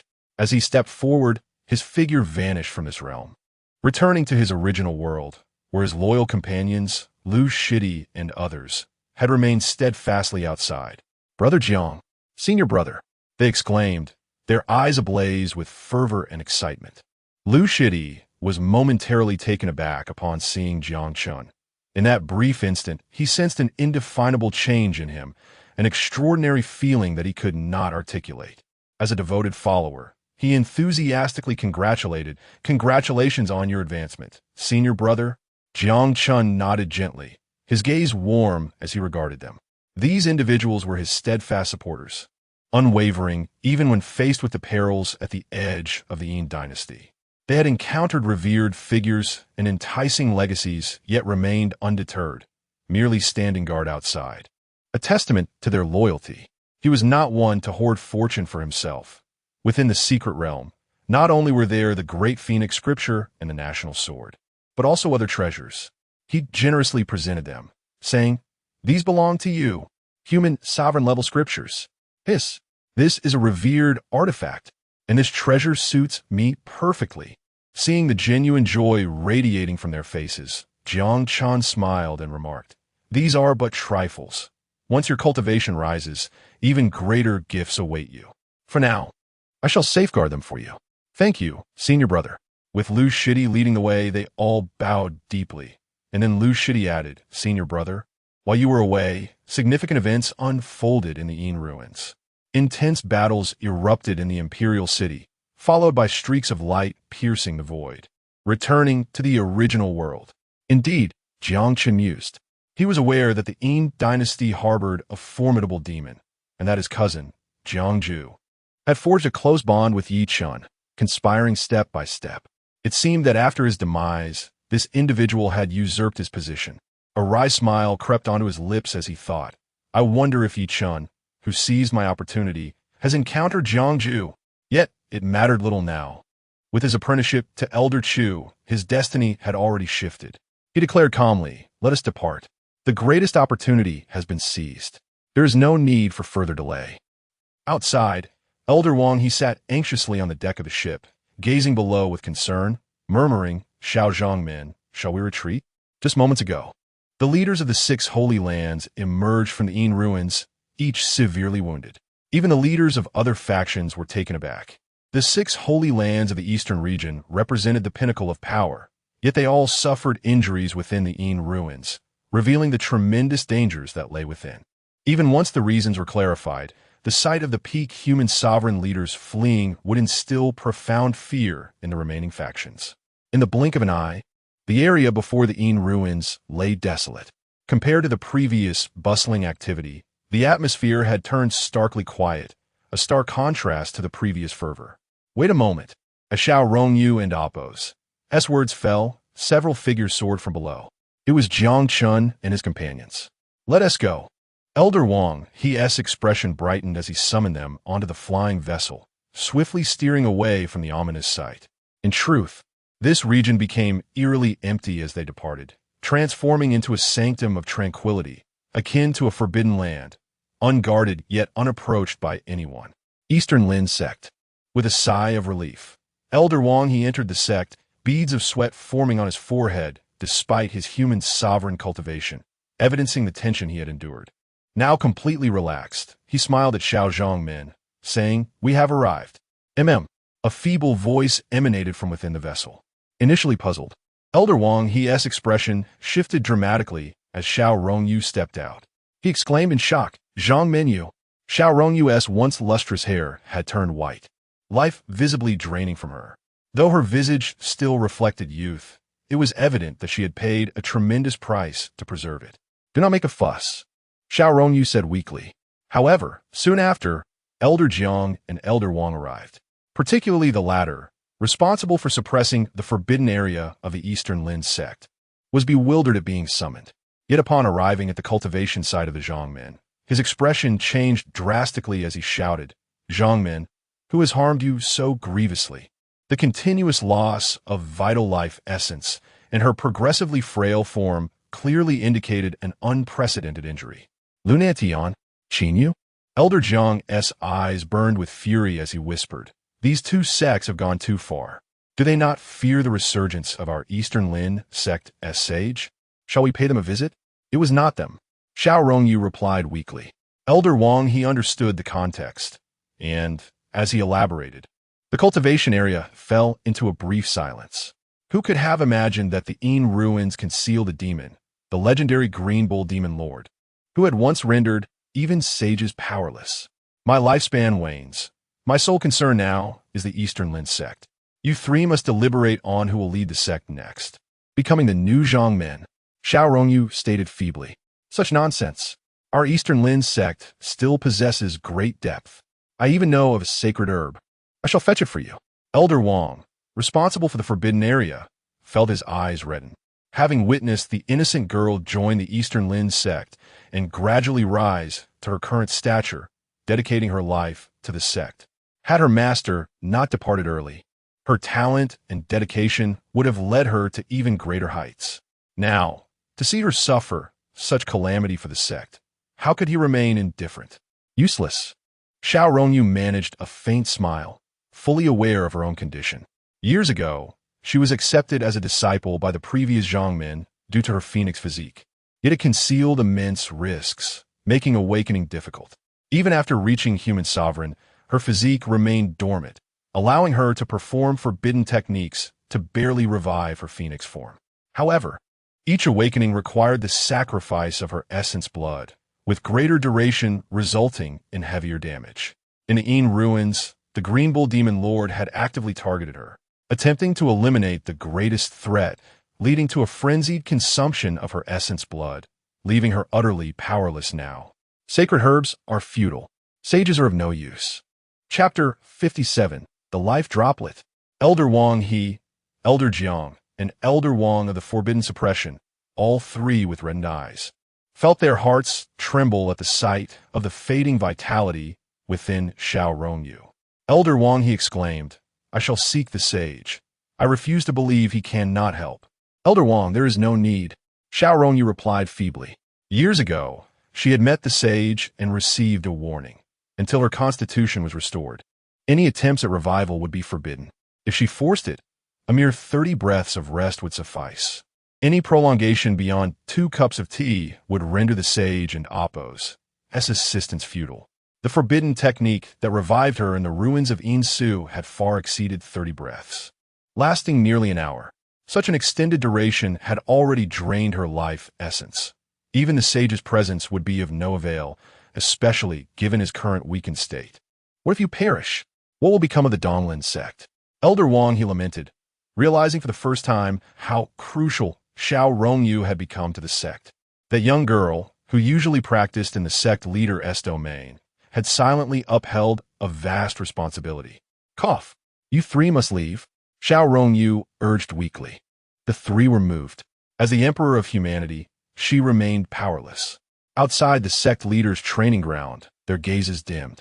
They had not anticipated such calamity following their visit to the ruins. While the Jinwu sect and the Xiandao sect dared not act against them, a new threat had arisen in the form of the Blue Bull Demon Lord. Let us select a sect leader. Elder Wang, he proposed, his expression complex. Who shall we choose? Who can bear this heavy burden? Elder Wang inquired. They turned their eyes towards Elder Wang of the Forbidden Suppression, who gently shook his head. His duty was to suppress the forbidden area. Merely entering the sect's main hall was already a formidable task. Taking on the role of sect leader would inevitably lead to complications. What about Elder Jiang? Elder Jiang himself also shook his head. He understood his identity as not only an elder of the Donglin sect, but also a senior member of the Jiang clan. Such affiliations rendered him unsuitable for the position of sect leader. And Elder Wang? Elder Wang, he continued, shaking his head fervently, acknowledging his relatively weaker cultivation at the third level of the Emperor of Humanity. While this was sufficient to lead a top-tier force in the Eastern Domain, it fell short in the critical moment of life and death at the Donglin Sacred Land. Who then? Elder Chu? They all thought of a name simultaneously. If Elder Chu were to take on the role, he would manage the sect competently without any issues of sensitive identity, and his cultivation would be entirely adequate.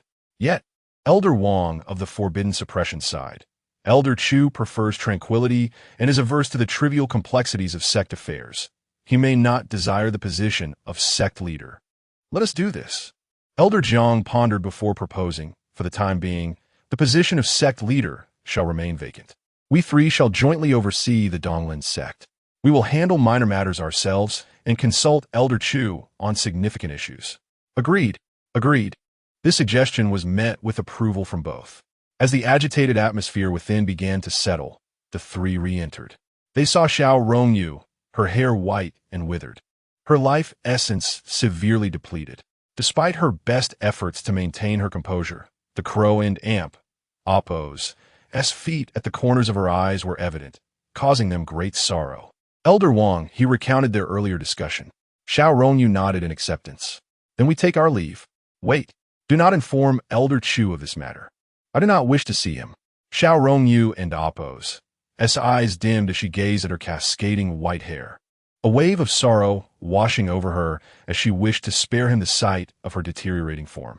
Elder Wang, he sighed deeply, recognizing the tragic bond they had long known of Xiao Rongyu and Appo's affection for Elder Chu, yet fate had played its hand cruelly, leaving them powerless to intervene. Furthermore, this portion of scripture was obtained from the ruins. Please relay it to him. Xiao Rongyu handed over a spatial ring, containing the greatest treasure from her journey. Elder Wang, he took the ring with a breathless demeanor. Moments later, he arrived at the 8th floor of the Scripture Pavilion. Although Xiao Rongyu had instructed him not to disturb Elder Chu, given the gravity of the situation, it was impossible for Elder Chu to remain uninformed of the events. Listening to Elder Wang, he and Appo's account, Elder Chu initially furrowed his brow. He had anticipated a piece of talismanic paper from his own making. Even if it could not counter the Blue Bull Demon Lord, with Jiang Chun and Appo's great fortune, it should have ensured Xiao Rongyu and Appo's safety. He never expected such misfortune to befall her. After a moment of contemplation, he sighed, Fate is indeed capricious. Who could have foreseen that at such a critical juncture, Yi Chan would provoke Jiang Chun, nor that the talisman meant to protect sect leader Xiao would be used prematurely? I understand now. Setting aside his reading, Elder Chu stood at the window for a moment before striding towards the sect leader and Appo's training ground. If he were truly powerless, so be it. Yet now, possessing a droplet of life water capable of reviving the dead, how could he stand idly by?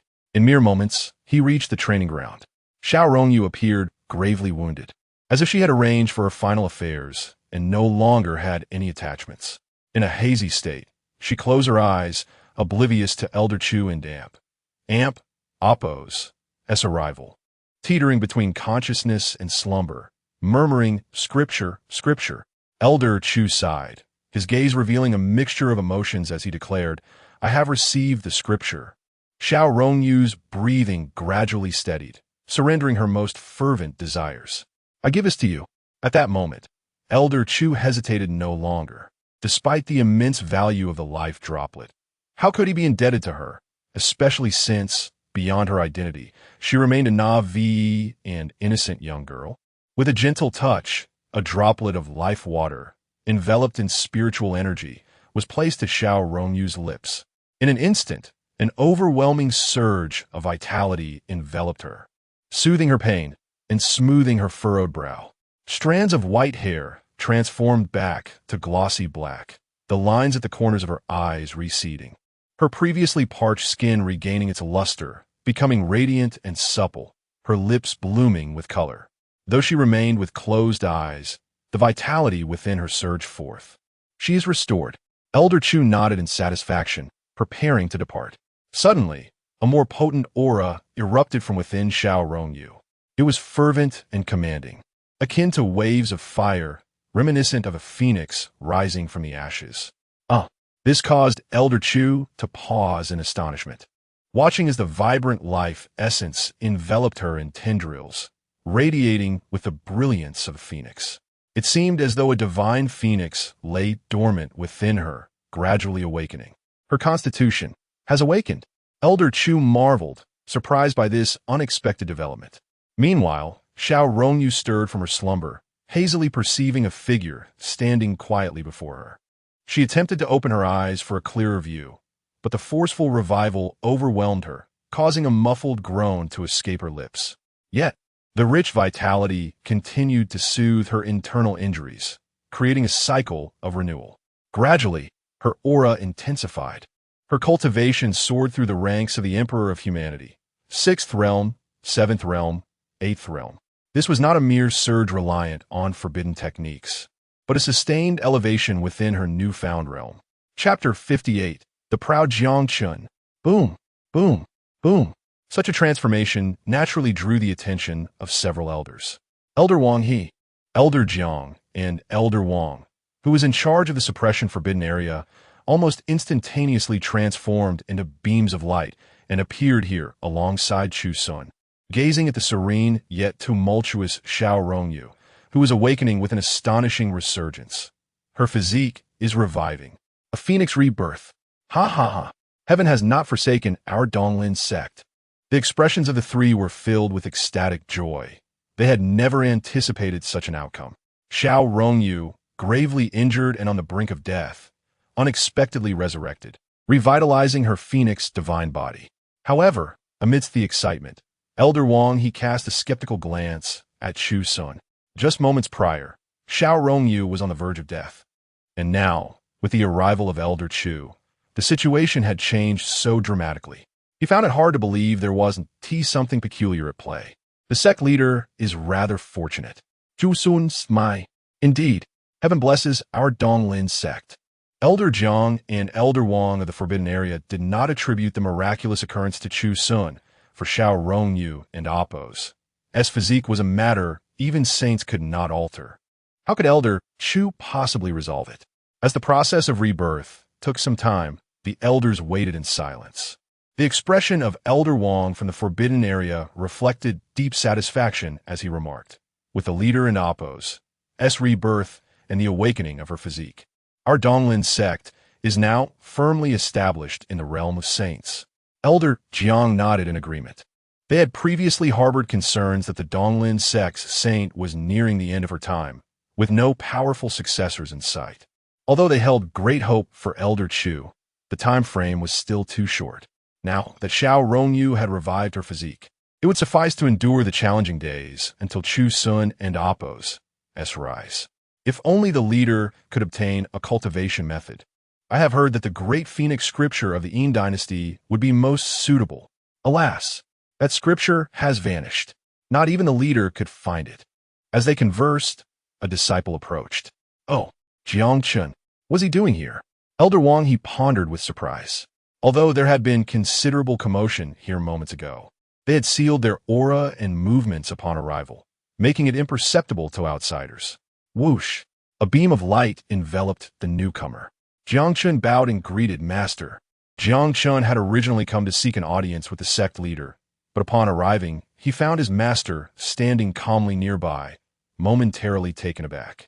In his understanding, his master seldom left the Scripture Pavilion. Today seemed unusually leisurely. Looking around and noticing several elders, he respectfully added, "Greetings to the esteemed uncles and aunts. What brings you here?"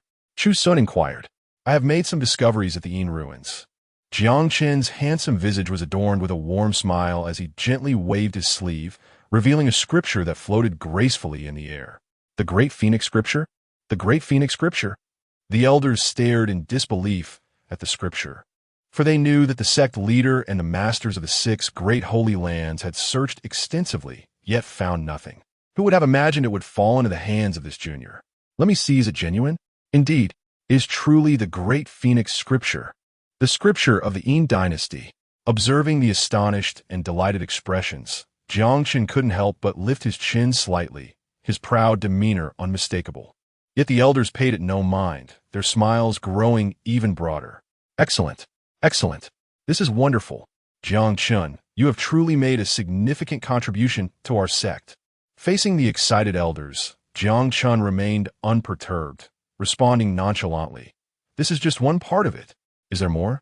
Elder Jiang, Elder Wang He, and Elder Wang from the Forbidden Area were all on the verge of impatience, their eager eyes reminiscent of a covetous gaze upon a breathtaking beauty, filled with yearning and anticipation. Buzz! A long-sealed bronze sword was retrieved by Chu Xun, suspended in the air, surrounded by swirling dragon energy that enveloped it, causing the entire Donglin sect's fortune to plummet threefold. Bang! Elder Wang He's eyes widened. They had already felt a sense of satisfaction upon the revelation of the Great Phoenix Scripture, but to discover that Chu Xun possessed another extraordinary treasure was beyond their expectations. Even though they had hoped and anticipated, they had not dared to believe it was the National Suppression Sword. Now, as it floated before them, their satisfaction nearly sent them into a dizzying state. The National Suppression Sword. It is indeed the National Suppression Sword. Elder Jiang exclaimed in astonishment, exclaiming, "This is a remarkable item, imbued with the dragon energy of the Yin dynasty for centuries, having transformed into an unparalleled holy artifact that possesses the power to suppress fortunes. With this item, our Donglin sect's fortunes will soar." Elder Wang, he nodded in satisfaction. When the bronze sword was summoned, the fortunes of the Donglin sect had been pressed down threefold, becoming more solid, a clear sign of prosperity. However, given that this item belonged to Chu Xun, it felt inappropriate to simply take it. If Chu Xun were an ordinary disciple, they would have claimed it and later offered their gratitude. Yet, Chu Xun and Apos' unique status complicated matters, leading Elder Wang to solemnly inquire, "This item is extraordinary. Are you certain you wish to contribute it to the sect?" Chu Xun cast a proud glance at Elder Chu, his face radiant with a brilliant smile, affirmatively nodding. "Excellent. Wonderful." Elder Wang from the Forbidden Area no longer hesitated, laughing heartily. "Chu Xun, you have made an immense contribution to the sect. You shall soon be conferred the title of Holy Son of the Donglin sect." Elder Wang He, Elder Jiang, and even Chu Xun turned their attention slightly. The title of Amp, Apos, Holy Son and Amp, Apos, heralded the next successor to the sect leader. Under normal circumstances, the Donglin sect had not established a Holy Son. Firstly, with Chu Xun as an imposing figure, outsiders could not surpass him. Secondly, Chu Xun's unique status did not necessitate him taking over the Donglin sect. Thirdly, while he had not been formally conferred the title, it was an unspoken understanding, as he was regarded as the Holy Son both within the sect and externally. At this moment, the declaration felt like a promise, officially announcing Chu Xun's status as Holy Son. He would have two choices in the future, either inherit the Donglin sect or the Jiang family, leaving the decision entirely to Chu Xun. This was a situation that was ordinarily impossible, as the sect leader must be of pure lineage, lest they favor their own family. But now, all such concerns were dispelled. "Master," Jiang Chun looked at the seemingly unremarkable elder, filled with admiration, knowing that had it not been for him, he would not have achieved such remarkable gains. Indeed, Chu Xun nodded gently, a tacit approval, tinged with curiosity. In the ruins of the Yin dynasty, such caverns typically yielded the greatest treasures for those destined for greatness. Yet now all had fallen into the hands of his disciple, suggesting that Yi Chun could no longer contain his disciple's fortune. He couldn't help but open his eyes wide. Name, Jiang Chun. Age, 28. Cultivation, 5th realm of the venerable. Fortune, Ghost Lotus, destined great antagonist. Oh, this sudden change startled Chu Xun. Previously, it had been deep purple, and now, after a visit to the Yin dynasty, his fortune had undergone a dramatic transformation, indicating that Jiang Chun must have other treasures. He couldn't help but cast a meaningful glance. Chapter 59, The Snow Mountain Hall.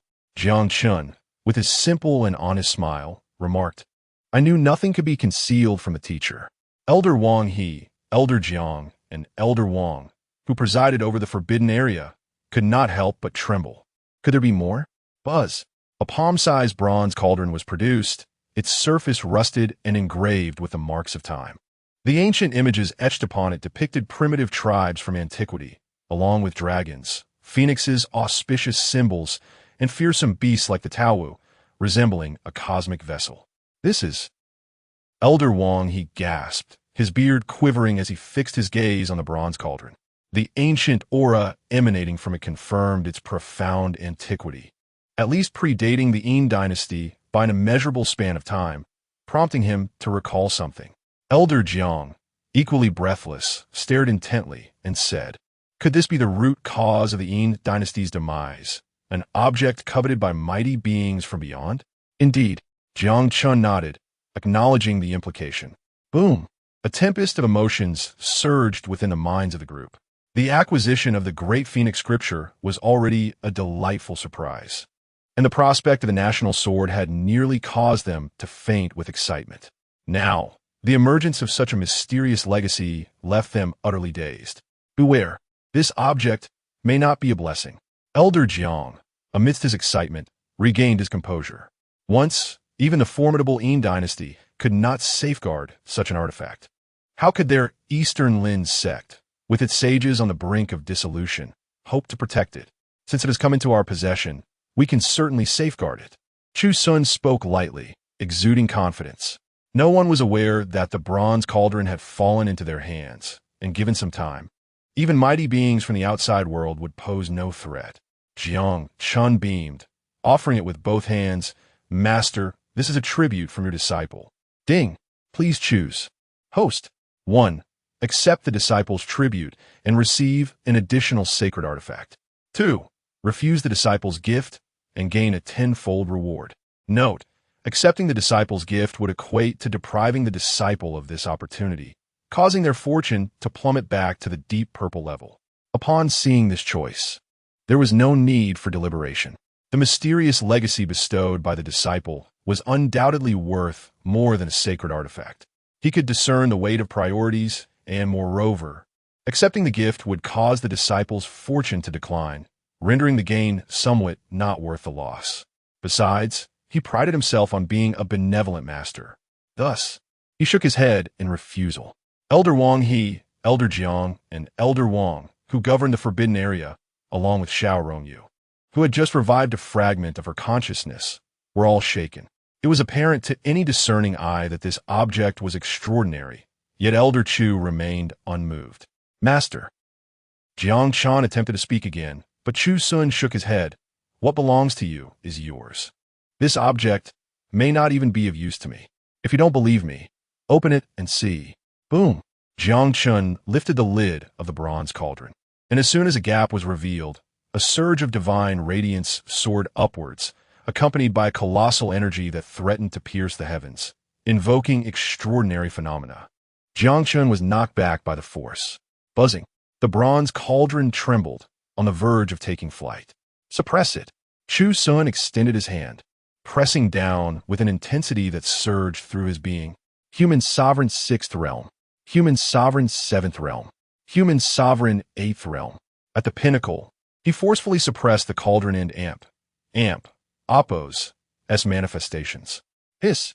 Jiang Chun inhaled sharply, astonished that merely uncovering a crack could unleash such overwhelming power. He was relieved this occurred beneath the watchful eyes of his master within the Eastern Lin sect. Otherwise, it might have drawn worldwide attention. He could not help but wonder why Jiang Chun had not caused such a commotion when acquiring the bronze cauldron in the original timeline.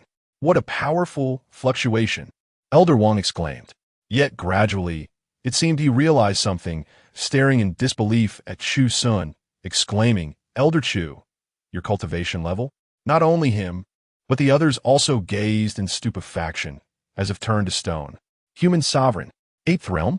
The reviving Xiao Rongyu, who was gradually regaining her strength, was also left in a daze. Just months ago, Chu Xun was at the human sovereign 5th realm. How had he ascended so rapidly? Elder Wang, who guarded the forbidden area, was utterly bewildered.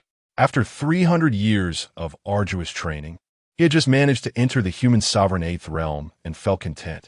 Yet now, he looked at Chu Xun's cultivation and wondered when breaking through to the human sovereign realm had become so effortless.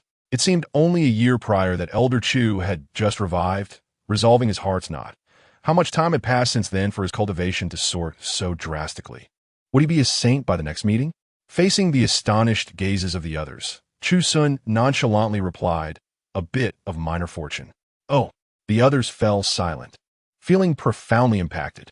Elder Wang, he, and Elder Jiang, who had spent their lives stagnating at the human sovereign level, for the first time experienced such a crushing blow that they forcibly turned their heads away from Chu Xun. This guy was truly piercing to the heart. Buzz. At that moment, Jiang Chun also bore a memory, slowly opening his eyes, revealing a complex expression. The teacher was right. This bronze cauldron contains a legacy from an extinct ancient lineage. However, inheriting it comes with significant constraints. One such restriction is that it cannot be accepted by the master. To rebuild the sect, choosing to inherit this legacy would mean becoming its disciple, and restoring its former glory would come at any cost. This alone would dissuade the master from considering it. Oh, Elder Jiang appeared relieved, realizing this object was indeed a remnant of an ancient lineage, explaining the external power's covetousness. Such a legacy was certainly worth the effort of ancient forces to seize. Do I wish to inherit it? Jiang Chun inquired. Naturally. The Eastern Lin's sacred land was in turmoil.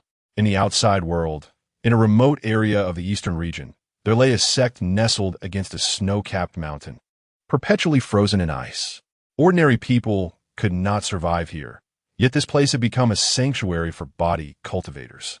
The frigid climate allowed them to temper their physiques without restraint, provided they were strong enough to thrive in the eastern region. This force was known as the Snow Mountain Hall. Though its reputation did not rival the 6 great sacred lands, it was a formidable presence nonetheless, with its master being at the human sovereign 8th realm. Currently, the master of the Snow Mountain Hall frowned, feeling a wave of trepidation as if an apocalyptic calamity were imminent. Confused, he exited the main hall. Upon entering, he beheld a young disciple clad in the robes of the Eastern Lin sect, hovering in the air, with a slight smirk and a gaze filled with malice. He fixed his eyes on the master of the Snow Mountain Hall and the cultivators honing their bodies, exuding greed and swallowing hard. Gulch, gulch, such delightful and robust practitioners. The handsome disciple's eyes gleamed with avarice as he exclaimed, with such abundant vitality, if I were to devour it, I could swiftly restore my cultivation. If only there were more body cultivators like this in the eastern region. Demons. The Snow Mountain Hall master's pupils constricted, his mind jolting in realization. Too late. The handsome young man was enveloped in demonic energy, and as he invaded, the master of the Snow Mountain Hall found himself powerless to resist. The disciples, still laboring to hone their physiques, looked up in terror, sensing their vitality swiftly dissipating. Buzz! In the air, a crimson phantom cauldron floated, voraciously consuming the vitality. What a pity. My demon cauldron has vanished, so I can only resort to this crimson phantom technique. However, witnessing the rapidly gathering vitality, the handsome young man grinned wickedly and declared, This vitality will suffice for the demon Lord Qinyo to reconstruct his body. Chapter 60. The Manifestation of the Sage. A momentous event has transpired. Alarming news. The elder of the intelligence department of the Eastern Lin sect hurried to the place of cultivation of the sect leader. His voice tinged with urgency. Sect leader, the Snow Mountain Palace has been annihilated, causing upheaval in the eastern region. Should we send someone to investigate? What? Elder Wang He, who remained at the sect leader's cultivation site, widened his eyes in disbelief, exclaiming, "How could this be? The Snow Mountain Palace is a force second only to the 6 great sacred lands, specializing in the body refraining lineage. It is unique in the eastern region, situated in a remote area, rarely provoking formidable enemies. How could it have been destroyed? Absolutely true. Not a single soul remains. The Snow Mountain Palace is entirely desolate." Gasp! Elder Jiang felt a chill run down his spine, suddenly recalling a certain demon, the Qiangyo Demon Lord, who had escaped from the ruins of Yin.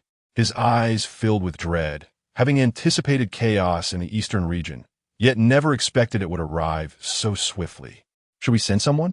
Sect of Immortality, True Martial Sect, Divine Maiden Sect. Each has sent powerful individuals to respond. Let's go. Chu Xun spoke solemnly. The destruction of the Snow Mountain Palace was a grave matter, potent enough to shake the eastern region. At this moment, the Eastern Lin sect could not afford to be absent, and recognizing that he was the only one available, he declared, "I shall go myself." Elder Wang He, filled with concern, replied, "Perhaps the Eastern Lin sect should refrain from joining the fray. The Snow Mountain Palace has already fallen. It would be too late to act now, and we would achieve nothing. Not so. We must ascertain one thing. Chu Xun Asa. Snow Mountain Palace." The north wind howled, and snowflakes danced in the air.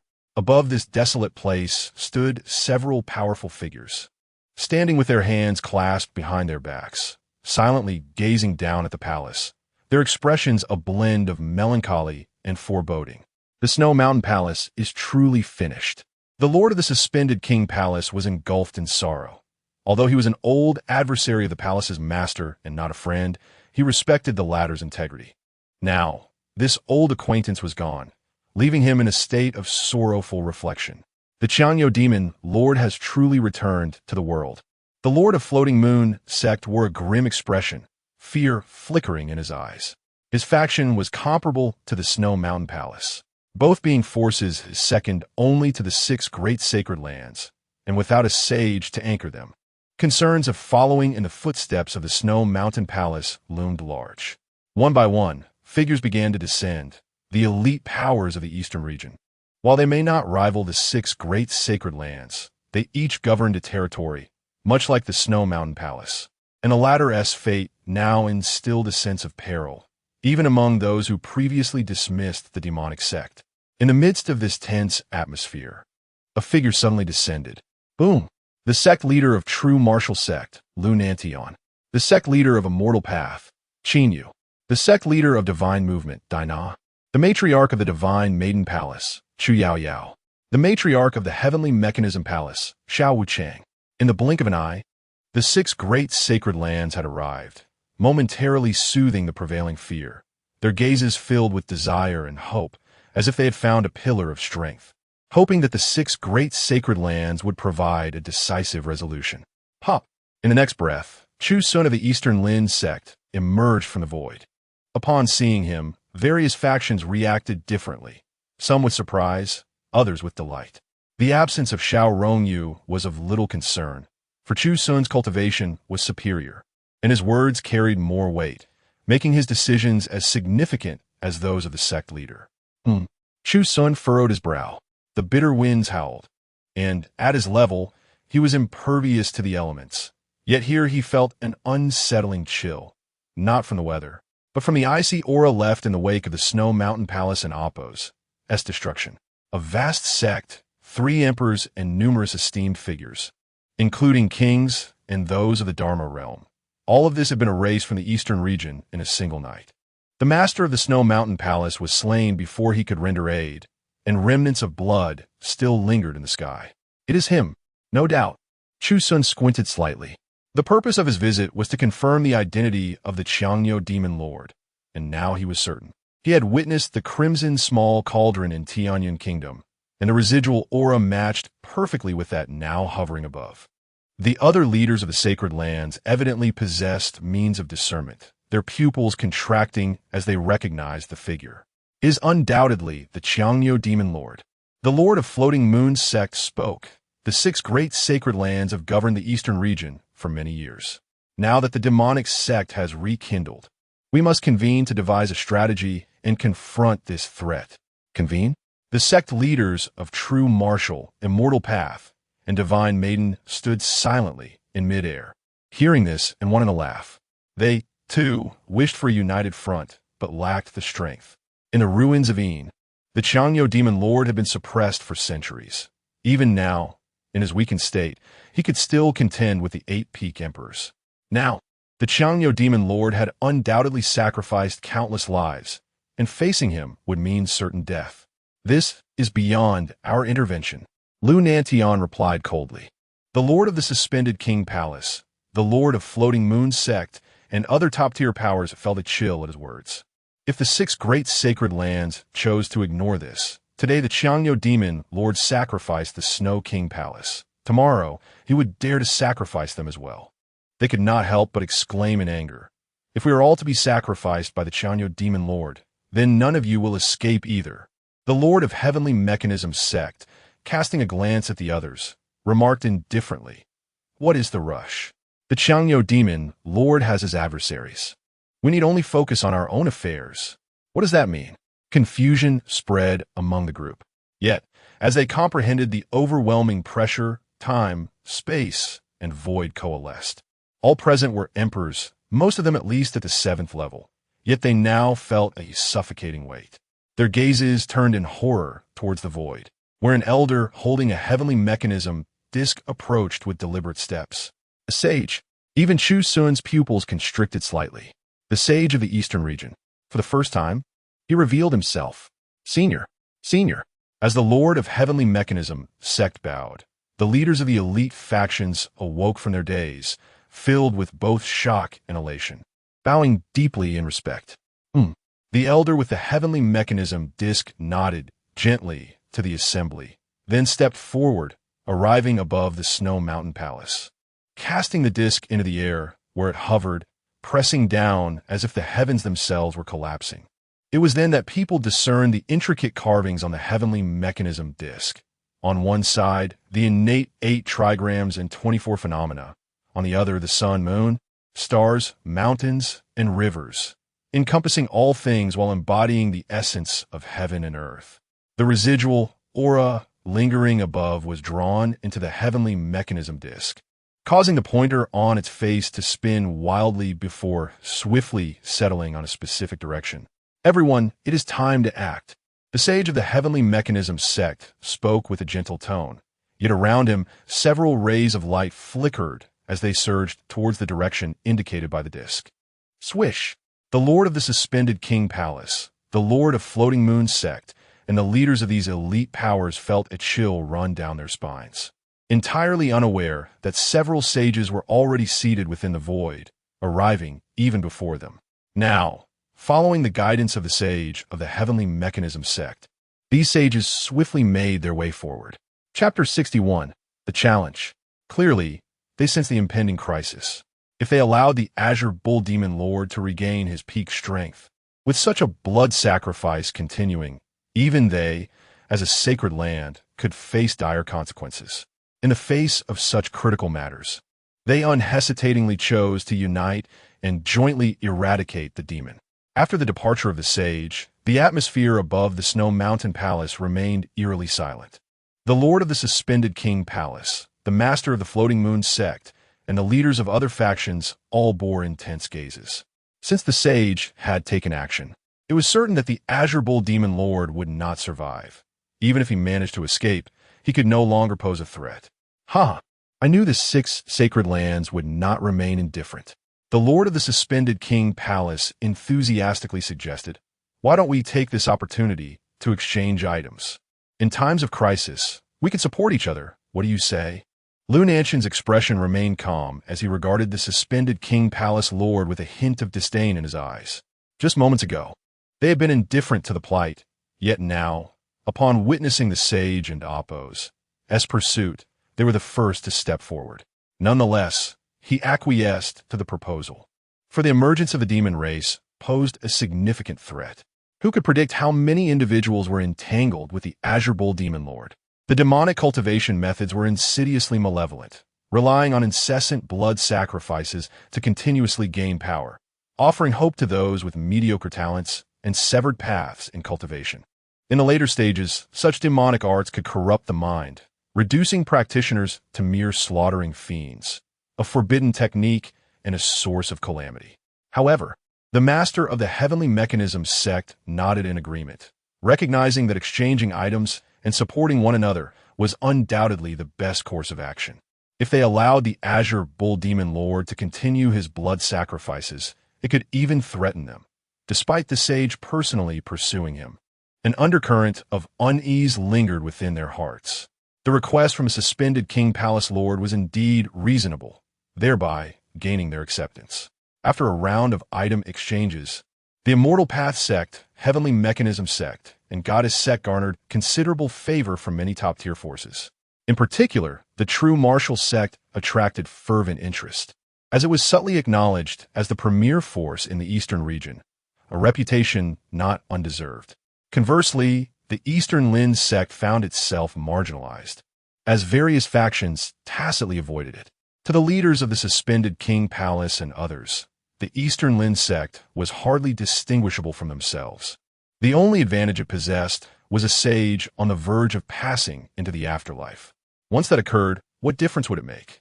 What value would there be in exchanging items with such a sect?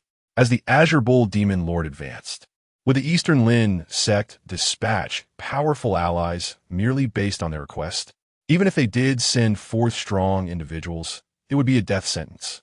Without a sage to anchor them, they held no bargaining power.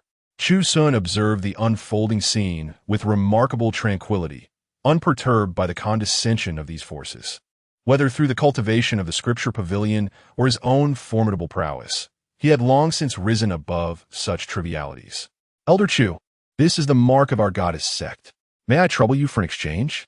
Chu Yaoyao of the goddess sect gracefully approached, her movements drawing the attention of many. After all, she held the esteemed title of one of the 3 goddesses in the Eastern region, celebrated not only for her breathtaking beauty, but also for her prestigious status as one of the sect leaders of the 6 sacred lands. To win her favor would be a pinnacle achievement in life. Regrettably, Chu Yaoyao's standards were exceedingly high. She had never favored any man, and her cultivation and status afforded her the right to be proud. Chu Xun received the token she offered and was surprised that the first olive branch extended came from the goddess sect. In her clear, pure gaze, he perceived a moment free of ulterior motives, simply a genuine desire to exchange items. Qin Yu of the Immortal Path sect, clad in golden battle armor and gripping a golden spear, radiated a palpable aura of battle intent, swiftly cooling the previously vibrant atmosphere of exchanges.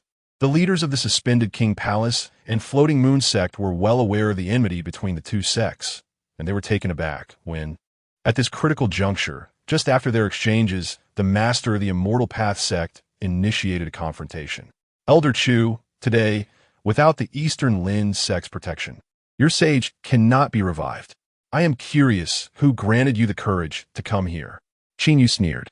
He had initially intended to wait until after the Eastern Lin sect and Apos' sage had passed before striking, but with Chu Xun and Apos' bold arrival, he could not be blamed for taking action. Chu Yaoyao's brows furrowed slightly as she spoke.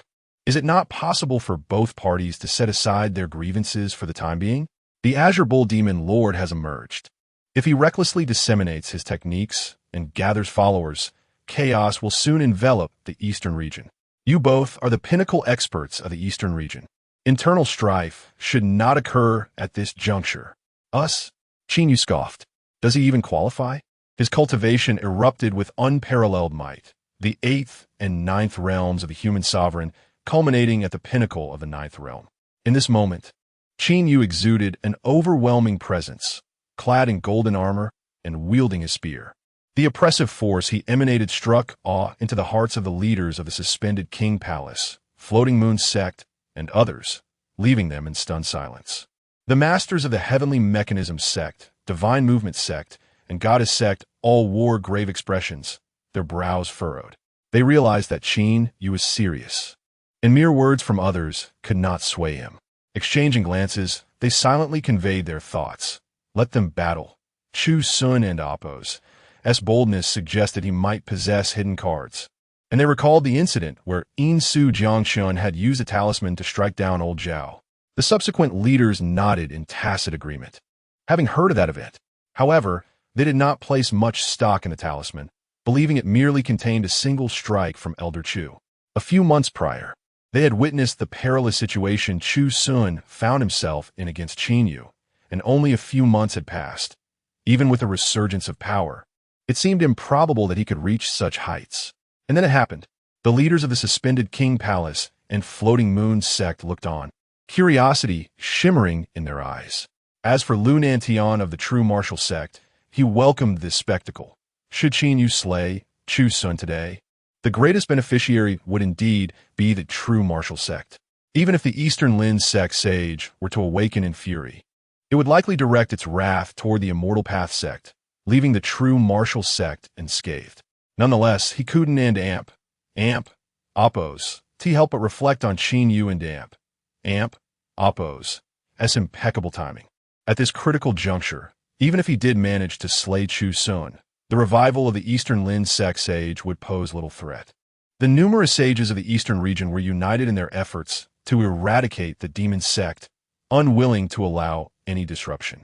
They would not permit the Azure Bull Demon Lord to wreak havoc while sacrificing one of their own sages. Thus, even if the Eastern Lin sect sage revived, the most probable outcome would be the collective forces of the Eastern region compelling him to retreat into seclusion or pass away on the spot, leaving no alternative. Therefore, if Chu Xun lacked hidden cards today, his fate was all but sealed. Chapter 62, A Retreat of 100 Miles. Tension surged to its zenith as the atmosphere crackled with anticipation. Chu Xun appeared to be enveloped in a golden radiance, with brilliant beams of golden light surging across the heavens, resembling a lightning bolt that cleaved the scene beneath the snow-capped mountains into two extremes. The masters of the supreme factions, including the Lord of the Hanging King Hall and the leader of the Floating Moon sect, swiftly evaded, their gazes tinged with mockery. Having ensured their own safety, their greedy hearts stirred, for they had stood in the Eastern Sacred Land for far too long and deemed it time for a change, allowing the newcomers to ascend. The prior explosion of Xiao Rongyu's forbidden technique had left a profound impact, and should Chu Xun fall again, it would be thoroughly deserved. Onlookers observed with bated breath, yet none placed faith in Chu Xun. Why should I? Chu Xun murmured. If I dare to engage, it is because I possess the confidence. Moreover, I had already revealed my prowess outside the ruins. Why do they still harbor disbelief? Chu Xun discerned Chu Xun's thoughts, a smirk of derision gracing his features, as a golden glow enveloped him, poised to strike with lethal intent. He sneered, if such trivial charms are all you possess, then I eagerly await to see how many you can muster. With a deep sigh, Chu Xun pondered the futility of their skepticism. He gradually shifted his gaze towards the summit of the snow mountain. As his thoughts surged, an intangible sword materialized in his palm, and with a light, effortless swing, he struck downward. Swish!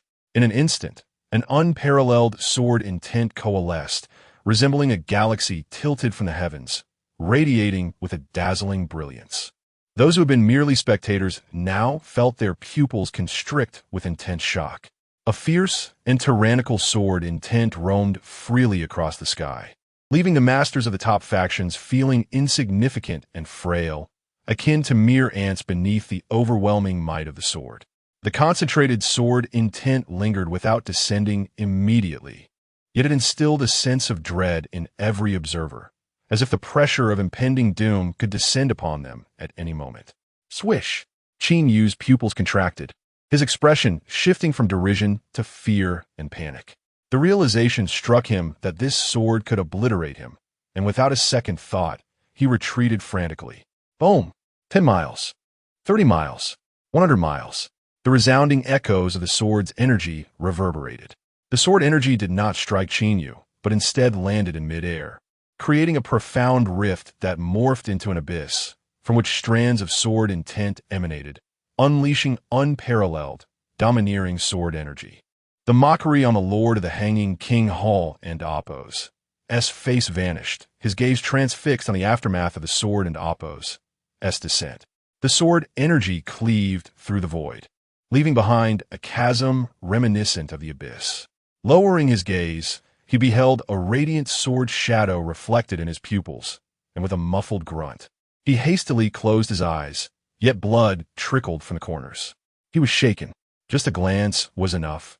It was not the sword energy aimed at him, but the lingering sword intent that pierced his eyes. If that sword were to strike at him, what then? The masters of the true martial sect, the heavenly mechanism sect, the divine action sect, and the goddess sect trembled slightly upon witnessing the Hanging King Hall Lord and Apos' transformation. Their gazes followed suit, and beneath the abyss of sword energy lay an imposing sword shadow. Even a mere glance unleashed a formidable sword intent, capable of annihilating all. They shut their eyes to extinguish the sword intent, and though they fared better than the Hanging King Hall Lord, it still took them several breaths to regain composure. Upon reopening their eyes, none could mask their astonishment, their hearts tumultuous. The remnants of the sword intent continued to proliferate, yet the air above was devoid of mockery or laughter. Every face bore an unprecedented gravity, their expressions frozen in shock, with some glancing toward Chu. Chu of the heavenly mechanism sect, still clad in golden armor and wielding a golden spear, felt his fighting spirit wane. His eyes, filled with terror, reflected confusion. He had prepared himself for Chu Xun to wield the sacred artifact, the Qing tongue sword, and had similarly readied a sacred artifact to counter it. Yet, Chu Xun did not summon the Qing tongue sword, nor did he retrieve his own sacred artifact. The lingering traces of swordsmanship remained in the void. Yet Chu could not suppress the tremors coursing through his body, spasming uncontrollably. He yearned to battle again, trying repeatedly to summon his fighting spirit, but each time he made progress, it fizzled out. The residual sword energy abyss loomed like a chasm, utterly severing his desire for victory. He had been defeated. The leader of the Floating Moon sect voiced his conflicted thoughts, his face a mask of turmoil. Who could have anticipated such an outcome? There had been no honorable clash. As they had surmised, this battle would conclude swiftly, yet the tides had turned against the presumed victor. With a single sword strike, Chu Xun had vanquished Chu. Why? Far away, 100 miles distant, Chu, after a moment of despair, felt a surge of anger and shame at his own actions. He had retreated 100 miles under the flash of Chu Xun's sword light, yet it was compounded by frustration, as that very sword had not been aimed at him. The master of the heavenly mechanism sect trembled inwardly, gazing at Chu Xun. Had Chu Xun intended to strike, Chu would not have evaded so easily. Even if he could dodge, it would come at a cost and not be so simple. Was it fear? Fear of retribution from the sage of the heavenly Tao sect? This thought flickered before being dismissed. Perhaps it worked on others, but not on him. He had already slain several emperors of the heavenly Tao sect, including the ancient Zhao, at the 9th realm of the emperor. What could he possibly fear? If he were apprehensive, he would not have acted as he did earlier. Thus, in his eyes, whether to slay Chu or not seemed to hold its own rationale. Was it disdain? Or perhaps a sense of unworthiness? Or merely indifference? Chu Xun remained poised in the void, a commanding presence as the wind tousled his hair, his expression unwaveringly calm. For the sake of the ruins, I shall spare your life this time. There shall be no next. Chu stood there dazed. The masters of the true martial sect, the divine action sect, the goddess sect, and the heavenly mechanism sect also trembled, their thoughts racing as they could not fathom the reasoning behind it. It was solely because they had aided Xiao Rongyu during their time in the ruins, regardless of their motivations, that this had led to Chu's pardon. Chu, proud yet youthful, aspired to ascend to sagehood in his lifetime, a pride that initially urged him to roar. Why should I, Chu, acknowledge a favor? Yet upon meeting the elder and Apos' serene gaze, his arrogance crumbled, and he found no courage to voice it. for he was uncertain whether, upon finishing his declaration, he would be met with a strike of the Qing Tong sword. Having concluded all, Chu Xun departed, for his purpose had been fulfilled, and there was no need to linger. Yet above the snow mountain hall, the atmosphere remained tumultuous. Heavy breaths accompanying the return of gazes fixated on the lingering abyss of sword energy. Someone whispered in astonishment, "What exactly is his cultivation level?" Chapter 63. Lost in Pursuit. The leader of the Xinqing sect fell into a contemplative silence, recalling the first whispers of Chu Xun and Appo's movements, which seemed to have begun a year ago when he reportedly broke through a barrier. Then, he was reminded of the duel at the Donglin sect over half a year ago, when Chu Xun had only reached the 5th level of the Emperor realm. Now, merely a few months later, they found themselves unable to discern the depth of his cultivation. Was he at the 9th level of the Emperor realm, a half-saint, or had he already stepped into the realm of saints? They were uncertain. This lingering sword energy was merely a casual strike from Chu Xun, and no one could fathom the extent of his power. Yet, even such a trivial display was beyond the capabilities of a 9th-level emperor. If he were to unleash his full strength, wielding the Qing Tong sword complemented by the great river sword intent, what stunning spectacle would ensue? At the very least, he would be a half-saint. The leader of the Jinwu sect, Lu Nantian, remained silent, yearning for the realm he had long coveted. To attain such a state would imply proximity to becoming a saint.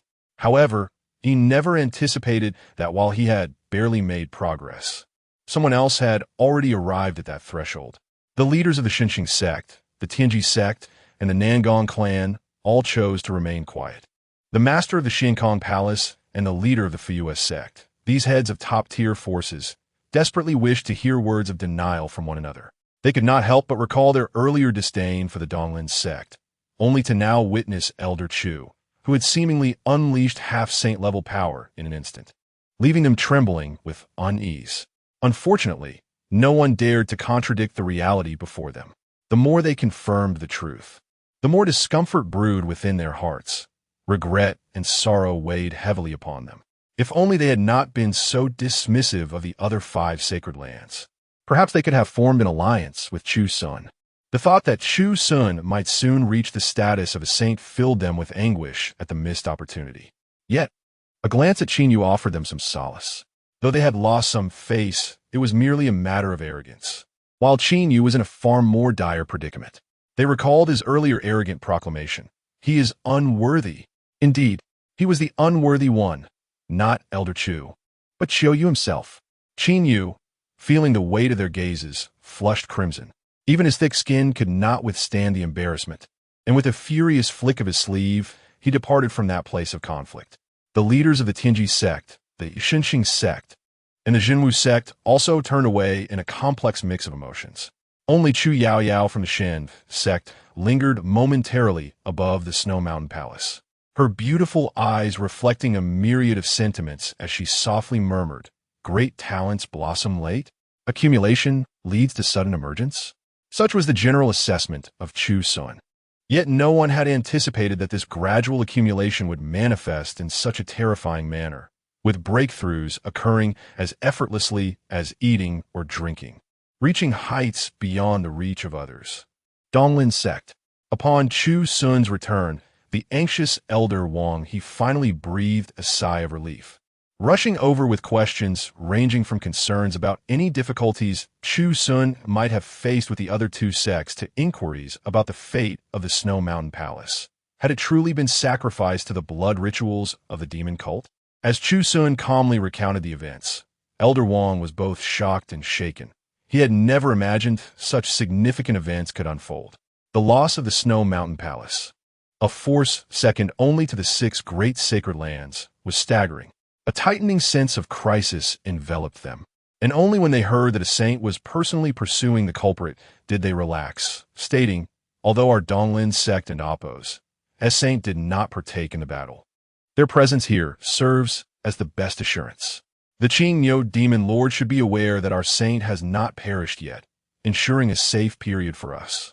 Chu Xun nodded gently, knowing full well that everyone was aware of the impending demise of the Donglin sect's saint. No one would dare provoke a dying saint at this juncture. A saint on the brink of death would care little for consequences. And if they were to drag someone down with them, they could seriously injure, if not kill, their adversary. Thus, no one would engage with such a lunatic. However, while there were advantages to the situation, there were also disadvantages.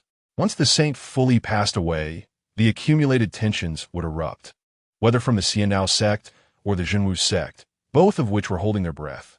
Even the Qing Neo demon lord was eyeing the Donglin sect as a delectable target, making the potential aftermath of the saint's demise highly unpredictable. Yet, Chu Xun preferred not to dwell on such matters at this moment and inquired, "Where is Jiangchun?" Given the significant events surrounding the destruction of the Snow Mountain Palace today, with the leaders of the Six Sacred Lands and various top-tier forces present, it is odd that the Jiang clan is absent. He is not present. Elder Wang, he replied. It is said that there are internal disputes within the Jiang clan, possibly regarding the inheritance of the eldest son. Jiang Zhinshan and several elders have chosen to support Jiang Chun, while another faction is backing Jiang Ju. In short, the situation is quite chaotic, which likely explains their absence. I see. Chu Xun mused thoughtfully before taking his leave. Meanwhile, in the eastern region, at a coastal corner, a disheveled figure fell from the void, a crimson virtual cauldron resting atop his head, perpetually emanating a flow of vitality. This sight revealed the anger and heartache of the fleeing figure. The vital essence he had painstakingly collected through the blood sacrifice of the Snow Mountain Palace was now being pursued by the relentless hounds of the eastern region, even causing cracks to form in his crimson virtual cauldron. With each drop of essence lost, his heart ached profoundly. Damn it, just you wait. The Qing Neo demon lord's eyes shimmered with malice, determination setting in as he formed hand seals, unleashing a forbidden technique to shatter the void before him and create a tunnel through which he vanished. Moments later, several figures descended, burly and imposing men. An elder holding a celestial disc, a composed old woman, and a stern man clad in a blue and white Taoist robe. Upon arriving at this location, they unconsciously turned their gazes toward the elder with the celestial disc. After a moment, the elder furrowed his brow and said, "He has escaped." Oomph. The burly man snorted in dissatisfaction, his eyes aflame with anger. They had pursued him to this extent, only to let him slip away at the last moment. He grumbled, "Has the saint of the Donglin sect truly passed away?" The composed old woman also frowned slightly, aware that their earlier efforts to encircle the Qing Neo demon lord while he was refining blood essence had faltered due to the absence of a saint to stabilize their formation. Otherwise, the Qing Neo demon lord would have met his demise. It was precisely for this reason that the Zhenwu sect and Appo's saint had been provoked. The emergence of the Qing Neo demon lord in the eastern region would undoubtedly spell disaster. The saint of the Donglin sect, if he understood the gravity of the situation, should have emerged at once. With his waning lifespan, he could have used every ounce of his power to inflict severe damage on the Qing Neo demon lord. And with their assistance, there was no way the demon lord could escape. The elder holding the celestial disc maintained a calm demeanor, understanding the thoughts of his companions. He sighed inwardly, reflecting that had any one of them been willing to make a sacrifice, even if the formation lacked the saint's presence, they could have subdued the Qing Neo demon lord. Regrettably, none of them were willing to exert effort. They were reluctant to intervene, even when it was evident that the Qing Neo demon lord was fighting for his life, each retreating faster than the last, helplessly watching the demon lord escape and missing a prime opportunity. Chapter 64. Collusion with the Demon Clan. Emerging from the void, the Azure Bull demon lord unleashed a torrent of rich blood, his crimson eyes aflame with fury and a fierce intent to kill. "These wretched parasites!" he exclaimed. Once, he had been relentlessly pursued by the saints of the eastern region, finding no refuge, until he took shelter in the ruins of the Yin dynasty. Had it not been for the fortuitous fall of the Yin dynasty at that time, he would surely have met his end in the relentless hunt. Who could have anticipated that, after all these years, he would once again face such an outcome? Wiping the blood from the corner of his mouth, the Azure Bull demon lord's eyes flickered with a volatile mix of rage and cold composure, a paradoxical blend of emotions. Though he was consumed with anger, a sliver of reason remained. He gritted his teeth, acknowledging that it would be impossible to blood sacrifice the Snow Mountain Palace. Even the secular dynasties had colluded with the 6 major factions. Alone, he could hardly hope to rise again. A sinister smile crept across his lips, for he knew that he was not the only demon cultivator in the eastern region.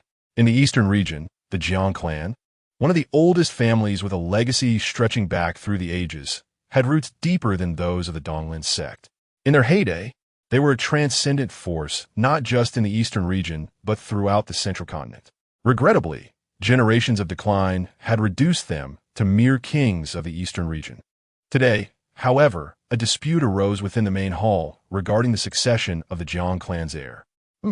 You wish to establish Jiang Chun as the next clan leader? I, an old man nearing my end, cannot agree. A frail elder, his body aglow like a candle nearing extinction, protested vehemently.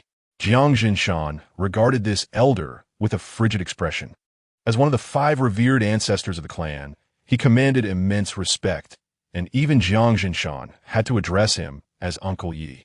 Yet, he felt this elder was remarkably ungrateful, risking his own reputation at such an advanced age to engage in these matters. Esteemed ancestor, as a junior, I respect your contributions to the clan, but one must speak with prudence. My son Jiang Chun possesses unparalleled talent and extraordinary abilities. Who else could inherit the Jiang clan, if not he? Jiang Jinshan replied coldly. Indeed, you make a valid point, clan leader. Another elder interjected, Jiang Ju and Amp, Oppos, as grandfather. With a smile, he added, it is well known that Jiang Chun is extraordinary.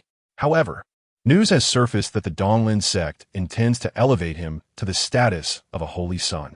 Our Jiang clan has a tremendous opportunity to inherit the Donglin sect, allowing us to gradually infiltrate it. Why should we let such an opportunity slip away? Moreover, my grandson Jiang Ju is also quite capable. Jiang Jinshan cast a cold glance in his direction, suspecting that this last statement was the elder and Oppos' true intent. The assembly of elders nodded in agreement, acknowledging Jiang Ju's rapid ascent as he had consistently subdued his peers, proving himself almost equal to Jiang Chun, thereby making him a worthy candidate for the clan leader. In the Jiang clan's forbidden area, a strikingly handsome young man stood with furrowed brows, facing the entrance to the clan's sealed grounds, where an ancient demon had been imprisoned for its past misdeeds, subdued by the clan's ancestors. Years had passed, yet remained unrefined. What are you hesitating for? Beside Jiang Ju stood another figure, someone Jiang Chun would recognize as his old rival, the fated child, Yi Chun. I am hesitant. What if this leads to disaster? Jiang Ju expressed, his face betraying uncertainty. This is your final chance. Today, all the clan elders are convened in the main hall to deliberate. Not even the Snow Mountain Palace's demise could draw them away. If you miss this opportunity, you can forget about your status as the clan's legitimate heir. Don't tell me you naively believe you could defeat Jiang Chun. Yi Chen Skofut. Jiang Ju's resolve wavered. He both feared and coveted his elder brother. The younger generation of the Jiang clan had always lived in Jiang Chun and Amp, Oppos, as shadow, and he was no exception. He vividly recalled how he had toiled to master a single technique, only to find Jiang Chun effortlessly practicing multiple grand techniques. A fortuitous breakthrough had briefly filled him with joy, but he soon realized Jiang Chun had surpassed him in multiple realms, a realization that rekindled old fears. Since Jiang Chun's departure, however, he had undergone a transformation, feeling as though fortune had favored him. Just days prior, he had considered confronting Jiang Chun openly to claim the title of heir, but after witnessing Jiang Chun and Oppos' his effortless victory over Yi Chen outside the ruins, he understood just how distant he remained from his elder brother, knowing that mere techniques would not suffice to bridge that gap. Now, under Yi Chen and Amp, Oppos' persuasion, he stood before the forbidden grounds of the Jiang clan, ready to break the seals. The elder who once dominated this area belonged to Jiang Chen's lineage. Should chaos erupt, he would bear the brunt of the consequences, and Jiang Chen's faction would be compelled to intervene, leading to the fall of several, if not dozens, of clan members. If Jiang Chen's faction were weakened to its core, his opportunity would arise. Jiang Ju's face still bore traces of hesitation. What are you waiting for? Do you expect Jiang Xun to return? I know he's on his way. If he arrives at the clan first, there are proposals to have you both duel to determine the rightful heir. At that point, will you have even a sliver of hope? Being publicly crushed will shake the very foundations of your supporters. You have no choice. Either break the seals or live forever in defeat, overshadowed by Jiang Xun. Yi Chen's expression turned cold, his gaze deep and foreboding. No, I refuse to live in his shadow forever. Jiang Ju's pupils constricted violently, his emotions surging. Resolutely, he extended his palm, revealing a pitch-black talisman, releasing tendrils of demonic energy. With unwavering determination, he pressed it against the forbidden grounds of the Jiang clan. With a thunderous roar, the earth trembled violently. The elders within the Jiang clan and Oppos, main hall were suddenly alarmed. What is that commotion? The forbidden grounds. It's the forbidden grounds of the back mountain. Jiang Jinshan awoke to the realization, his expression shifting dramatically. He knew well what lay sealed within the back mountain. Throughout the Jiang clan and Oppos' long history in the eastern region, they had imprisoned numerous demons and evil beings. If they were to escape, the entire Jiang clan would face grave peril. Chapter 65. The Crisis of the Jiang Clan. After a considerable passage of time, within the grand hall of the Jiang clan, Jiang Jinshan returned, his visage etched with exhaustion. Accompanying him were several elder members of the clan, their expressions somber and their countenances dim. The forbidden grounds at the back mountain had inexplicably awakened, nearly allowing a demonic cultivator to escape. Despite the collective strength of the Jiang clan, they could only barely suppress the chaos, resulting in the tragic loss of a formidable figure, a powerful individual at the 8th realm of the human emperor. What chilled Jiang Jinshan's heart the most was that this esteemed warrior was his right-hand man, who had supported him through countless endeavors.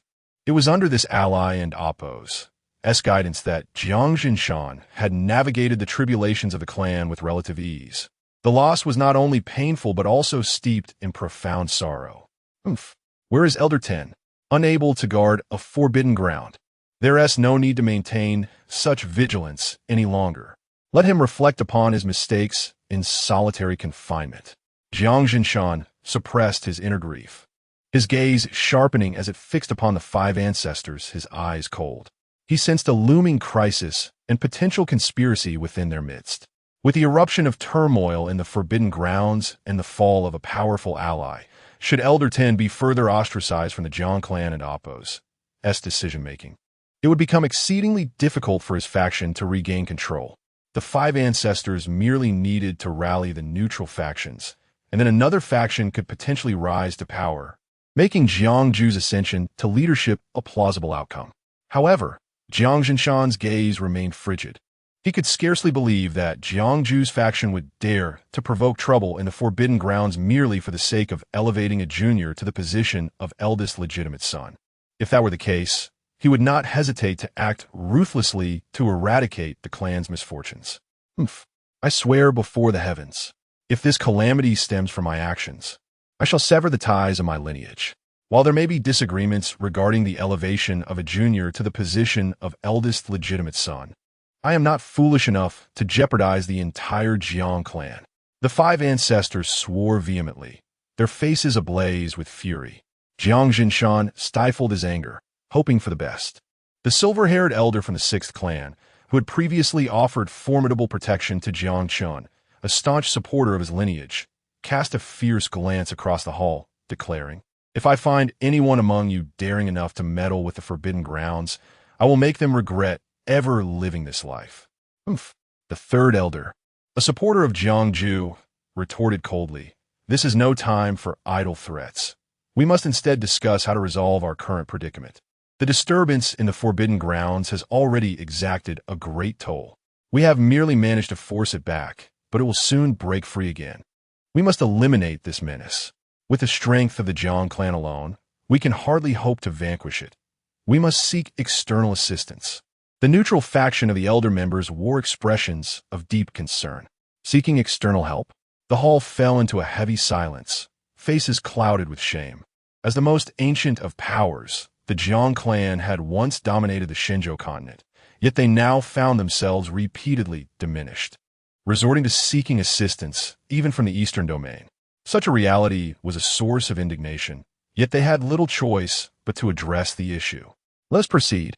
Even the 5 ancestors, who had so fervently advocated for the elevation of the eldest legitimate son, sighed in resignation. Whom shall we invite? The Xiandao sect? The Zhenwu sect? The Divine Maiden sect? The Tianji sect?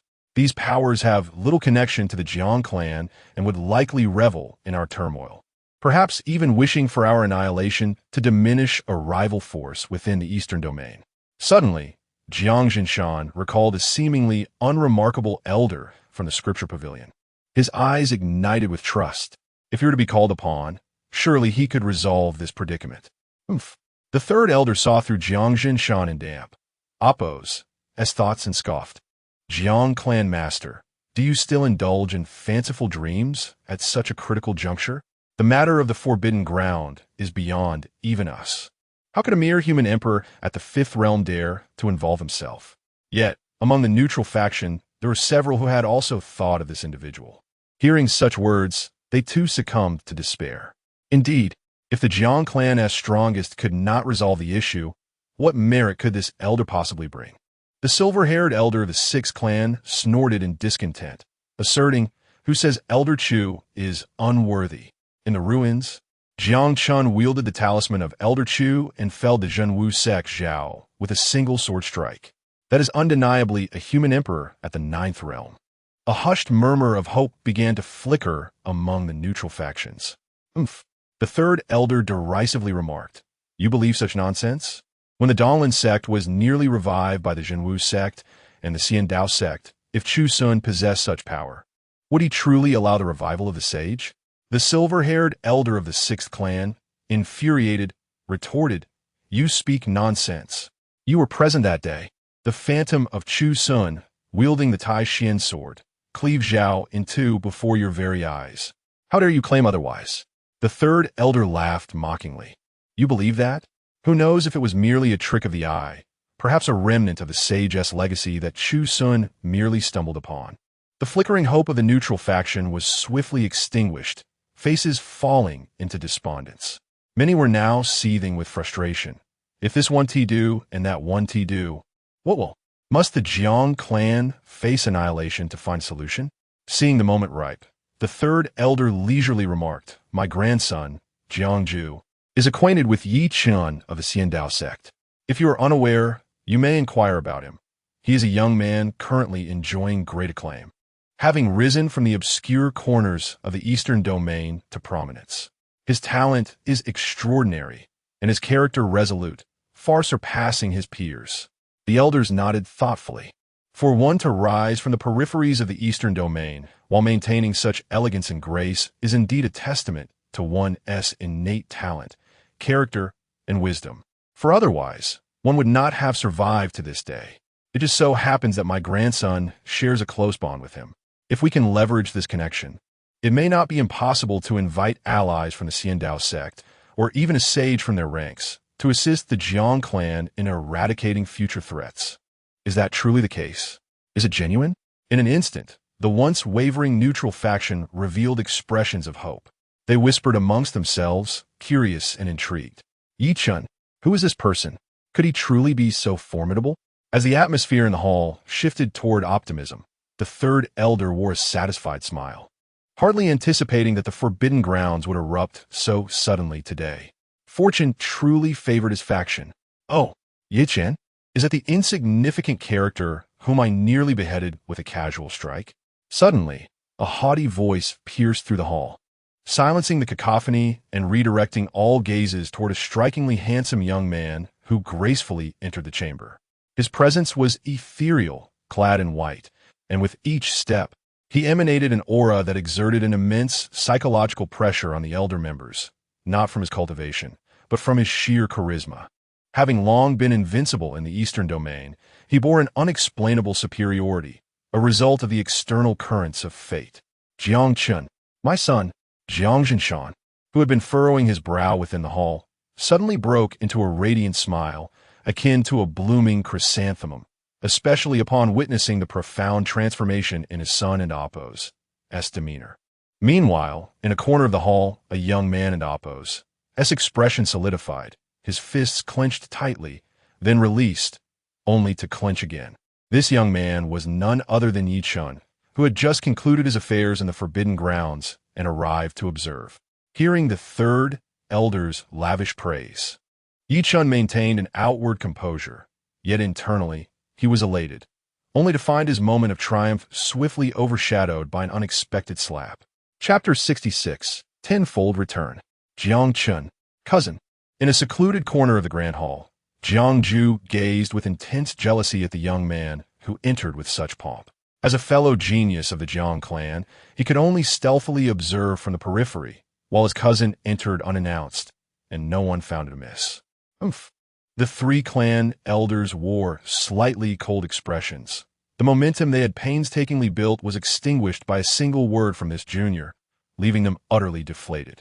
The elders, who had just lost their composure, were now fully alert.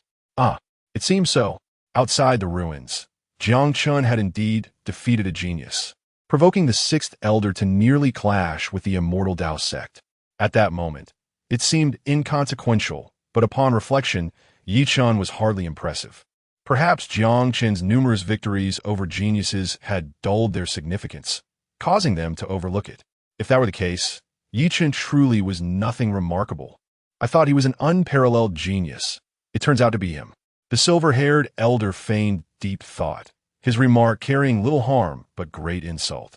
In the corner of the hall, Chu Xun and Oppo's face darkened like charcoal. At this critical juncture, the three clan heads could no longer tolerate the slights and coldly remarked, "Do you not think this is excessive? Whether the Jiang clan can resolve this crisis hinges on this young friend, yet you demean him so utterly. Are we to watch idly as the immortal Dao sect and the Jiang clan sever ties, witnessing the clan's descent into peril? Peril? Not quite.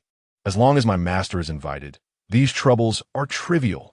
Jiang Chun, clad in pristine white, stood unblemished within the hall, denying the assembly any opportunity to speak. He continued, "If you're unaware of the significant event occurring in the Eastern Domain today, perhaps you should inquire further." The clan elders revealed expressions of confusion. Significant events? What could possibly transpire in the Eastern Domain? Was it merely the blood sacrifice of a snow mountain hall?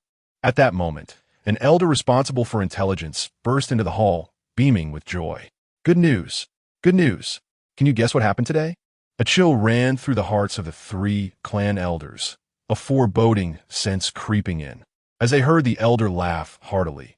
Elder Chu from the Eastern Lin sect is truly formidable. Who would have thought that after just a few months? His cultivation has reached the half-saint level. Many elders present felt their pupils constrict and their hearts race with astonishment. Even the silver-haired sixth elder gasped. "What did you say? Half-saint? Half-saint cultivation? Absolutely true." The elder in charge of intelligence affirmed earnestly. "Conservatively speaking, he has reached half-saint cultivation, and he may even be on the verge of saint level." As the elder elaborated, a profound silence enveloped the hall. Who could have anticipated such developments during a brief absence from the Snow Mountain Hall? Excellent. As expected of Elder Chu, my son has truly found a remarkable teacher. Jiang Jinshan and Oppo's despondency vanished, replaced by a radiant smile, his boisterous voice echoing throughout the hall. Those who had initially chosen neutrality began to waver. If Jiang Chan and Oppo's teacher was indeed that powerful, the status of the legitimate eldest son would require careful consideration. A potential elder capable of breaking through to saint level, possibly in the near future, would have considerable influence. My son, quickly contact Elder Chu. Invite him to the clan. Jiang Jinshan laughed heartily. System. Here. Accepting rewards. In the scripture repository, Chu Xun leisurely remarked, having earlier declined his disciple and Oppo's offerings and chosen the second option. Now is the time to receive his return. Ding. Congratulations to the host for receiving the reward. 3 years of cultivation. Congratulations to the host for obtaining the inheritance. 1 chi transforming into 3 purities. Congratulations to the host for receiving the reward. 1 investment opportunity. Oh, While I had anticipated the system in amp, oppose, as tenfold reward, the emergence of these three items still filled my eyes with astonishment and unexpected delight. First item, 3 years of cultivation. This reward was familiar, having been utilized once before. I was quite accustomed to it. Last item, 1 investment opportunity.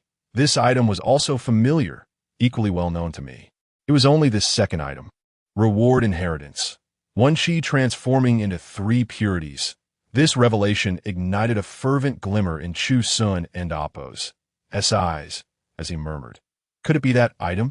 In his past life, Chu Xun had perused numerous classic novels, each containing a similar inheritance, and even within the mythological Tao lineage, such techniques were prevalent. It was created by the supreme Taoist, allowing one individual to wield the combat power of 3, and if the 3 were unified, boundless power would be unleashed. An abundance of inheritance flooded into his consciousness. He set aside the scriptures, closed his eyes, and began to comprehend slowly. After a considerable time, he gradually opened his eyes, revealing a look of astonishment. Indeed, it was the rumored supreme cultivation method, 1 chi transforming into 3 purities, which consisted of several realms. Mastering the first level enabled one to manifest a Tao body equivalent to their own power. The second level allowed for the further manifestation of another Tao body, and the third level enabled fusion with the original self, exponentially amplifying strength with each fusion. Incredible! Chu Xun marveled. He had yet to hear of any secret technique in the divine continent that could elevate a person's power by dozens of times. Yet if 1 chi transforming into 3 purities reached its zenith, it could achieve such feats. Furthermore, once this method was cultivated, the original self would be far safer. No one would suspect the existence of 2 avatars, and even if one avatar or the main self were to inadvertently fall, as long as one remained, it could be reconstituted to its peak. Exhaling a breath of turbid air, he suppressed the joy swelling within. Closing his eyes, he accepted the complete inheritance. This cultivation would extend over the course of months. Time in the mountains is timeless, and in the blink of an eye, 1,000 years may pass. Within the scripture repository, the elder, who had sat in meditation for over a month, suddenly trembled and began to form hand seals. As the seals were completed, an exceedingly profound and majestic power enveloped the heavens. Above the sky, an invisible Taoist blade of light appeared, radiant and brilliant, overshadowing even the sun.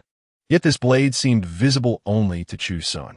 1 chi transforming into 3 purities. The blade that cleaves me. Chu Xun whispered softly as he observed the radiant blade descend, disregarding space, distance, and all obstacles, and it struck directly at his brow, delivering a heavy blow. Pop! A hazy and indistinct silhouette emerged from within Chu Xun, materializing beside him. As the Taoist blade struck once more, the shadow became fully defined. 2 figures appeared within the scripture repository. Chapter 67. Apologies for the delay. I am Chu Xun. In the sutra repository, 2 figures emerged, one clad in black robes and the other in white. They bore identical features and possessed the same aura, their cultivation levels mirroring each other as they exchanged smiles. Success. The black-robed Chu Xun was the true self, observing the doppelganger that had materialized on his right. A look of intrigue crossed his face. This avatar possessed equal cultivation and mastery over martial arts. System activated. 3 years of cultivation acquired. Chu Xun's gentle eyes reflected tranquility. He had not forgotten about this significant reward, especially at such a critical juncture. He pondered how far this 3 years and oppose worth of cultivation would propel him. With a rush, his internal cultivation began to surge, akin to water flowing effortlessly through a channel, as if the years of diligent practice were culminating at this moment. Chu Xun was unperturbed by this rapid advancement. With closed eyes, he silently contemplated, while others might struggle to grasp sudden immense power. His extensive study in the sutra repository had already prepared his mind, leaving him only to bridge the gap in cultivation. This progression felt natural and effortless, devoid of any shock. Pop! he naturally broke through to the ninth realm of the human sovereign. Yet, the breakthroughs did not cease. As his cultivation reached the pinnacle of the ninth realm, preparing to challenge the semi-saint level, Chu Xun hesitated, murmuring, "The remaining cultivation is insufficient to support a breakthrough to semi-saint. I shall wait a little longer." Moreover, he harbored his own ambitions. The semi-saint phase was one that could be approached or avoided. Originally, there was no such concept as semi-saint in cultivation. It arose later when practitioners found the ascent to the saint realm exceedingly arduous and chose to delay, taking one step forward and then the next, eventually breaking through. In his view, this method was entirely unnecessary. With ample accumulation, one could achieve sainthood in a single leap. Just a little longer, he murmured softly, dispersing the formation of the eighth layer of the sutra repository. His gaze turned towards the window. Curiosity piqued about whether any significant events had transpired in the outside world during his month-long seclusion. Whoosh! A figure swiftly descended. It was Elder Wang He. Before he even arrived, his complaints had already begun. "Elder Chu, you finally emerged." Chu Xun smiled at Elder Wang He, aware that he had no pressing matters. Otherwise, he would have interrupted him long ago. He inquired, "What significant events have occurred in the Eastern Domain?" Elder Wang He responded with a bitter expression. "There are no major events to report, but during this time, the Qingtian demon lord has concealed his whereabouts. Instead, minor demonic cultivators have been appearing in various places, likely summoned by the Qingtian demon lord or perhaps spreading the demonic techniques he controlled." Chu Xun's demeanor turned solemn. The former scenario was manageable, but the latter posed a grave threat. If the demonic techniques were disseminated, those inclined towards the dark path would undoubtedly seek to obtain power without effort, bringing calamity to the Eastern Domain that would necessitate swift suppression. However, these issues temporarily did not concern the Eastern Ling sect. Rather, it was the Jiang clan that had encountered difficulties. As the oldest lineage in the Eastern Domain, predating the Eastern Ling sect, they too had suppressed demonic cultivators and malevolent entities. Recently, disturbances had occurred in the Jiang clan's forbidden grounds, prompting Jiang Chun to seek aid, requesting that you visit. Elder Wang observed Chu Xun's expression, hesitating as he added, "Both I and sect leader Xiao believe it would be best if you refrain from going. It is too perilous." Elder Wang lamented. Although this felt somewhat disloyal to the Jiang clan, given that Jiang Zhinshan had previously stood by the Eastern Ling sect, it was difficult to refuse assistance now that they were in crisis. Yet, considering the current predicament of the Eastern Ling sect, he felt compelled to advise against it, stating, "I sincerely hope you do not go." Chu Xun gently shook his head, replying, "I must go." He understood Elder Wang He's concerns. His rapid ascent and cultivation might attract the ire of even saints, and the journey could indeed be fraught with peril, including the potential for an ambush. However, Jiang Zhinshan had treated him well, and especially for the sake of his eldest disciple, Jiang Chun, he felt compelled to assist. "Elder Chu." Elder Wang's face tightened. He had hoped to dissuade Chu Xun, but found his resolve unyielding. Gritting his teeth, he insisted, "The Jiang clan can hold for a month. It's likely there is no major issue. If necessary, let sect leader Xiao go instead. Her strength at the ninth realm of the human sovereign is sufficient to substitute for you." "Her?" Chu Xun chuckled, shaking his head. The Jiang clan's ability to withstand for a month likely indicated they were at their wits' end. Given the Jiang clan's deep-rooted heritage, the presence of an additional ninth realm human sovereign would make little difference. What was truly needed to alter their fate was a saint, or at least a semi-saint. And Xiao Rongyu did not possess that qualification. No need for persuasion. "My mind is made up," Chu Xun stated calmly.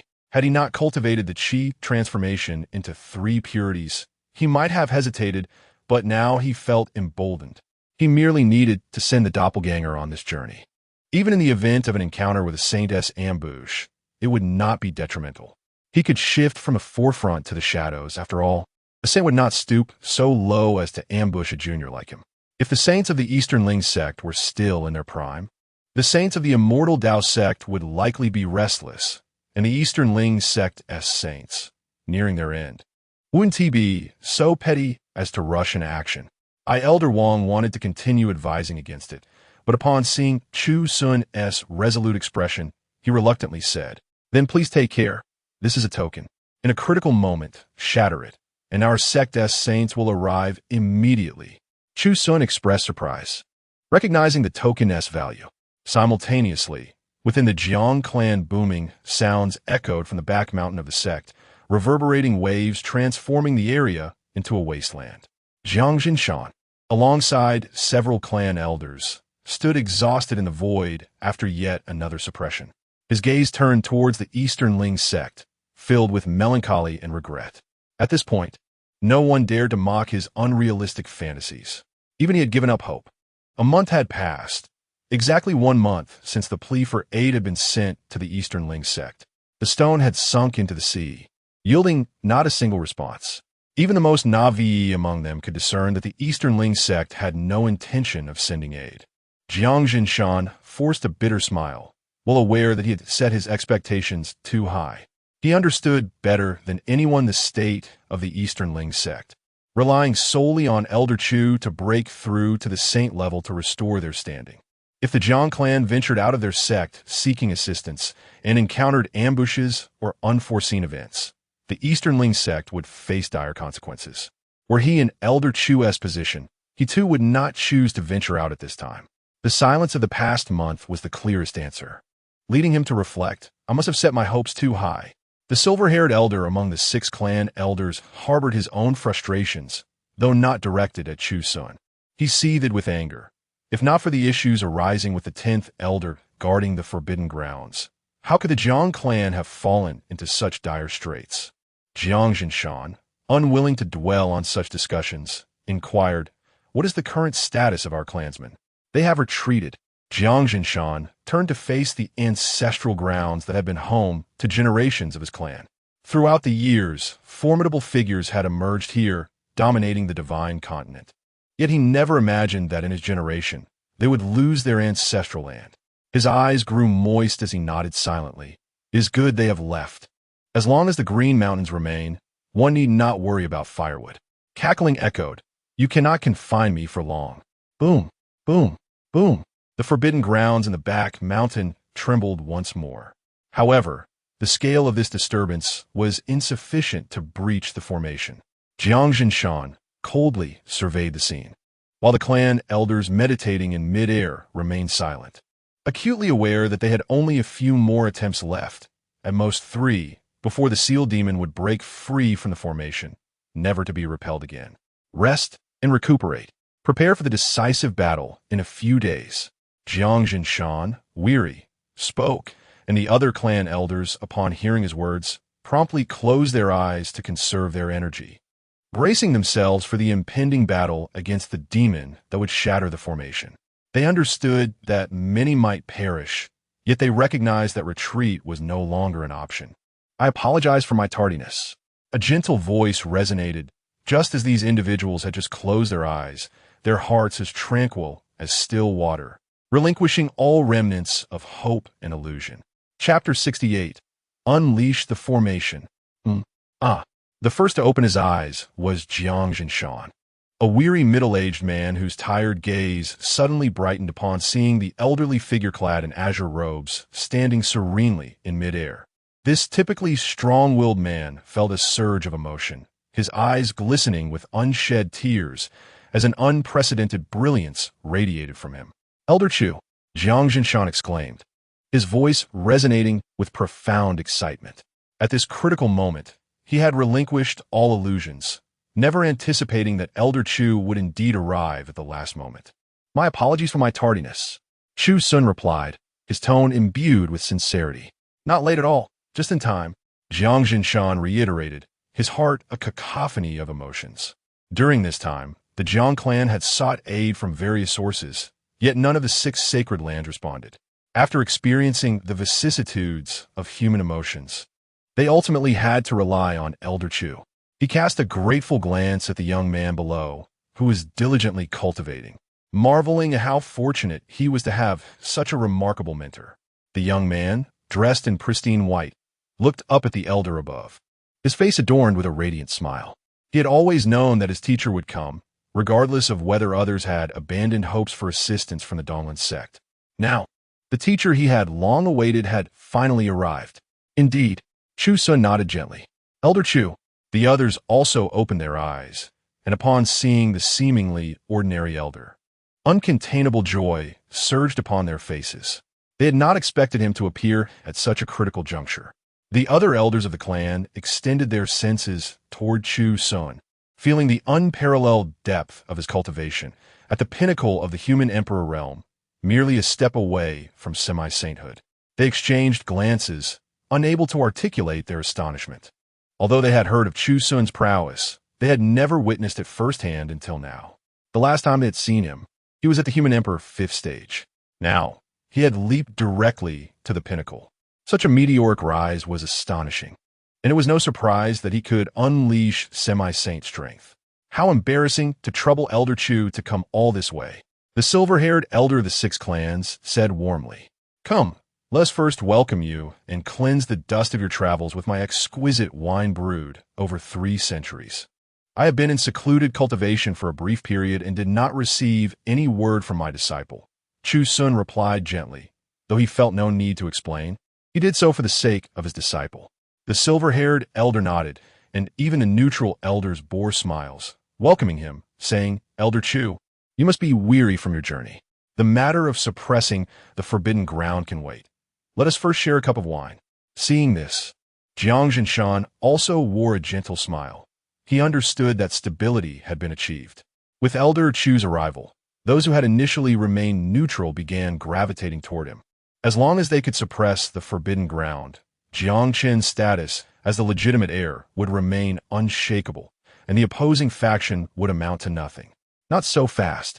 We must first address the matter of the forbidden ground, Chu Xun stated, slowly stepping forward, ascending to the air above the forbidden ground. Looking down, he beheld a layer of intricate golden formations enveloping the space below, shrouded in dense, swirling black mist, all composed of demonic energy, periodically pierced by shrill howls. Jiang Jinshan spoke with complexity.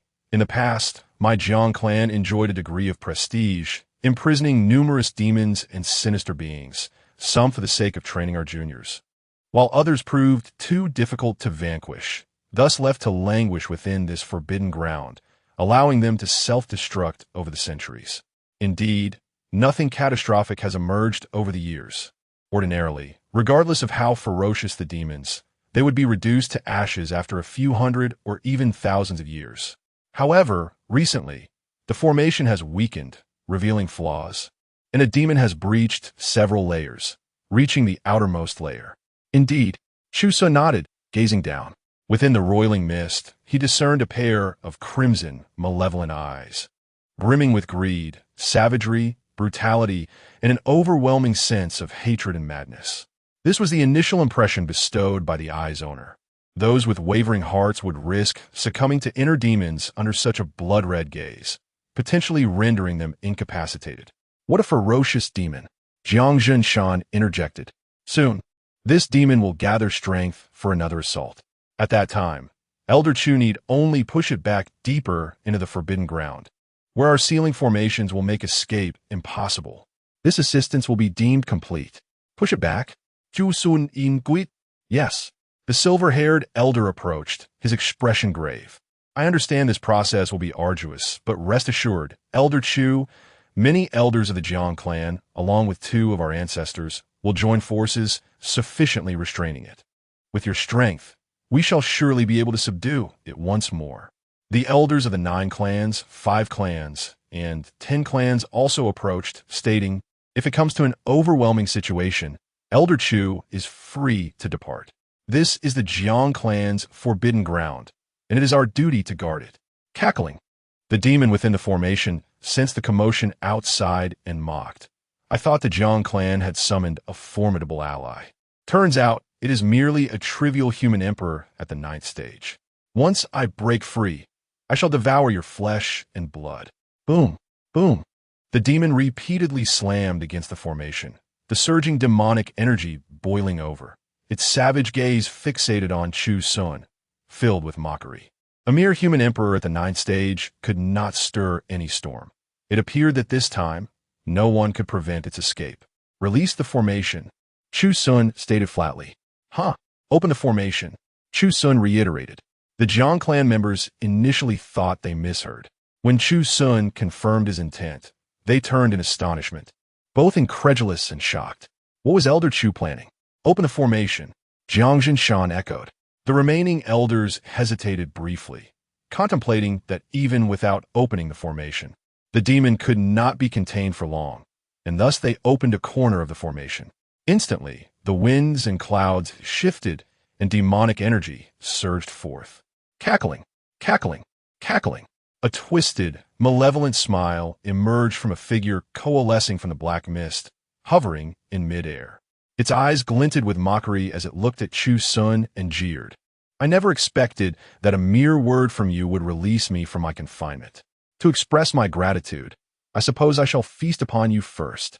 The demon and Appos' eyes sparkled with derision, and with a sudden stomp, it transformed the surging demonic energy into a colossal claw, soaring through the void towards Chu Xun. What a terrifying sight! Jiang Jinshan and the others gasped. Even though it was not their first encounter with such a demon, they felt an overwhelming sense of threat.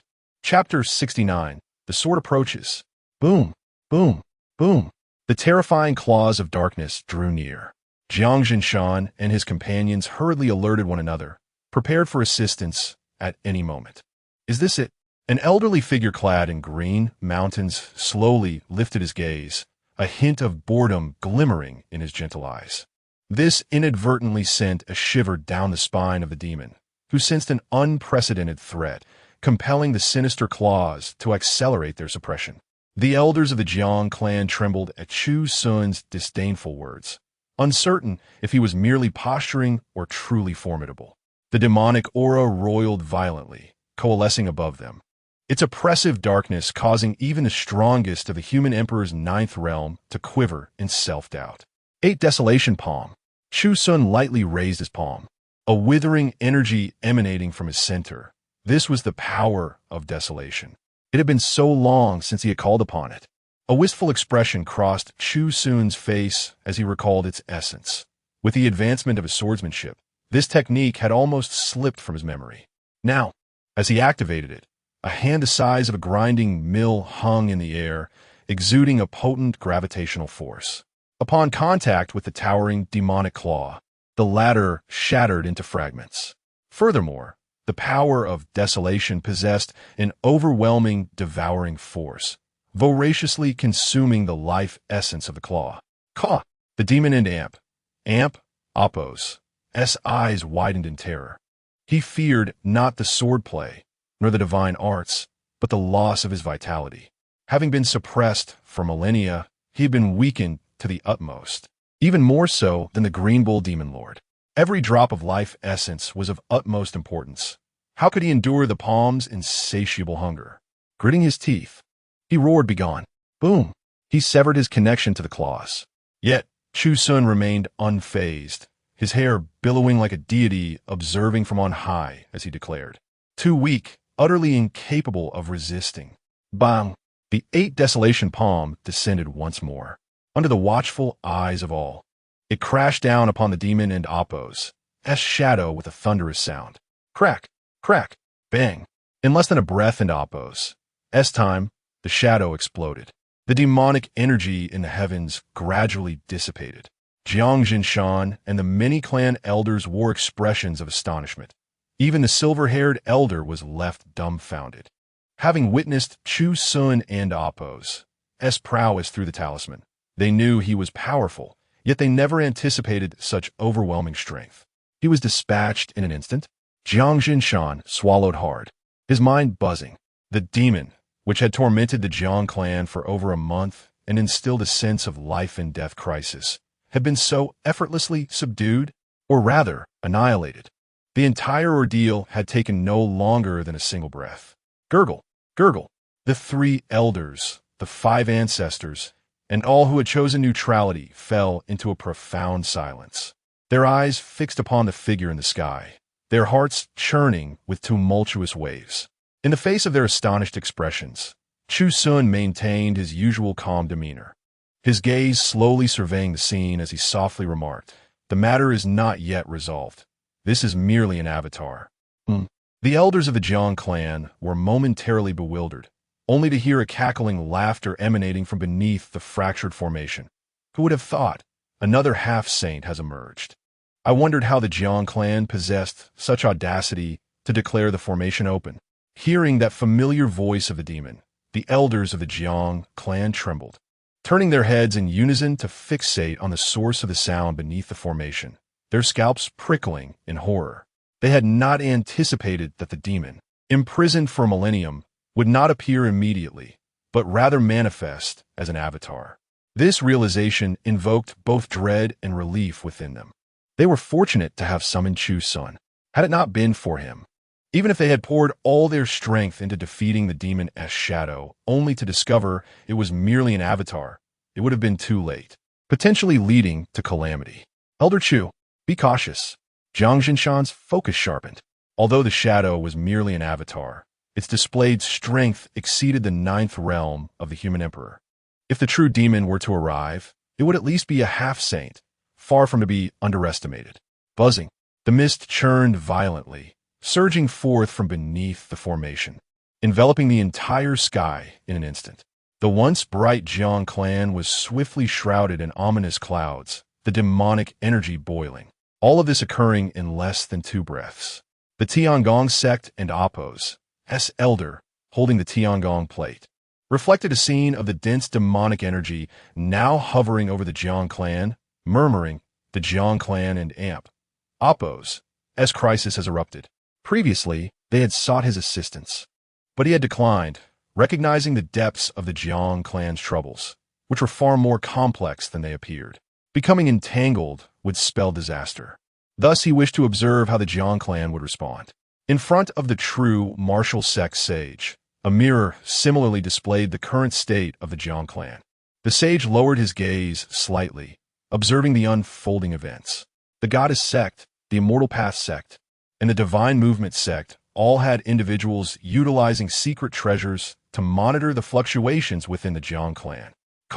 Amidst the tumultuous demonic energy, a corporeal figure materialized, revealing the true demon. With horns sprouting from its head and covered in dark scales, it appeared grotesque, clearly human, yet resembling neither man nor spirit. Even in Chu Xun's eyes, a glimmer of sympathy and sorrow surfaced. What folly had led one to forsake their humanity in pursuit of power through demonic cultivation? What was the ultimate gain in sacrificing empathy, devoid of enemies or friends, merely to exist as a lifeless offering for strength? What a pitiful being. Such a gaze seemed to provoke the demon, who let out a savage roar, its face twisted with malice. "Little one, I have discerned your cultivation. You are not a half-saint. You merely rely on some secret technique to forcefully unleash half-saint strength, yet you remain at the human emperor realm. Today, you shall meet your demise." Roar. The demon's ferocity escalated as its power surged. Human emperor, 8th realm. Human emperor, 9th realm. Half-saint. Half-saint pinnacle. Saint. Just a thread away from achieving the saintly realm, it halted its ascent. Even so, the oppressive aura it exuded engulfed the entire Jiang clan, rendering all elders breathless. While those beneath the 9th realm found it arduous to even remain suspended in midair, let alone assist Chu Xun. Zhang Jinshan, the silver-haired elder, and the 5 ancestors were among the few who managed to remain standing in the air, yet they anxiously gazed at Chu Xun, who faced the demon head-on, their hearts trembling with dread. The pressure they experienced was already overwhelming. How formidable must Chu Xun be? We should avoid the demon and Oppos' wrath for now. It cannot sustain this state for much longer. I must activate the formation quickly, Zhang Jinshan exclaimed, his face a mask of urgency, his breath quickening. "No need," Chu Xun replied calmly.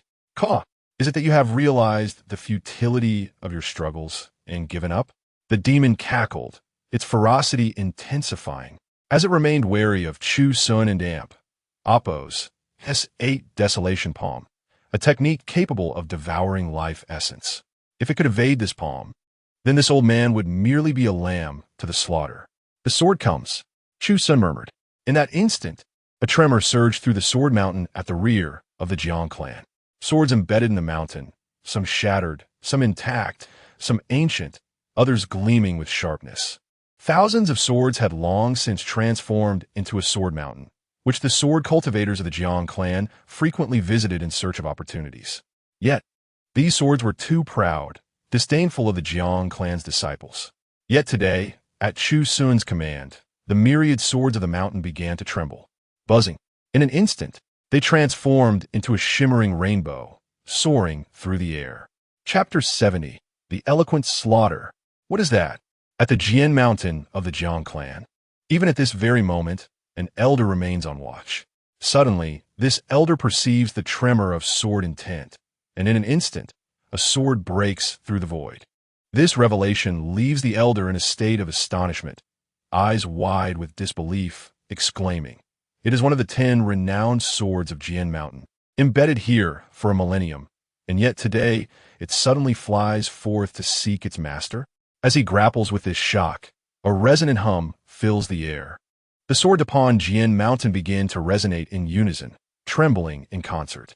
One sword, then another, and soon, countless beams of sword light streak through the sky, transforming into a magnificent rainbow, racing towards a singular direction. The elder's heart races with anxiety and terror. This is the very essence of the Jiang clan's swordsmanship. Even if he wishes to intervene, in the next moment, the sword at his side also trembles and breaks free, joining the torrent of swords, leaving him utterly dumbfounded. Whoosh, whoosh, whoosh.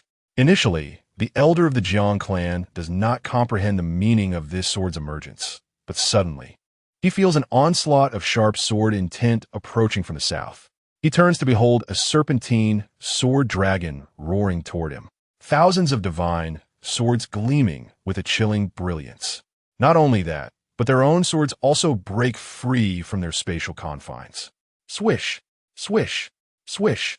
Countless beams of sword light converge into a dragon, slicing through the demonic aura, transforming into a radiant azure light as it descends upon the earth. With a single stroke, Chu Xun wields this dragon and cleaves downward. A brilliant radiance fills the heavens and the earth, releasing an infinite splendor as sword energy envelopes the sky. Jiang Shan, the silver-haired elder, and the 5 ancestral elders raise their arms to shield their eyes from the blinding light, their hearts stirred by tumultuous waves of emotion. The already present elders of the Jiang clan stare in disbelief at this dazzling sword light. The demon lord, who had managed to escape, now gazes with profound fear and trepidation, utterly incredulous that a mere junior of the 9th realm of the human emperor could unleash such formidable power. How is this possible? You are merely of the 9th realm of the human emperor. Its expression twists with rage as torrents of demonic energy surge forth, transforming into colossal seals that collide violently with the sword dragon's light. Boom! The earth-shattering impact resonates. Jiang Shan, the silver-haired elder, and the 5 ancestral elders are sent reeling in astonishment. A brilliant explosion erupts, akin to the sun collapsing, sending ripples that sweep across dozens of miles, flattening mountains and evaporating lakes, while a blinding white mist envelopes all. With a resounding crash, a roar filled with fury and resentment echoes, dispersing the demonic energy, leaving only the enduring sword light. The mountain and Appos, as forbidden grounds, descend into an eerie silence. After a long pause, is it dead? The silver-haired elder and the 6 elders stare blankly, disbelief etched on their faces. The demonic energy dissipates at a visible pace, and the only reason for such a phenomenon can be one. The recently emerged demon lord has perished. Unlikely it could be a ruse. The 7th elder's expression darkens, pondering that the demon lord had just shown a shadow, and who could say whether that was its true form? Furthermore, would a dignified demon saint fall so easily? An elder opens his divine eye, attempting to pierce through the white mist, but it is beyond his capacity. The sky is filled with soaring sword energy, piercing his pupils and scorching his vision, causing blood to trickle from the corners of his eyes as he closes them in pain. Do not open your divine eye. Jiang Shan bellows. The elders can only wait anxiously, and fortunately, it is not long before the blinding light begins to fade, revealing a figure in azure robes standing serenely amidst it all, with 10,000 swords hovering behind him. It is indeed the Jiang clan's Jian Mountain, where all swords return to their origin. Jiang Shan, the silver-haired elder, and the 5 ancestral elders are left breathless by this spectacle. Hiss! Jiang Shan gasps, suppressing the shock swelling within, scanning the surroundings for any trace of demonic energy, and tentatively inquires, Elder Chu, where is the demon lord? Dead. Chu Xun replies, dead? In that moment, the elders of the Jiang clan are engulfed in a surreal reverie, their minds swirling as they contemplate the once insurmountable demon lord, which had left them at their wits' end oppose, and now seemingly eradicated with such ease. It is truly dead, they murmur in disbelief. Indeed, Chu Xun nods affirmatively. His divine eye not only reveals the fates of others. He had previously seen the demon lord trapped within the formation, manifesting only a shadow, which he easily subdued with the 8 desolation palm. Now that its true form has emerged, lacking the Qing Tong sword, he naturally harnessed the power of the Jiang clan's 10,000 swords to execute the slaying, and the outcome is indeed satisfactory. Gulp, gulp. Jiang Shan swallows hard, finding himself in a daze, feeling as though everything has transpired too swiftly. Whether it was the shadow or the true form, both had been dispatched in a heartbeat, giving him an unreal sensation. He had prepared for a fierce battle that would leave the Jiang clan deeply wounded, yet this lightness unsettles him. It is too fantastical. The silver-haired elder murmurs, caught in disbelief, yet he realizes that had it not been for Chu Xun, they would have been forced to reveal all their trump cards against the shadow, only to face the true form later, plunging them into a dire predicament. It is not that the demon lord was weak.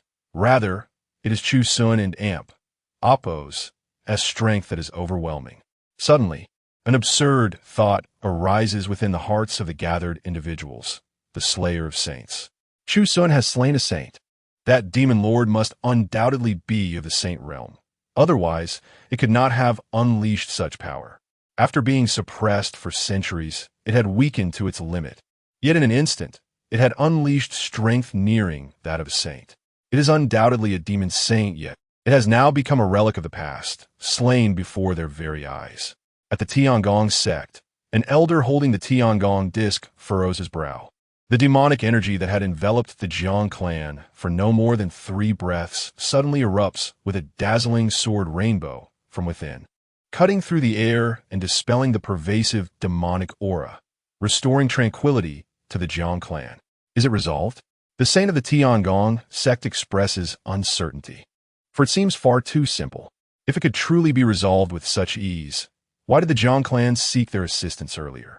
The saint of the Jinwu sect observes the mirror before him. Just a moment ago, demonic energy surged, shrouding the entire surface, and then a sword rainbow sliced through, causing the demonic energy to dissipate in mere moments.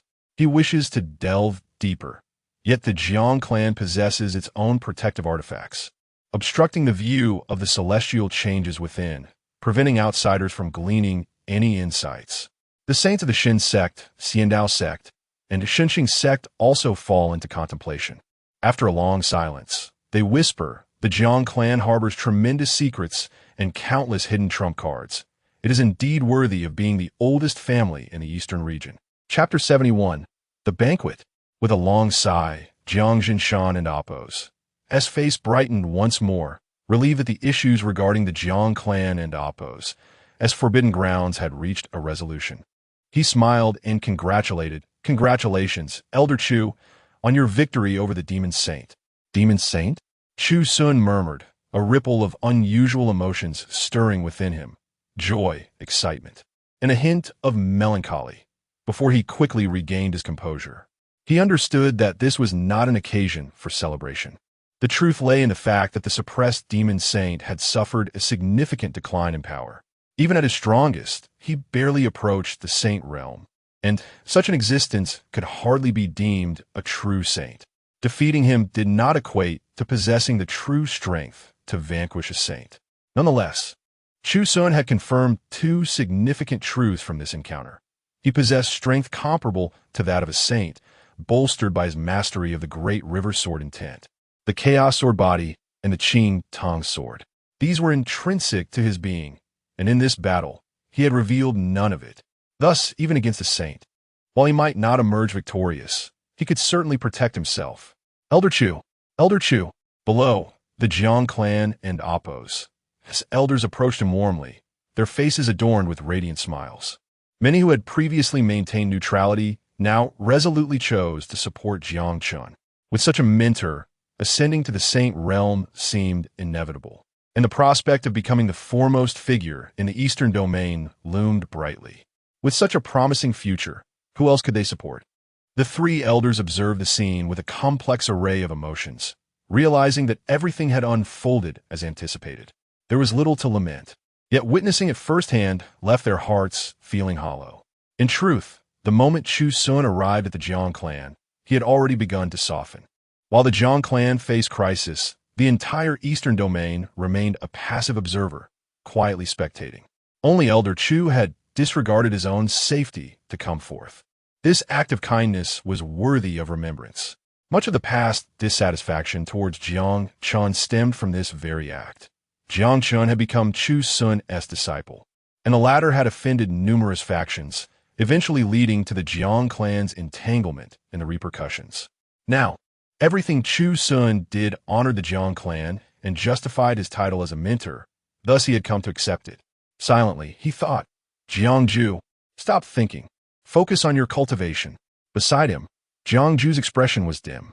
This was the closest he had been to Jiang Chun, yet he could only watch him walk away, feeling a mix of unwillingness and deep-seated fear, for he knew he had orchestrated the troubles surrounding the Jiang clan and Oppos, as forbidden grounds.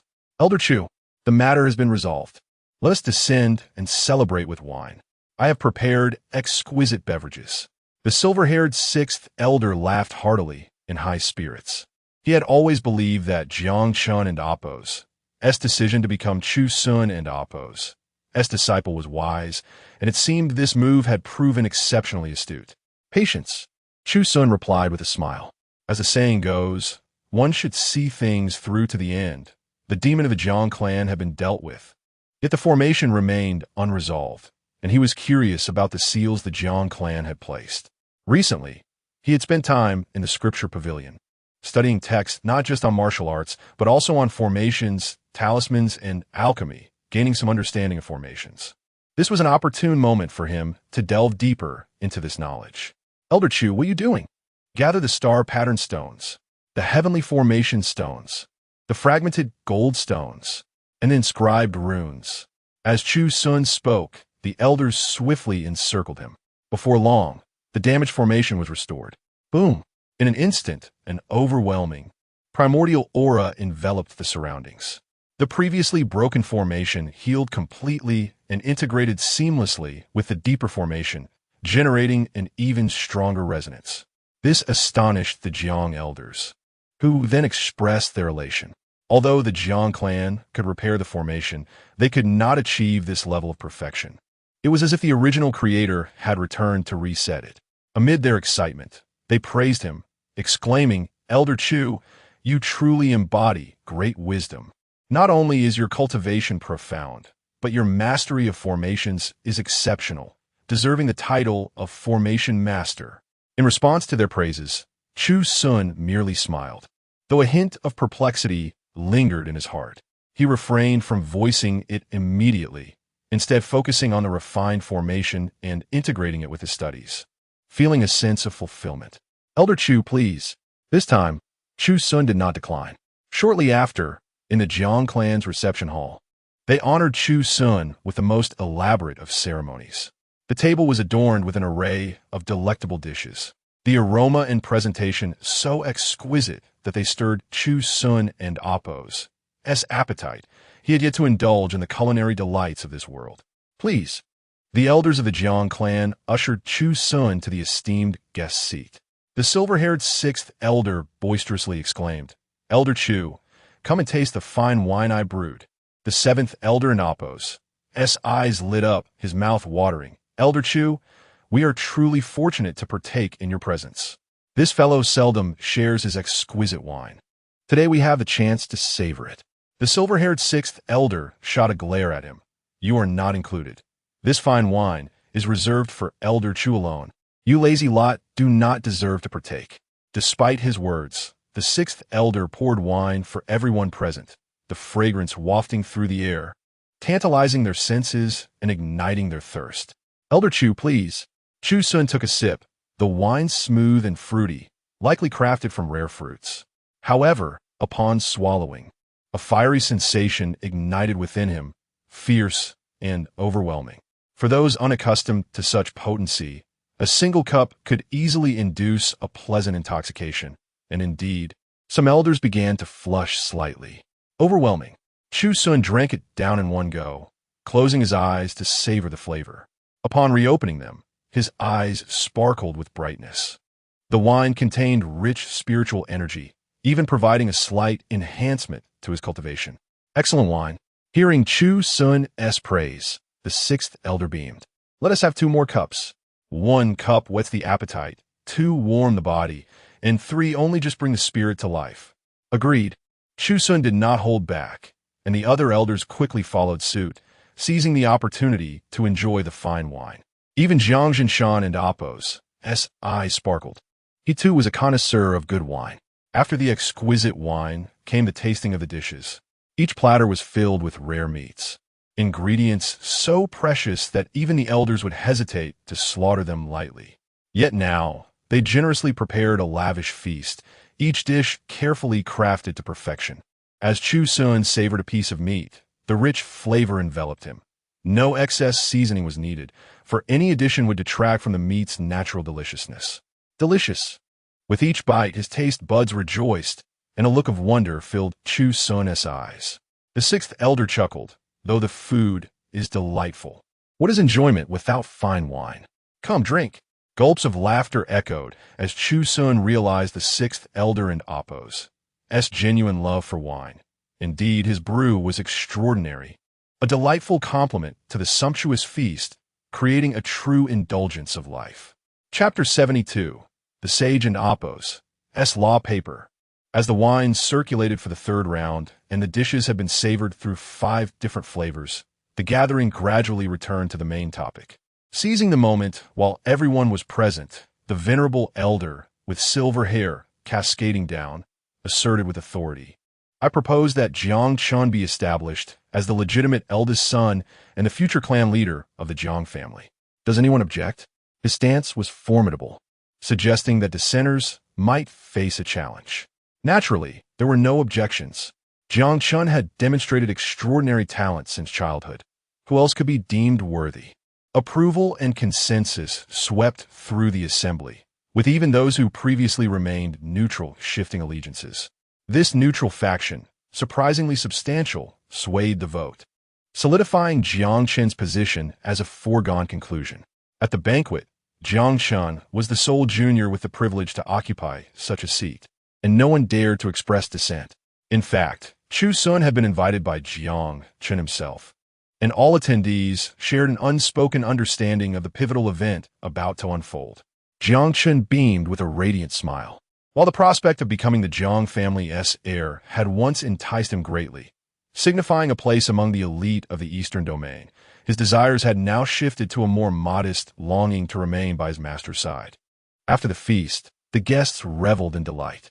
Jiang Jinshan led Chu Xun to another location, a lush bamboo grove where verdant grass carpeted the ground, creating a spacious and tranquil setting accompanied by a crystal-clear lake. It was an exquisite sanctuary for reading scriptures and elevating one's spirit. This is a splendid place. If Elder Chu enjoys it, I shall gift it to you.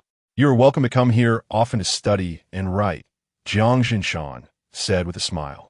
Within a pavilion, an array of spiritual fruits was displayed, small grapes shimmering with purple essence, each one plump and substantial.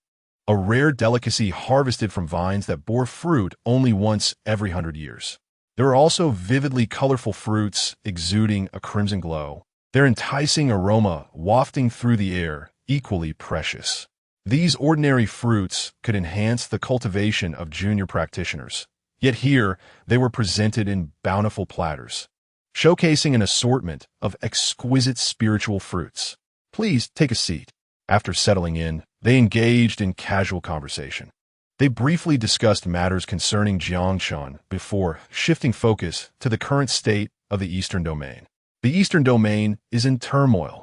Jiangshan's eyes revealed a complexity of emotions. Despite the Jiang family's crisis, they remained vigilant regarding external threats. The Blue Bull Demon Lord had begun summoning his former subordinates to initiate blood sacrifices across various regions, wreaking havoc. Although the top powers had formed alliances, the secular dynasties were suffering terribly. They were too distant to provide timely assistance, and by the time help arrived, it was often too late. Numerous smaller nations had already succumbed to blood sacrifices, billions of lives lost, a tragedy of immense proportion. Chu Xun's eyes reflected a touch of sorrow and sympathy, recalling how the Tianyun kingdom had narrowly escaped blood sacrifice. He vividly remembered the despair that had enveloped the capital, where the populace could only watch helplessly as their life essence was consumed by the Crimson Cauldron, a scene of utter devastation. The 6 great sacred lands had dispatched powerful practitioners at the human emperor's 9th realm to establish a presence across the Eastern Domain, prepared to respond swiftly should another blood sacrifice occur. Jiang Jinshan sighed. Indeed, it is a commendable action. Yes, it is a positive step. Chu Xun nodded gently, yet he understood that this merely addressed the symptoms rather than the root cause. As long as the Blue Bull Demon Lord continued to wreak havoc in the Eastern Domain, the chaos would persist. Furthermore, he suspected that the Jiang family's recent troubles were inexorably linked to the latter's schemes. He shared his findings regarding the array he had repaired. Jiang family patriarch, while I was mending the array, I sensed some anomalies. A faint trace of residual demonic energy emanated from his palm. Jiang Jinshan's expression shifted to one of confusion and disbelief. This demonic energy was not from the suppressed fiends within restricted areas, but rather from the outside world, suggesting that the Jiang family's seals had weakened. Linked to this trace of demonic energy, impossible, Jiang Jinshan retorted vehemently. Though our Jiang family lacks a sage, we are not so easily infiltrated. The Blue Bull Demon Lord practices demonic arts. He would surely be detected at the first opportunity. Furthermore, our rear mountain is heavily fortified. Accessing it is no simple feat. Then I cannot say. Chu Xun shrugged, opting not to argue further. He picked up a spiritual fruit and savored its flavor, which melted in his mouth, sweet and rich. An exquisite treat. After a moment of emotional turmoil, Jiang Jinshan regained his composure, his eyes darkening with cold intensity. He had long suspected that the revival of the Jiang family's restricted areas was too coincidental. Now, he had narrowed down the potential suspects. As for subsequent events, Chu Xun chose not to involve himself, recognizing that this was a family matter. Now, he leisurely returned to the Donglin sect. The Xiandao sect had recently garnered considerable attention, following a series of unfortunate events, including the demise of numerous sages beginning with Zhao Huangshao. The recent exploits of the Snow Mountain Hall had become a source of ridicule. Curiosity abounded regarding the Xiandao sect's next moves, but alas, they had remained silent for over a month until now. A human emperor, adorned with a divine manifestation, hovered outside the sect for but a moment before transforming into a streak of light, racing towards the Donglin sect. This audacious act sent ripples of commotion, akin to a stone cast into a tranquil pond, stirring up waves that revealed the turbulent depths below. At the Donglin sect, even before the arrival of this sage, several individuals sensed the impending presence. Wang He, seated among the clouds engaged in a game of chess with Elder Jiang, scoffed. What audacity! Do they truly believe the Donglin sect remains the same as before? Currently, not only was Elder Chu a formidable presence, but also, Sect Master Shao had successfully awakened his phoenix body, rapidly ascending in strength. Ordinary human emperors at the 9th realm would hardly stand a chance against him. What difference was there between this newcomer and a foolhardy seeker of death? However, this human emperor exuded a formidable aura.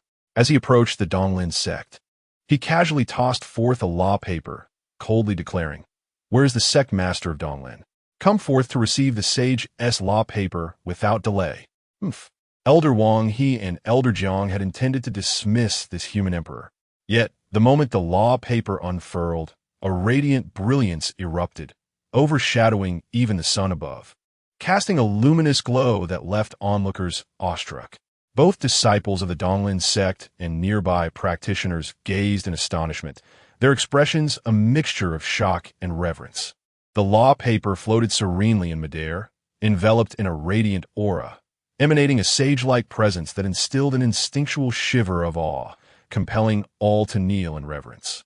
Chapter 73. The Intimidation of the Donglin Sect. The Sacred Paper of the Sages. The Sacred Paper of the Immortal Tao Sect. Those practitioners dwelling near the Donglin Sect, particularly in the city situated directly beneath it, which serves as a trading hub for the disciples and a residence for their families, gazed upwards in sheer terror.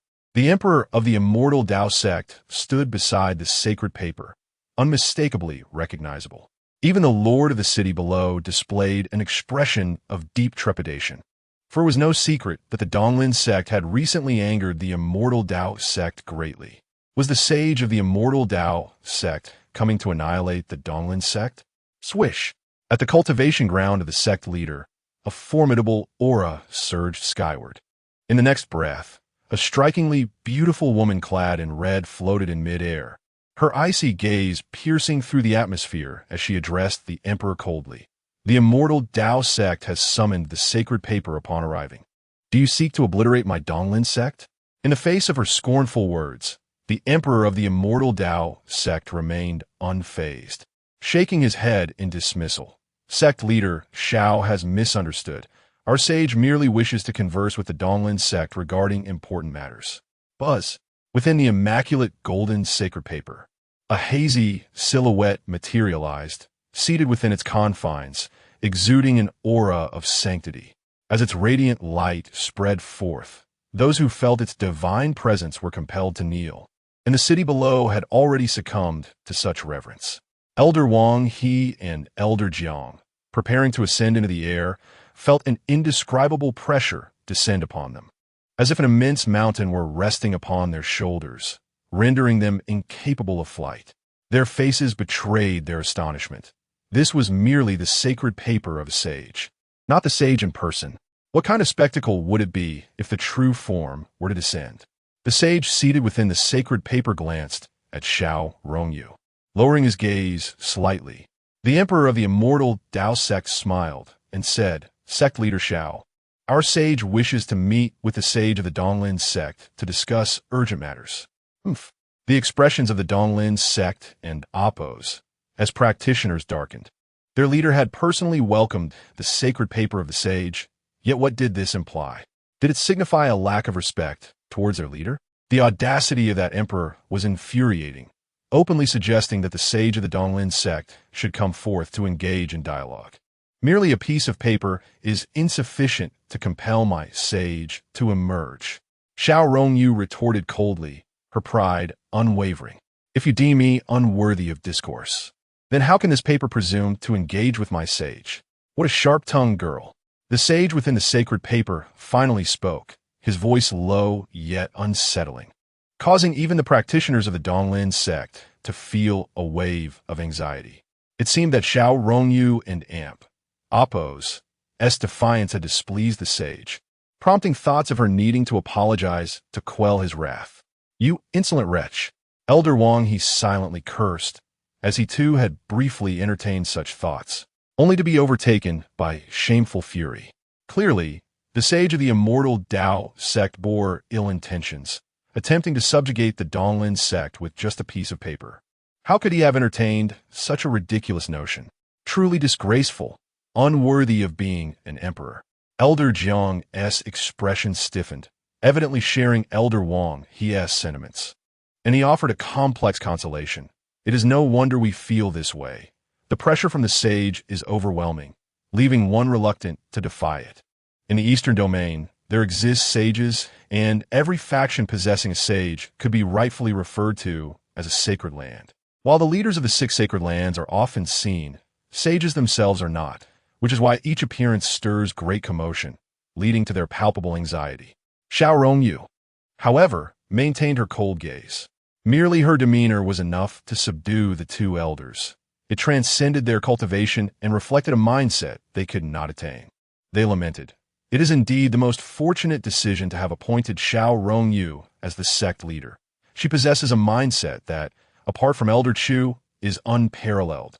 Brother Xiaoyang, the figure within the sacred paper, slightly lifted his eyelids, a soft voice echoing, which, though delicate, resonated like a thunderous bell, reverberating endlessly. Puff, puff. Some practitioners of the Donglin sect, engrossed in secluded meditation within their chambers, were oblivious to the commotion outside. Yet suddenly, this voice infiltrated their consciousness indiscriminately, disrupting their cultivation. They coughed up blood, their eyes reflecting confusion and shock. Whose voice was this? And why did it carry such celestial authority? Swish! Xiao Rongyu and Appo's expression shifted. The sage of the Donglin sect had little time left. He could not withstand such depletion. If reviving him merely through a piece of paper would cost him a portion of his life essence, that would be an immense loss. Her delicate features hardened with cold fury as she exclaimed, "Is Sage Ji attempting to incite conflict between our sects?" Buzz. At this critical moment, the formation of the Donglin sect illuminated, isolating the voice. The sage within the sacred paper furrowed his brow slightly, observing the formation but refraining from exerting further force. This visit was merely a probe. If it inadvertently disturbed the sage of the Donglin sect, that would be ideal. Even if it did not, it would not matter. His deep-set gaze remained calm as he stated, "Since Brother Xiaoyang is still in seclusion, I shall not disturb him. Where's Chu Xun? Summon him to receive the decree." The emperor of the immortal Tao sect interjected, his expression radiating arrogance. "Presumptuous! Why should our Donglin sect be compelled to heed the summons of your immortal Tao sect?" Xiao Rongyu laughed in exasperation. The pressure of a mere piece of paper was one thing. To presume that Elder Chu would heed their decree was another entirely. Did they think him a mere puppet? The figure within the sacred paper slowly opened his eyes, coldly stating, "The Qinyo demon lord has been wreaking havoc in the eastern domain, spreading demonic techniques that have led to the emergence of countless demonic fiends. The other 5 sacred lands have dispatched their emperor-level experts to maintain order and combat the demonic sect. Previously, the Donglin sect lacked an emperor-level presence. But now that one exists, it is only fitting that we contribute." Xiao Rongyu frowned, as did Elder Jiang and Elder Wang He. The practitioners of the Donglin sect fell into a contemplative silence. This was indeed the consensus in the eastern domain. As one of the 6 sacred lands, the Donglin sect ought to lend its strength. In the eastern domain, at the coastal edge, lay the area overseen by Chu Xun. The emperor of the immortal Tao sect maintained his smile, unflappable, secure in the authority granted by the sacred paper, unperturbed by any unforeseen circumstances. And what if we refuse? Xiao Rongyu and Appo's delicate features turned frigid. That is acceptable. The figure within the sacred paper abruptly opened his eyes, his pupils exuding an icy glare. The Donglin sect possesses a supreme treasure, the Taihao cauldron, which shall be lent to Zhao Xian, allowing him to represent the Donglin sect. Not only Xiao Rongyu, but even the ordinary practitioners of the Donglin sect displayed their anger. The Taihao cauldron was the sect's sacred treasure, acquired by its first ancestor, and had remained to stabilize their fortune. The sage of the immortal Tao sect's brazen demand to borrow, it was no different from outright theft. Dream on. This is not to be permitted. The sage within the sacred paper suddenly radiated a dazzling and pure light, illuminating the surroundings. The pressure intensified, causing further turmoil in the already anxious Donglin city, with its practitioners gazing upwards in alarm. From within the sacred paper, a figure emerged. Chapter 74. The sage of Donglin sect emerges from seclusion. Before them stood a middle-aged man, his countenance imposing, his face sharp as if chiseled from stone, and even his hair was angular. At this moment, he no longer radiated an overwhelming brilliance. Instead, he contained his aura, allowing those present to discern his visage amidst a palpable pressure.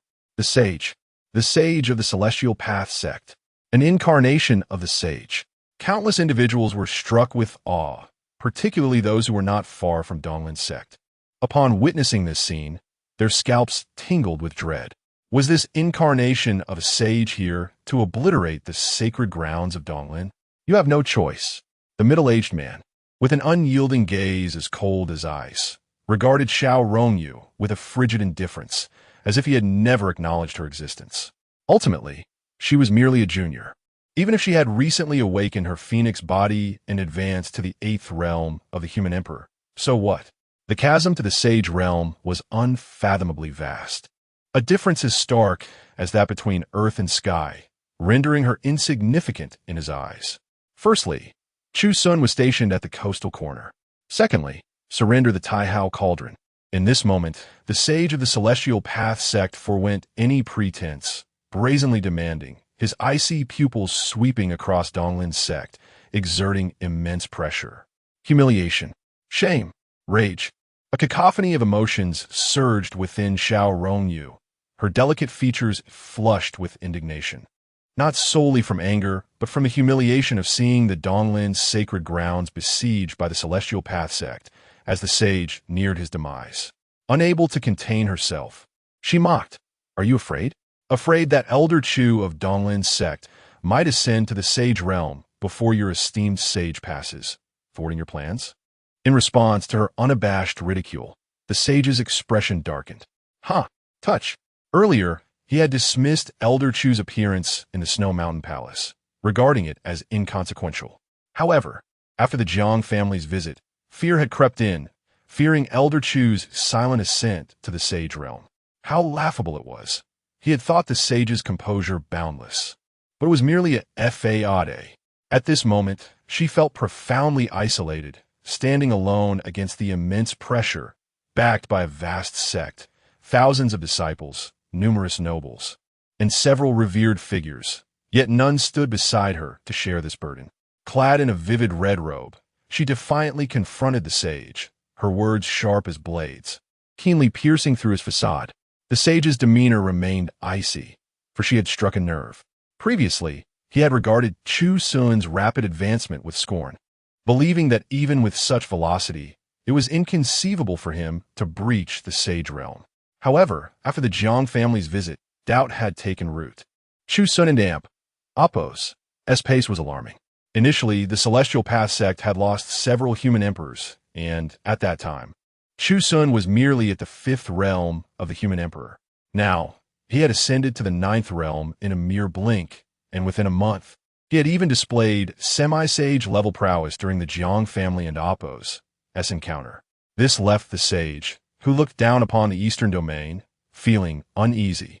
He understood that he was not alone in his apprehension. Even the sage of the true martial sect could no longer remain passive. Though he himself had come, it was inevitable that the true martial sect and Appo's sage would soon follow. As a sage, the mere thought of it had driven him to act decisively, exerting pressure upon Donglin's sect. Humph, a wild girl, utterly uncultured. The middle-aged man in the air maintained a detached expression, his hand descending, tilting the very fabric of reality.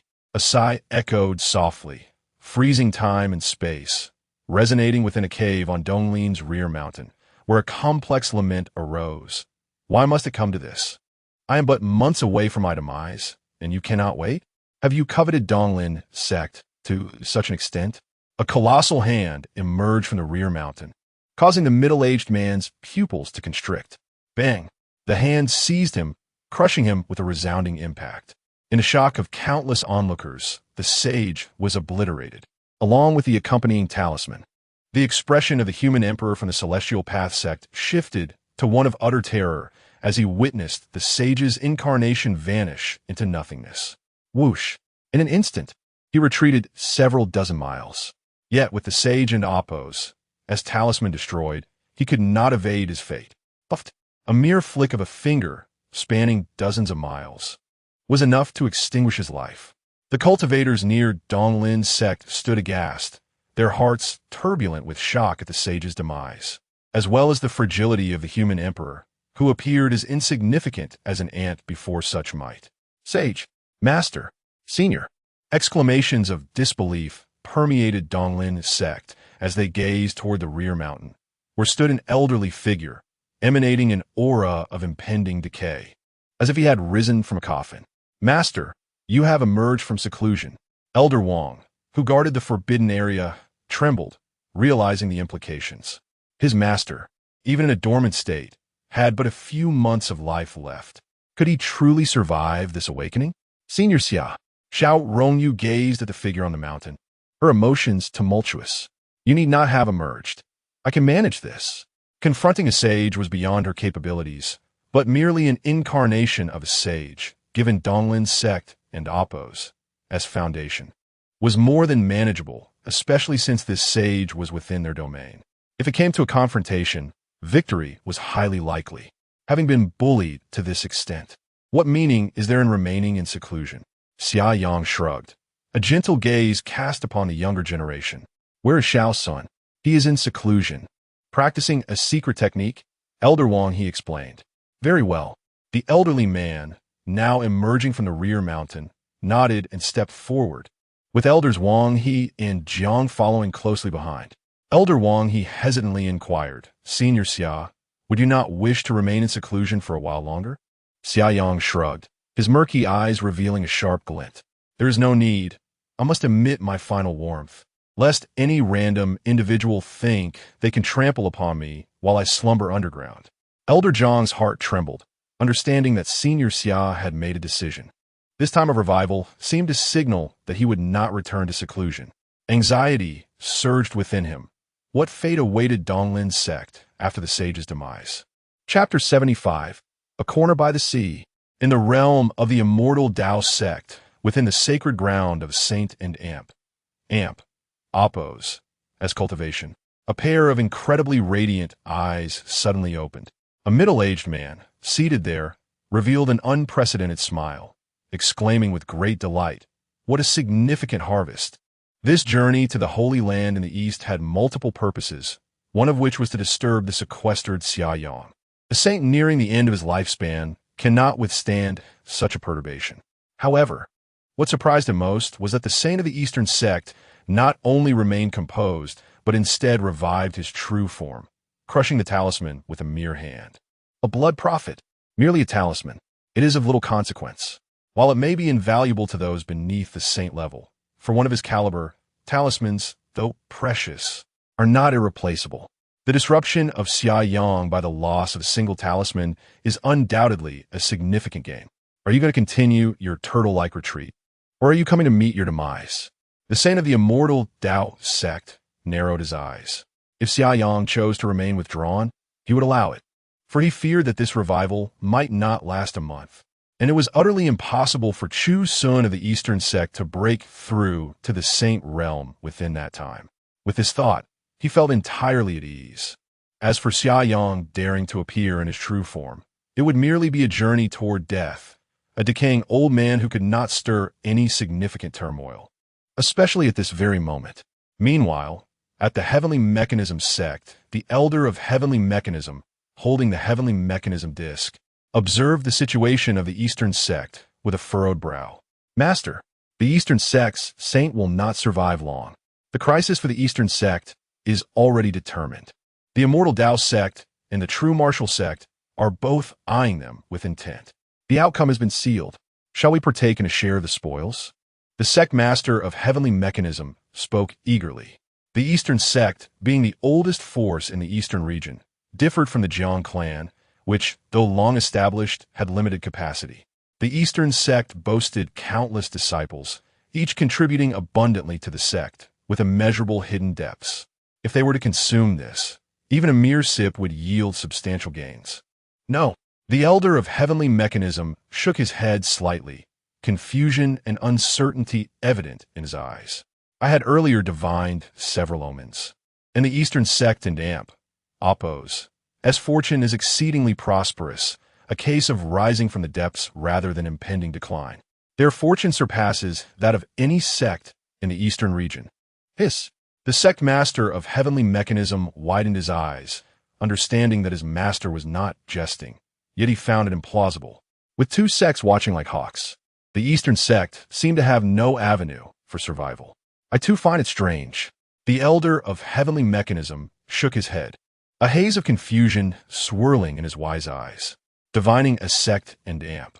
Oppose, S fortune incurs a great cost, and he could only afford a few attempts using the invaluable heavenly mechanism disc. Each time revealed a flourishing fortune, leading him to doubt. Heaven does not abandon the Eastern sect. There is still a predetermined fate. Do not interfere. The saint of heavenly mechanism pondered for a moment before speaking slowly. Regardless of whether the immortal Tao sect or the true martial sect could consume this rich prey, the heavenly mechanism sect would not involve itself. Indeed, the sect master of heavenly mechanism nodded, though a hint of disappointment lingered in his eyes. It was a pity to see such a splendid opportunity slip away. Yet he dared not oppose the words of his revered master. An elderly man, advanced in years, approached the scripture repository, gazing at the intricately designed 9-story pavilion. A mixture of nostalgia and complexity filled his murky eyes, as if he had been transported back to years past when he first entered the Eastern sect to pursue knowledge. Subsequently, he stepped forward into the scripture hall. The first floor, the second floor, the fifth floor, the eighth floor. Upon reaching the eighth floor, he beheld a figure with closed eyes, surrounded by an enigmatic aura. The elderly man softly remarked, "I did not wish to disturb you, but with the end approaching, certain matters must be arranged." Chu Xun's closed eyes slowly opened, and upon seeing the elderly man before him, his mind momentarily clouded. He was aware of the recent events unfolding in the outside world, the pressure exerted upon the Eastern sect by the saint. The moment the saint transformed to strike the Eastern sect, he had prepared to unleash his own avatar.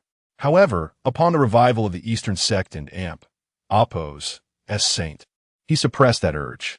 Now, gazing at the elderly figure before him, a fleeting complexity washed over his eyes as memories of this senior surged forth.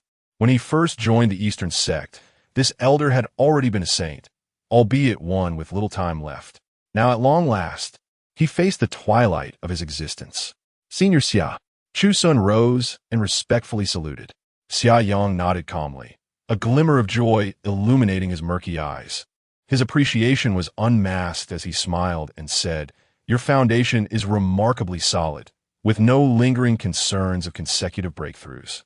It seems that these 60 years of cultivating your mind and spirit were not in vain.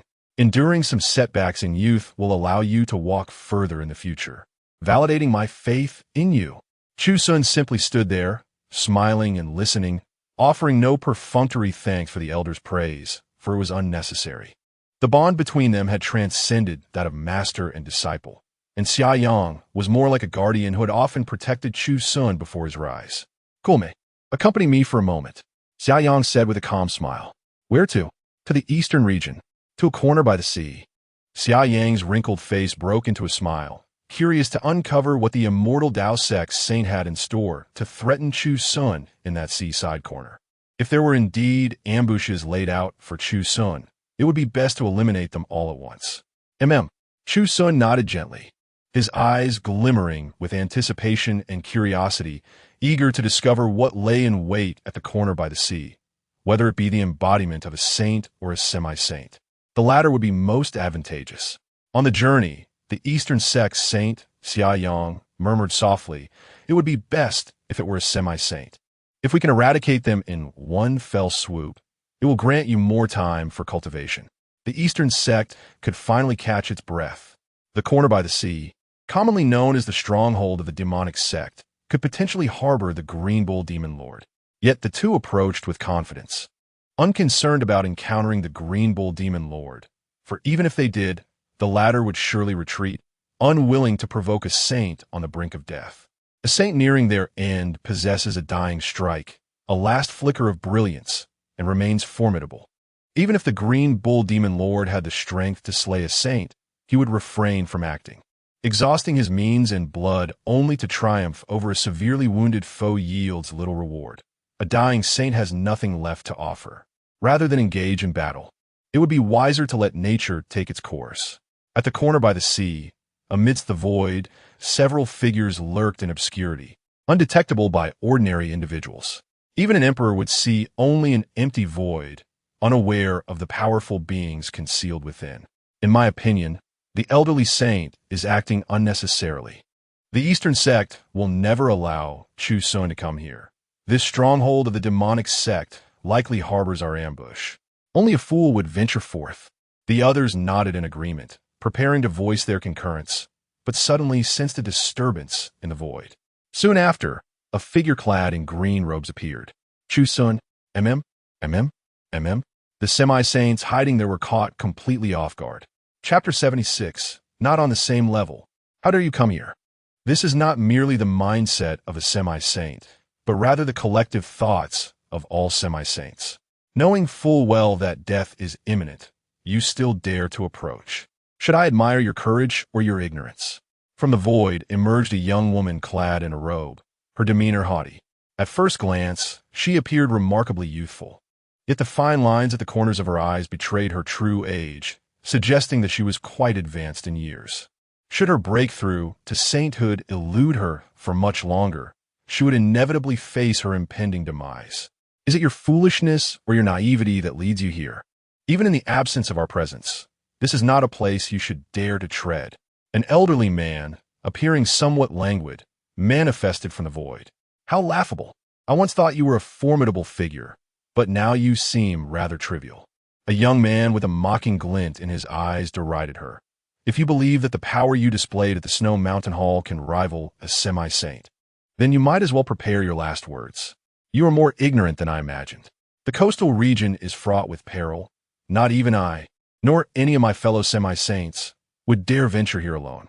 We require companions to proceed with any measure of confidence. Who, I wonder, has granted you such audacity? In a fleeting moment, 4 semi-saints emerged, their forms materializing at the cardinal points, effectively sealing off Chu Xun and Apos as escape route.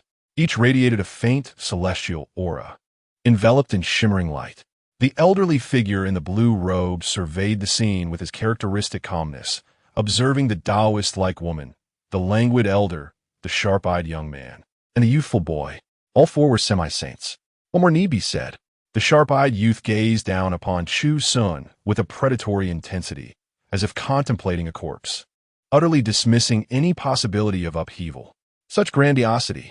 Chu Xun mused quietly.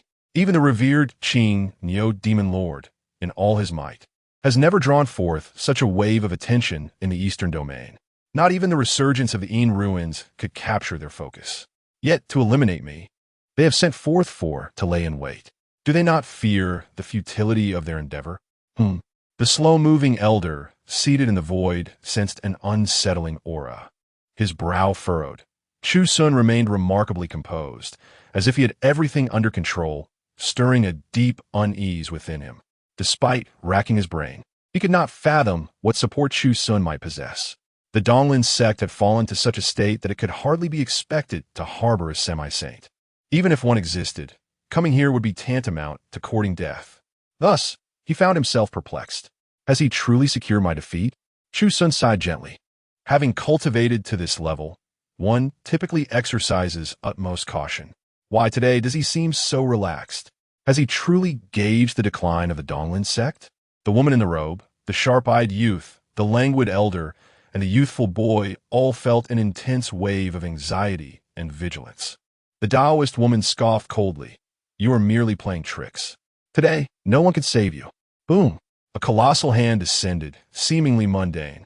Yet it concealed a profound mastery of the universe. It was a lethal technique capable of obliteration. This eased Chu Xun's heart slightly. If these individuals intended to eliminate him with the same casualness as one would squash an ant, they would not have survived to this moment. However, they had overlooked one crucial detail. Alas, a melancholic sigh echoed through the air, freezing time, space, and the void. Suddenly, a withered old man, on the brink of decay, emerged slowly from behind Chu Xun. He sighed softly, his murky eyes filled with deep sentiment. Why must it be this way? As he raised his head, his visage was met with the astonished eyes of the 4 semi-saints, their pupils constricting in sheer terror, revealing overwhelming fear as they fixated upon his wrinkled face. Xiaoyang, the saint of the Donglin sect. In an instant, their souls fled in horror, their bodies paralyzed by dread. A saint, the saint of the Donglin sect. Who could have anticipated that at such a critical moment, the saint would manifest? In everyone's understanding, the saint of the Donglin sect was believed to be nearing the end. Ensnared in slumber, even reviving once was a monumental challenge, and the precious remaining time was devoted to preserving the Donglin sect, granting Chu Xun and Xiao Rongyu a fleeting chance to breathe. Little did they expect him to appear here. It is likely that even the saints of the immortal Dao sect and the true martial sect never envisioned such a turn of events. Otherwise, they would not have dispatched semi-saints to assassinate Chu Xun. Boom! At the mere lifting of his gaze, Xiaoyang and Amp, Oppo's hand, poised to strike down Chu Xun, disintegrated on its own, as if some mysterious order and energy had unraveled the attack, leaving behind only traces of Dao scattered throughout the cosmos. The disparity was staggering. Chu Xun's heart trembled. He had witnessed a saint's power before, but this time, being so close to a saint revealed the profound chasm between their realms. Semi-saint, saint, a mere word apart, yet as disparate as clouds and mud. A semi-saint remains tethered to mortal limitations. Even a human emperor, at his peak, could still slay one.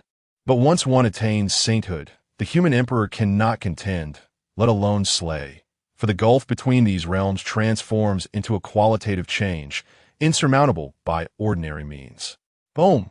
The Taoist woman was engulfed in boundless terror. She saw the age spots on the elder's arm, a sign of his imminent demise. Yet that very hand reached for her, transforming into a hand of death. No, spare me. I was wrong, senior. I am willing to apologize. Bang! Xiaoyang merely grasped the woman, and with a gentle squeeze, the once mighty semi-saint met her end. He softly murmured, if apologies were effective, why would one pursue cultivation at all?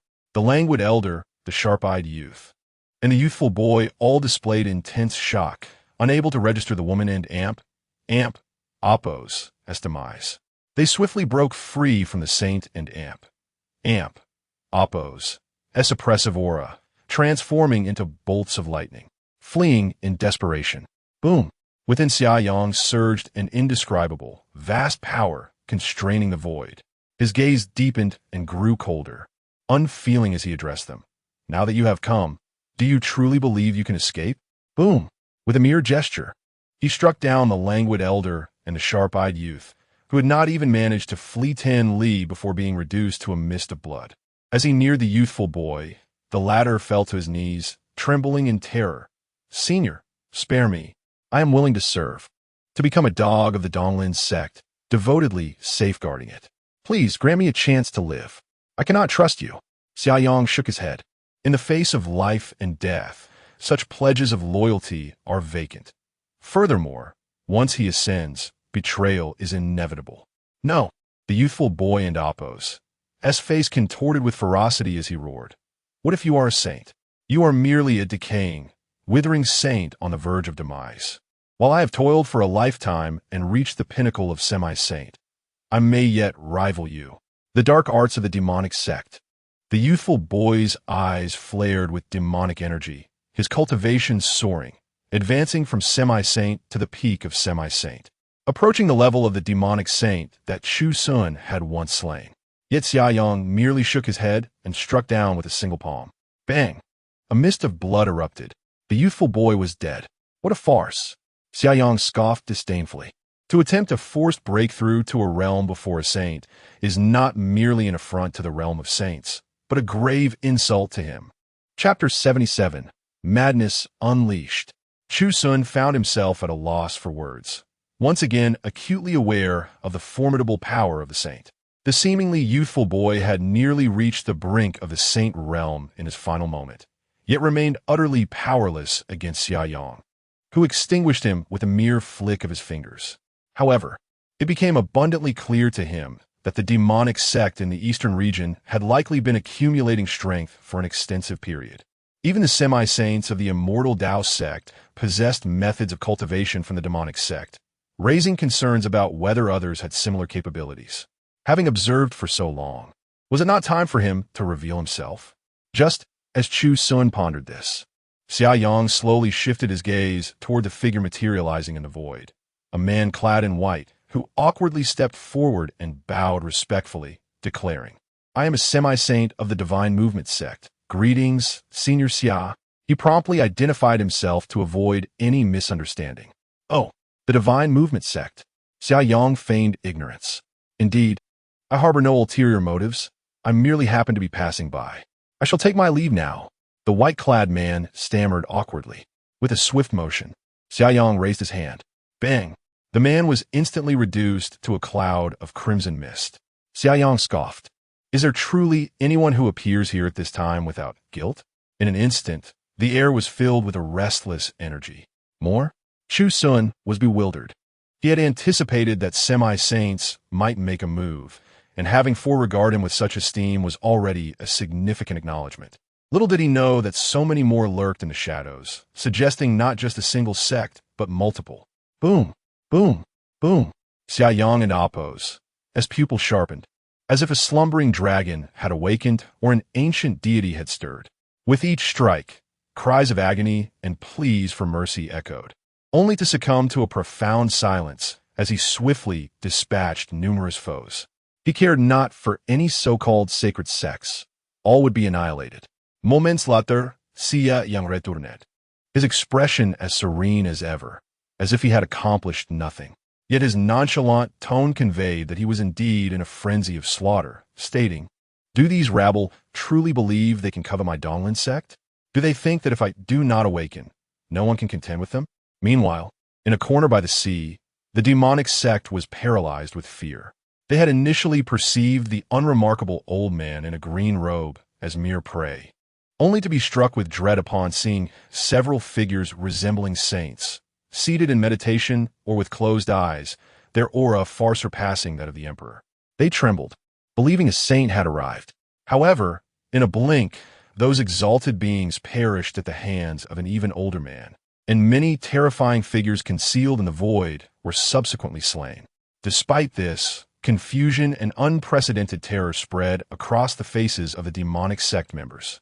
Was this truly the eastern region in damp? Appos, as stronghold, were their own. These cultivators from the eastern region were utterly terrifying, particularly the elder ones. A demonic figure gasped in horror. It seems each elder is more formidable than the last. At the immortal Tao sect, within the Life Word Plate Pavilion, a sudden shatter echoed as a life word plate broke. The elder stationed there trembled inexplicably. Having offended the Donglin sect recently, the life word plates had been continuously shattering. Each break signified the demise of an emperor, igniting a fearful curiosity within him. Which unfortunate emperor has fallen now? Yet, upon discerning the location of the shattered plate, he froze in disbelief. After a moment of dazed silence, a chill raced down his spine as he stammered, "A semi-saint. A semi-saint's plate has shattered." Boom! A saint, meditating on the back mountains of the immortal Tao sect, abruptly opened his eyes, sharp beams of light emanating from his pupils. In an instant, he teleported to the plate room, gazing at the shattered plate in silence. Meanwhile, Qin Yu beside him dared not even breathe, feeling the overwhelming pressure from the saint's silence. The saint was furious. Chu Xun, the murderous intent of the immortal Tao sect's saint, had never been so intense. Not only him, the burly saint of the true martial sect also exhibited fierce killing intent. He was aware of the situation concerning the immortal Tao sect's life paper, but could hardly believe that Chu Xun had dared to venture to the corner by the sea. Even more shocking was Chu Xun's combat prowess. How long had it been? He could already slay a semi-saint. If given more time to cultivate, would he truly break through to the saint realm? Though no one had ever completed such a leap from emperor to saint in such a short time, he felt an undeniable threat emanating from this young man. Simultaneously, at the heavenly mechanism sect, upon learning of their fallen semi-saint, the elder holding the heavenly mechanism disc grimaced, lamenting, "What curse have I incurred? Why meddle in the affairs between the three sects? And now one has died needlessly." As for retaliation, he had never considered it. for he had already deduced who was responsible. To kill a semi-saint of the heavenly mechanism sect at the corner by the sea, one would first need to eliminate the semi-saints of the immortal Tao sect and the true martial sect. That was a task far beyond any mere junior. Reflecting on the recent news of the awakening of the Donglin sect saint, it was clear who had acted. The Divine Movement sect and the Goddess Palace had also swallowed their grievances in silence.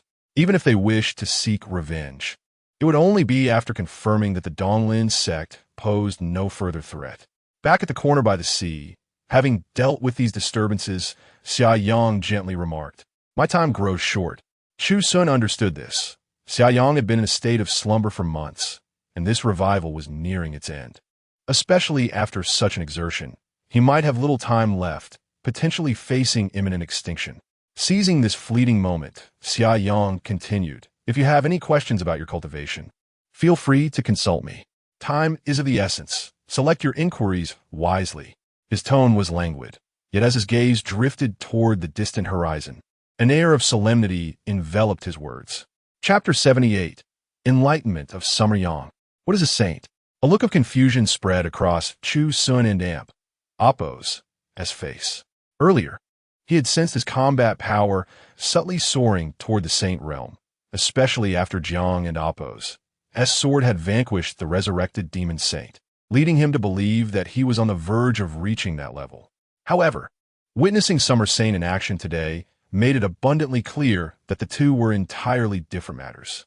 A woman clad in Taoist robes from the immortal Tao sect employed a formidable divine technique in an attempt to annihilate him, only to have it utterly disintegrated by a mere glance from Summer Saint.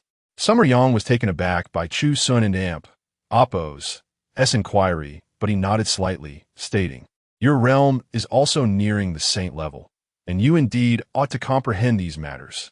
The realm of a saint is a formidable barrier, obstructing countless individuals. Among the myriad prodigies of the Eastern domain, only a handful can truly step into the saint realm. The immortal Tao sect, true martial sect, celestial mechanism sect, divine movement sect, goddess sect, and Eastern arrival sect. The emergence of a saint signifies transcendence, akin to the Eastern arrival sect, which once faced a chasm of stagnation before Chu Xun's ascension, struggling even against the top forces of the Eastern domain. Yet with a saint, the sect could firmly maintain its status as a sacred ground. The presence of a saint versus the absence of one is entirely different. Even if the saint of Eastern arrival is in slumber, as is the case now, their awakening can effortlessly obliterate any number of semi-saints. The existence of a saint within a sect brings about monumental changes. A single individual can obliterate an entire sect, rendering the support of those beneath them unnecessary, which is precisely why other forces dare not provoke them. Should the saint of Eastern arrival fall, they may temporarily shed their sacred title, but as long as a saint exists, they will perpetually bear that name. One individual can uphold the sanctity of an entire sect. There are numerous semi-saints in the Eastern domain, far exceeding what meets the eye, yet only a select few have truly crossed into the saint realm. For it is not merely a matter of cultivation, but also an innate understanding of the natural laws of the universe, what we refer to as the laws.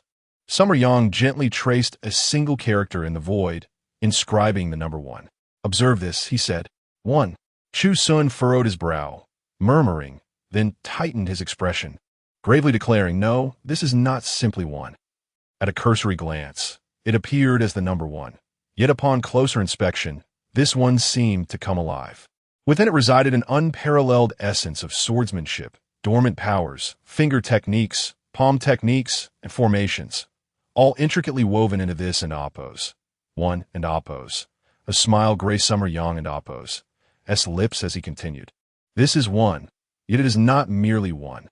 This embodies the saint realm, where a saint perceives the natural laws of the universe, merging them, seizing the power of these laws, and returning all complexities to unity. Regardless of the swordsmanship, formations, or divine techniques employed, none can escape the grasp of the natural laws of the universe. Thus, I effortlessly disintegrated the essence of her divine technique with a mere glance, allowing me to easily suppress her. Chu Xun listened, somewhat bewildered, grasping fragments of understanding while remaining shrouded in confusion. This state was profoundly esoteric, akin to a fleeting moment where he glimpsed the essence of breaking through to the saint realm. Yet this state could not be maintained for long, and he could only watch it slip away. Summer Yang spoke softly. This cannot be taught. If it could, the Eastern domain would not have so few saints. It requires personal comprehension. Only when you truly understand will you step into the saint realm. Chu Xun nodded, still in a daze, while Summer Yang cast a complex gaze upon the shimmering character, realizing that even though he had inscribed it, each viewing imparted a different understanding, a distinct mindset, and a unique perspective, revealing an entirely different essence. The saint realm is vast and boundless. Even he had merely brushed the surface of the universe. Each observation brought forth a different revelation, and at this moment, as his time drew near, he realized he had not meditated on his path of cultivation for many years, feeling a sense of impending breakthrough. Yet today, upon reflection, he experienced a different state of mind, witnessing the character radiate resplendent light, extending from a mere foot to infinity. Suddenly, Chu Xun felt an immense aura of the saintly path emanating from the decaying elder beside him. He turned sharply to see the aged figure, eyes closed and peacefully seated, exuding a rich essence of the saintly path. At this moment, the realm was filled with divine significance. What was that? From a distant corner of the seaside, countless practitioners, whether from the demonic sect or cultivators, turned their gazes toward this place, their eyes reflecting the image of an elder poised to transcend. A saint, about to break through? In that instant, countless gasps echoed forth. Even the distant figures of the immortal Tao sect, preparing to strike, froze, their pupils contracting in shock. Summer Yang, the elder from the celestial mechanism sect, the crone from the goddess sect, and the saint of the divine movement sect all sensed this moment, their eyes gradually opening, gazing toward the seaside corner, their hearts filled with profound astonishment, never expecting that this elder would gain insight and breakthrough as his time approached. Senior, after a brief pause, Chu Xun looked at the elder who slowly opened his eyes. In that fleeting moment, even the elder's once white hair had darkened significantly, clearly indicating a substantial breakthrough. Joy mingled with a hint of helplessness welled up within Chu Xun, as he thought that Senior Summer had promised to guide him in his cultivation. Yet he found himself experiencing a moment of enlightenment instead. Nevertheless, he felt glad. The stronger Summer Yang became, the more secure he felt. What a pity! Disappointment lingered in Summer Yang's murky eyes. In that brief moment, he had gained profound insights, unraveling the confusions that had plagued him in his cultivation. Given a stretch of time to digest this knowledge, he might have been able to break through another realm, but the time was far too fleeting. That brief instant was insufficient to support a breakthrough. Should we return to the Eastern Arrival sect? Chu Xun inquired. No. Summer Yang gently shook his head. He had already sensed the approach of the saint and Empress as presence, and understood that even if he digested the fruits of this moment to achieve a minor breakthrough, his lifespan would not extend. His time was drawing to a close. Unless he could breach an extraordinary realm, his demise was inevitable. Unexpectedly, a middle-aged man with a stern visage, resembling a chiseled statue, stood not far away, glancing at Summer Yang with astonishment. Who would have thought that this soon-to-transcend saint would attain enlightenment and experience a breakthrough even as his time waned? As for Chu Xun, he did not spare him a second glance. Knowing that the fall of the semi-saint from the immortal Tao sect was at the hands of Summer Saint, he realized that Chu Xun remained a trifling, insignificant existence, not worthy of concern. Chapter 79, Two Saints. Alas, it is too late. The middle-aged man exhibited a demeanor of indifference. Not too late, Xia Yang replied with a smile. Is that so? The middle-aged man and Empress's expression grew stern, his gaze icy as he said, Saint Xia, in your prime, you were a paragon of brilliance, illuminating the Eastern domain for many years. Now, I offer you a complete and dignified opportunity. Choose to transcend on your own. Xia Yang chuckled softly. Though I yearn to slay a saint for glory, I have no desire to extinguish one whose time has nearly come. The saint of the Celestial Path sect remained as aloof as ever, Step back, Xia Yang commanded calmly. Chu Xun retreated, understanding it was a directive meant for him. The saint of the Celestial Path sect never cast a glance their way, resolving Xia Yang and Chu Xun as mere insects. Radiant divine light erupted around him, soaring into the heavens, his eyes sharp and cold as he proclaimed, "If you are so obstinate as to seek death, then your demise shall serve only to fulfill my purpose." In an instant, a formidable, saintly pressure surged within Xia Yang, his robes billowing, the murk in his eyes dispelled, as brilliant gold radiated from his pupils.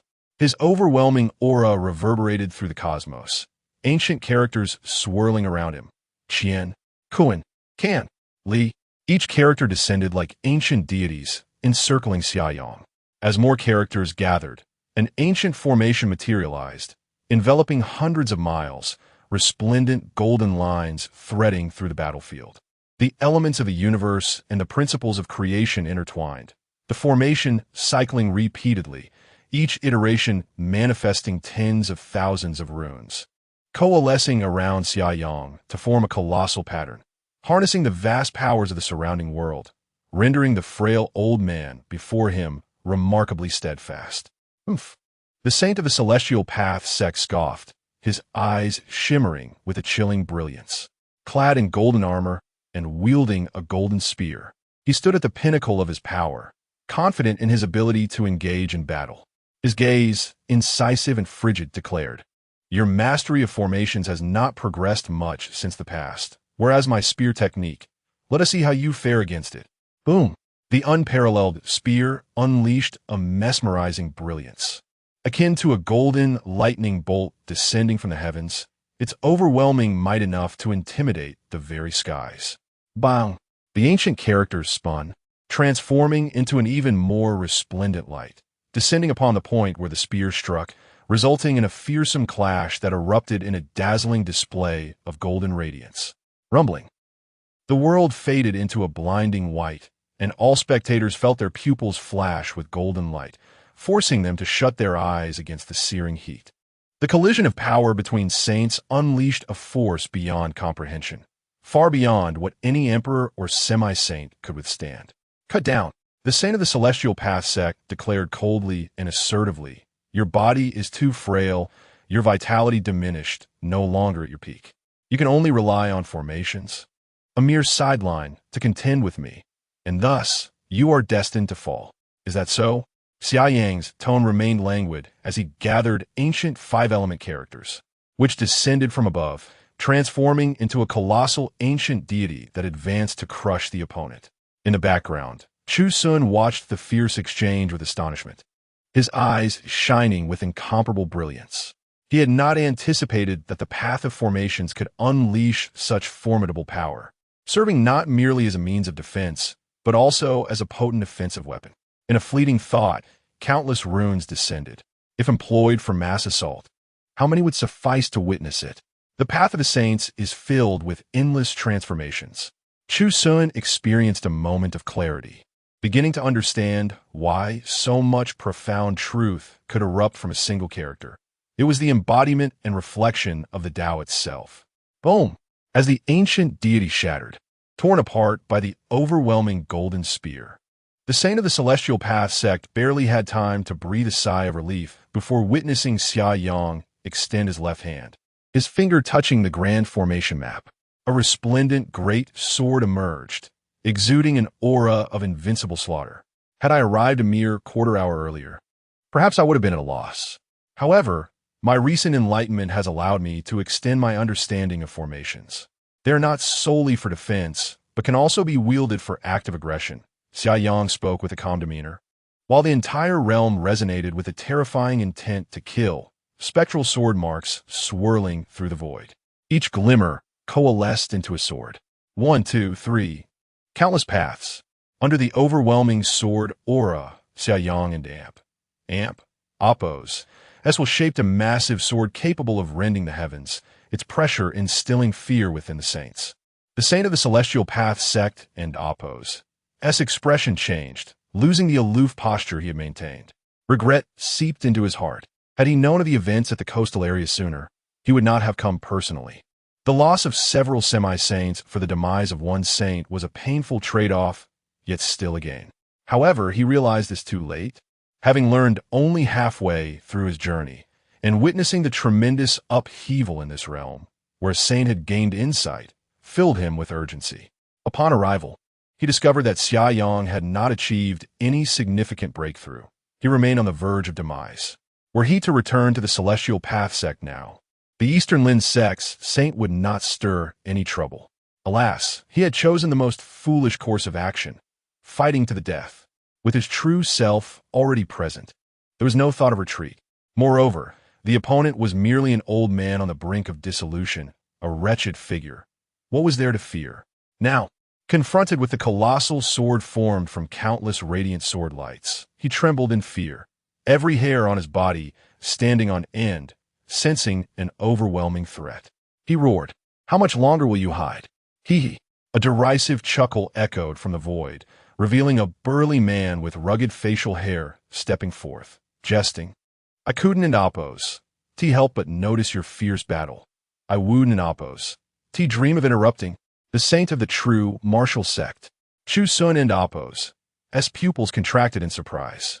The ideal outcome for this confrontation was to first eliminate the saint of the Celestial Path sect and then turn his attention to the saint of the true martial sect.